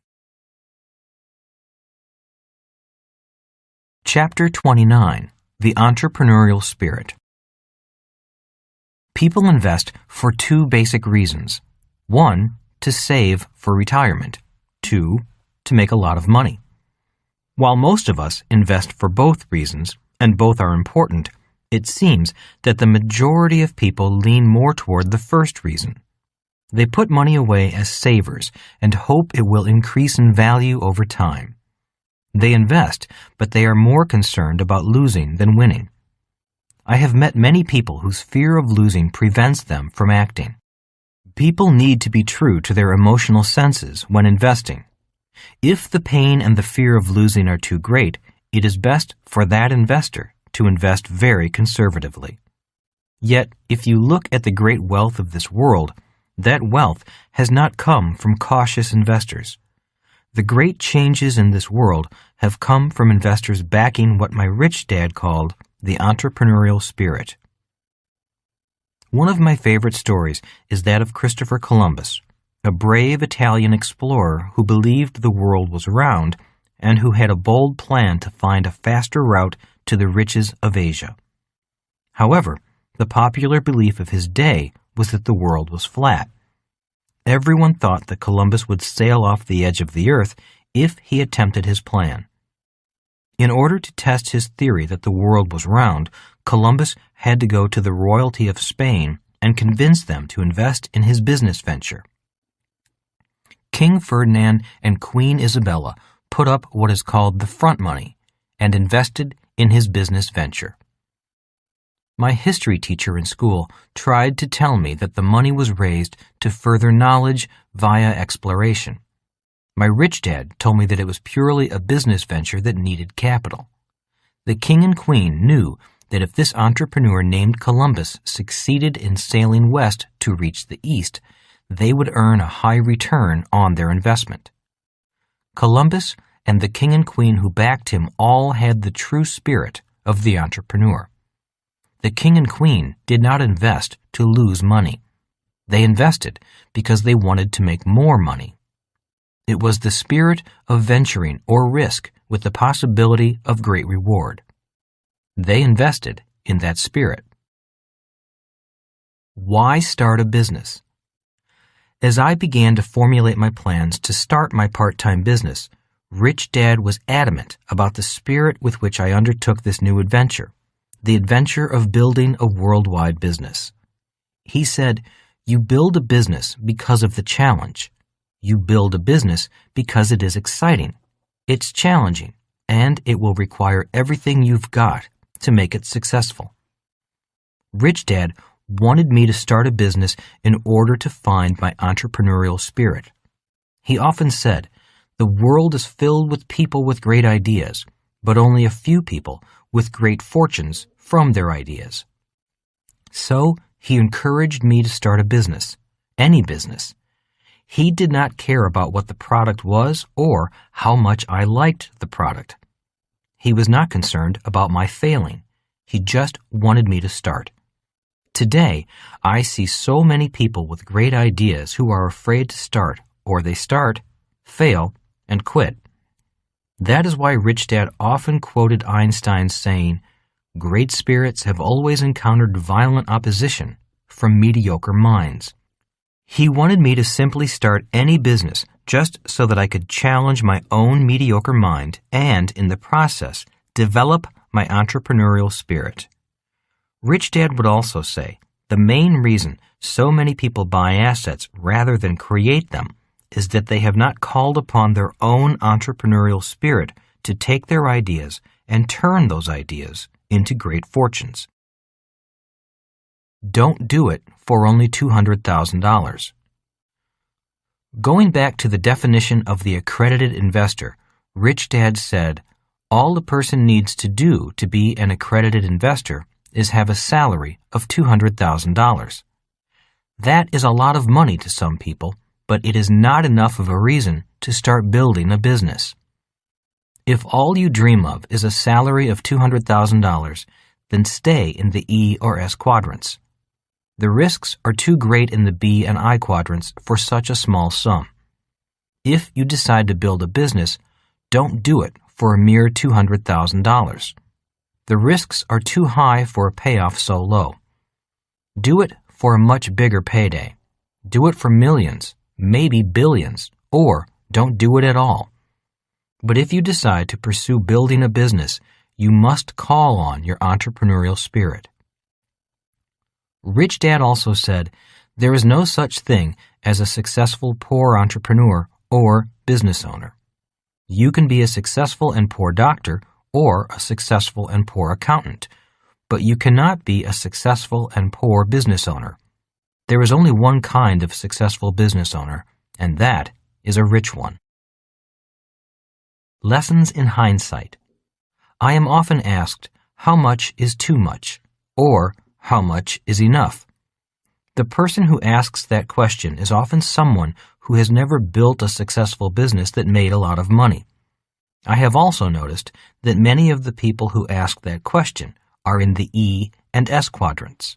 Another big difference between people on the left side and people on the right side is that the people on the left side generally have only one financial statement because they often have only one source of income. Those on the right side have multiple financial statements and multiple sources of income. My wife and I are employees of several corporations in which we also have ownership interests. Therefore, we have financial statements as individuals and financial statements from our businesses. As our businesses become successful and generate cash flow for us, we take less income as employees. Many people on the left side do not know what it feels like to have more and more money coming in that requires less and less work. While the money is important, it is not the primary motivating factor for building a business. I think the question can best be answered by asking the same question in another way. The question is similar to asking a golfer, why do you keep playing golf? The answer is found in the spirit of the game. Although it took me many years of occasional pain and misery, the challenge and the spirit were always the propelling factors for my desire to build a business. Today, I have friends who have sold their businesses for millions of dollars. Many of them take a few months off, and then they are right back in the game. It is the excitement, the challenge, the spirit, and the potential for a big payoff at the end that keeps the entrepreneur going. Before I built my nylon and Velcro wallet business, my rich dad wanted me to make sure I was doing it with that spirit. The entrepreneurial spirit is a valuable asset in building a successful B business. Many successful capitalists today are still entrepreneurs in their hearts. Phase 3. How do you build a strong business? Chapter 30. Why build a business? Rich Dad said, there are 3 reasons for building a business other than to simply create an asset. 1. To provide excess cash flow. In his book, How to Be Rich, Paul Getty states that his first rule is that you must be in business for yourself. He goes on to imply that you will never get rich working for someone else. One of the primary reasons Rich Dad started so many businesses was that he had excess cash flow from his other businesses. He also had the time because his businesses required minimal effort on his part. This allowed him the free time and extra money to keep investing in more and more assets tax-free. That is why he became rich so quickly and why he said to mind your own business. 2. To sell it. The problem with having a job is that you cannot sell the job, regardless of how hard you work. The problem with building a business in the S quadrant is that there is usually a limited market that would want to buy it. For example, if a dentist builds a practice, generally the only other person who may want to buy it is another dentist. To Rich Dad, that was too narrow of a market. He said, for something to be valuable, there must be many more people than you who want it. The problem with an S quadrant business is that you are often the only person who wants it. Rich Dad said, an asset is something that puts money in your pocket, or it can be sold to someone else for more than you have paid or invested in it. If you can build a successful business, you will always have a lot of money. If you learn to build a successful business, you will have developed a profession that few people ever achieve. In 1975, while I was learning to sell Xerox machines, I came across a young man who owned 4 quick copy print shops in Honolulu. The reason he was in the business of making copies was interesting. While in school, he had run the university's copy shop and learned the business side of the operation. When he came out of school, there were no jobs, So he opened up a copy shop in downtown Honolulu, doing what he knew best. Soon, he had 4 of these copy centers in 4 of the bigger downtown office buildings, all on long-term leases. A major copy shop chain came to town and made him an offer he could not refuse. He took their $750,000, a giant sum in those days, bought a boat, gave $500,000 to a professional money manager, and sailed around the world. When he returned a year and a half later, the manager had grown his investment to nearly $900,000. So the young man just sailed off again, back to the islands of the South Pacific. I was the guy who sold him the copy machines, and all I got was my small commission. He was the guy who built a business, sold it, and sailed away. I never saw him again after 1978, but I have heard that he pulls back into town every so often, checks his portfolio, and sails off again. My rich dad said, "As a business owner, you don't have to be right 51% of the time. You need to be right only once." He also said, "Building a business is the riskiest road for most people. But if you can survive and keep improving your skills, your potential for wealth is unlimited. If you avoid risk and play it safe on the E and S side, you may be safer, but you'll also limit what you can truly earn." 3. To build a business and take it public. This was Rich Dad's idea of becoming what he called the ultimate investor. It was building a business and taking it public that made Bill Gates, Henry Ford, Warren Buffett, Ted Turner, and Anita Roddick very, very wealthy. They were the selling shareholders while we were all the buying shareholders. They were insiders while we were outsiders, trying to look in. You are never too old, and you're never too young. If anyone tells you that you can't build a business that others want to buy, use that small-minded thought to inspire you. It is true that Gates was very young when he started Microsoft, but Colonel Sanders was 66 when he started Kentucky Fried Chicken. In the next few chapters, I will be describing what Rich Dad called the BI triangle. I use this triangle as a guide to building a business. It outlines the primary technical skills that are required. Rich Dad also felt certain personal traits were required to be a successful entrepreneur. Vision, the ability to see what others cannot see. Courage, the ability to act despite tremendous doubt. Creativity, the ability to think outside the box. The ability to withstand criticism. There is not one successful person who has not been criticized. The ability to delay gratification. It can be very difficult to learn to deny short-term, immediate self-gratification in favor of a greater, long-term reward. Chapter 31. The BI Triangle. The Key to Great Wealth. Rich Dad called the BI triangle the key to great wealth. The BI triangle was very important to Rich Dad because it gave structure to his ideas. As he often said, there are many people with great ideas, but few people with great fortunes. The BI triangle has the power to turn ordinary ideas into great fortunes. The BI triangle is the guide to taking an idea and creating an asset. It represents the knowledge required to be successful on the B and I side of the cash flow quadrant. I have modified it a little over the years. I was about 16 years old when I first saw this diagram. Rich Dad drew it for me when I started asking him the following questions. 1. How is it that you have so many businesses and other people can barely handle one? 2. Why do your businesses grow while other people's businesses stay small? 3. How do you have free time when other business owners work constantly? 4. Why do so many businesses start and then fail so quickly? I did not ask him all these questions at the same time, yet they were questions that came to mind as I studied his businesses.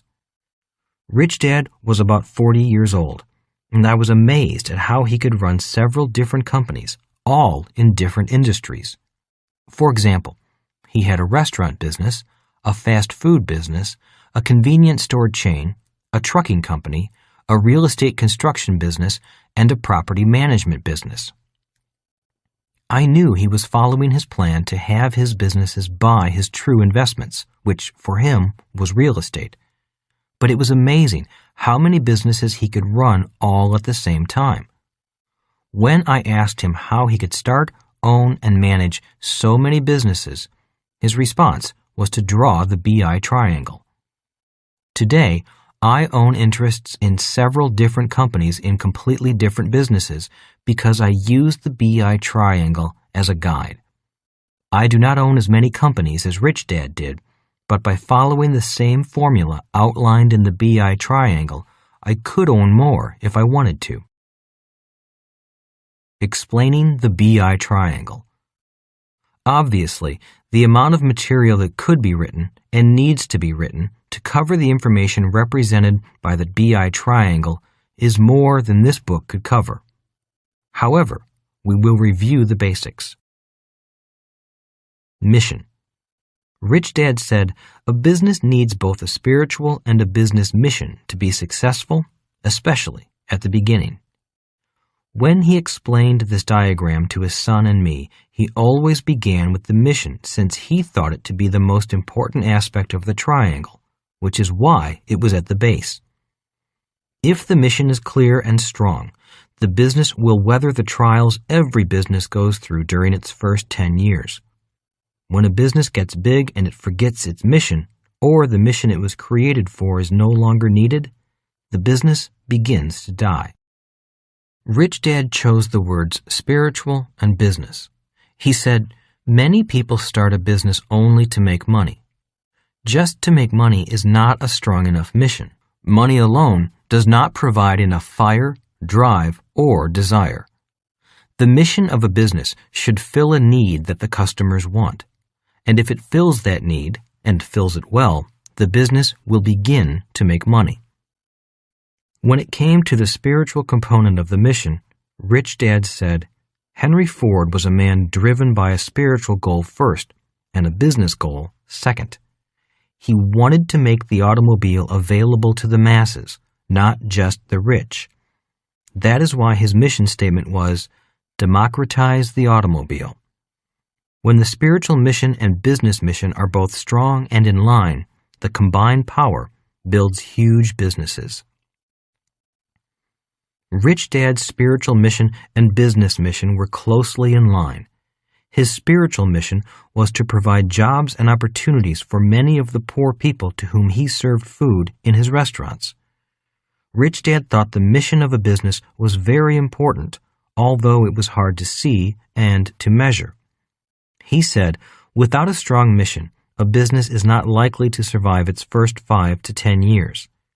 He also said, at the start of a business, the mission and the entrepreneur's spirit are essential for the business to survive. The spirit and mission must be preserved long after the entrepreneur is gone, or the business will die. The mission of a business is a reflection of the spirit of the entrepreneur. General Electric was a company founded from the brilliance of Thomas Edison, and it has grown by preserving the spirit of the great inventor by continuing to invent new and innovative products. Ford Motor Company has survived by continuing in the tradition of Henry Ford. Today, I believe that Bill Gates' spirit continues to drive Microsoft to dominate the world of software. By contrast, when Steve Jobs was pushed out of Apple and a management team from the traditional corporate world replaced him, the company went downhill rapidly. As soon as Jobs was brought back into Apple, the spirit of the company rebounded, new products came forth, profitability increased, and the share price went up. Although the mission of a business is hard to measure, impossible to see, and for all practical purposes an intangible, most of us have experienced it. We can identify the mission of someone who is trying only to sell us something for a commission just as easily as we can tell when someone is trying to help meet our needs. As the world becomes crowded with more and more products, the businesses that survive and do well financially will be businesses that focus on serving and fulfilling the company's spiritual mission, their customers' needs, rather than just increasing the company's revenues. The Rich Dad Company, the company that Kim and I created, has the following mission: to elevate the financial well-being of humanity. By being clear and true to the dual spiritual and business mission of this company, we have enjoyed great success. By being clear on our mission, we attract individuals and other groups aligned with a similar mission. Some people call it luck. I call it being true to our mission. Over the years, I have come to believe that Rich Dad was right about the importance of having the spiritual mission and business mission be strong and in line. In fact, it's one single two-pronged mission. In all truthfulness, not all of my businesses have as strong a dual mission as the Rich Dad Company does. Other businesses in which I own interests have stronger business missions than spiritual missions. I now realize that my nylon and Velcro wallet business had a very different mission than I first thought. The mission for building that business was to give me a fast education about building a worldwide business. That business fulfilled that mission rather painfully. In other words, I got what I wanted. The business grew very quickly, success was fast and furious, and so was the crash. Yet, as painful as the experience was, I realized that I had achieved my mission. After I dug myself out from under the rubble and rebuilt the business, I learned what I set out to learn. As Rich Dad said, many entrepreneurs don't really become business people until after they lose their first business. In other words, I learned more by losing the business and rebuilding it than I did by being successful. As Rich Dad said, school is important, but the street is a better teacher. My first big business venture after leaving the Marine Corps was expensive and painful, but the lessons I learned were priceless. The business had fulfilled its mission. The entrepreneur's spirit. A company's mission helps it maintain focus. In the early stages of development, many factors can cause distraction. The best way to get back on track is to revisit your mission. Does the distraction affect the achievement of your mission? If so, you must deal with the distraction as quickly as possible so that you can refocus your efforts on the overall mission. Today, I notice many people becoming instant millionaires, even billionaires, just by taking a company public through an IPO. I often wonder if the company's mission was just to make money for owners or investors, or whether the company was really formed to fulfill a mission or some kind of service. I am afraid that many of these new IPOs will ultimately fail because their only mission is to make money quickly. Besides, it is in the mission of the company that the entrepreneur's spirit is found. Team. Rich Dad always said, business is a team sport. He went on saying, investing is a team sport. He would also say, the problem with being in the E and S quadrant is that you as an individual play the game against a team. One of Rich Dad's strongest criticisms of the educational system was, in school they train students to take tests on their own. If a child attempts to cooperate at test time, it is called cheating. In the real world of business, business owners cooperate at test time. And in the world of business, every day is test time. A very important lesson. For people considering building a powerful and successful business, I think this lesson on teamwork is crucial. It is one of the primary keys to my financial success. Business and investing are team sports, and remember that every day in business is test time. To be successful in school, you had to take tests alone. In business, success comes from taking tests as a team, not as an individual. People in the E and S quadrant often make less money than they could or would like to because they attempt to do things on their own. If they work as a group, especially those in the E quadrant, they form a union instead of a team. Many investors today are trying to invest as individuals. I see and read about thousands of people who are doing online day trading. This is a perfect example of an individual trying to trade against well-organized teams. That is why so few of them succeed and why many lose their money. I was taught that when it comes to investing, you should invest as a team member. Rich Dad would say, if people want to become sophisticated investors and more, they must invest as a team. On Rich Dad's team were his accountants, his attorneys, his brokers, his financial advisors, his insurance agents, and his bankers. I use the plurals here because he always had more than one advisor. When he made a decision, it was with his team's input. Today, I do the same. A big team before a big boat. On television today, I see commercials of a rich couple sailing their yacht in some warm tropical waters. The ad seems to draw in all the individuals who are trying to get rich on their own. Whenever I see that commercial, I often think of Rich Dad saying to me, most small business people dream of someday owning a boat or a plane. That is why they will never own that boat or plane. When I was first starting out, I dreamed of having my own team of accountants and attorneys, not a boat.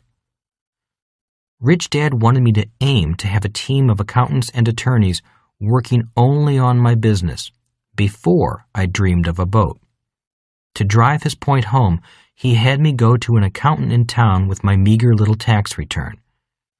As I sat across the table from Ron, the CPA, the first thing I noticed was a stack of manila folders sitting on his desk. Immediately, I got Rich Dad's lesson.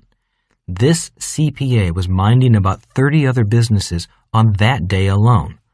How could he pay full attention to my business? Returning to Rich Dad's office that afternoon, I saw something I had never noticed before. As I sat in the reception area waiting for Rich Dad's personal secretary to let me in, I could see a team of people working only on Rich Dad's business. In the working area of his office was a row of bookkeepers, about 14 of them. There were also 5 full-time accountants and a chief financial officer. He also had 2 full-time attorneys working in his main office. When I sat down in front of Rich Dad, all I said was, "They're all minding your businesses and no one else's." Rich Dad nodded. As I said, most people work hard and dream of getting away on their own boat. I first dreamed of having a team of full-time accountants and attorneys.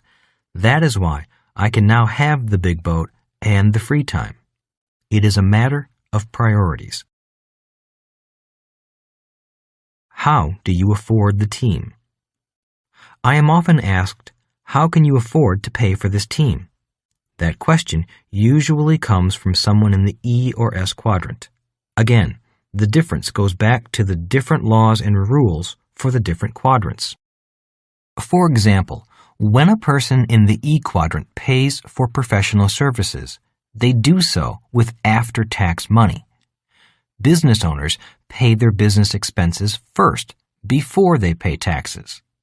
That means they have more money before taxes to pay their team and have less net income left over for the government to tax. There is also a difference between the B quadrant business owner and the S quadrant business owner. The B quadrant business owner does not hesitate to pay for these services because the business system, the entire BI triangle, is paying for the services.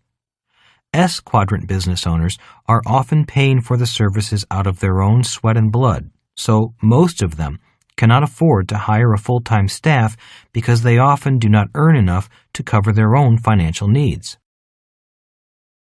The best education. My answer is the same when I am asked questions such as, how did you learn so much about investing and business? How do you get such high returns with such low risk? What gives you the confidence to invest in what others see as risky? How do you find the best deals? I answer, my team. My team consists of my accountants, attorneys, bankers, brokers, and so on. When people say building a business is risky, they often speak from a point of view of doing it alone, a habit they learned from school. In my opinion, not building a business is risky. By not building a business, you are failing to gain priceless real-world experience, and you are failing to get the best education in the world, the education that comes from your team of advisors.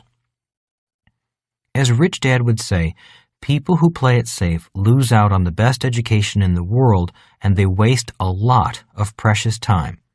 Time is our most valuable asset, especially as you get older. As someone once lamented, the most unexpected thing that happens to us is old age. Tetrahedrons and teams. I am often asked, what is the difference between a B quadrant business and an S quadrant business? My reply is, the team. Most S quadrant businesses are either structured as sole proprietorships or partnerships. They could be teams, but not the kind of team I am talking about.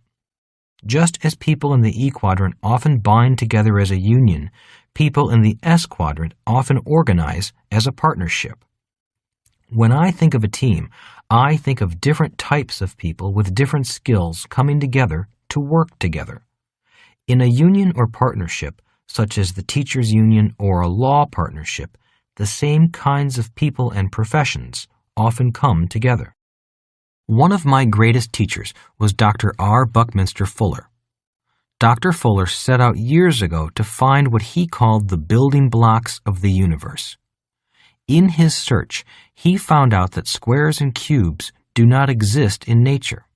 He would say, tetrahedrons are the basic building blocks of nature. When I look at the Great Pyramids of Egypt, I understand a little more about what Dr. Fuller was talking about. While tall skyscrapers come and go, those pyramids have withstood the test of time through many centuries. Dr. Fuller was looking for a stable structure in the universe, and he found it in the tetrahedron. The different models. The prefix tetra means 4. In other words, it has 4 points. After studying with Dr. Fuller, I began to see the importance of having structures with a minimum of 4. It's no coincidence that the cash flow quadrant has 4 parts. A well-managed business will have excellent employees. In this instance, I say the E stands for both excellent and essential because the employees are responsible for the day-to-day activities of the business. The E also stands for extension because the employees are the extension of the business owner and represent the business to the customer. The specialists are typically from the S quadrant. The S stands for specialized because each specialist will guide you based on his or her area of expertise. While specialists may not participate daily, their guidance is invaluable in keeping your business moving in the right direction. The structure has a better chance of being stable and enduring if the 4 points are working in concert. While the investors provide the funding, the business owners must work with the specialists and employees to develop the business and make it grow so there will be a return on the investor's original investment. Another interesting tetra relationship I came across is the 4 fundamental elements that make up this world we live in, which the ancients believed to be earth, air, fire, and rain, water.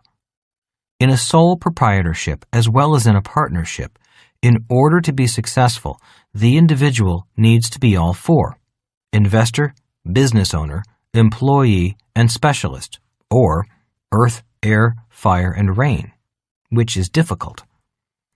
While most of us have all 4 elements in us, we each tend to be weighted predominantly to one of the elements.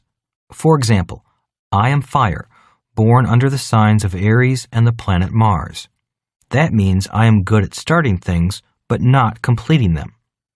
By having a tetrahedron, I am better able to be successful than if I were on my own.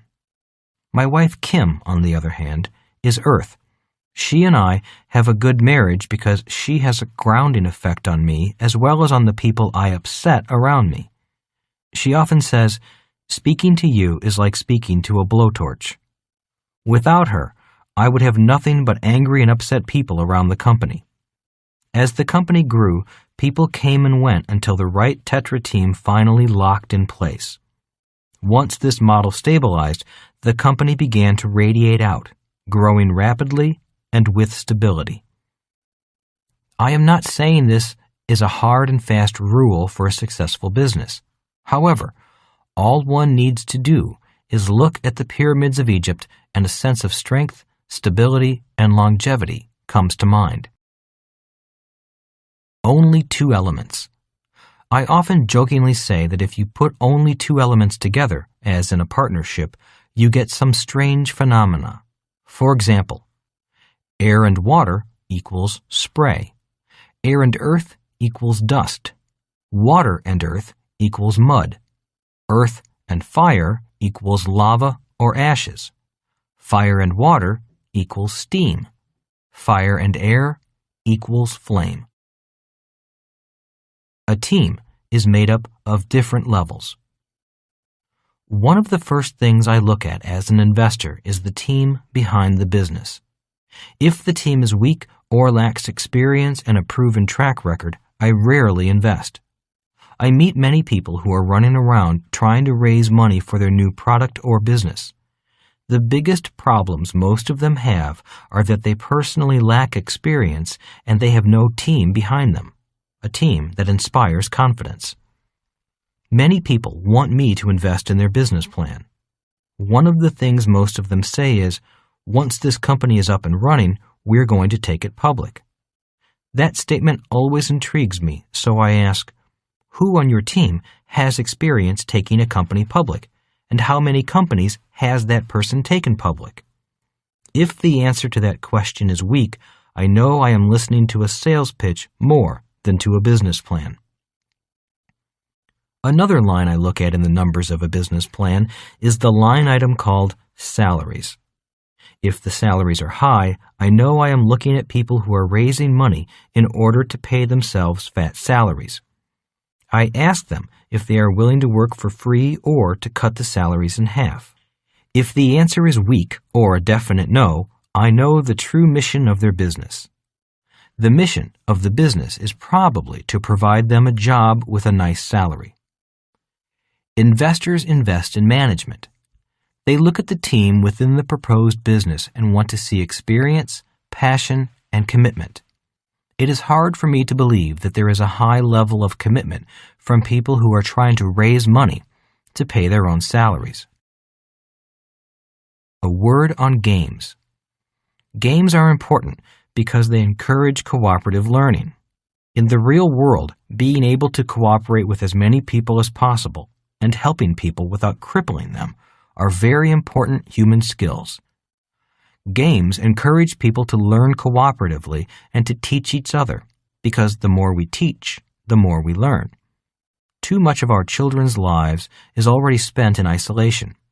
They spend hours alone in front of a computer, alone watching TV, and alone taking tests. We then wonder why so many children are antisocial. To be successful, we all need to learn to get along with many different types of people. For this reason, games such as cash flow are important because they require you to play with other human beings. We need to learn to operate as individuals as well as members of a team, and we can always improve those skills. Money follows management. I often mention that money follows management in the world of business capital. To succeed, a business must have the proper expertise in key areas. When you do not have the money up front to hire the talent you need, consider attracting the talent as members of an advisory board with the understanding that once sufficient capital is raised, your team will come on board. Your chance of success is much stronger if your management team has a track record of success in the business or industry of your proposed business. Your team also includes your outside advisors. Proper guidance from your accountants, tax advisors, financial advisors, and legal counsel is imperative for building a strong, successful business. If your business is real estate, your real estate brokers become an important part of your team. Although these advisors can be expensive, their advice can provide you with an incredible return on your investment by helping you structure a strong business while avoiding pitfalls along the way. Leadership. And that leads to the next part of the BI triangle, leadership, because every team needs a leader.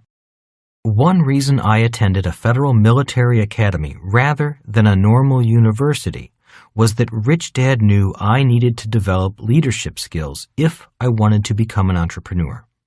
After graduation, I went into the U.S. Marine Corps and became a pilot to test my skills in the real world in a place called Vietnam.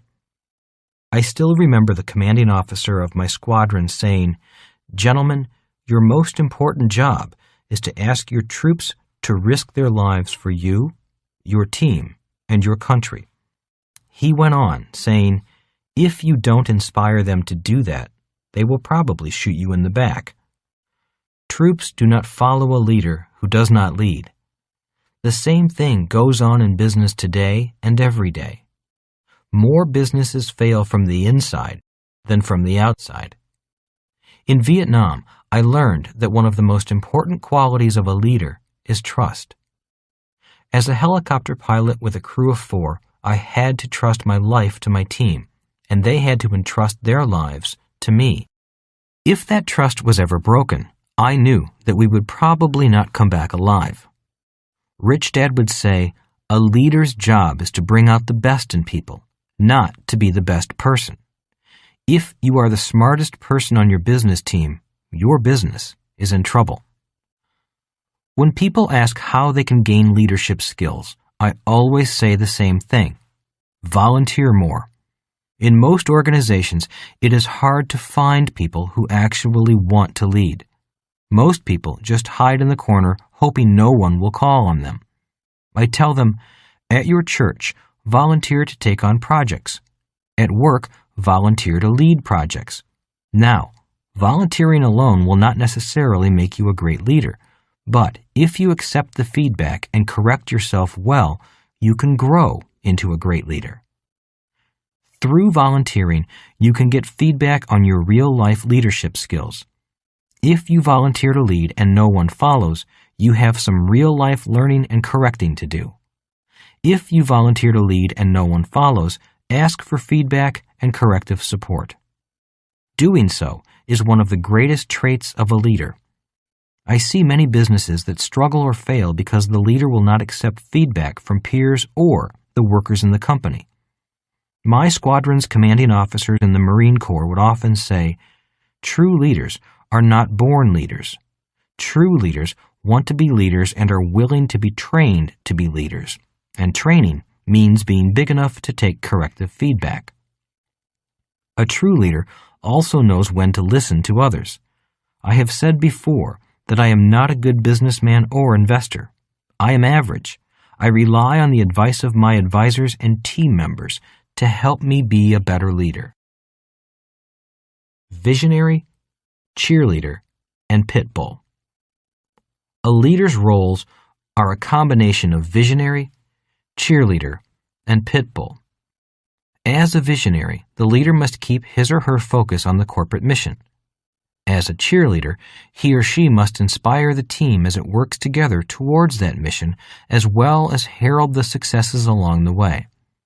As the pit boss, he or she must be able to make the tough calls regarding issues that distract the team from achieving the mission. The unique ability to take decisive action while maintaining focus on the ultimate mission is what defines a true leader. With the right mission, team, and leader, you are well on your way to building a strong B business. As I said earlier, money follows management. It is at this point that you can start attracting money from outside investors. 5 building blocks are essential to developing a strong business: cash flow, communications, systems, legal, and product. Each of these will be discussed separately in the chapters that follow. Chapter 32: Cash Flow Management. Rich Dad would say, cash flow management is a fundamental and essential skill if a person truly wants to be successful in the B and I quadrants. That is why he insisted that Mike and I read financial statements of other companies. In fact, he spent most of his time teaching us to be financially literate. He would say, financial literacy allows you to read the numbers, and the numbers tell you the story of the business based on facts.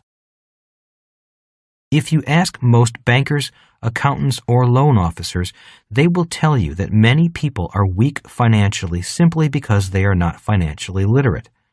I have a friend who is a respected accountant in Australia. He once said to me, "It is shocking to see a perfectly good business go down just because the owners are not financially literate."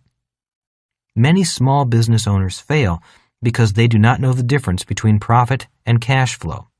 As a result, many very profitable businesses go broke. They fail to realize that profit and cash flow are not the same things. Rich Dad would drum into my head the importance of cash flow management. Business owners need to see the 2 types of cash flow if they want to be successful. There is actual cash flow, and there is phantom cash flow. It is the awareness of these 2 cash flows that makes you rich or poor. One of the skills the cash flow games teach is how to recognize the differences between these 2 types of cash flow. Repeatedly playing the game helps many people begin to sense the differences. That is why the positioning statement of the game is, the more you play this game, the richer you become. You become richer because your mind begins to sense the often invisible phantom cash flow. Rich Dad also said, the ability to run a company from financial statements is one of the primary differences between a small business owner and a big business owner. Cash flow tips. Cash flow is to a business what blood is to the human body. Nothing can impact a business more dramatically than not being able to make payroll one Friday. Proper cash flow management starts on the first day you begin your business. When Kim and I started the Rich Dad Company, we agreed that no purchase would be made if it were not justified by an increase in sales.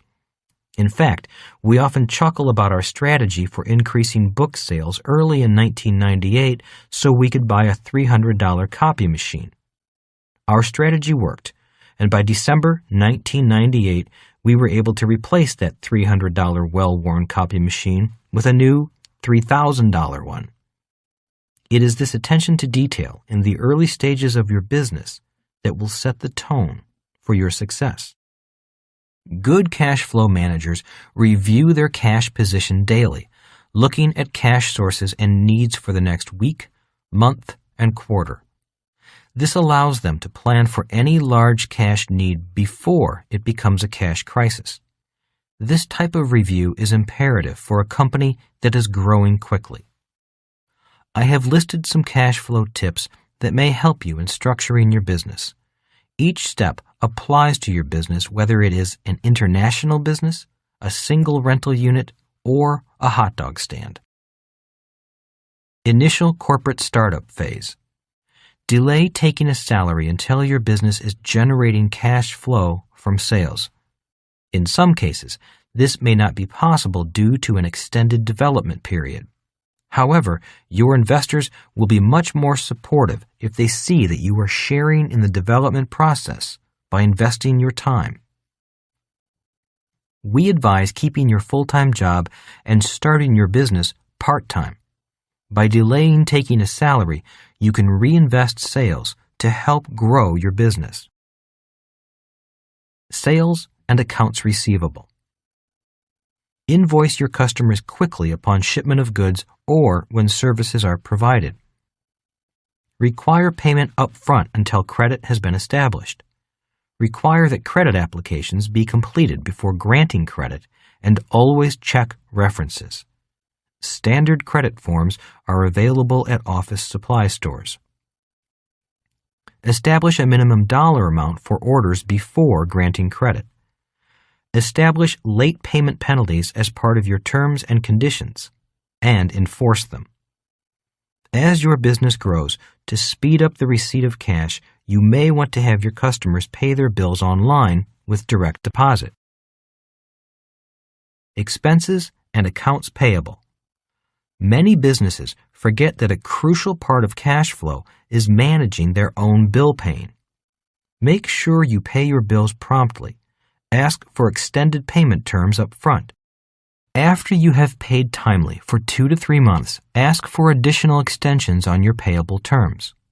A supplier will usually extend credit for 30 to 90 days to a good customer. Keep your overhead to a minimum. Before purchasing something new, set a goal for increasing sales to justify the expense. Preserve your investors' funds for costs directly related to business operations, not overhead, if at all possible. As your sales increase, you can purchase the overhead-related items from the cash flow, but only if you have set and achieved new, higher sales goals. General cash management. Have an investment plan for your cash on hand to maximize its earning potential. Establish a line of credit with your bank before you need it.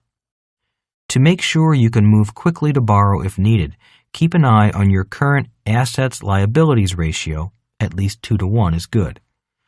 Quick ratios, liquid assets divided by current liabilities, should be over 1 to 1. Establish good internal controls on the handling of cash. The people who record the cash receipts on the bank deposits should be different from those who post it to the accounts receivable and general ledger. Checks should be endorsed immediately for deposit only.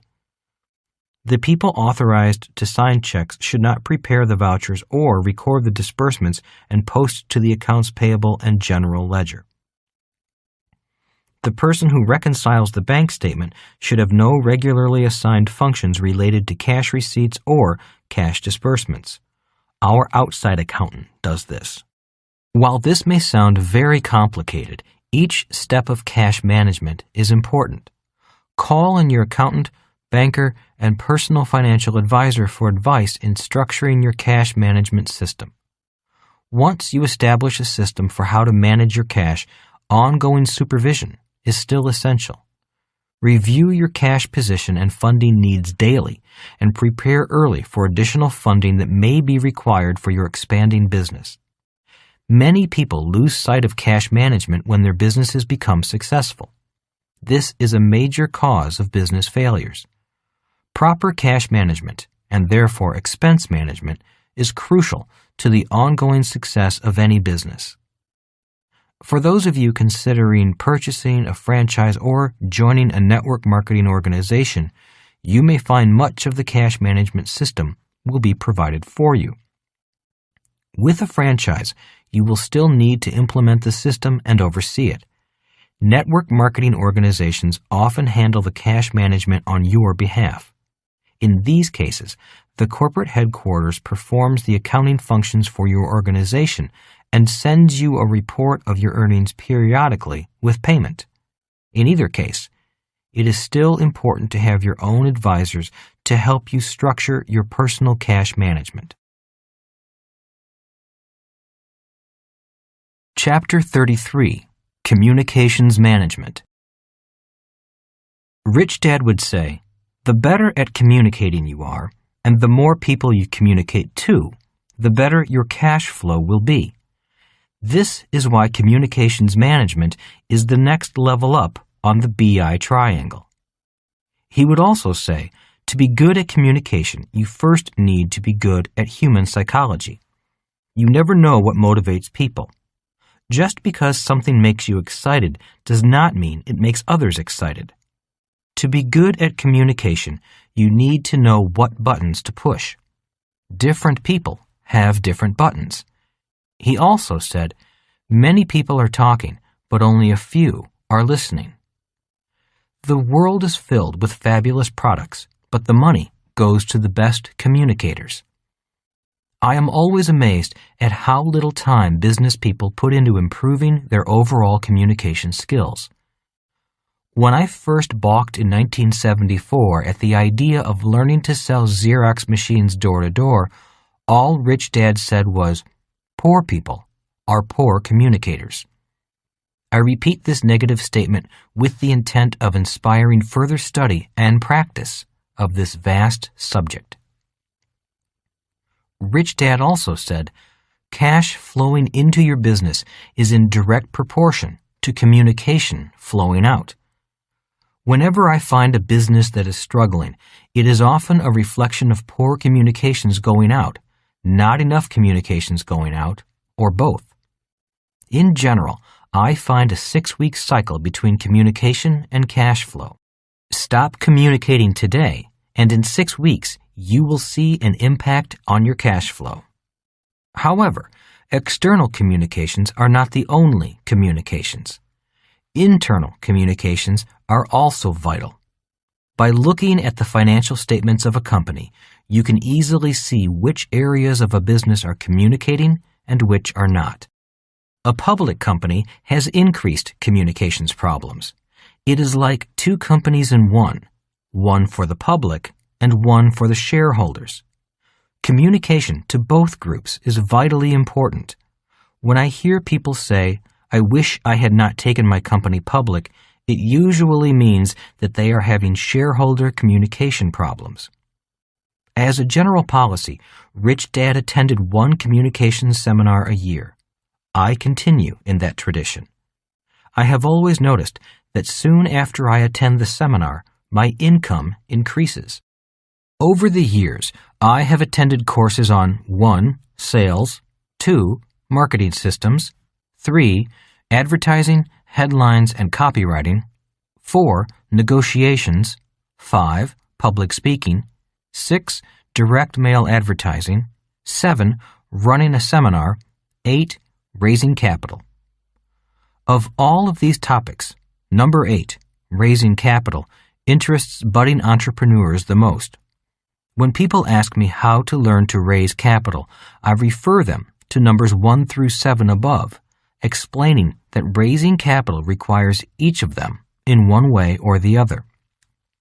Most businesses do not get off the ground because the entrepreneur does not know how to raise capital. As Rich Dad said, raising capital is the entrepreneur's most important job. He did not mean that the entrepreneur was constantly asking for money from investors.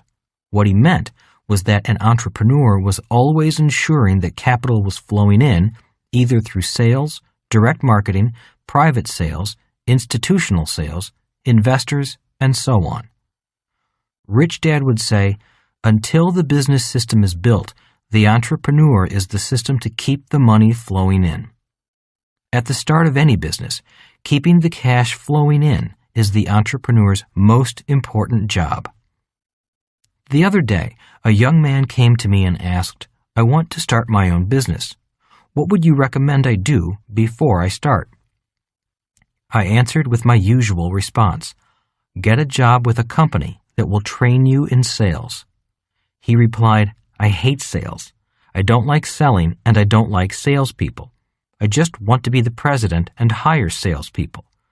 Once he said that, I simply shook his hand and wished him luck. A priceless lesson that Rich Dad taught me was, don't argue with people who ask for advice but don't want the advice you're giving them. End the discussion immediately and go on minding your own business. Being able to communicate effectively with as many people as possible is a very important life skill. It is a skill worthy of annual updating, which I do by attending seminars. As Rich Dad told me, if you want to be a B quadrant person, your first skill is being able to communicate and speak the language of the other 3 quadrants. People in the other 3 quadrants can get away with speaking the language of only their quadrant, but those in the B quadrant cannot. Simply put, The primary, and possibly only, job of those in the B quadrant is to communicate with people in the other quadrants. I have recommended that people join a network marketing company to gain sales experience. Some network marketing organizations have excellent communications and sales training programs. I have seen shy, introverted individuals come out as powerful and effective communicators who are no longer afraid of rejection or ridicule. That thick-skinned mindset is vital for anyone in the B quadrant, especially when your personal communication skills are not yet polished. My first sales call. I still remember my first sales call on the street along Waikiki Beach. After spending about an hour working up the nerve to knock on the door, I finally got in to see the owner of a small tourist trinket store. He was an older gentleman who had seen new salespeople like me for years. After stammering and sweating through my memorized sales pitch on the benefits of a Xerox copier, all he did was laugh. After he was through laughing, he said, "Son, you're the worst I have ever seen. But keep going, because if you can get over your fears, your world will be very bright. If you quit, you may end up like me, sitting behind this counter 14 hours a day, 7 days a week, 365 days a year, waiting for tourists to come in. I wait here because I am too afraid to go out and do what you're doing. Get through your fears and the world will open up. Give in to your fears and your world will get smaller every year." To this day, I give thanks to that wise older man. After I began to overcome my fear of selling, Rich Dad had me join the Toastmasters organization to learn to overcome my fear of speaking in front of large groups. When I complained to Rich Dad, he replied, "All great leaders are great public speakers. Leaders of great businesses need to be great communicators. If you want to be a leader, you must be a speaker." Today, I can speak comfortably to tens of thousands of people in convention halls because of my training in sales and my early training from the Toastmasters organization. If you are thinking about starting your own B quadrant business, I recommend those same two skills. First, develop the skill to overcome your fears, to overcome rejection, and to communicate the value of your product or service. Second, develop the skill of speaking to large groups of people and keeping them interested in what you have to say. As Rich Dad said to me, there are speakers that no one listens to. There are salespeople that cannot sell. There are advertisers that no one watches. There are entrepreneurs that cannot raise capital. And there are business leaders that no one follows. If you want to be successful in the B quadrant, don't be any of those people.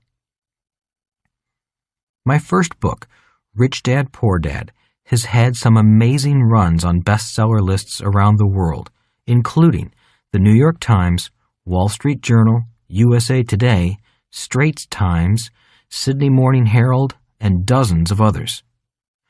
When other authors ask me what my secret is to getting on those lists, I simply repeat a sentence from Rich Dad, Poor Dad. I am not a best-writing author. I am a best-selling author. I add that I flunked out of high school twice because I could not write and that I never even kissed a girl in high school because I was too shy. I end by saying the same thing my rich dad said to me. Unsuccessful people find their strengths and spend their lives making their strengths stronger, often ignoring their weaknesses, until one day their weaknesses cannot be ignored anymore. Successful people find their weaknesses and make them strengths. A person's physical appearance often communicates far more than their words. Often, people who come to me with a business plan or to ask for money look like mice that have been chewed on by a cat. No matter how good their plan, their physical appearance is a limiting factor. In public speaking, it is said that body language accounts for approximately 55% of communication, voice tone 35%, and words 10%. If you remember President Kennedy, JFK, he had 100% working for him, and it made him a very powerful communicator. While not all of us can be as physically attractive as he was, we can all do our best to dress and groom appropriately to make our points stronger. An investigative TV program recently sent in very attractive job applicants and unattractive job applicants with exactly the same qualifications on their resumes to interview for the same jobs. It was interesting to note that the attractive applicants got more job offers than the unattractive ones. A friend of mine sits on the board of a bank and shared with me that the president they had just hired was brought on board because of his appearance. He looks like a president. When I asked about his qualifications, all he said was, his appearance was his qualification. He looks like a bank president should look and speaks in the way a bank president should speak. The board will run the business. We just want him to attract new customers. I use this example for anyone who says, "Oh, my appearance does not matter." In the world of business, appearance is a powerful communicator. Repeating an old cliché, you have only one chance to make a first impression. The difference between sales and marketing. While still on the subject of communications, Rich Dad insisted that Mike and I know the difference between sales and marketing. He would say, many business owners suffer with low sales or poor communications with staff and investors. If a business has strong and convincing marketing, the sales will come easily. If the business has weak marketing, the company must spend a lot of time and money and work very hard at gathering sales. He also said to Mike and me, once you learn to sell, you need to learn how to market. An S-quadrant business owner is often good at sales, but to be a successful B-quadrant business owner, you must be good at marketing as well as sales. He said, sales is what you do in person, one-on-one. Marketing is sales done via a system. Most S-quadrant business people are very good at one-on-one sales. For them, to make the transition to the B-quadrant, they need to learn how to sell through a system, which is called marketing. In conclusion, communications is a subject worthy of lifelong study because there is more to communication than just speaking, writing, dressing, or demonstrating. As Rich Dad said to me, just because you're speaking doesn't mean anyone is listening. When people ask where to start to build a strong communications foundation, I encourage them to begin with the two basic skills of selling one-on-one and public speaking to a group. I also advise them to carefully watch their results and listen for feedback. As you go through the process of transforming from a poor communicator to an excellent communicator with these two skills, you will find your fundamental everyday communication skills will also improve. When all three improve, you will see your cash flow increase as a result. Marketing and sales. Good first impressions are vital. Your marketing and sales efforts will often be the first impression your business makes on your potential customer. Whenever you are speaking, both your passion for your business and your appearance will have a lasting impact on your audience. Any published or printed material you produce or distribute is also important. It is a public representation of your business. Marketing is selling through a system. Always make sure you know your audience and that your marketing tool has been designed for that audience. In every marketing or sales effort, include these three key ingredients. Identify a need, provide a solution, and answer your customer's question, "What's in it for me?" with a special offer. Communicate a sense of urgency for the customer to respond. External and internal communication. Most communication is directed towards external communication, but a business's internal communication is also vitally important. Some examples of each are external communication, sales, marketing, customer service, investor relations, public relations. Internal communication, sharing wins and successes with your entire team. Regular meetings with employees. Regular communication with advisors. Human resource policies. One of the most powerful forms of communication that affects a business is one over which you have little control. The communication from your existing customers to your potential customers. We attribute a large part of our success at the Rich Dad Company to our customers telling other people about us. The power of this word-of-mouth advertising is immeasurable.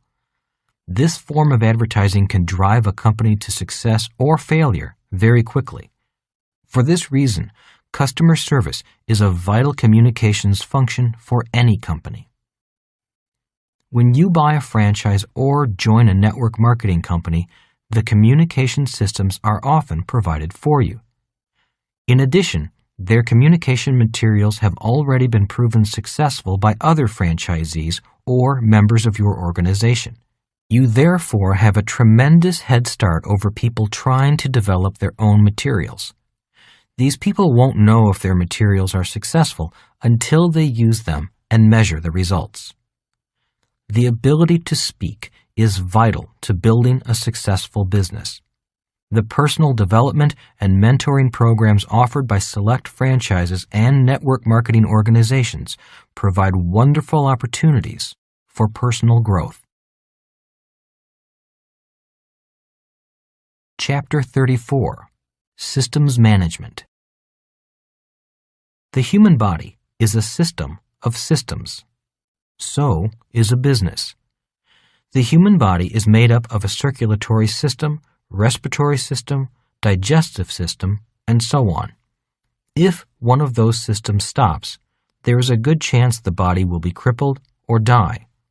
The same is true with a business. A business is a complex system of interoperating systems.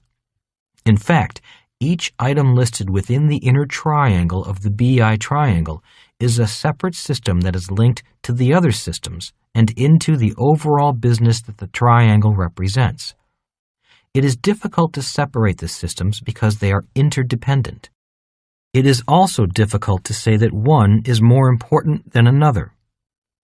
For any business to grow, specific individuals must be accountable for each of the systems, and a general overall director must be in charge of making sure all the systems operate at their highest capacity.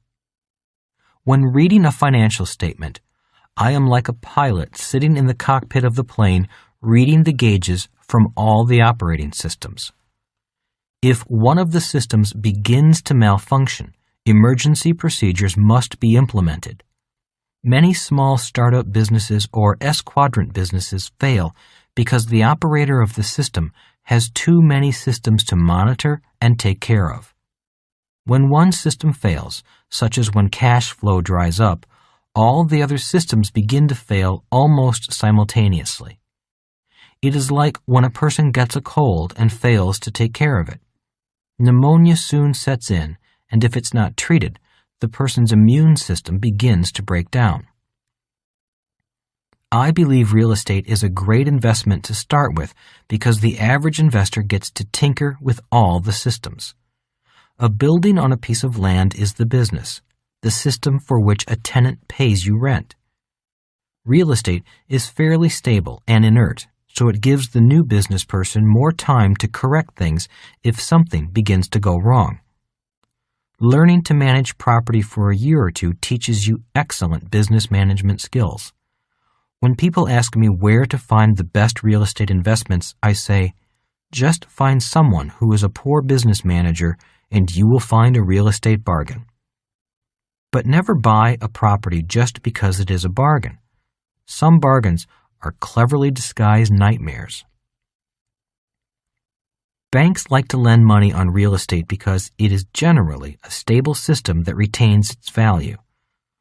Other businesses are often hard to finance because they may not be considered stable systems. I have often heard the following: the only time a bank will loan you money is when you don't need it. I see it differently. I have always found that the bank will loan you money when you have a stable system that has value and when you can demonstrate that the money will be paid back. A good business person can manage multiple systems effectively without becoming part of the system. A true business system is much like a car. The car does not depend upon only one specific person to drive it. Anyone who knows how to drive it can do so. The same is true for a B quadrant business, but not necessarily for an S quadrant business. In most cases, the person in the S quadrant is the system. One day, I was considering starting a small coin shop that specialized in rare collectible coins, and Rich Dad said to me, "Always remember that the B quadrant gets more money from investors because investors invest in good systems and people who can build good systems. Investors do not like to invest in businesses where the system goes home at night." Every business, whether large or small, needs to have systems in place to enable it to conduct its day-to-day activities. Even a sole proprietor has to wear different hats to conduct his or her business. In essence, the sole proprietor is all systems in one. The better the system, the less dependent you become on others. Look at McDonald's systems. It's the same everywhere in the world, and it's run by teenagers. This is possible because of the excellent systems in place. McDonald's depends on systems, not people. The role of a CEO. A CEO's job is to supervise all systems and identify weaknesses before the weaknesses turn into system failures. This can happen in many different ways, but it is exceptionally disconcerting when your company is growing rapidly. Your sales are increasing, your product or service is getting attention from the media, and suddenly you can't deliver. Why? Usually it's because your systems imploded from the increased demand. You didn't have enough production capacity or enough hours in the week to meet the demand, or you didn't have the money to build the product or hire additional help. Whatever the reason, you missed the opportunity to move your business to the next level of success due to a failure of one of your systems. At each new level of growth, the CEO must start planning the systems needed to support the next level of growth, from production lines to lines of credit for production needs. Systems drive both cash flow management and communication. As your systems get better, you or your employees will have to exert less and less effort. Without well-designed and successful operating systems, your business will be labor-intensive. Once you have well-designed and successful operating systems, you will have a saleable business asset. Typical systems. In the next section is a list of typical systems that successful businesses must have.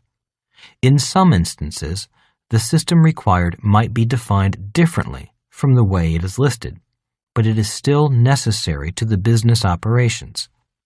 For instance, product development systems might be procedures for providing services in a service organization. While the specifics may differ, the basic elements are the same. Both of these require the business to develop the product or service that it will ultimately offer to its customers. In the case of franchises and network marketing organizations, many of these systems are automatically provided.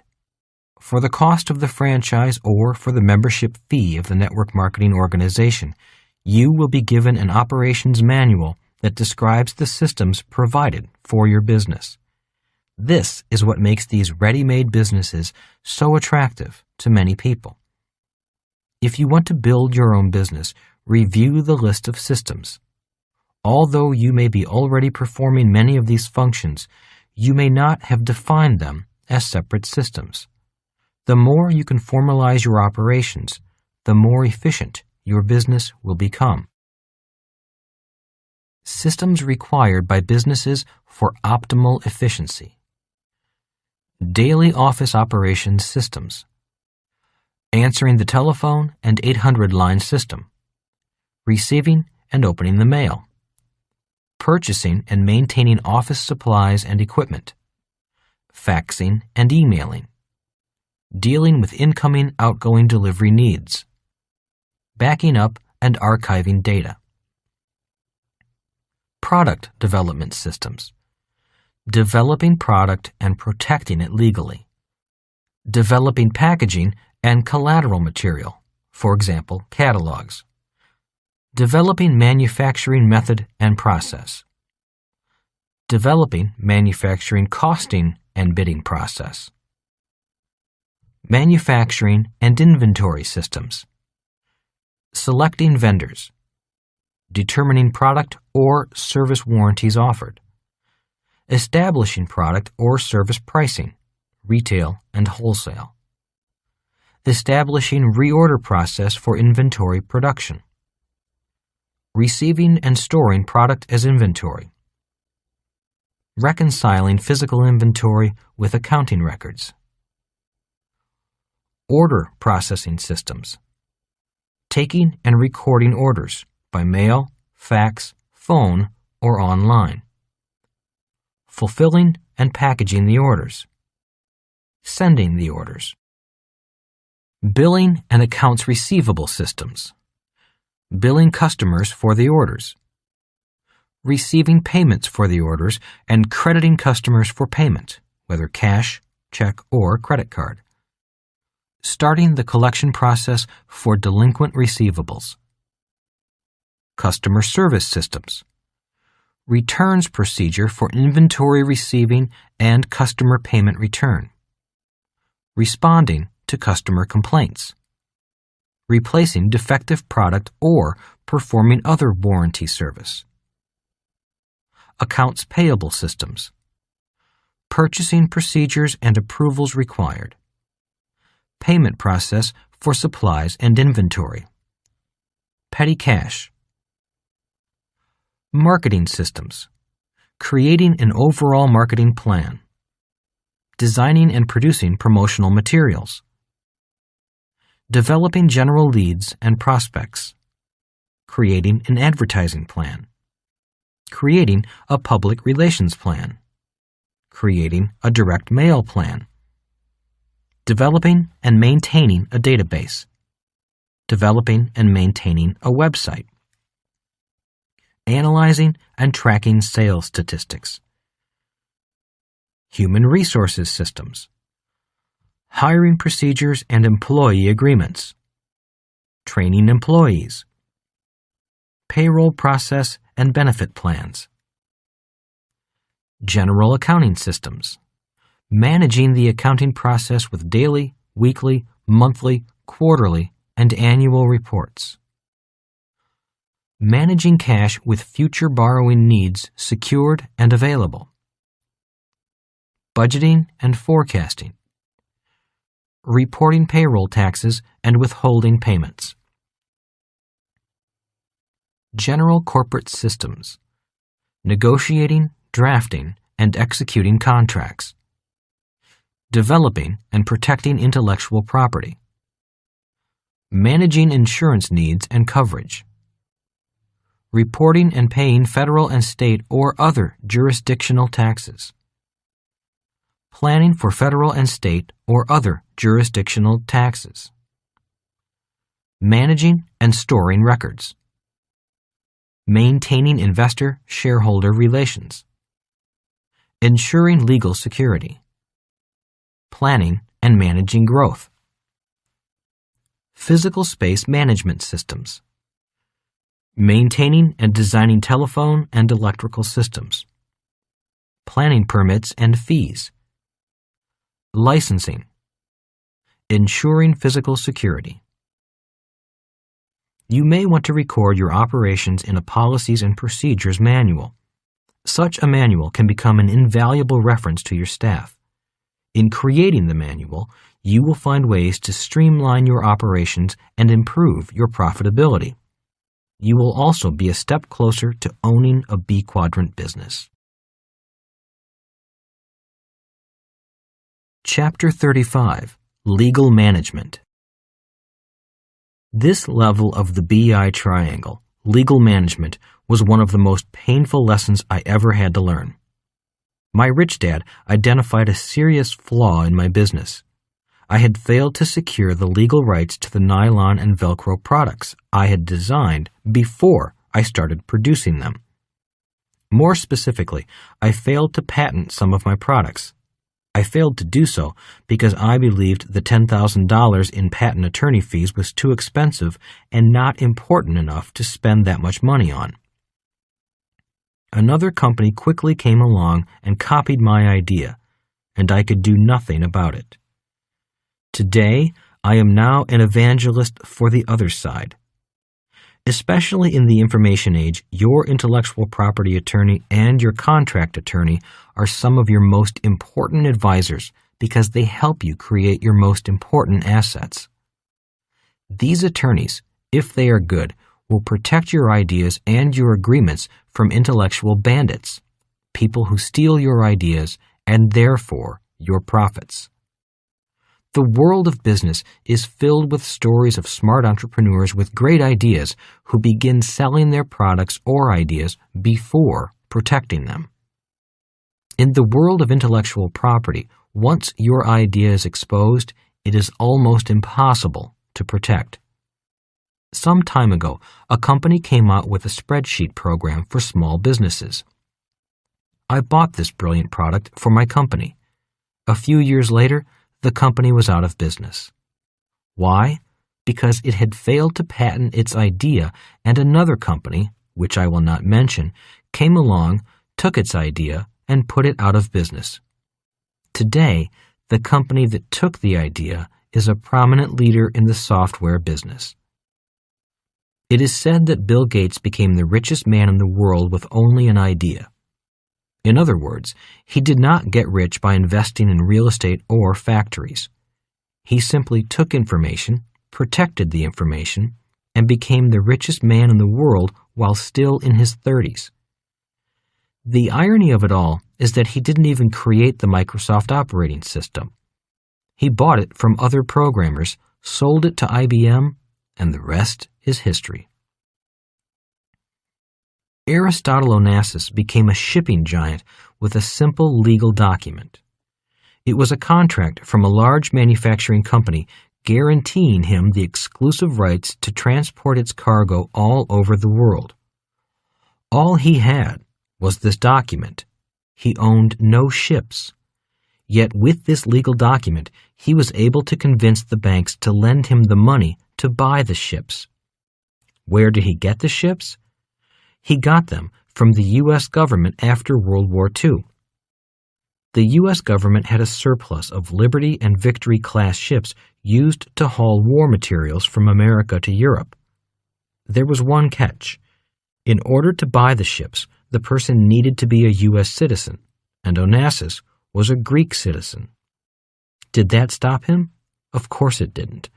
By understanding the laws of the B quadrant, Onassis purchased the ships using a U.S. corporation he controlled. This is another example of the laws being different for different quadrants. Protect your ideas. My intellectual property attorney is responsible for securing worldwide patents and trademarks for the Rich Dad Company. While we pay him and his firm considerable amounts of money each year, he has made us money and protected our rights to continue making money by protecting what we do and guiding us through some delicate negotiations. In summary, many a business has been started and has survived by a simple piece of paper. One legal document can be the seed of a worldwide business. Avoiding legal problems. Some of the most valuable assets you can own are the intangible assets called patents, trademarks, and copyrights. These legal documents grant you specific protection and ownership to your intellectual property. Without this type of protection, you risk losing everything. Once you have protected your rights, not only can you keep others from using your property, but you can also sell or license those rights and receive royalty income when doing so. Licensing your rights to a third party is a perfect example of your assets working for you. However, legal issues can also surface in almost every facet of a business. Obtaining competent legal counsel is very important, not only as you are forming your business, but as an ongoing part of your advisory team's activities. Legal fees may seem expensive at first. However, when you compare them to the cost of legal fees from lost rights or subsequent litigation, it is much less expensive to set out your agreements properly in the beginning. In addition to the monetary expense, you must also factor in the cost of lost time. Instead of focusing on your business, you may be forced to focus on legal matters. This is another area where franchising and network marketing can help you jumpstart your business. Typically, when you purchase a franchise or join a network marketing organization, most of the necessary legal documents to start and grow your business will be provided for your use. This saves you not only a lot of money, but also a tremendous amount of time, and it allows you to focus your efforts on developing your business. It is still advisable to have your own counsel review the documents on your behalf. Some specific areas where proper legal counsel can help you avoid potential problems in legal aspects of a business are general corporate, choice of business entity, buy-sell agreements, business licenses, regulatory compliance, office lease or purchase contracts.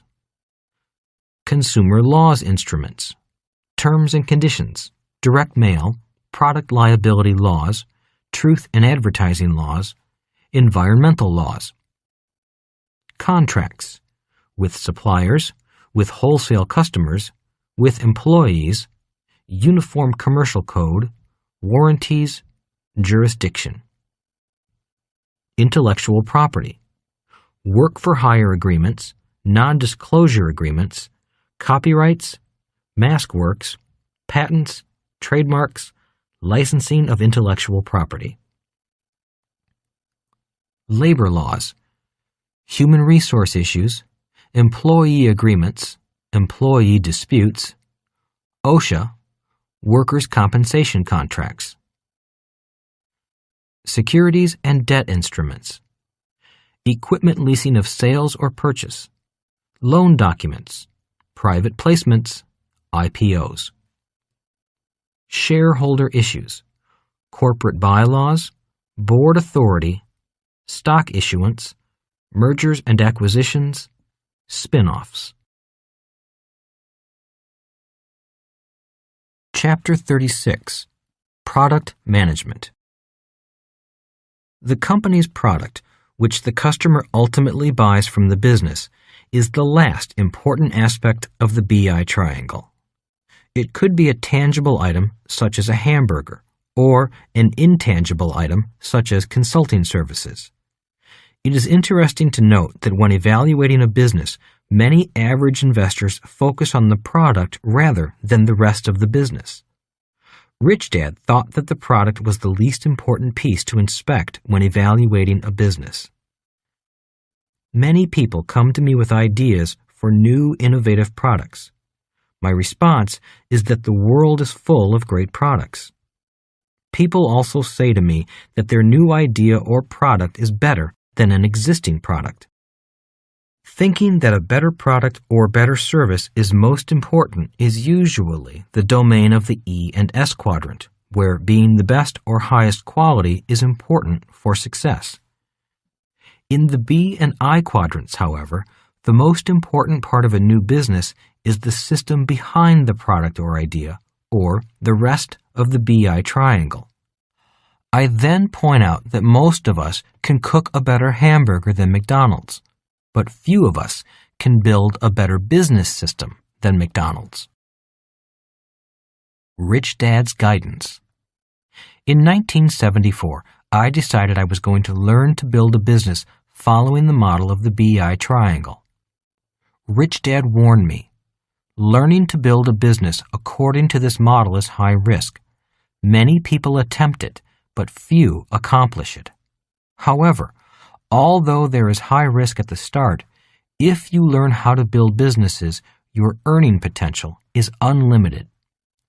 For the people who are not willing to take the risk and don't wish to undertake such a steep learning curve, their risk may be lower, but so will their lifetime returns. I still recall experiencing the highest of highs and lowest of lows as I learned to build a solid business. I remember some of the advertising copy I wrote that never sold anything. I remember some of the brochures I wrote where no one could understand what I was trying to say. And I remember the struggle of learning to raise capital and learning to spend the investors' money wisely in the hopes of building a powerful business. I also remember going back to my investors and telling them that I had lost their money. I am forever grateful for the investors who understood and told me to come back when I had another venture for them to invest in. However, through it all, each mistake was a priceless learning experience as well as a character-building experience. As Rich Dad said, the risk at the start was very high. Yet, as I stuck it out and continued to learn, the rewards were unlimited. In 1974, I was very weak at every level of the BI triangle. I think I was weakest in cash flow management and communications management. Today, although I am still not great on any one sector of the triangle, I would say I am the strongest in cash flow management and communications management. Because I can create synergies among all the levels, my companies are successful. The point I make here is that even though I was not strong at the start, I continued with my learning process. For anyone who wants to acquire great wealth in this manner, I offer encouragement to start, practice, make mistakes, correct, learn, and improve. When I look at the 10% of Americans who control 90% of all the shares of stock in America and 73% of the wealth, I understand exactly where their wealth was derived. Many acquired that wealth in much the same way as Henry Ford and Thomas Edison, who was worth far more in his day than Bill Gates was at the same age. The list includes Bill Gates, Michael Dell, Warren Buffett, Rupert Murdoch, Anita Roddick, Richard Branson, and others who all acquired their wealth the same way. They found their spirit and their mission, built a business, and allowed others to share in the dreams, the risks, and the rewards. You can do the same thing if you want. Just follow the same diagram Rich Dad guided me with, the BI triangle. Helen Keller said, "True happiness is not attained through self-gratification, but through fidelity to a worthy purpose." The expression of the mission. Product is at the top of the BI triangle because it is the expression of the business's mission. It is what you are offering to your customer. The rest of the BI triangle lays the foundation for the long-term success of your business.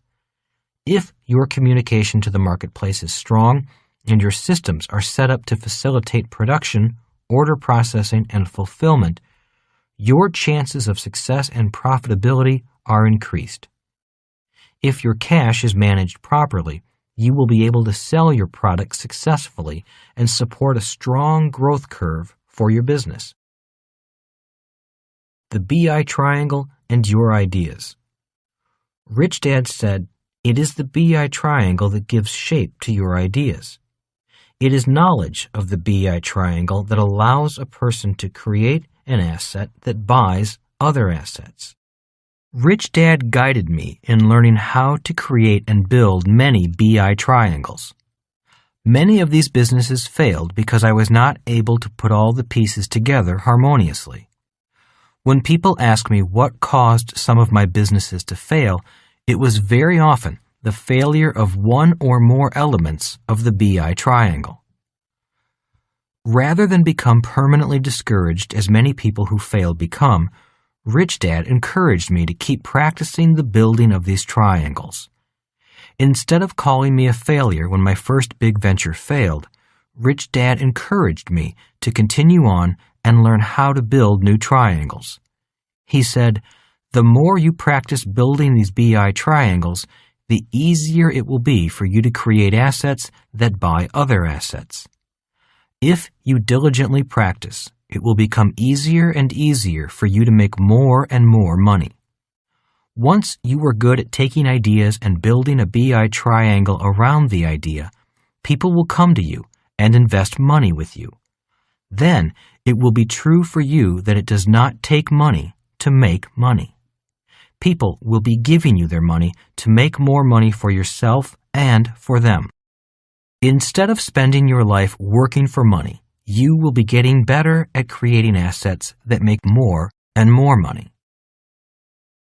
The BI triangle and the 90-10 rule go hand in hand. One day, while Rich Dad was teaching me more about the BI triangle, he made a comment I found interesting. He said, "There is a BI triangle inside each of us." Not understanding what he meant, I inquired further. Even though his explanation was a good one, it took me a while to realize how true his statement was. Today, whenever I find a person, a family, a business, a city, or a country that is having financial difficulties, to me, that means one or more segments of the BI triangle are missing or are out of sync with the other parts. When one or more parts of the BI triangle are not functioning, chances are good that the individual, family, or country will be in the 90% that are sharing in 10% of the money available. So if you, your family, or your business is struggling today, look at the model of the BI triangle and do an analysis of what can be changed or improved. Solving the BI triangle riddle. Rich Dad gave me another reason to begin mastering the BI triangle that I thought was unique. He said, "Your dad believes in hard work as the means of making money. Once you master the art of building BI triangles, you will find that the less you work, the more money you will make, and the more valuable what you are building becomes." At first, I did not understand what Rich Dad was saying, but after a number of years of practice, I understand more fully. Today, I meet people who work hard building a career, working their way up the corporate ladder, or building a practice based upon their reputation. These people generally come from the E and S quadrants. In order for me to become rich, I needed to learn to build and put together systems that could work without me. After my first BI triangle was built and I sold it, I realized what Rich Dad meant by the less I work, the more money I will make. He called that thinking solving the BI triangle riddle. If you are a person who is addicted to hard work, or what Rich Dad calls staying busy in your busyness and not building anything, then I would suggest sitting down with other people who are busy in busyness and discuss how working less can make you more money. I have found that the difference between people in the E and S quadrants and people in the B and I quadrants is that the E and S people are often too hands-on. Rich Dad used to say, "The key to success is laziness." The more hands-on you are, the less money you can make. One of the reasons so many people do not join the 90-10 Investor Club is that they are too hands-on when they should be seeking new ways of doing more with less and less. If you are going to become the kind of person who creates assets that buy other assets, you will need to find ways of doing less and less so you can make more and more. As Rich Dad said, the key to success is laziness. That is why he could create so many assets that bought other assets. He could not have done it if he were like my real dad, who was a very hard-working man. A summary of the BI triangle. The BI triangle as a whole represents a strong system of systems, supported by a team with a leader, all working towards a common mission. If one member of the team is weak or falters, the overall success of the business can be jeopardized. I would like to highlight 3 important points in summarizing the BI triangle. 1. Money always follows management. If any of the management functions of the BI triangle's 5 internal levels are weak, the company will be weak. If you are personally having financial difficulty or not having the excess cash flow that you desire, you can often find the weak spots by analyzing each level. Once you identify your weakness, you may then want to consider turning it into your strength or hiring someone else with that strength. 2. Some of the best investments and businesses are the ones you walk away from. If any of the 5 levels are weak and the management is not prepared to strengthen them, it is best to walk away from the investment. Too many times I have discussed the 5 levels of the BI triangle with a management team with which I am considering investing, and I hear arguments instead of discussion. When business owners or business teams are weak in any of the 5 levels, they will become defensive rather than receptive to questioning. If they do become defensive rather than excited to identify and correct a weakness, I usually walk away from the investment. I have on a wall in my house a photo of a pig I took in Fiji. Under it is printed, "Don't teach pigs to sing. It wastes your time and it annoys the pigs." There are too many excellent investments out there to waste your time trying to teach pigs to sing. 3. The computer and the internet make the BI triangle more available, affordable, and manageable for everyone. It has never been easier to access great wealth. In the industrial age, you needed millions of dollars to build a car factory. Today, with a used computer, some brain power, a phone, and a little education in each of the 5 aspects of the BI triangle, the world can be yours. If you still desire to build a business on your own, there has never been greater opportunity for success. I recently met a young man who sold his small internet company to a major computer software company for $28 million. All he said to me was, "I made $28 million at the age of 28. How much will I make when I am 48? If you want to be an entrepreneur who builds successful businesses or invests in businesses, the entire BI triangle must be strong and interdependent. If it is, the business will grow and flourish.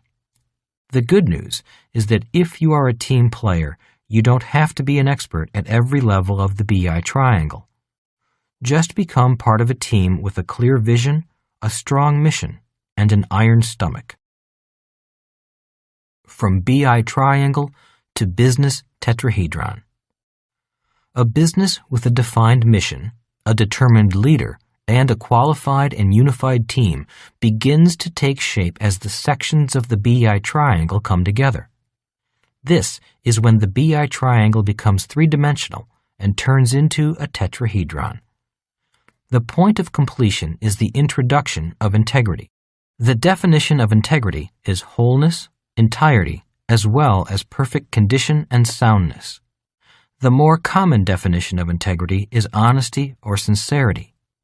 While the definitions may sound different, they are in fact the same.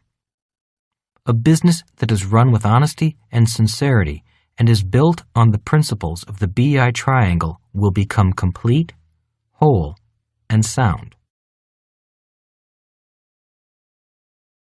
Phase 4. Who is a sophisticated investor?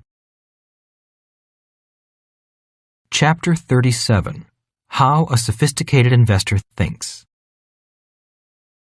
Now that you understand the BI triangle, are you ready to build a business? Rich Dad asked me. Yes, absolutely.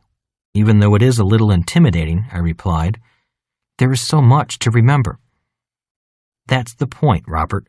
Once you build a successful business, you will have the skills to build as many as you want. You will also have the skills to analyze other businesses from the outside before you invest in them. It still seems like an impossible mission, I replied. Maybe it is because you're thinking of building huge businesses, Rich Dad continued. "Of course I am. I am going to be rich," I answered vehemently. To learn the skills needed for the BI triangle, you need to start small. Even a hot dog cart or a small rental home needs its own BI triangle. Every component of the BI triangle applies to even the smallest business. You will make mistakes. If you learn from those mistakes, you can build bigger and bigger businesses. In the process, you will become a sophisticated investor. "So, learning to build a business will make me a sophisticated investor?" I asked. "Is that all it takes?" If you learn the lessons along the way and build a successful business, you can become a sophisticated investor, Rich Dad continued as he brought out his yellow pad. It's making the first $1 million that's difficult. After you've made the first $1 million, the next 10 million are easy. Let's discuss what makes a successful business person and investor a sophisticated investor. Who is a sophisticated investor? A sophisticated investor is an investor who understands each of the 10 investor controls. The sophisticated investor understands and benefits from the advantages of the right side of the cash flow quadrant. Let's go through each investor control so you get a better understanding of how a sophisticated investor thinks, Rich Dad explained. The 10 investor controls. The 10 investor controls are control over 1. Yourself. 2. Income-expense ratios and asset-liability ratios. 3. Management of the investment. 4. Taxes. 5. When you buy and when you sell. 6. Brokerage transactions. 7. ETC. Entity, timing, characteristics. 8. Terms and conditions of the agreements. 9. Access to information. 10. Giving it back, philanthropy. Investor control number 1. Control over yourself. The most important control you must have as an investor is control over yourself. It can determine your success as an investor and is why the entire first phase of the book is dedicated to getting control over yourself. Rich Dad often said, "It isn't the investment that is risky. It is the investor who is risky." Most of us were taught in school to become employees. There was only one right answer, and making mistakes was horrible. We were not taught financial literacy in school. It takes a lot of work and time to change your thinking and to become financially literate. A sophisticated investor knows that there are multiple right answers, that the best learning comes through making mistakes, and that financial literacy is essential to be successful. They know their own financial statement, and they understand how each financial decision they make will ultimately impact their financial statement. They're always thinking. And to become rich, you must teach yourself to think like a rich person. Investor control number 2. Control over income-expense ratios and asset-liability ratios. This control is developed through financial literacy. My rich dad taught me the 3 cash flow patterns of the poor, middle class, and the rich. The poor spend every penny they make. They have no assets. Individuals in the middle class accumulate more debt as they become more successful. A pay raise qualifies them to borrow more money from the bank so they can buy personal items like bigger cars, vacation homes, boats, and motorhomes. Their wage income comes in and is spent on current expenses and then on paying off this personal debt. As their income increases, so does their personal debt. This is what we call the rat race. The rich have their assets work for them. They have gained control over their expenses and focus on acquiring or building assets. Their businesses pay most of their expenses, and they have few, if any, personal liabilities. I decided at an early age that I wanted to have the cash flow pattern of a rich person. You may have a cash flow pattern that is a combination of these 3 types. What story does your financial statement tell? Are you in control of your expenses? Buy assets, not liabilities. Sophisticated investors buy assets that put money in their pockets. It is just that simple. Turn personal expenses into business expenses. Sophisticated investors understand that businesses are allowed to deduct all the ordinary and necessary expenses paid or incurred for the business. They analyze their expenses and convert non-deductible personal expenses into deductible business expenses whenever possible. Not every expense will be an allowable deduction. Review your business and personal expenses with your financial and tax advisors so that you can maximize the deductions available to you through your business. Some examples of personal expenses that could be legitimate business expenses are personal expense, computer; business expense, business equipment; justification, business use. Personal expense, phone; business expense, business equipment; justification, use your phone to call clients. Personal expense, meals out; business expense, business meals; justification, note business purpose and with whom. Personal expense, medical expense; business expense, medical reimbursement; justification, adopt medical reimbursement plan. Personal expense, tuition; business expense, education; justification, authorize and document applicability for business. Personal expense, home costs; business expense, home office; justification, follow guidelines, track all home expenses and reimburse based on square footage. These are just a few examples of the types of business expenses that are deductible expenses for business owners. The same expenses are not usually deductible for employees. Your expenses must be properly documented and have a legitimate business purpose. Can you think of expenses you are paying personally today that could be deductible business expenses if you owned a business?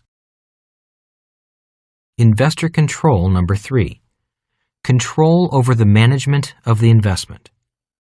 An inside investor who owns enough of an interest in the investment to control the management decisions has this type of investor control. It can be as a sole owner or where the investor owns enough of an interest that he or she is involved in the decision-making process. The skills learned through building a successful business using the BI triangle are essential to this investor. Once the investor possesses these skills, he or she is better able to analyze the effectiveness of the management of other potential investments. If the management appears competent and successful, the investor is more comfortable investing funds. Investor control number 4. Control over taxes. The sophisticated investor has learned about the tax laws either through formal study or by asking questions and listening to good advisors. The right side of the cash flow quadrant provides certain tax advantages that the sophisticated investor uses thoughtfully to minimize taxes paid and to increase tax deferrals wherever possible. In the United States, those in the B and I quadrants enjoy many tax advantages that are not available to those in the E and S quadrants. 3 specific advantages are: 1. Social insurance taxes, such as Social Security, Medicare tax, unemployment tax, and disability income, are not deducted from passive and portfolio income, right side of the cash flow quadrant, but are deducted from ordinary earned income, left side of the cash flow quadrant. 2. It may be possible to defer payment of taxes, perhaps indefinitely, by using the laws available to you related to real estate and owning a company. An example would be a profit-sharing plan sponsored by your business corporation. 3. C corporations may pay for a number of expenditures with pre-tax dollars that E quadrant income recipients must pay for with after-tax dollars. Some examples are included under Investor Control Number 2. Sophisticated investors recognize that each country, state, and province has different tax laws, and they are prepared to move their business affairs to the place best suited for what they are doing. Recognizing that taxes are the largest expense in the E and S quadrants, sophisticated investors may well seek to reduce their income in order to reduce income taxes while increasing funds for investment simultaneously. Investor Control Number 5. Control over when you buy and when you sell. The sophisticated investor knows how to make money in an up market as well as in a down market.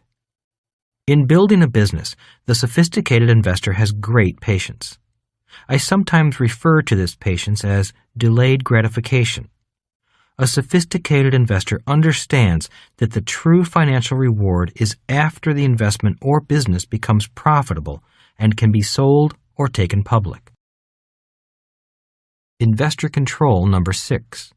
Control over brokerage transactions.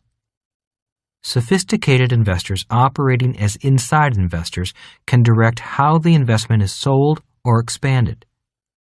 As outside investors in other companies, sophisticated investors carefully track the performance of their investments and direct their broker to buy or sell. Many investors today rely on their brokers to know when to buy and sell. These investors are not sophisticated. Investor Control Number 7. Control over the ETC, entity, timing, characteristics. Next to control over yourself, the control over the ETC is the most important control, Rich Dad would repeat often. To have control over the entity, timing, and characteristics of your income, you need to understand corporate, security, and tax law.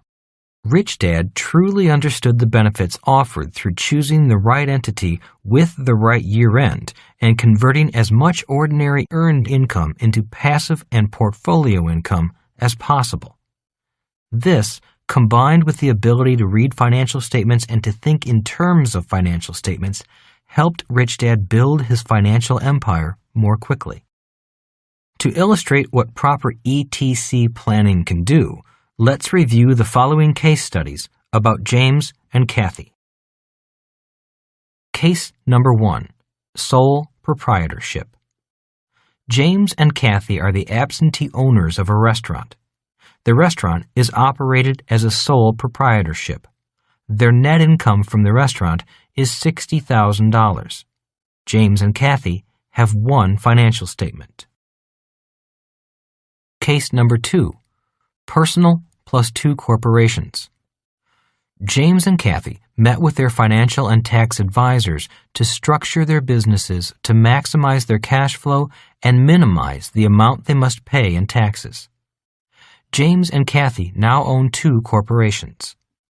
One corporation owns the restaurant, and the other corporation owns the building where the restaurant is located. James is the general manager for both corporations. James and Kathy now have 3 sets of financial statements that impact their financial position: a personal financial statement plus a second statement for the restaurant business and a third statement for the restaurant building, real estate. How did James and Kathy benefit by setting up this 2-corporation structure? 1. James and Kathy can convert certain personal expenses into legitimate business expenses: health insurance, legal and accounting expenses, education expenses, and a home office and auto deduction. 2. They were able to reduce the total amount paid in taxes by $7,885. 3. They were able to put $12,000 into a retirement fund. 4. Both number 2 and number 3 were made possible although they reduced their personal income to 0. 5. They have protected their personal assets by putting their business operations into 2 corporations. The corporation for the real estate company is owned 100% by James. The corporation for the restaurant company is owned 100% by Kathy. Now, let's compare case number 1 of a sole proprietorship to case number 2 with 2 corporations. Taxes paid. Case number 1, $14,200. Case number 2, $6,315. Difference, $7,885. Income. Retirement funds. Case number 1, 0. Case number 2, $12,000. Income personal. Case number 1, $5,600. Case number 2, 0. Income restaurant. Case number 1, 0. Case number 2, $1,275. Income real estate. Case number 1, 0. Case number 2, $210. Total cash flow. Case number 1, $5,600. Case number 2, $13,485. Difference, $7,885. The end result of this financial plan for James and Kathy is that they have added $7,885 to their personal wealth by saving $7,885 in taxes. More importantly, however, they have protected their personal assets by moving their businesses into corporations. By having validly established corporations, their personal assets should be safe even if a judgment is awarded against one of the corporations. For instance, if a customer becomes ill in the restaurant, he or she can sue the corporation that owns the restaurant. Any judgment against the restaurant corporation would be paid out of the assets of that corporation. The corporation that owns the building and the personal assets of James and Kathy should be protected. James and Kathy's example is very simplified and provided for illustration purposes only. It is extremely important that you seek professional legal and tax advice before structuring your own financial plan. You must consider many complex issues to ensure you comply with all laws. More control, not less. Rich Dad would say, once you can think automatically in financial statements, you can then operate multiple businesses as well as evaluate other investments quickly. However, most importantly, once you can think in financial statements, you will gain even greater control over your financial life and make even more money. Money that the average person doesn't realize can be made. Rich Dad nodded, saying, "And technically, what am I doing?" You are taking earned income from your restaurant business and converting it into passive income for your real estate company. In other words, you are paying yourself. And that is just the beginning, said Rich Dad. Yet I want to caution you from here on in, you will need the best accounting and legal advice possible. This is where unsophisticated investors begin to get into trouble. They get into trouble because this scenario can be done legally and it can be done illegally. Investor control number 8. Control over the terms and conditions of the agreements. The sophisticated investor is in control over the terms and conditions of agreements when he or she is on the inside of the investment. For instance, when I rolled over the sale of several of my small houses into a small apartment building, I used a Section 1031 exchange, U.S. law, which allowed me to roll over the gain. I did not have to pay any taxes on the sale because I controlled the terms and conditions of the agreements. Investor control number 9. Control over access to information. As an inside investor, the sophisticated investor again has control over access to information. This is where the investor needs to understand the legal requirements of insiders imposed by the SEC in the United States. Other countries have similar oversight organizations. Investor control number 10. control over giving it back, philanthropy. The sophisticated investor recognizes the social responsibility that comes with wealth and gives back to society. This may be through charitable giving and philanthropy. Some of it will be through capitalism, by creating jobs and expanding the economy. Chapter 38. Analyzing Investments. The numbers tell a story, my rich dad would say. If you can learn to read financial statements, you can see what is happening within any company or investment. My rich dad taught me how he used financial ratios to manage his businesses. Whether it is an investment in the stock of a company or purchase of real estate, I always analyze the financial statements. I can determine how profitable a business is or how highly leveraged a business is just by looking at its financial statements and calculating financial ratios. For a real estate investment, I calculate what the cash-on-cash return will be based on the amount of cash I need to spend for the down payment. The bottom line always comes back to financial literacy. This chapter will cover some of the important concepts and thought processes every sophisticated investor goes through in choosing investments for their financial plan. Financial ratios of a company. Financial ratios for investing in real estate. Natural resources. Good debt or bad debt. Investing and saving. Financial ratios of a company.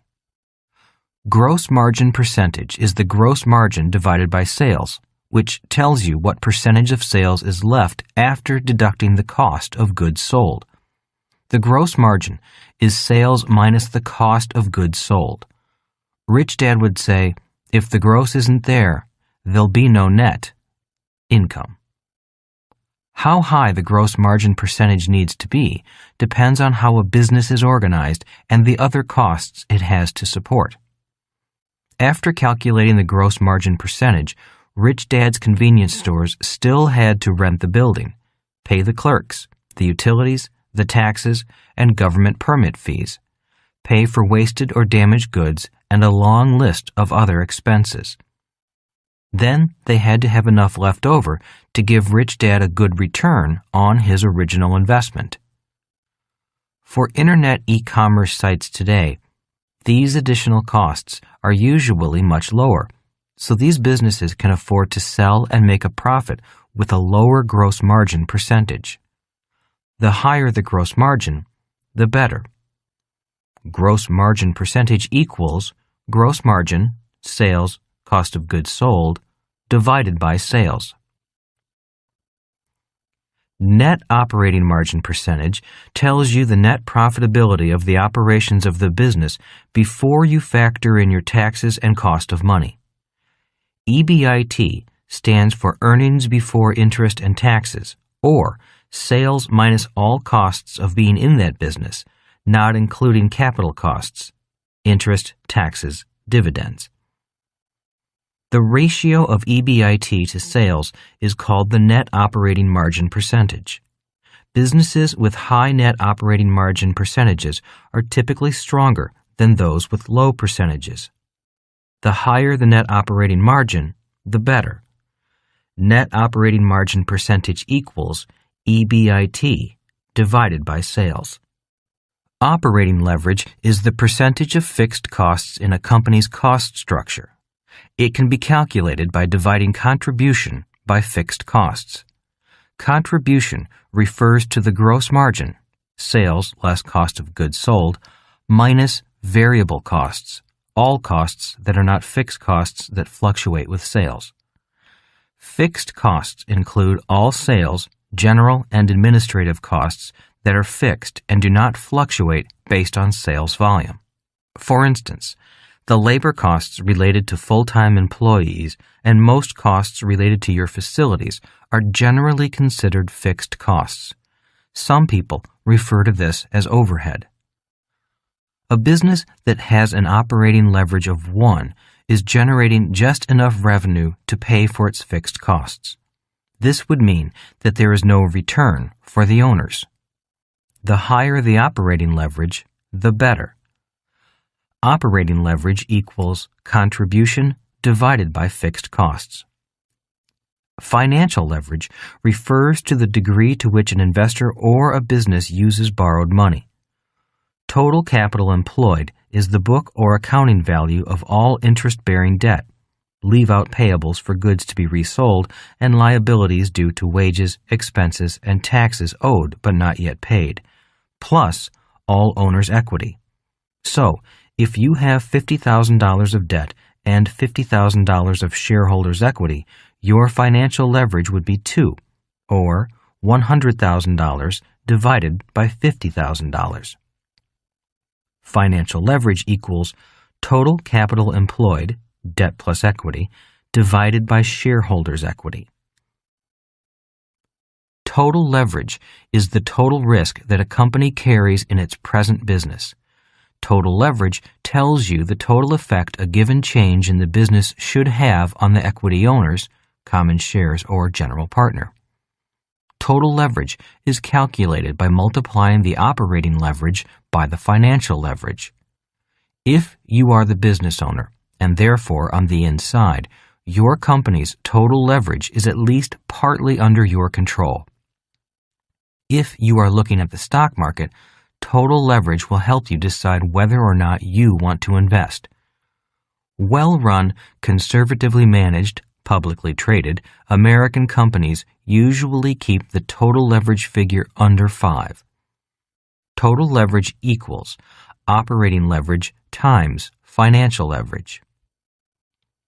Debt-to-equity ratio measures just that, the portion of the whole enterprise, total liabilities, financed by outsiders in proportion to the part financed by insiders, total equity. Most businesses try to stay at a ratio of 1-to-1 or below. Generally speaking, the lower the debt-to-equity ratio, the more conservative the financial structure of the company. Debt-to-equity ratio equals total liabilities divided by total equity. Quick and current ratios tell you whether or not the company has enough liquid assets to pay its liabilities for the coming year. If a company doesn't have enough current assets to cover its current liabilities, it is usually a sign of impending trouble. On the other hand, a current ratio and quick ratio of 2-to-1 is more than appropriate. Quick ratio equals liquid assets divided by current liabilities. Current ratio equals current assets divided by current liabilities. Return on equity is often considered one of the most important ratios. It allows you to compare the return this company is making on its shareholders' investments compared to alternative investments. Return on equity equals net income divided by average shareholders' equity. What do the ratios tell me? My rich dad taught me to always consider at least 3 years of these figures.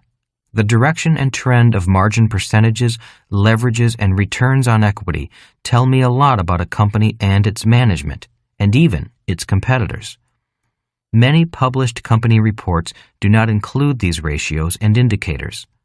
A sophisticated investor learns to calculate these ratios, or hires someone knowledgeable to do so, when they aren't provided. A sophisticated investor understands the terminology of the ratios and can use the ratios in evaluating the investment. However, the ratios cannot be used in a vacuum. They are indicators of a company's performance. They must be considered in conjunction with analysis of the overall business and industry. By comparing the ratios over at least a 3-year period, as well as with other companies in the same industry, you can quickly determine the relative strength of the company. For example, a company with excellent ratios over the last 3 years and strong profits could appear to be a sound investment. However, after reviewing the industry, you may find out that the company's main product has just been rendered obsolete by a new product introduced by the company's main competitor. In this instance, a company with a history of strong performance may not be a wise investment due to its potential loss in market share. While the ratios may appear complicated at first, you will be amazed at how quickly you can learn to analyze a company. Remember, these ratios are the language of a sophisticated investor. By educating yourself and becoming financially literate, you too can learn to speak in ratios. Financial ratios for investing in real estate. When it came to real estate, Rich Dad had two questions. 1. Does the property generate a positive cash flow? 2. If yes, have you done your due diligence? The most important financial ratio of a piece of real estate to Rich Dad was his cash-on-cash return. Cash-on-cash return equals positive net cash flow divided by down payment. Let's say you buy an apartment building for $500,000. You put $100,000 down and secure a mortgage for the $400,000 balance. You have a monthly cash flow of $2,000 after all expenses and the mortgage payment are paid.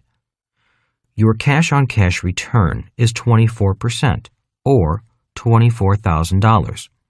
$2,000 times 12 months, divided by $100,000. Before buying the apartment building, you must decide how you will purchase it. Will you buy it through a C corporation, an LLC, or a limited partnership? Consult with your legal and tax advisors to make sure that you choose the entity that will provide the most legal protection and tax advantages to you. Due diligence. In my opinion, the words due diligence are some of the most important words in the world of financial literacy. It is through the process of due diligence, the careful evaluation of a potential investment to confirm all material facts, that a sophisticated investor sees the other side of the coin. When people ask me how I find good investments, I simply reply, I find them through the process of due diligence. Rich Dad said, the faster you are able to do your due diligence on any investment, regardless of whether it is a business, real estate, a stock, or bond, the better able you will be to find the safest investments with the greatest possibility for cash flow or capital gains. Once you have determined that a piece of real estate will generate a positive cash flow, you still need to perform due diligence on the property. Rich Dad had a checklist that he always used. I use a due diligence checklist as well. It is very thorough and includes items that did not exist years ago, such as Phase 1 environmental audit.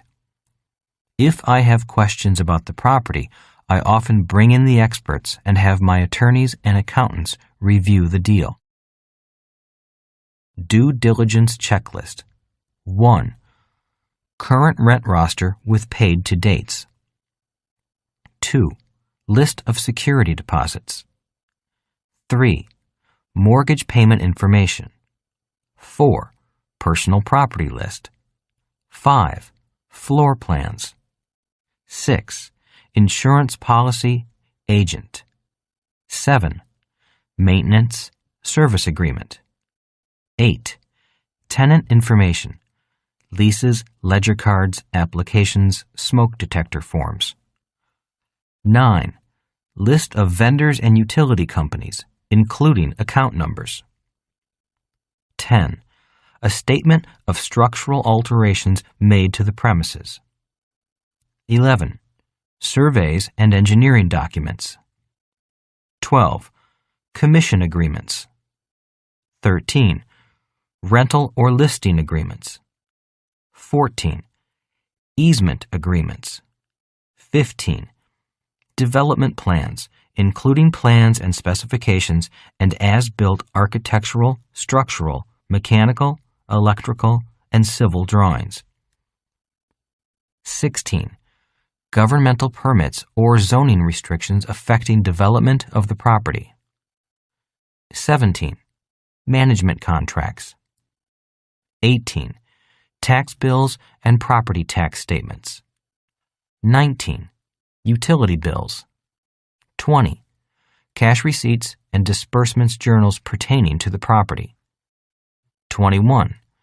Capital expenditure disbursement records pertaining to the property for the past 5 years. 22. Income and expense statements pertaining to the property for 2 years prior to the submission date. 23. Financial statements and state and federal tax returns for the property. 24. A termite inspection in form and content reasonably satisfactory to the buyer. 25. All other records and documents in seller's possession or under seller's control which would be necessary or helpful to the ownership, operation, or maintenance of the property. 26. Market surveys or studies of the area. 27. Construction budget or actuals. 28. Tenant profiles or surveys. 29. Work order files. 30. Bank statements for 2 years showing operating account for property.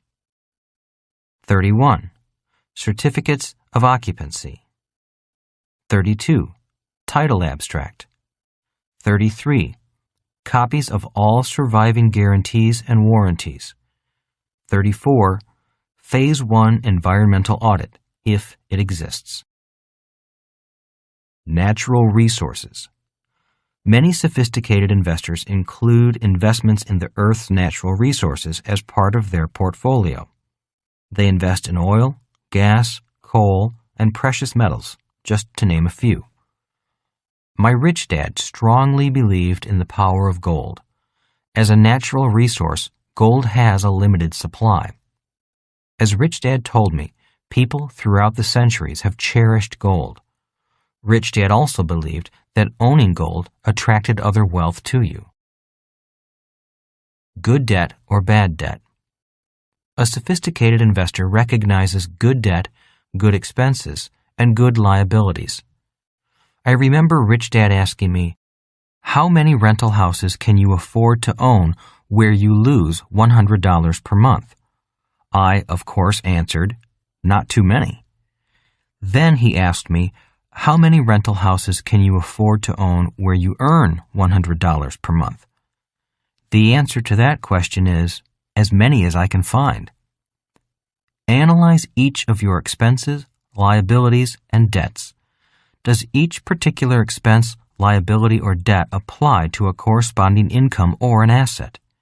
If so, is the cash flow coming in from the income or asset greater than the cash flow going out for the expense, liability, debt? For example, a friend of mine, Jim, has a mortgage on an apartment building for $600,000.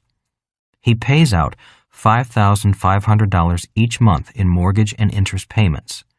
He receives $8,000 rental income each month from his tenants. After all other expenses, he has a net positive cash flow of $1,500 each month from that apartment building. I would consider Jim's mortgage a good debt. Investing and saving. A sophisticated investor understands the difference between saving and investing. Let's look at the case of two friends, John and Terry, both of whom believe themselves to be sophisticated investors.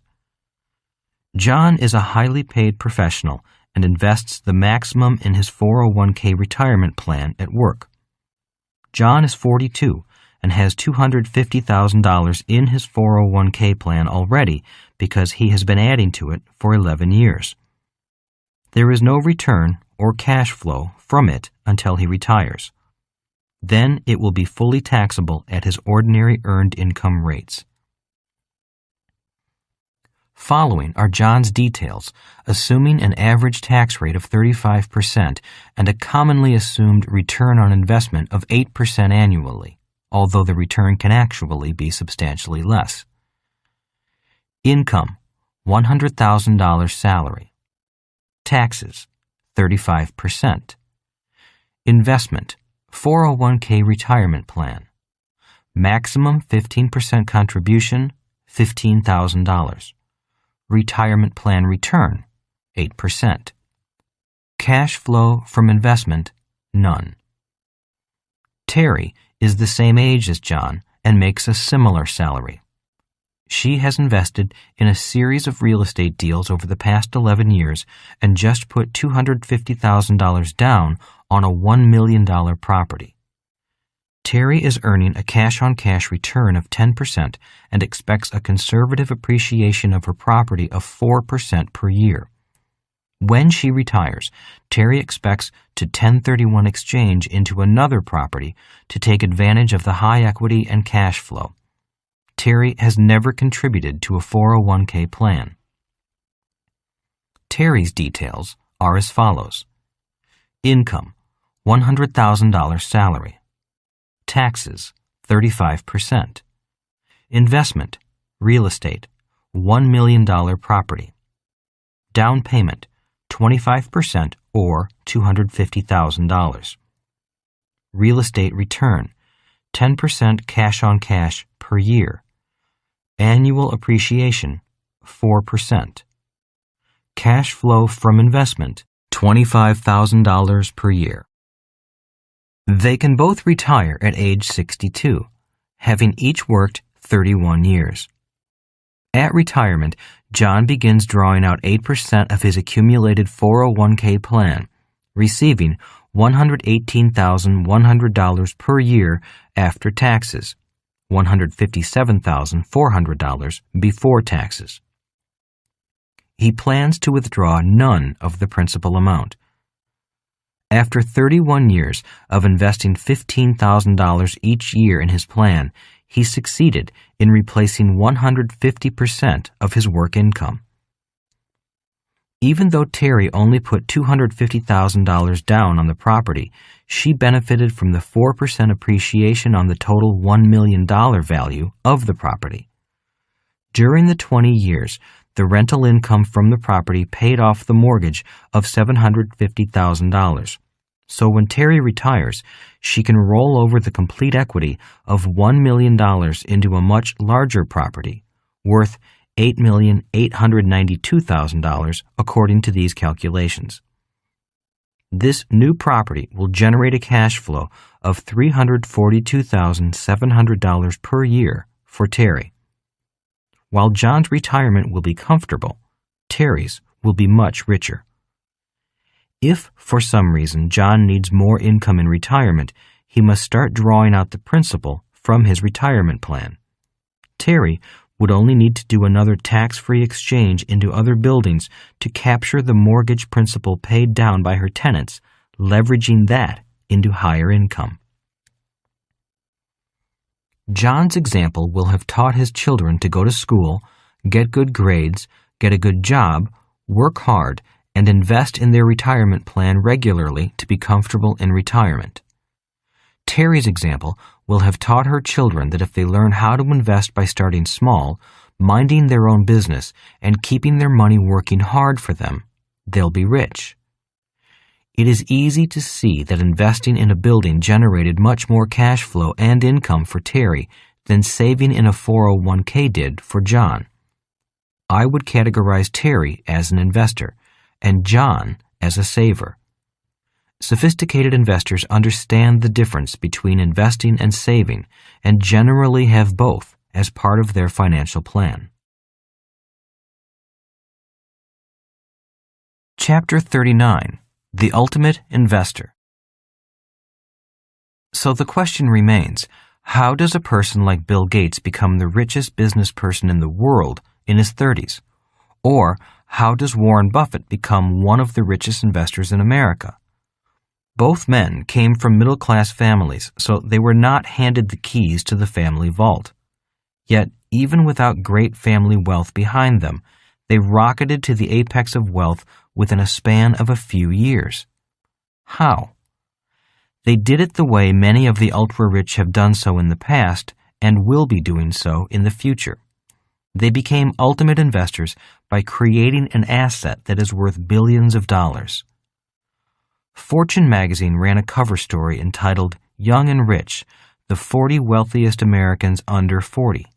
Some of these young billionaires were the following.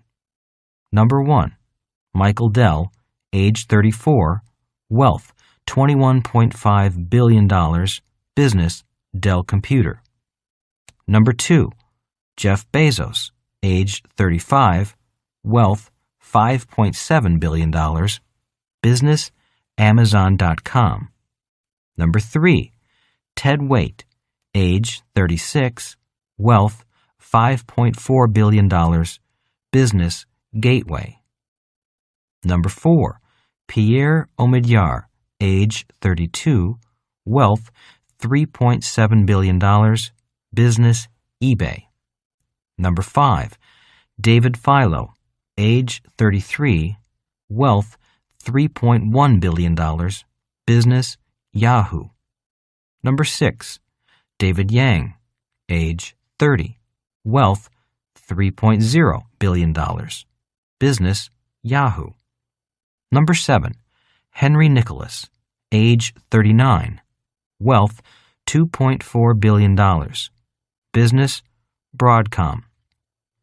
Number 8, Rob Glazer, age 37, wealth $2.3 billion, business Real Networks. Number 9, Scott Bloom, age 35, wealth $1.7 billion, business Buy.com. Number 10, Jeff Skoll, age 33, wealth $1.4 billion, business eBay. You may notice that the top 10 of the top 40 young rich are from computer or internet companies.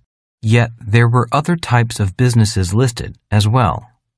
Number 26, John Shatner, age 37, wealth $403 million, business Papa John's Pizza. Number 28, Master P, age 29, wealth $361 million, business Recording Star. Number 29, Michael Jordan, age 36, wealth $357 million, business Sports Star. I find it interesting to note that the non-internet related rich people came from businesses such as a pizza company, the rap music business, and sports. Everyone else was in computers or the internet. Bill Gates and Warren Buffett did not make the list because they were over 40. In 2000, Bill Gates was 44 and worth $85 billion. Warren Buffett was 70 and worth $31 billion, according to Forbes. They made it the old-fashioned way. So, how did most of these people join the ranks of the ultra-rich so early in life?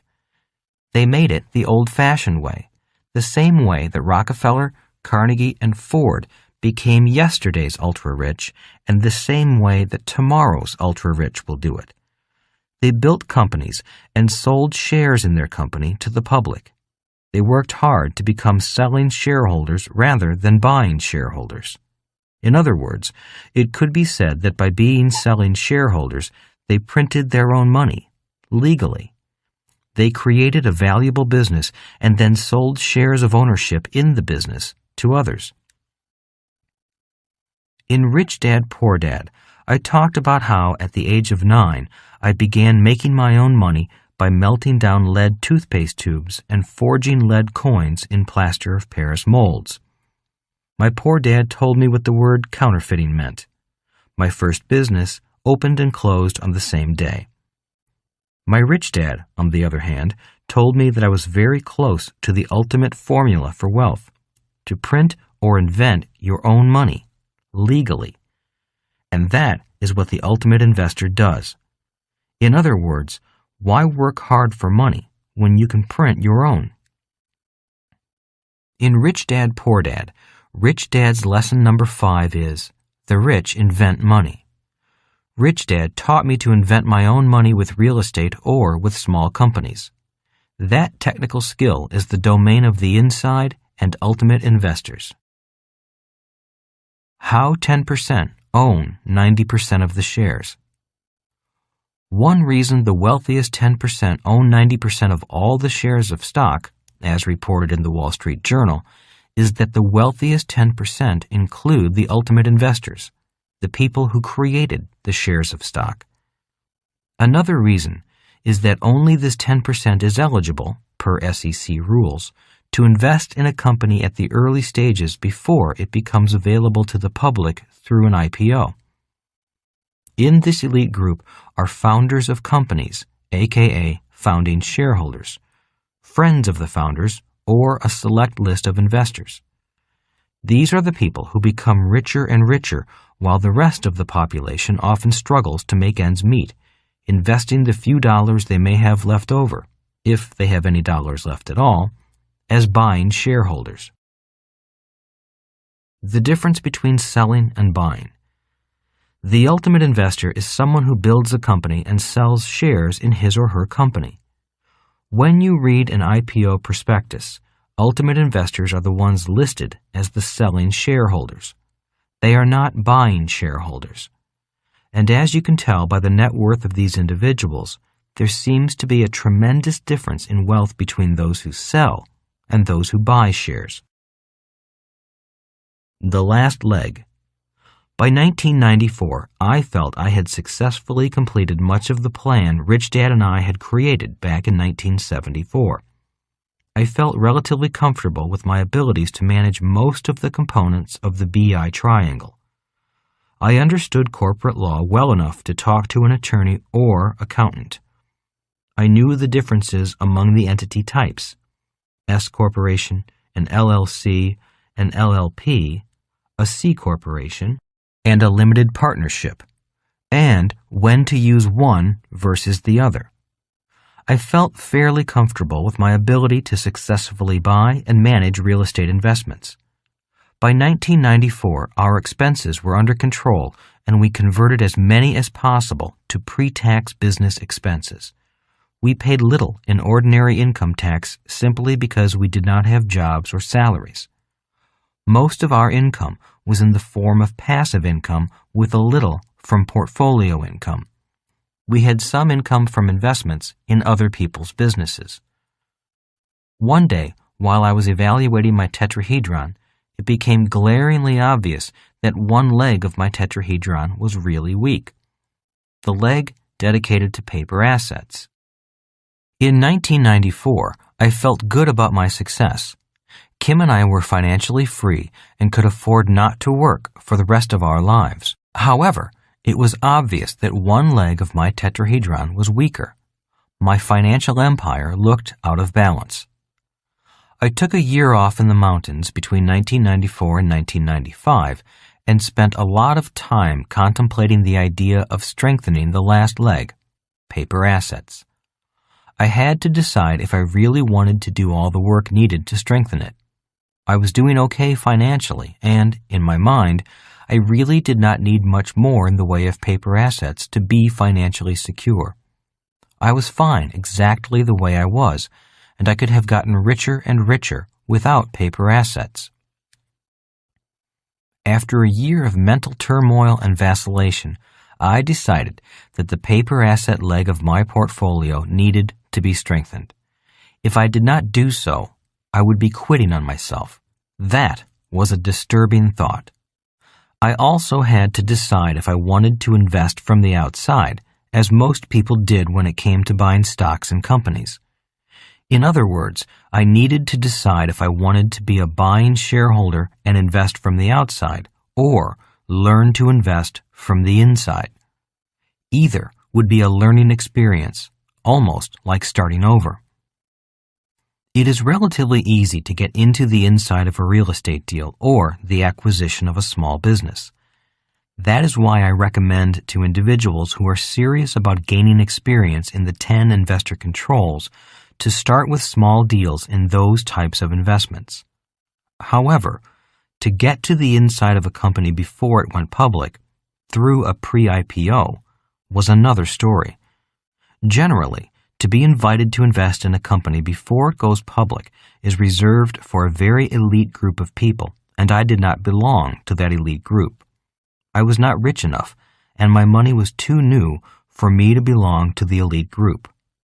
In addition, I do not come from the right family or university. My blood is red, not blue. My skin is not white, and Harvard has no record of my application to its prestigious institution. I had to learn how to become part of the elite group that is invited to invest in the best companies before they go public. I felt sorry for myself for a few moments, enjoying a brief moment of self-doubt, a lack of self-confidence, and a strong dose of self-pity. Rich Dad had already passed on, and I had no one to turn to for advice. After my few moments of misery were over, I realized that this is a free country. If Bill Gates can drop out of college, build a company, and take it public, why can't I? Isn't this why we want to live in a free country? Can't we be as rich or poor as we want? Isn't this why the barons in 1215 forced King John to sign the Magna Carta? In late 1994, I decided that since no one was going to ask me to join the Insiders Club, I might have to find one and ask to be invited to join, or start my own club. The problem was that I did not know where to start, especially in Phoenix, Arizona, 2,000 miles from Wall Street. On New Year's Day, 1995, my best friend Larry and I hiked up to a mountaintop near our home. We went through our annual New Year's Day ritual of discussing our past year, planning for the next year, and writing down our goals for the coming year. We spent about 3 hours up on the rocky peak discussing our lives, the past year, and our hopes, dreams, and goals for the future. Larry and I have been best friends for many years. We started at Xerox together in Honolulu in 1974. He had become my new best friend because, at that stage of my life, he and I had more in common than Mike and I did. Mike was already very, very rich, and Larry and I were just starting out with virtually nothing but a strong desire to become very, very rich. Larry and I spent years together as partners, starting several businesses. Many of those businesses failed even before they got off the drawing board. When he and I reflect back on some of those businesses, we laugh at how naive we were back then. Yet some of those businesses did very well. We were partners in starting the nylon and Velcro wallet business in 1977 and developing it into a worldwide business. We became best friends through starting businesses together and have remained best friends ever since. After the nylon and Velcro wallet business began to fail in 1979, Larry moved back to Arizona and began to build his fame and fortune as a real estate developer. In 1995, Inc. magazine named him America's fastest-growing home builder, and he joined its prestigious list of fast-growing entrepreneurs. In 1991, Kim and I moved to Phoenix for the weather and golf, but more importantly, for the millions of dollars of real estate the federal government was giving away for pennies on the dollar. On that bright New Year's Day in 1995, I showed Larry the diagram of my tetrahedron and my need to increase my paper assets leg. I shared my desire to either invest in a company before it went public or maybe even build a company and take it public. At the end of my explanation, all Larry said was, "Good luck." We ended that day by writing our goals on 3x5 cards and shaking hands. We wrote down our goals because Rich Dad had always said, goals have to be clear, simple, and in writing. If they are not in writing and reviewed daily, they are not really goals. They are wishes. Sitting on the chilly mountain peak, we then went over Larry's goal of selling his business and retiring. At the end of his explanation, I shook his hand and said, "Good luck," and we hiked back down the mountain. Periodically, I would review what I had written on that 3x5 card. My goal was simple. It stated, to invest in a company before it goes public and acquire 100,000 shares or more for less than $1 per share. At the end of 1995, nothing had happened. I had not achieved my goal. On New Year's Day 1996, Larry and I sat on the same mountain peak and discussed our results for the year. Larry's company was on the verge of being sold, but it had not yet happened, so neither of us had accomplished our goals for 1995. Larry was close to achieving his goal, but I seemed far away from achieving mine. Larry asked if I wanted to drop the goal or choose something new. As we discussed the goal, I began to realize that, although I had written the goal, I did not believe that it was possible for me. In my soul, I did not really believe that I was smart enough, qualified enough, or that anyone wanted me to belong to that elite group. The more we talked about my goal, the angrier I got at myself for doubting myself and putting myself down so much. After all, Larry said, you have paid your dues. You know how to build and run a profitable private company. Why shouldn't you be a valuable asset to a team that takes a company public? After rewriting our goals and shaking hands, I walked down the mountain with a lot of nervousness and self-doubt because I now wanted my goal more than ever. I also walked down with more determination to have my goal become reality. Nothing happened for about 6 months. I would read my goal in the morning and then go about my daily activities, which at that time was to produce my cash flow board game. One day, my neighbor Mary knocked on my door and said, "I have a friend I think you should meet." I asked her why. All she said was, "I don't know. I just think the two of you would get along. He's an investor like you." I trusted Mary, so I agreed to meet her friend for lunch. A week or two later, I met her friend Frank for lunch at a golf club in Scottsdale, Arizona. Frank is a tall, distinguished man who is well-spoken and about the same age my own dad would have been if he were still alive. As lunch went on, I found out that Frank had spent much of his adult life on Wall Street, owning his own brokerage firm, occasionally forming companies and taking them public. He has had his own companies listed on the American Exchange, the Canadian Exchanges, NASDAQ, and on the big board of the New York Stock Exchange. Not only was he a person who created assets, he was a person who invested from the other side of the coin of the public stock markets. I knew he could guide me into a world very few investors ever see. He could guide me through the looking glass, get me behind the scenes, and increase my understanding of the greatest capital markets of the world.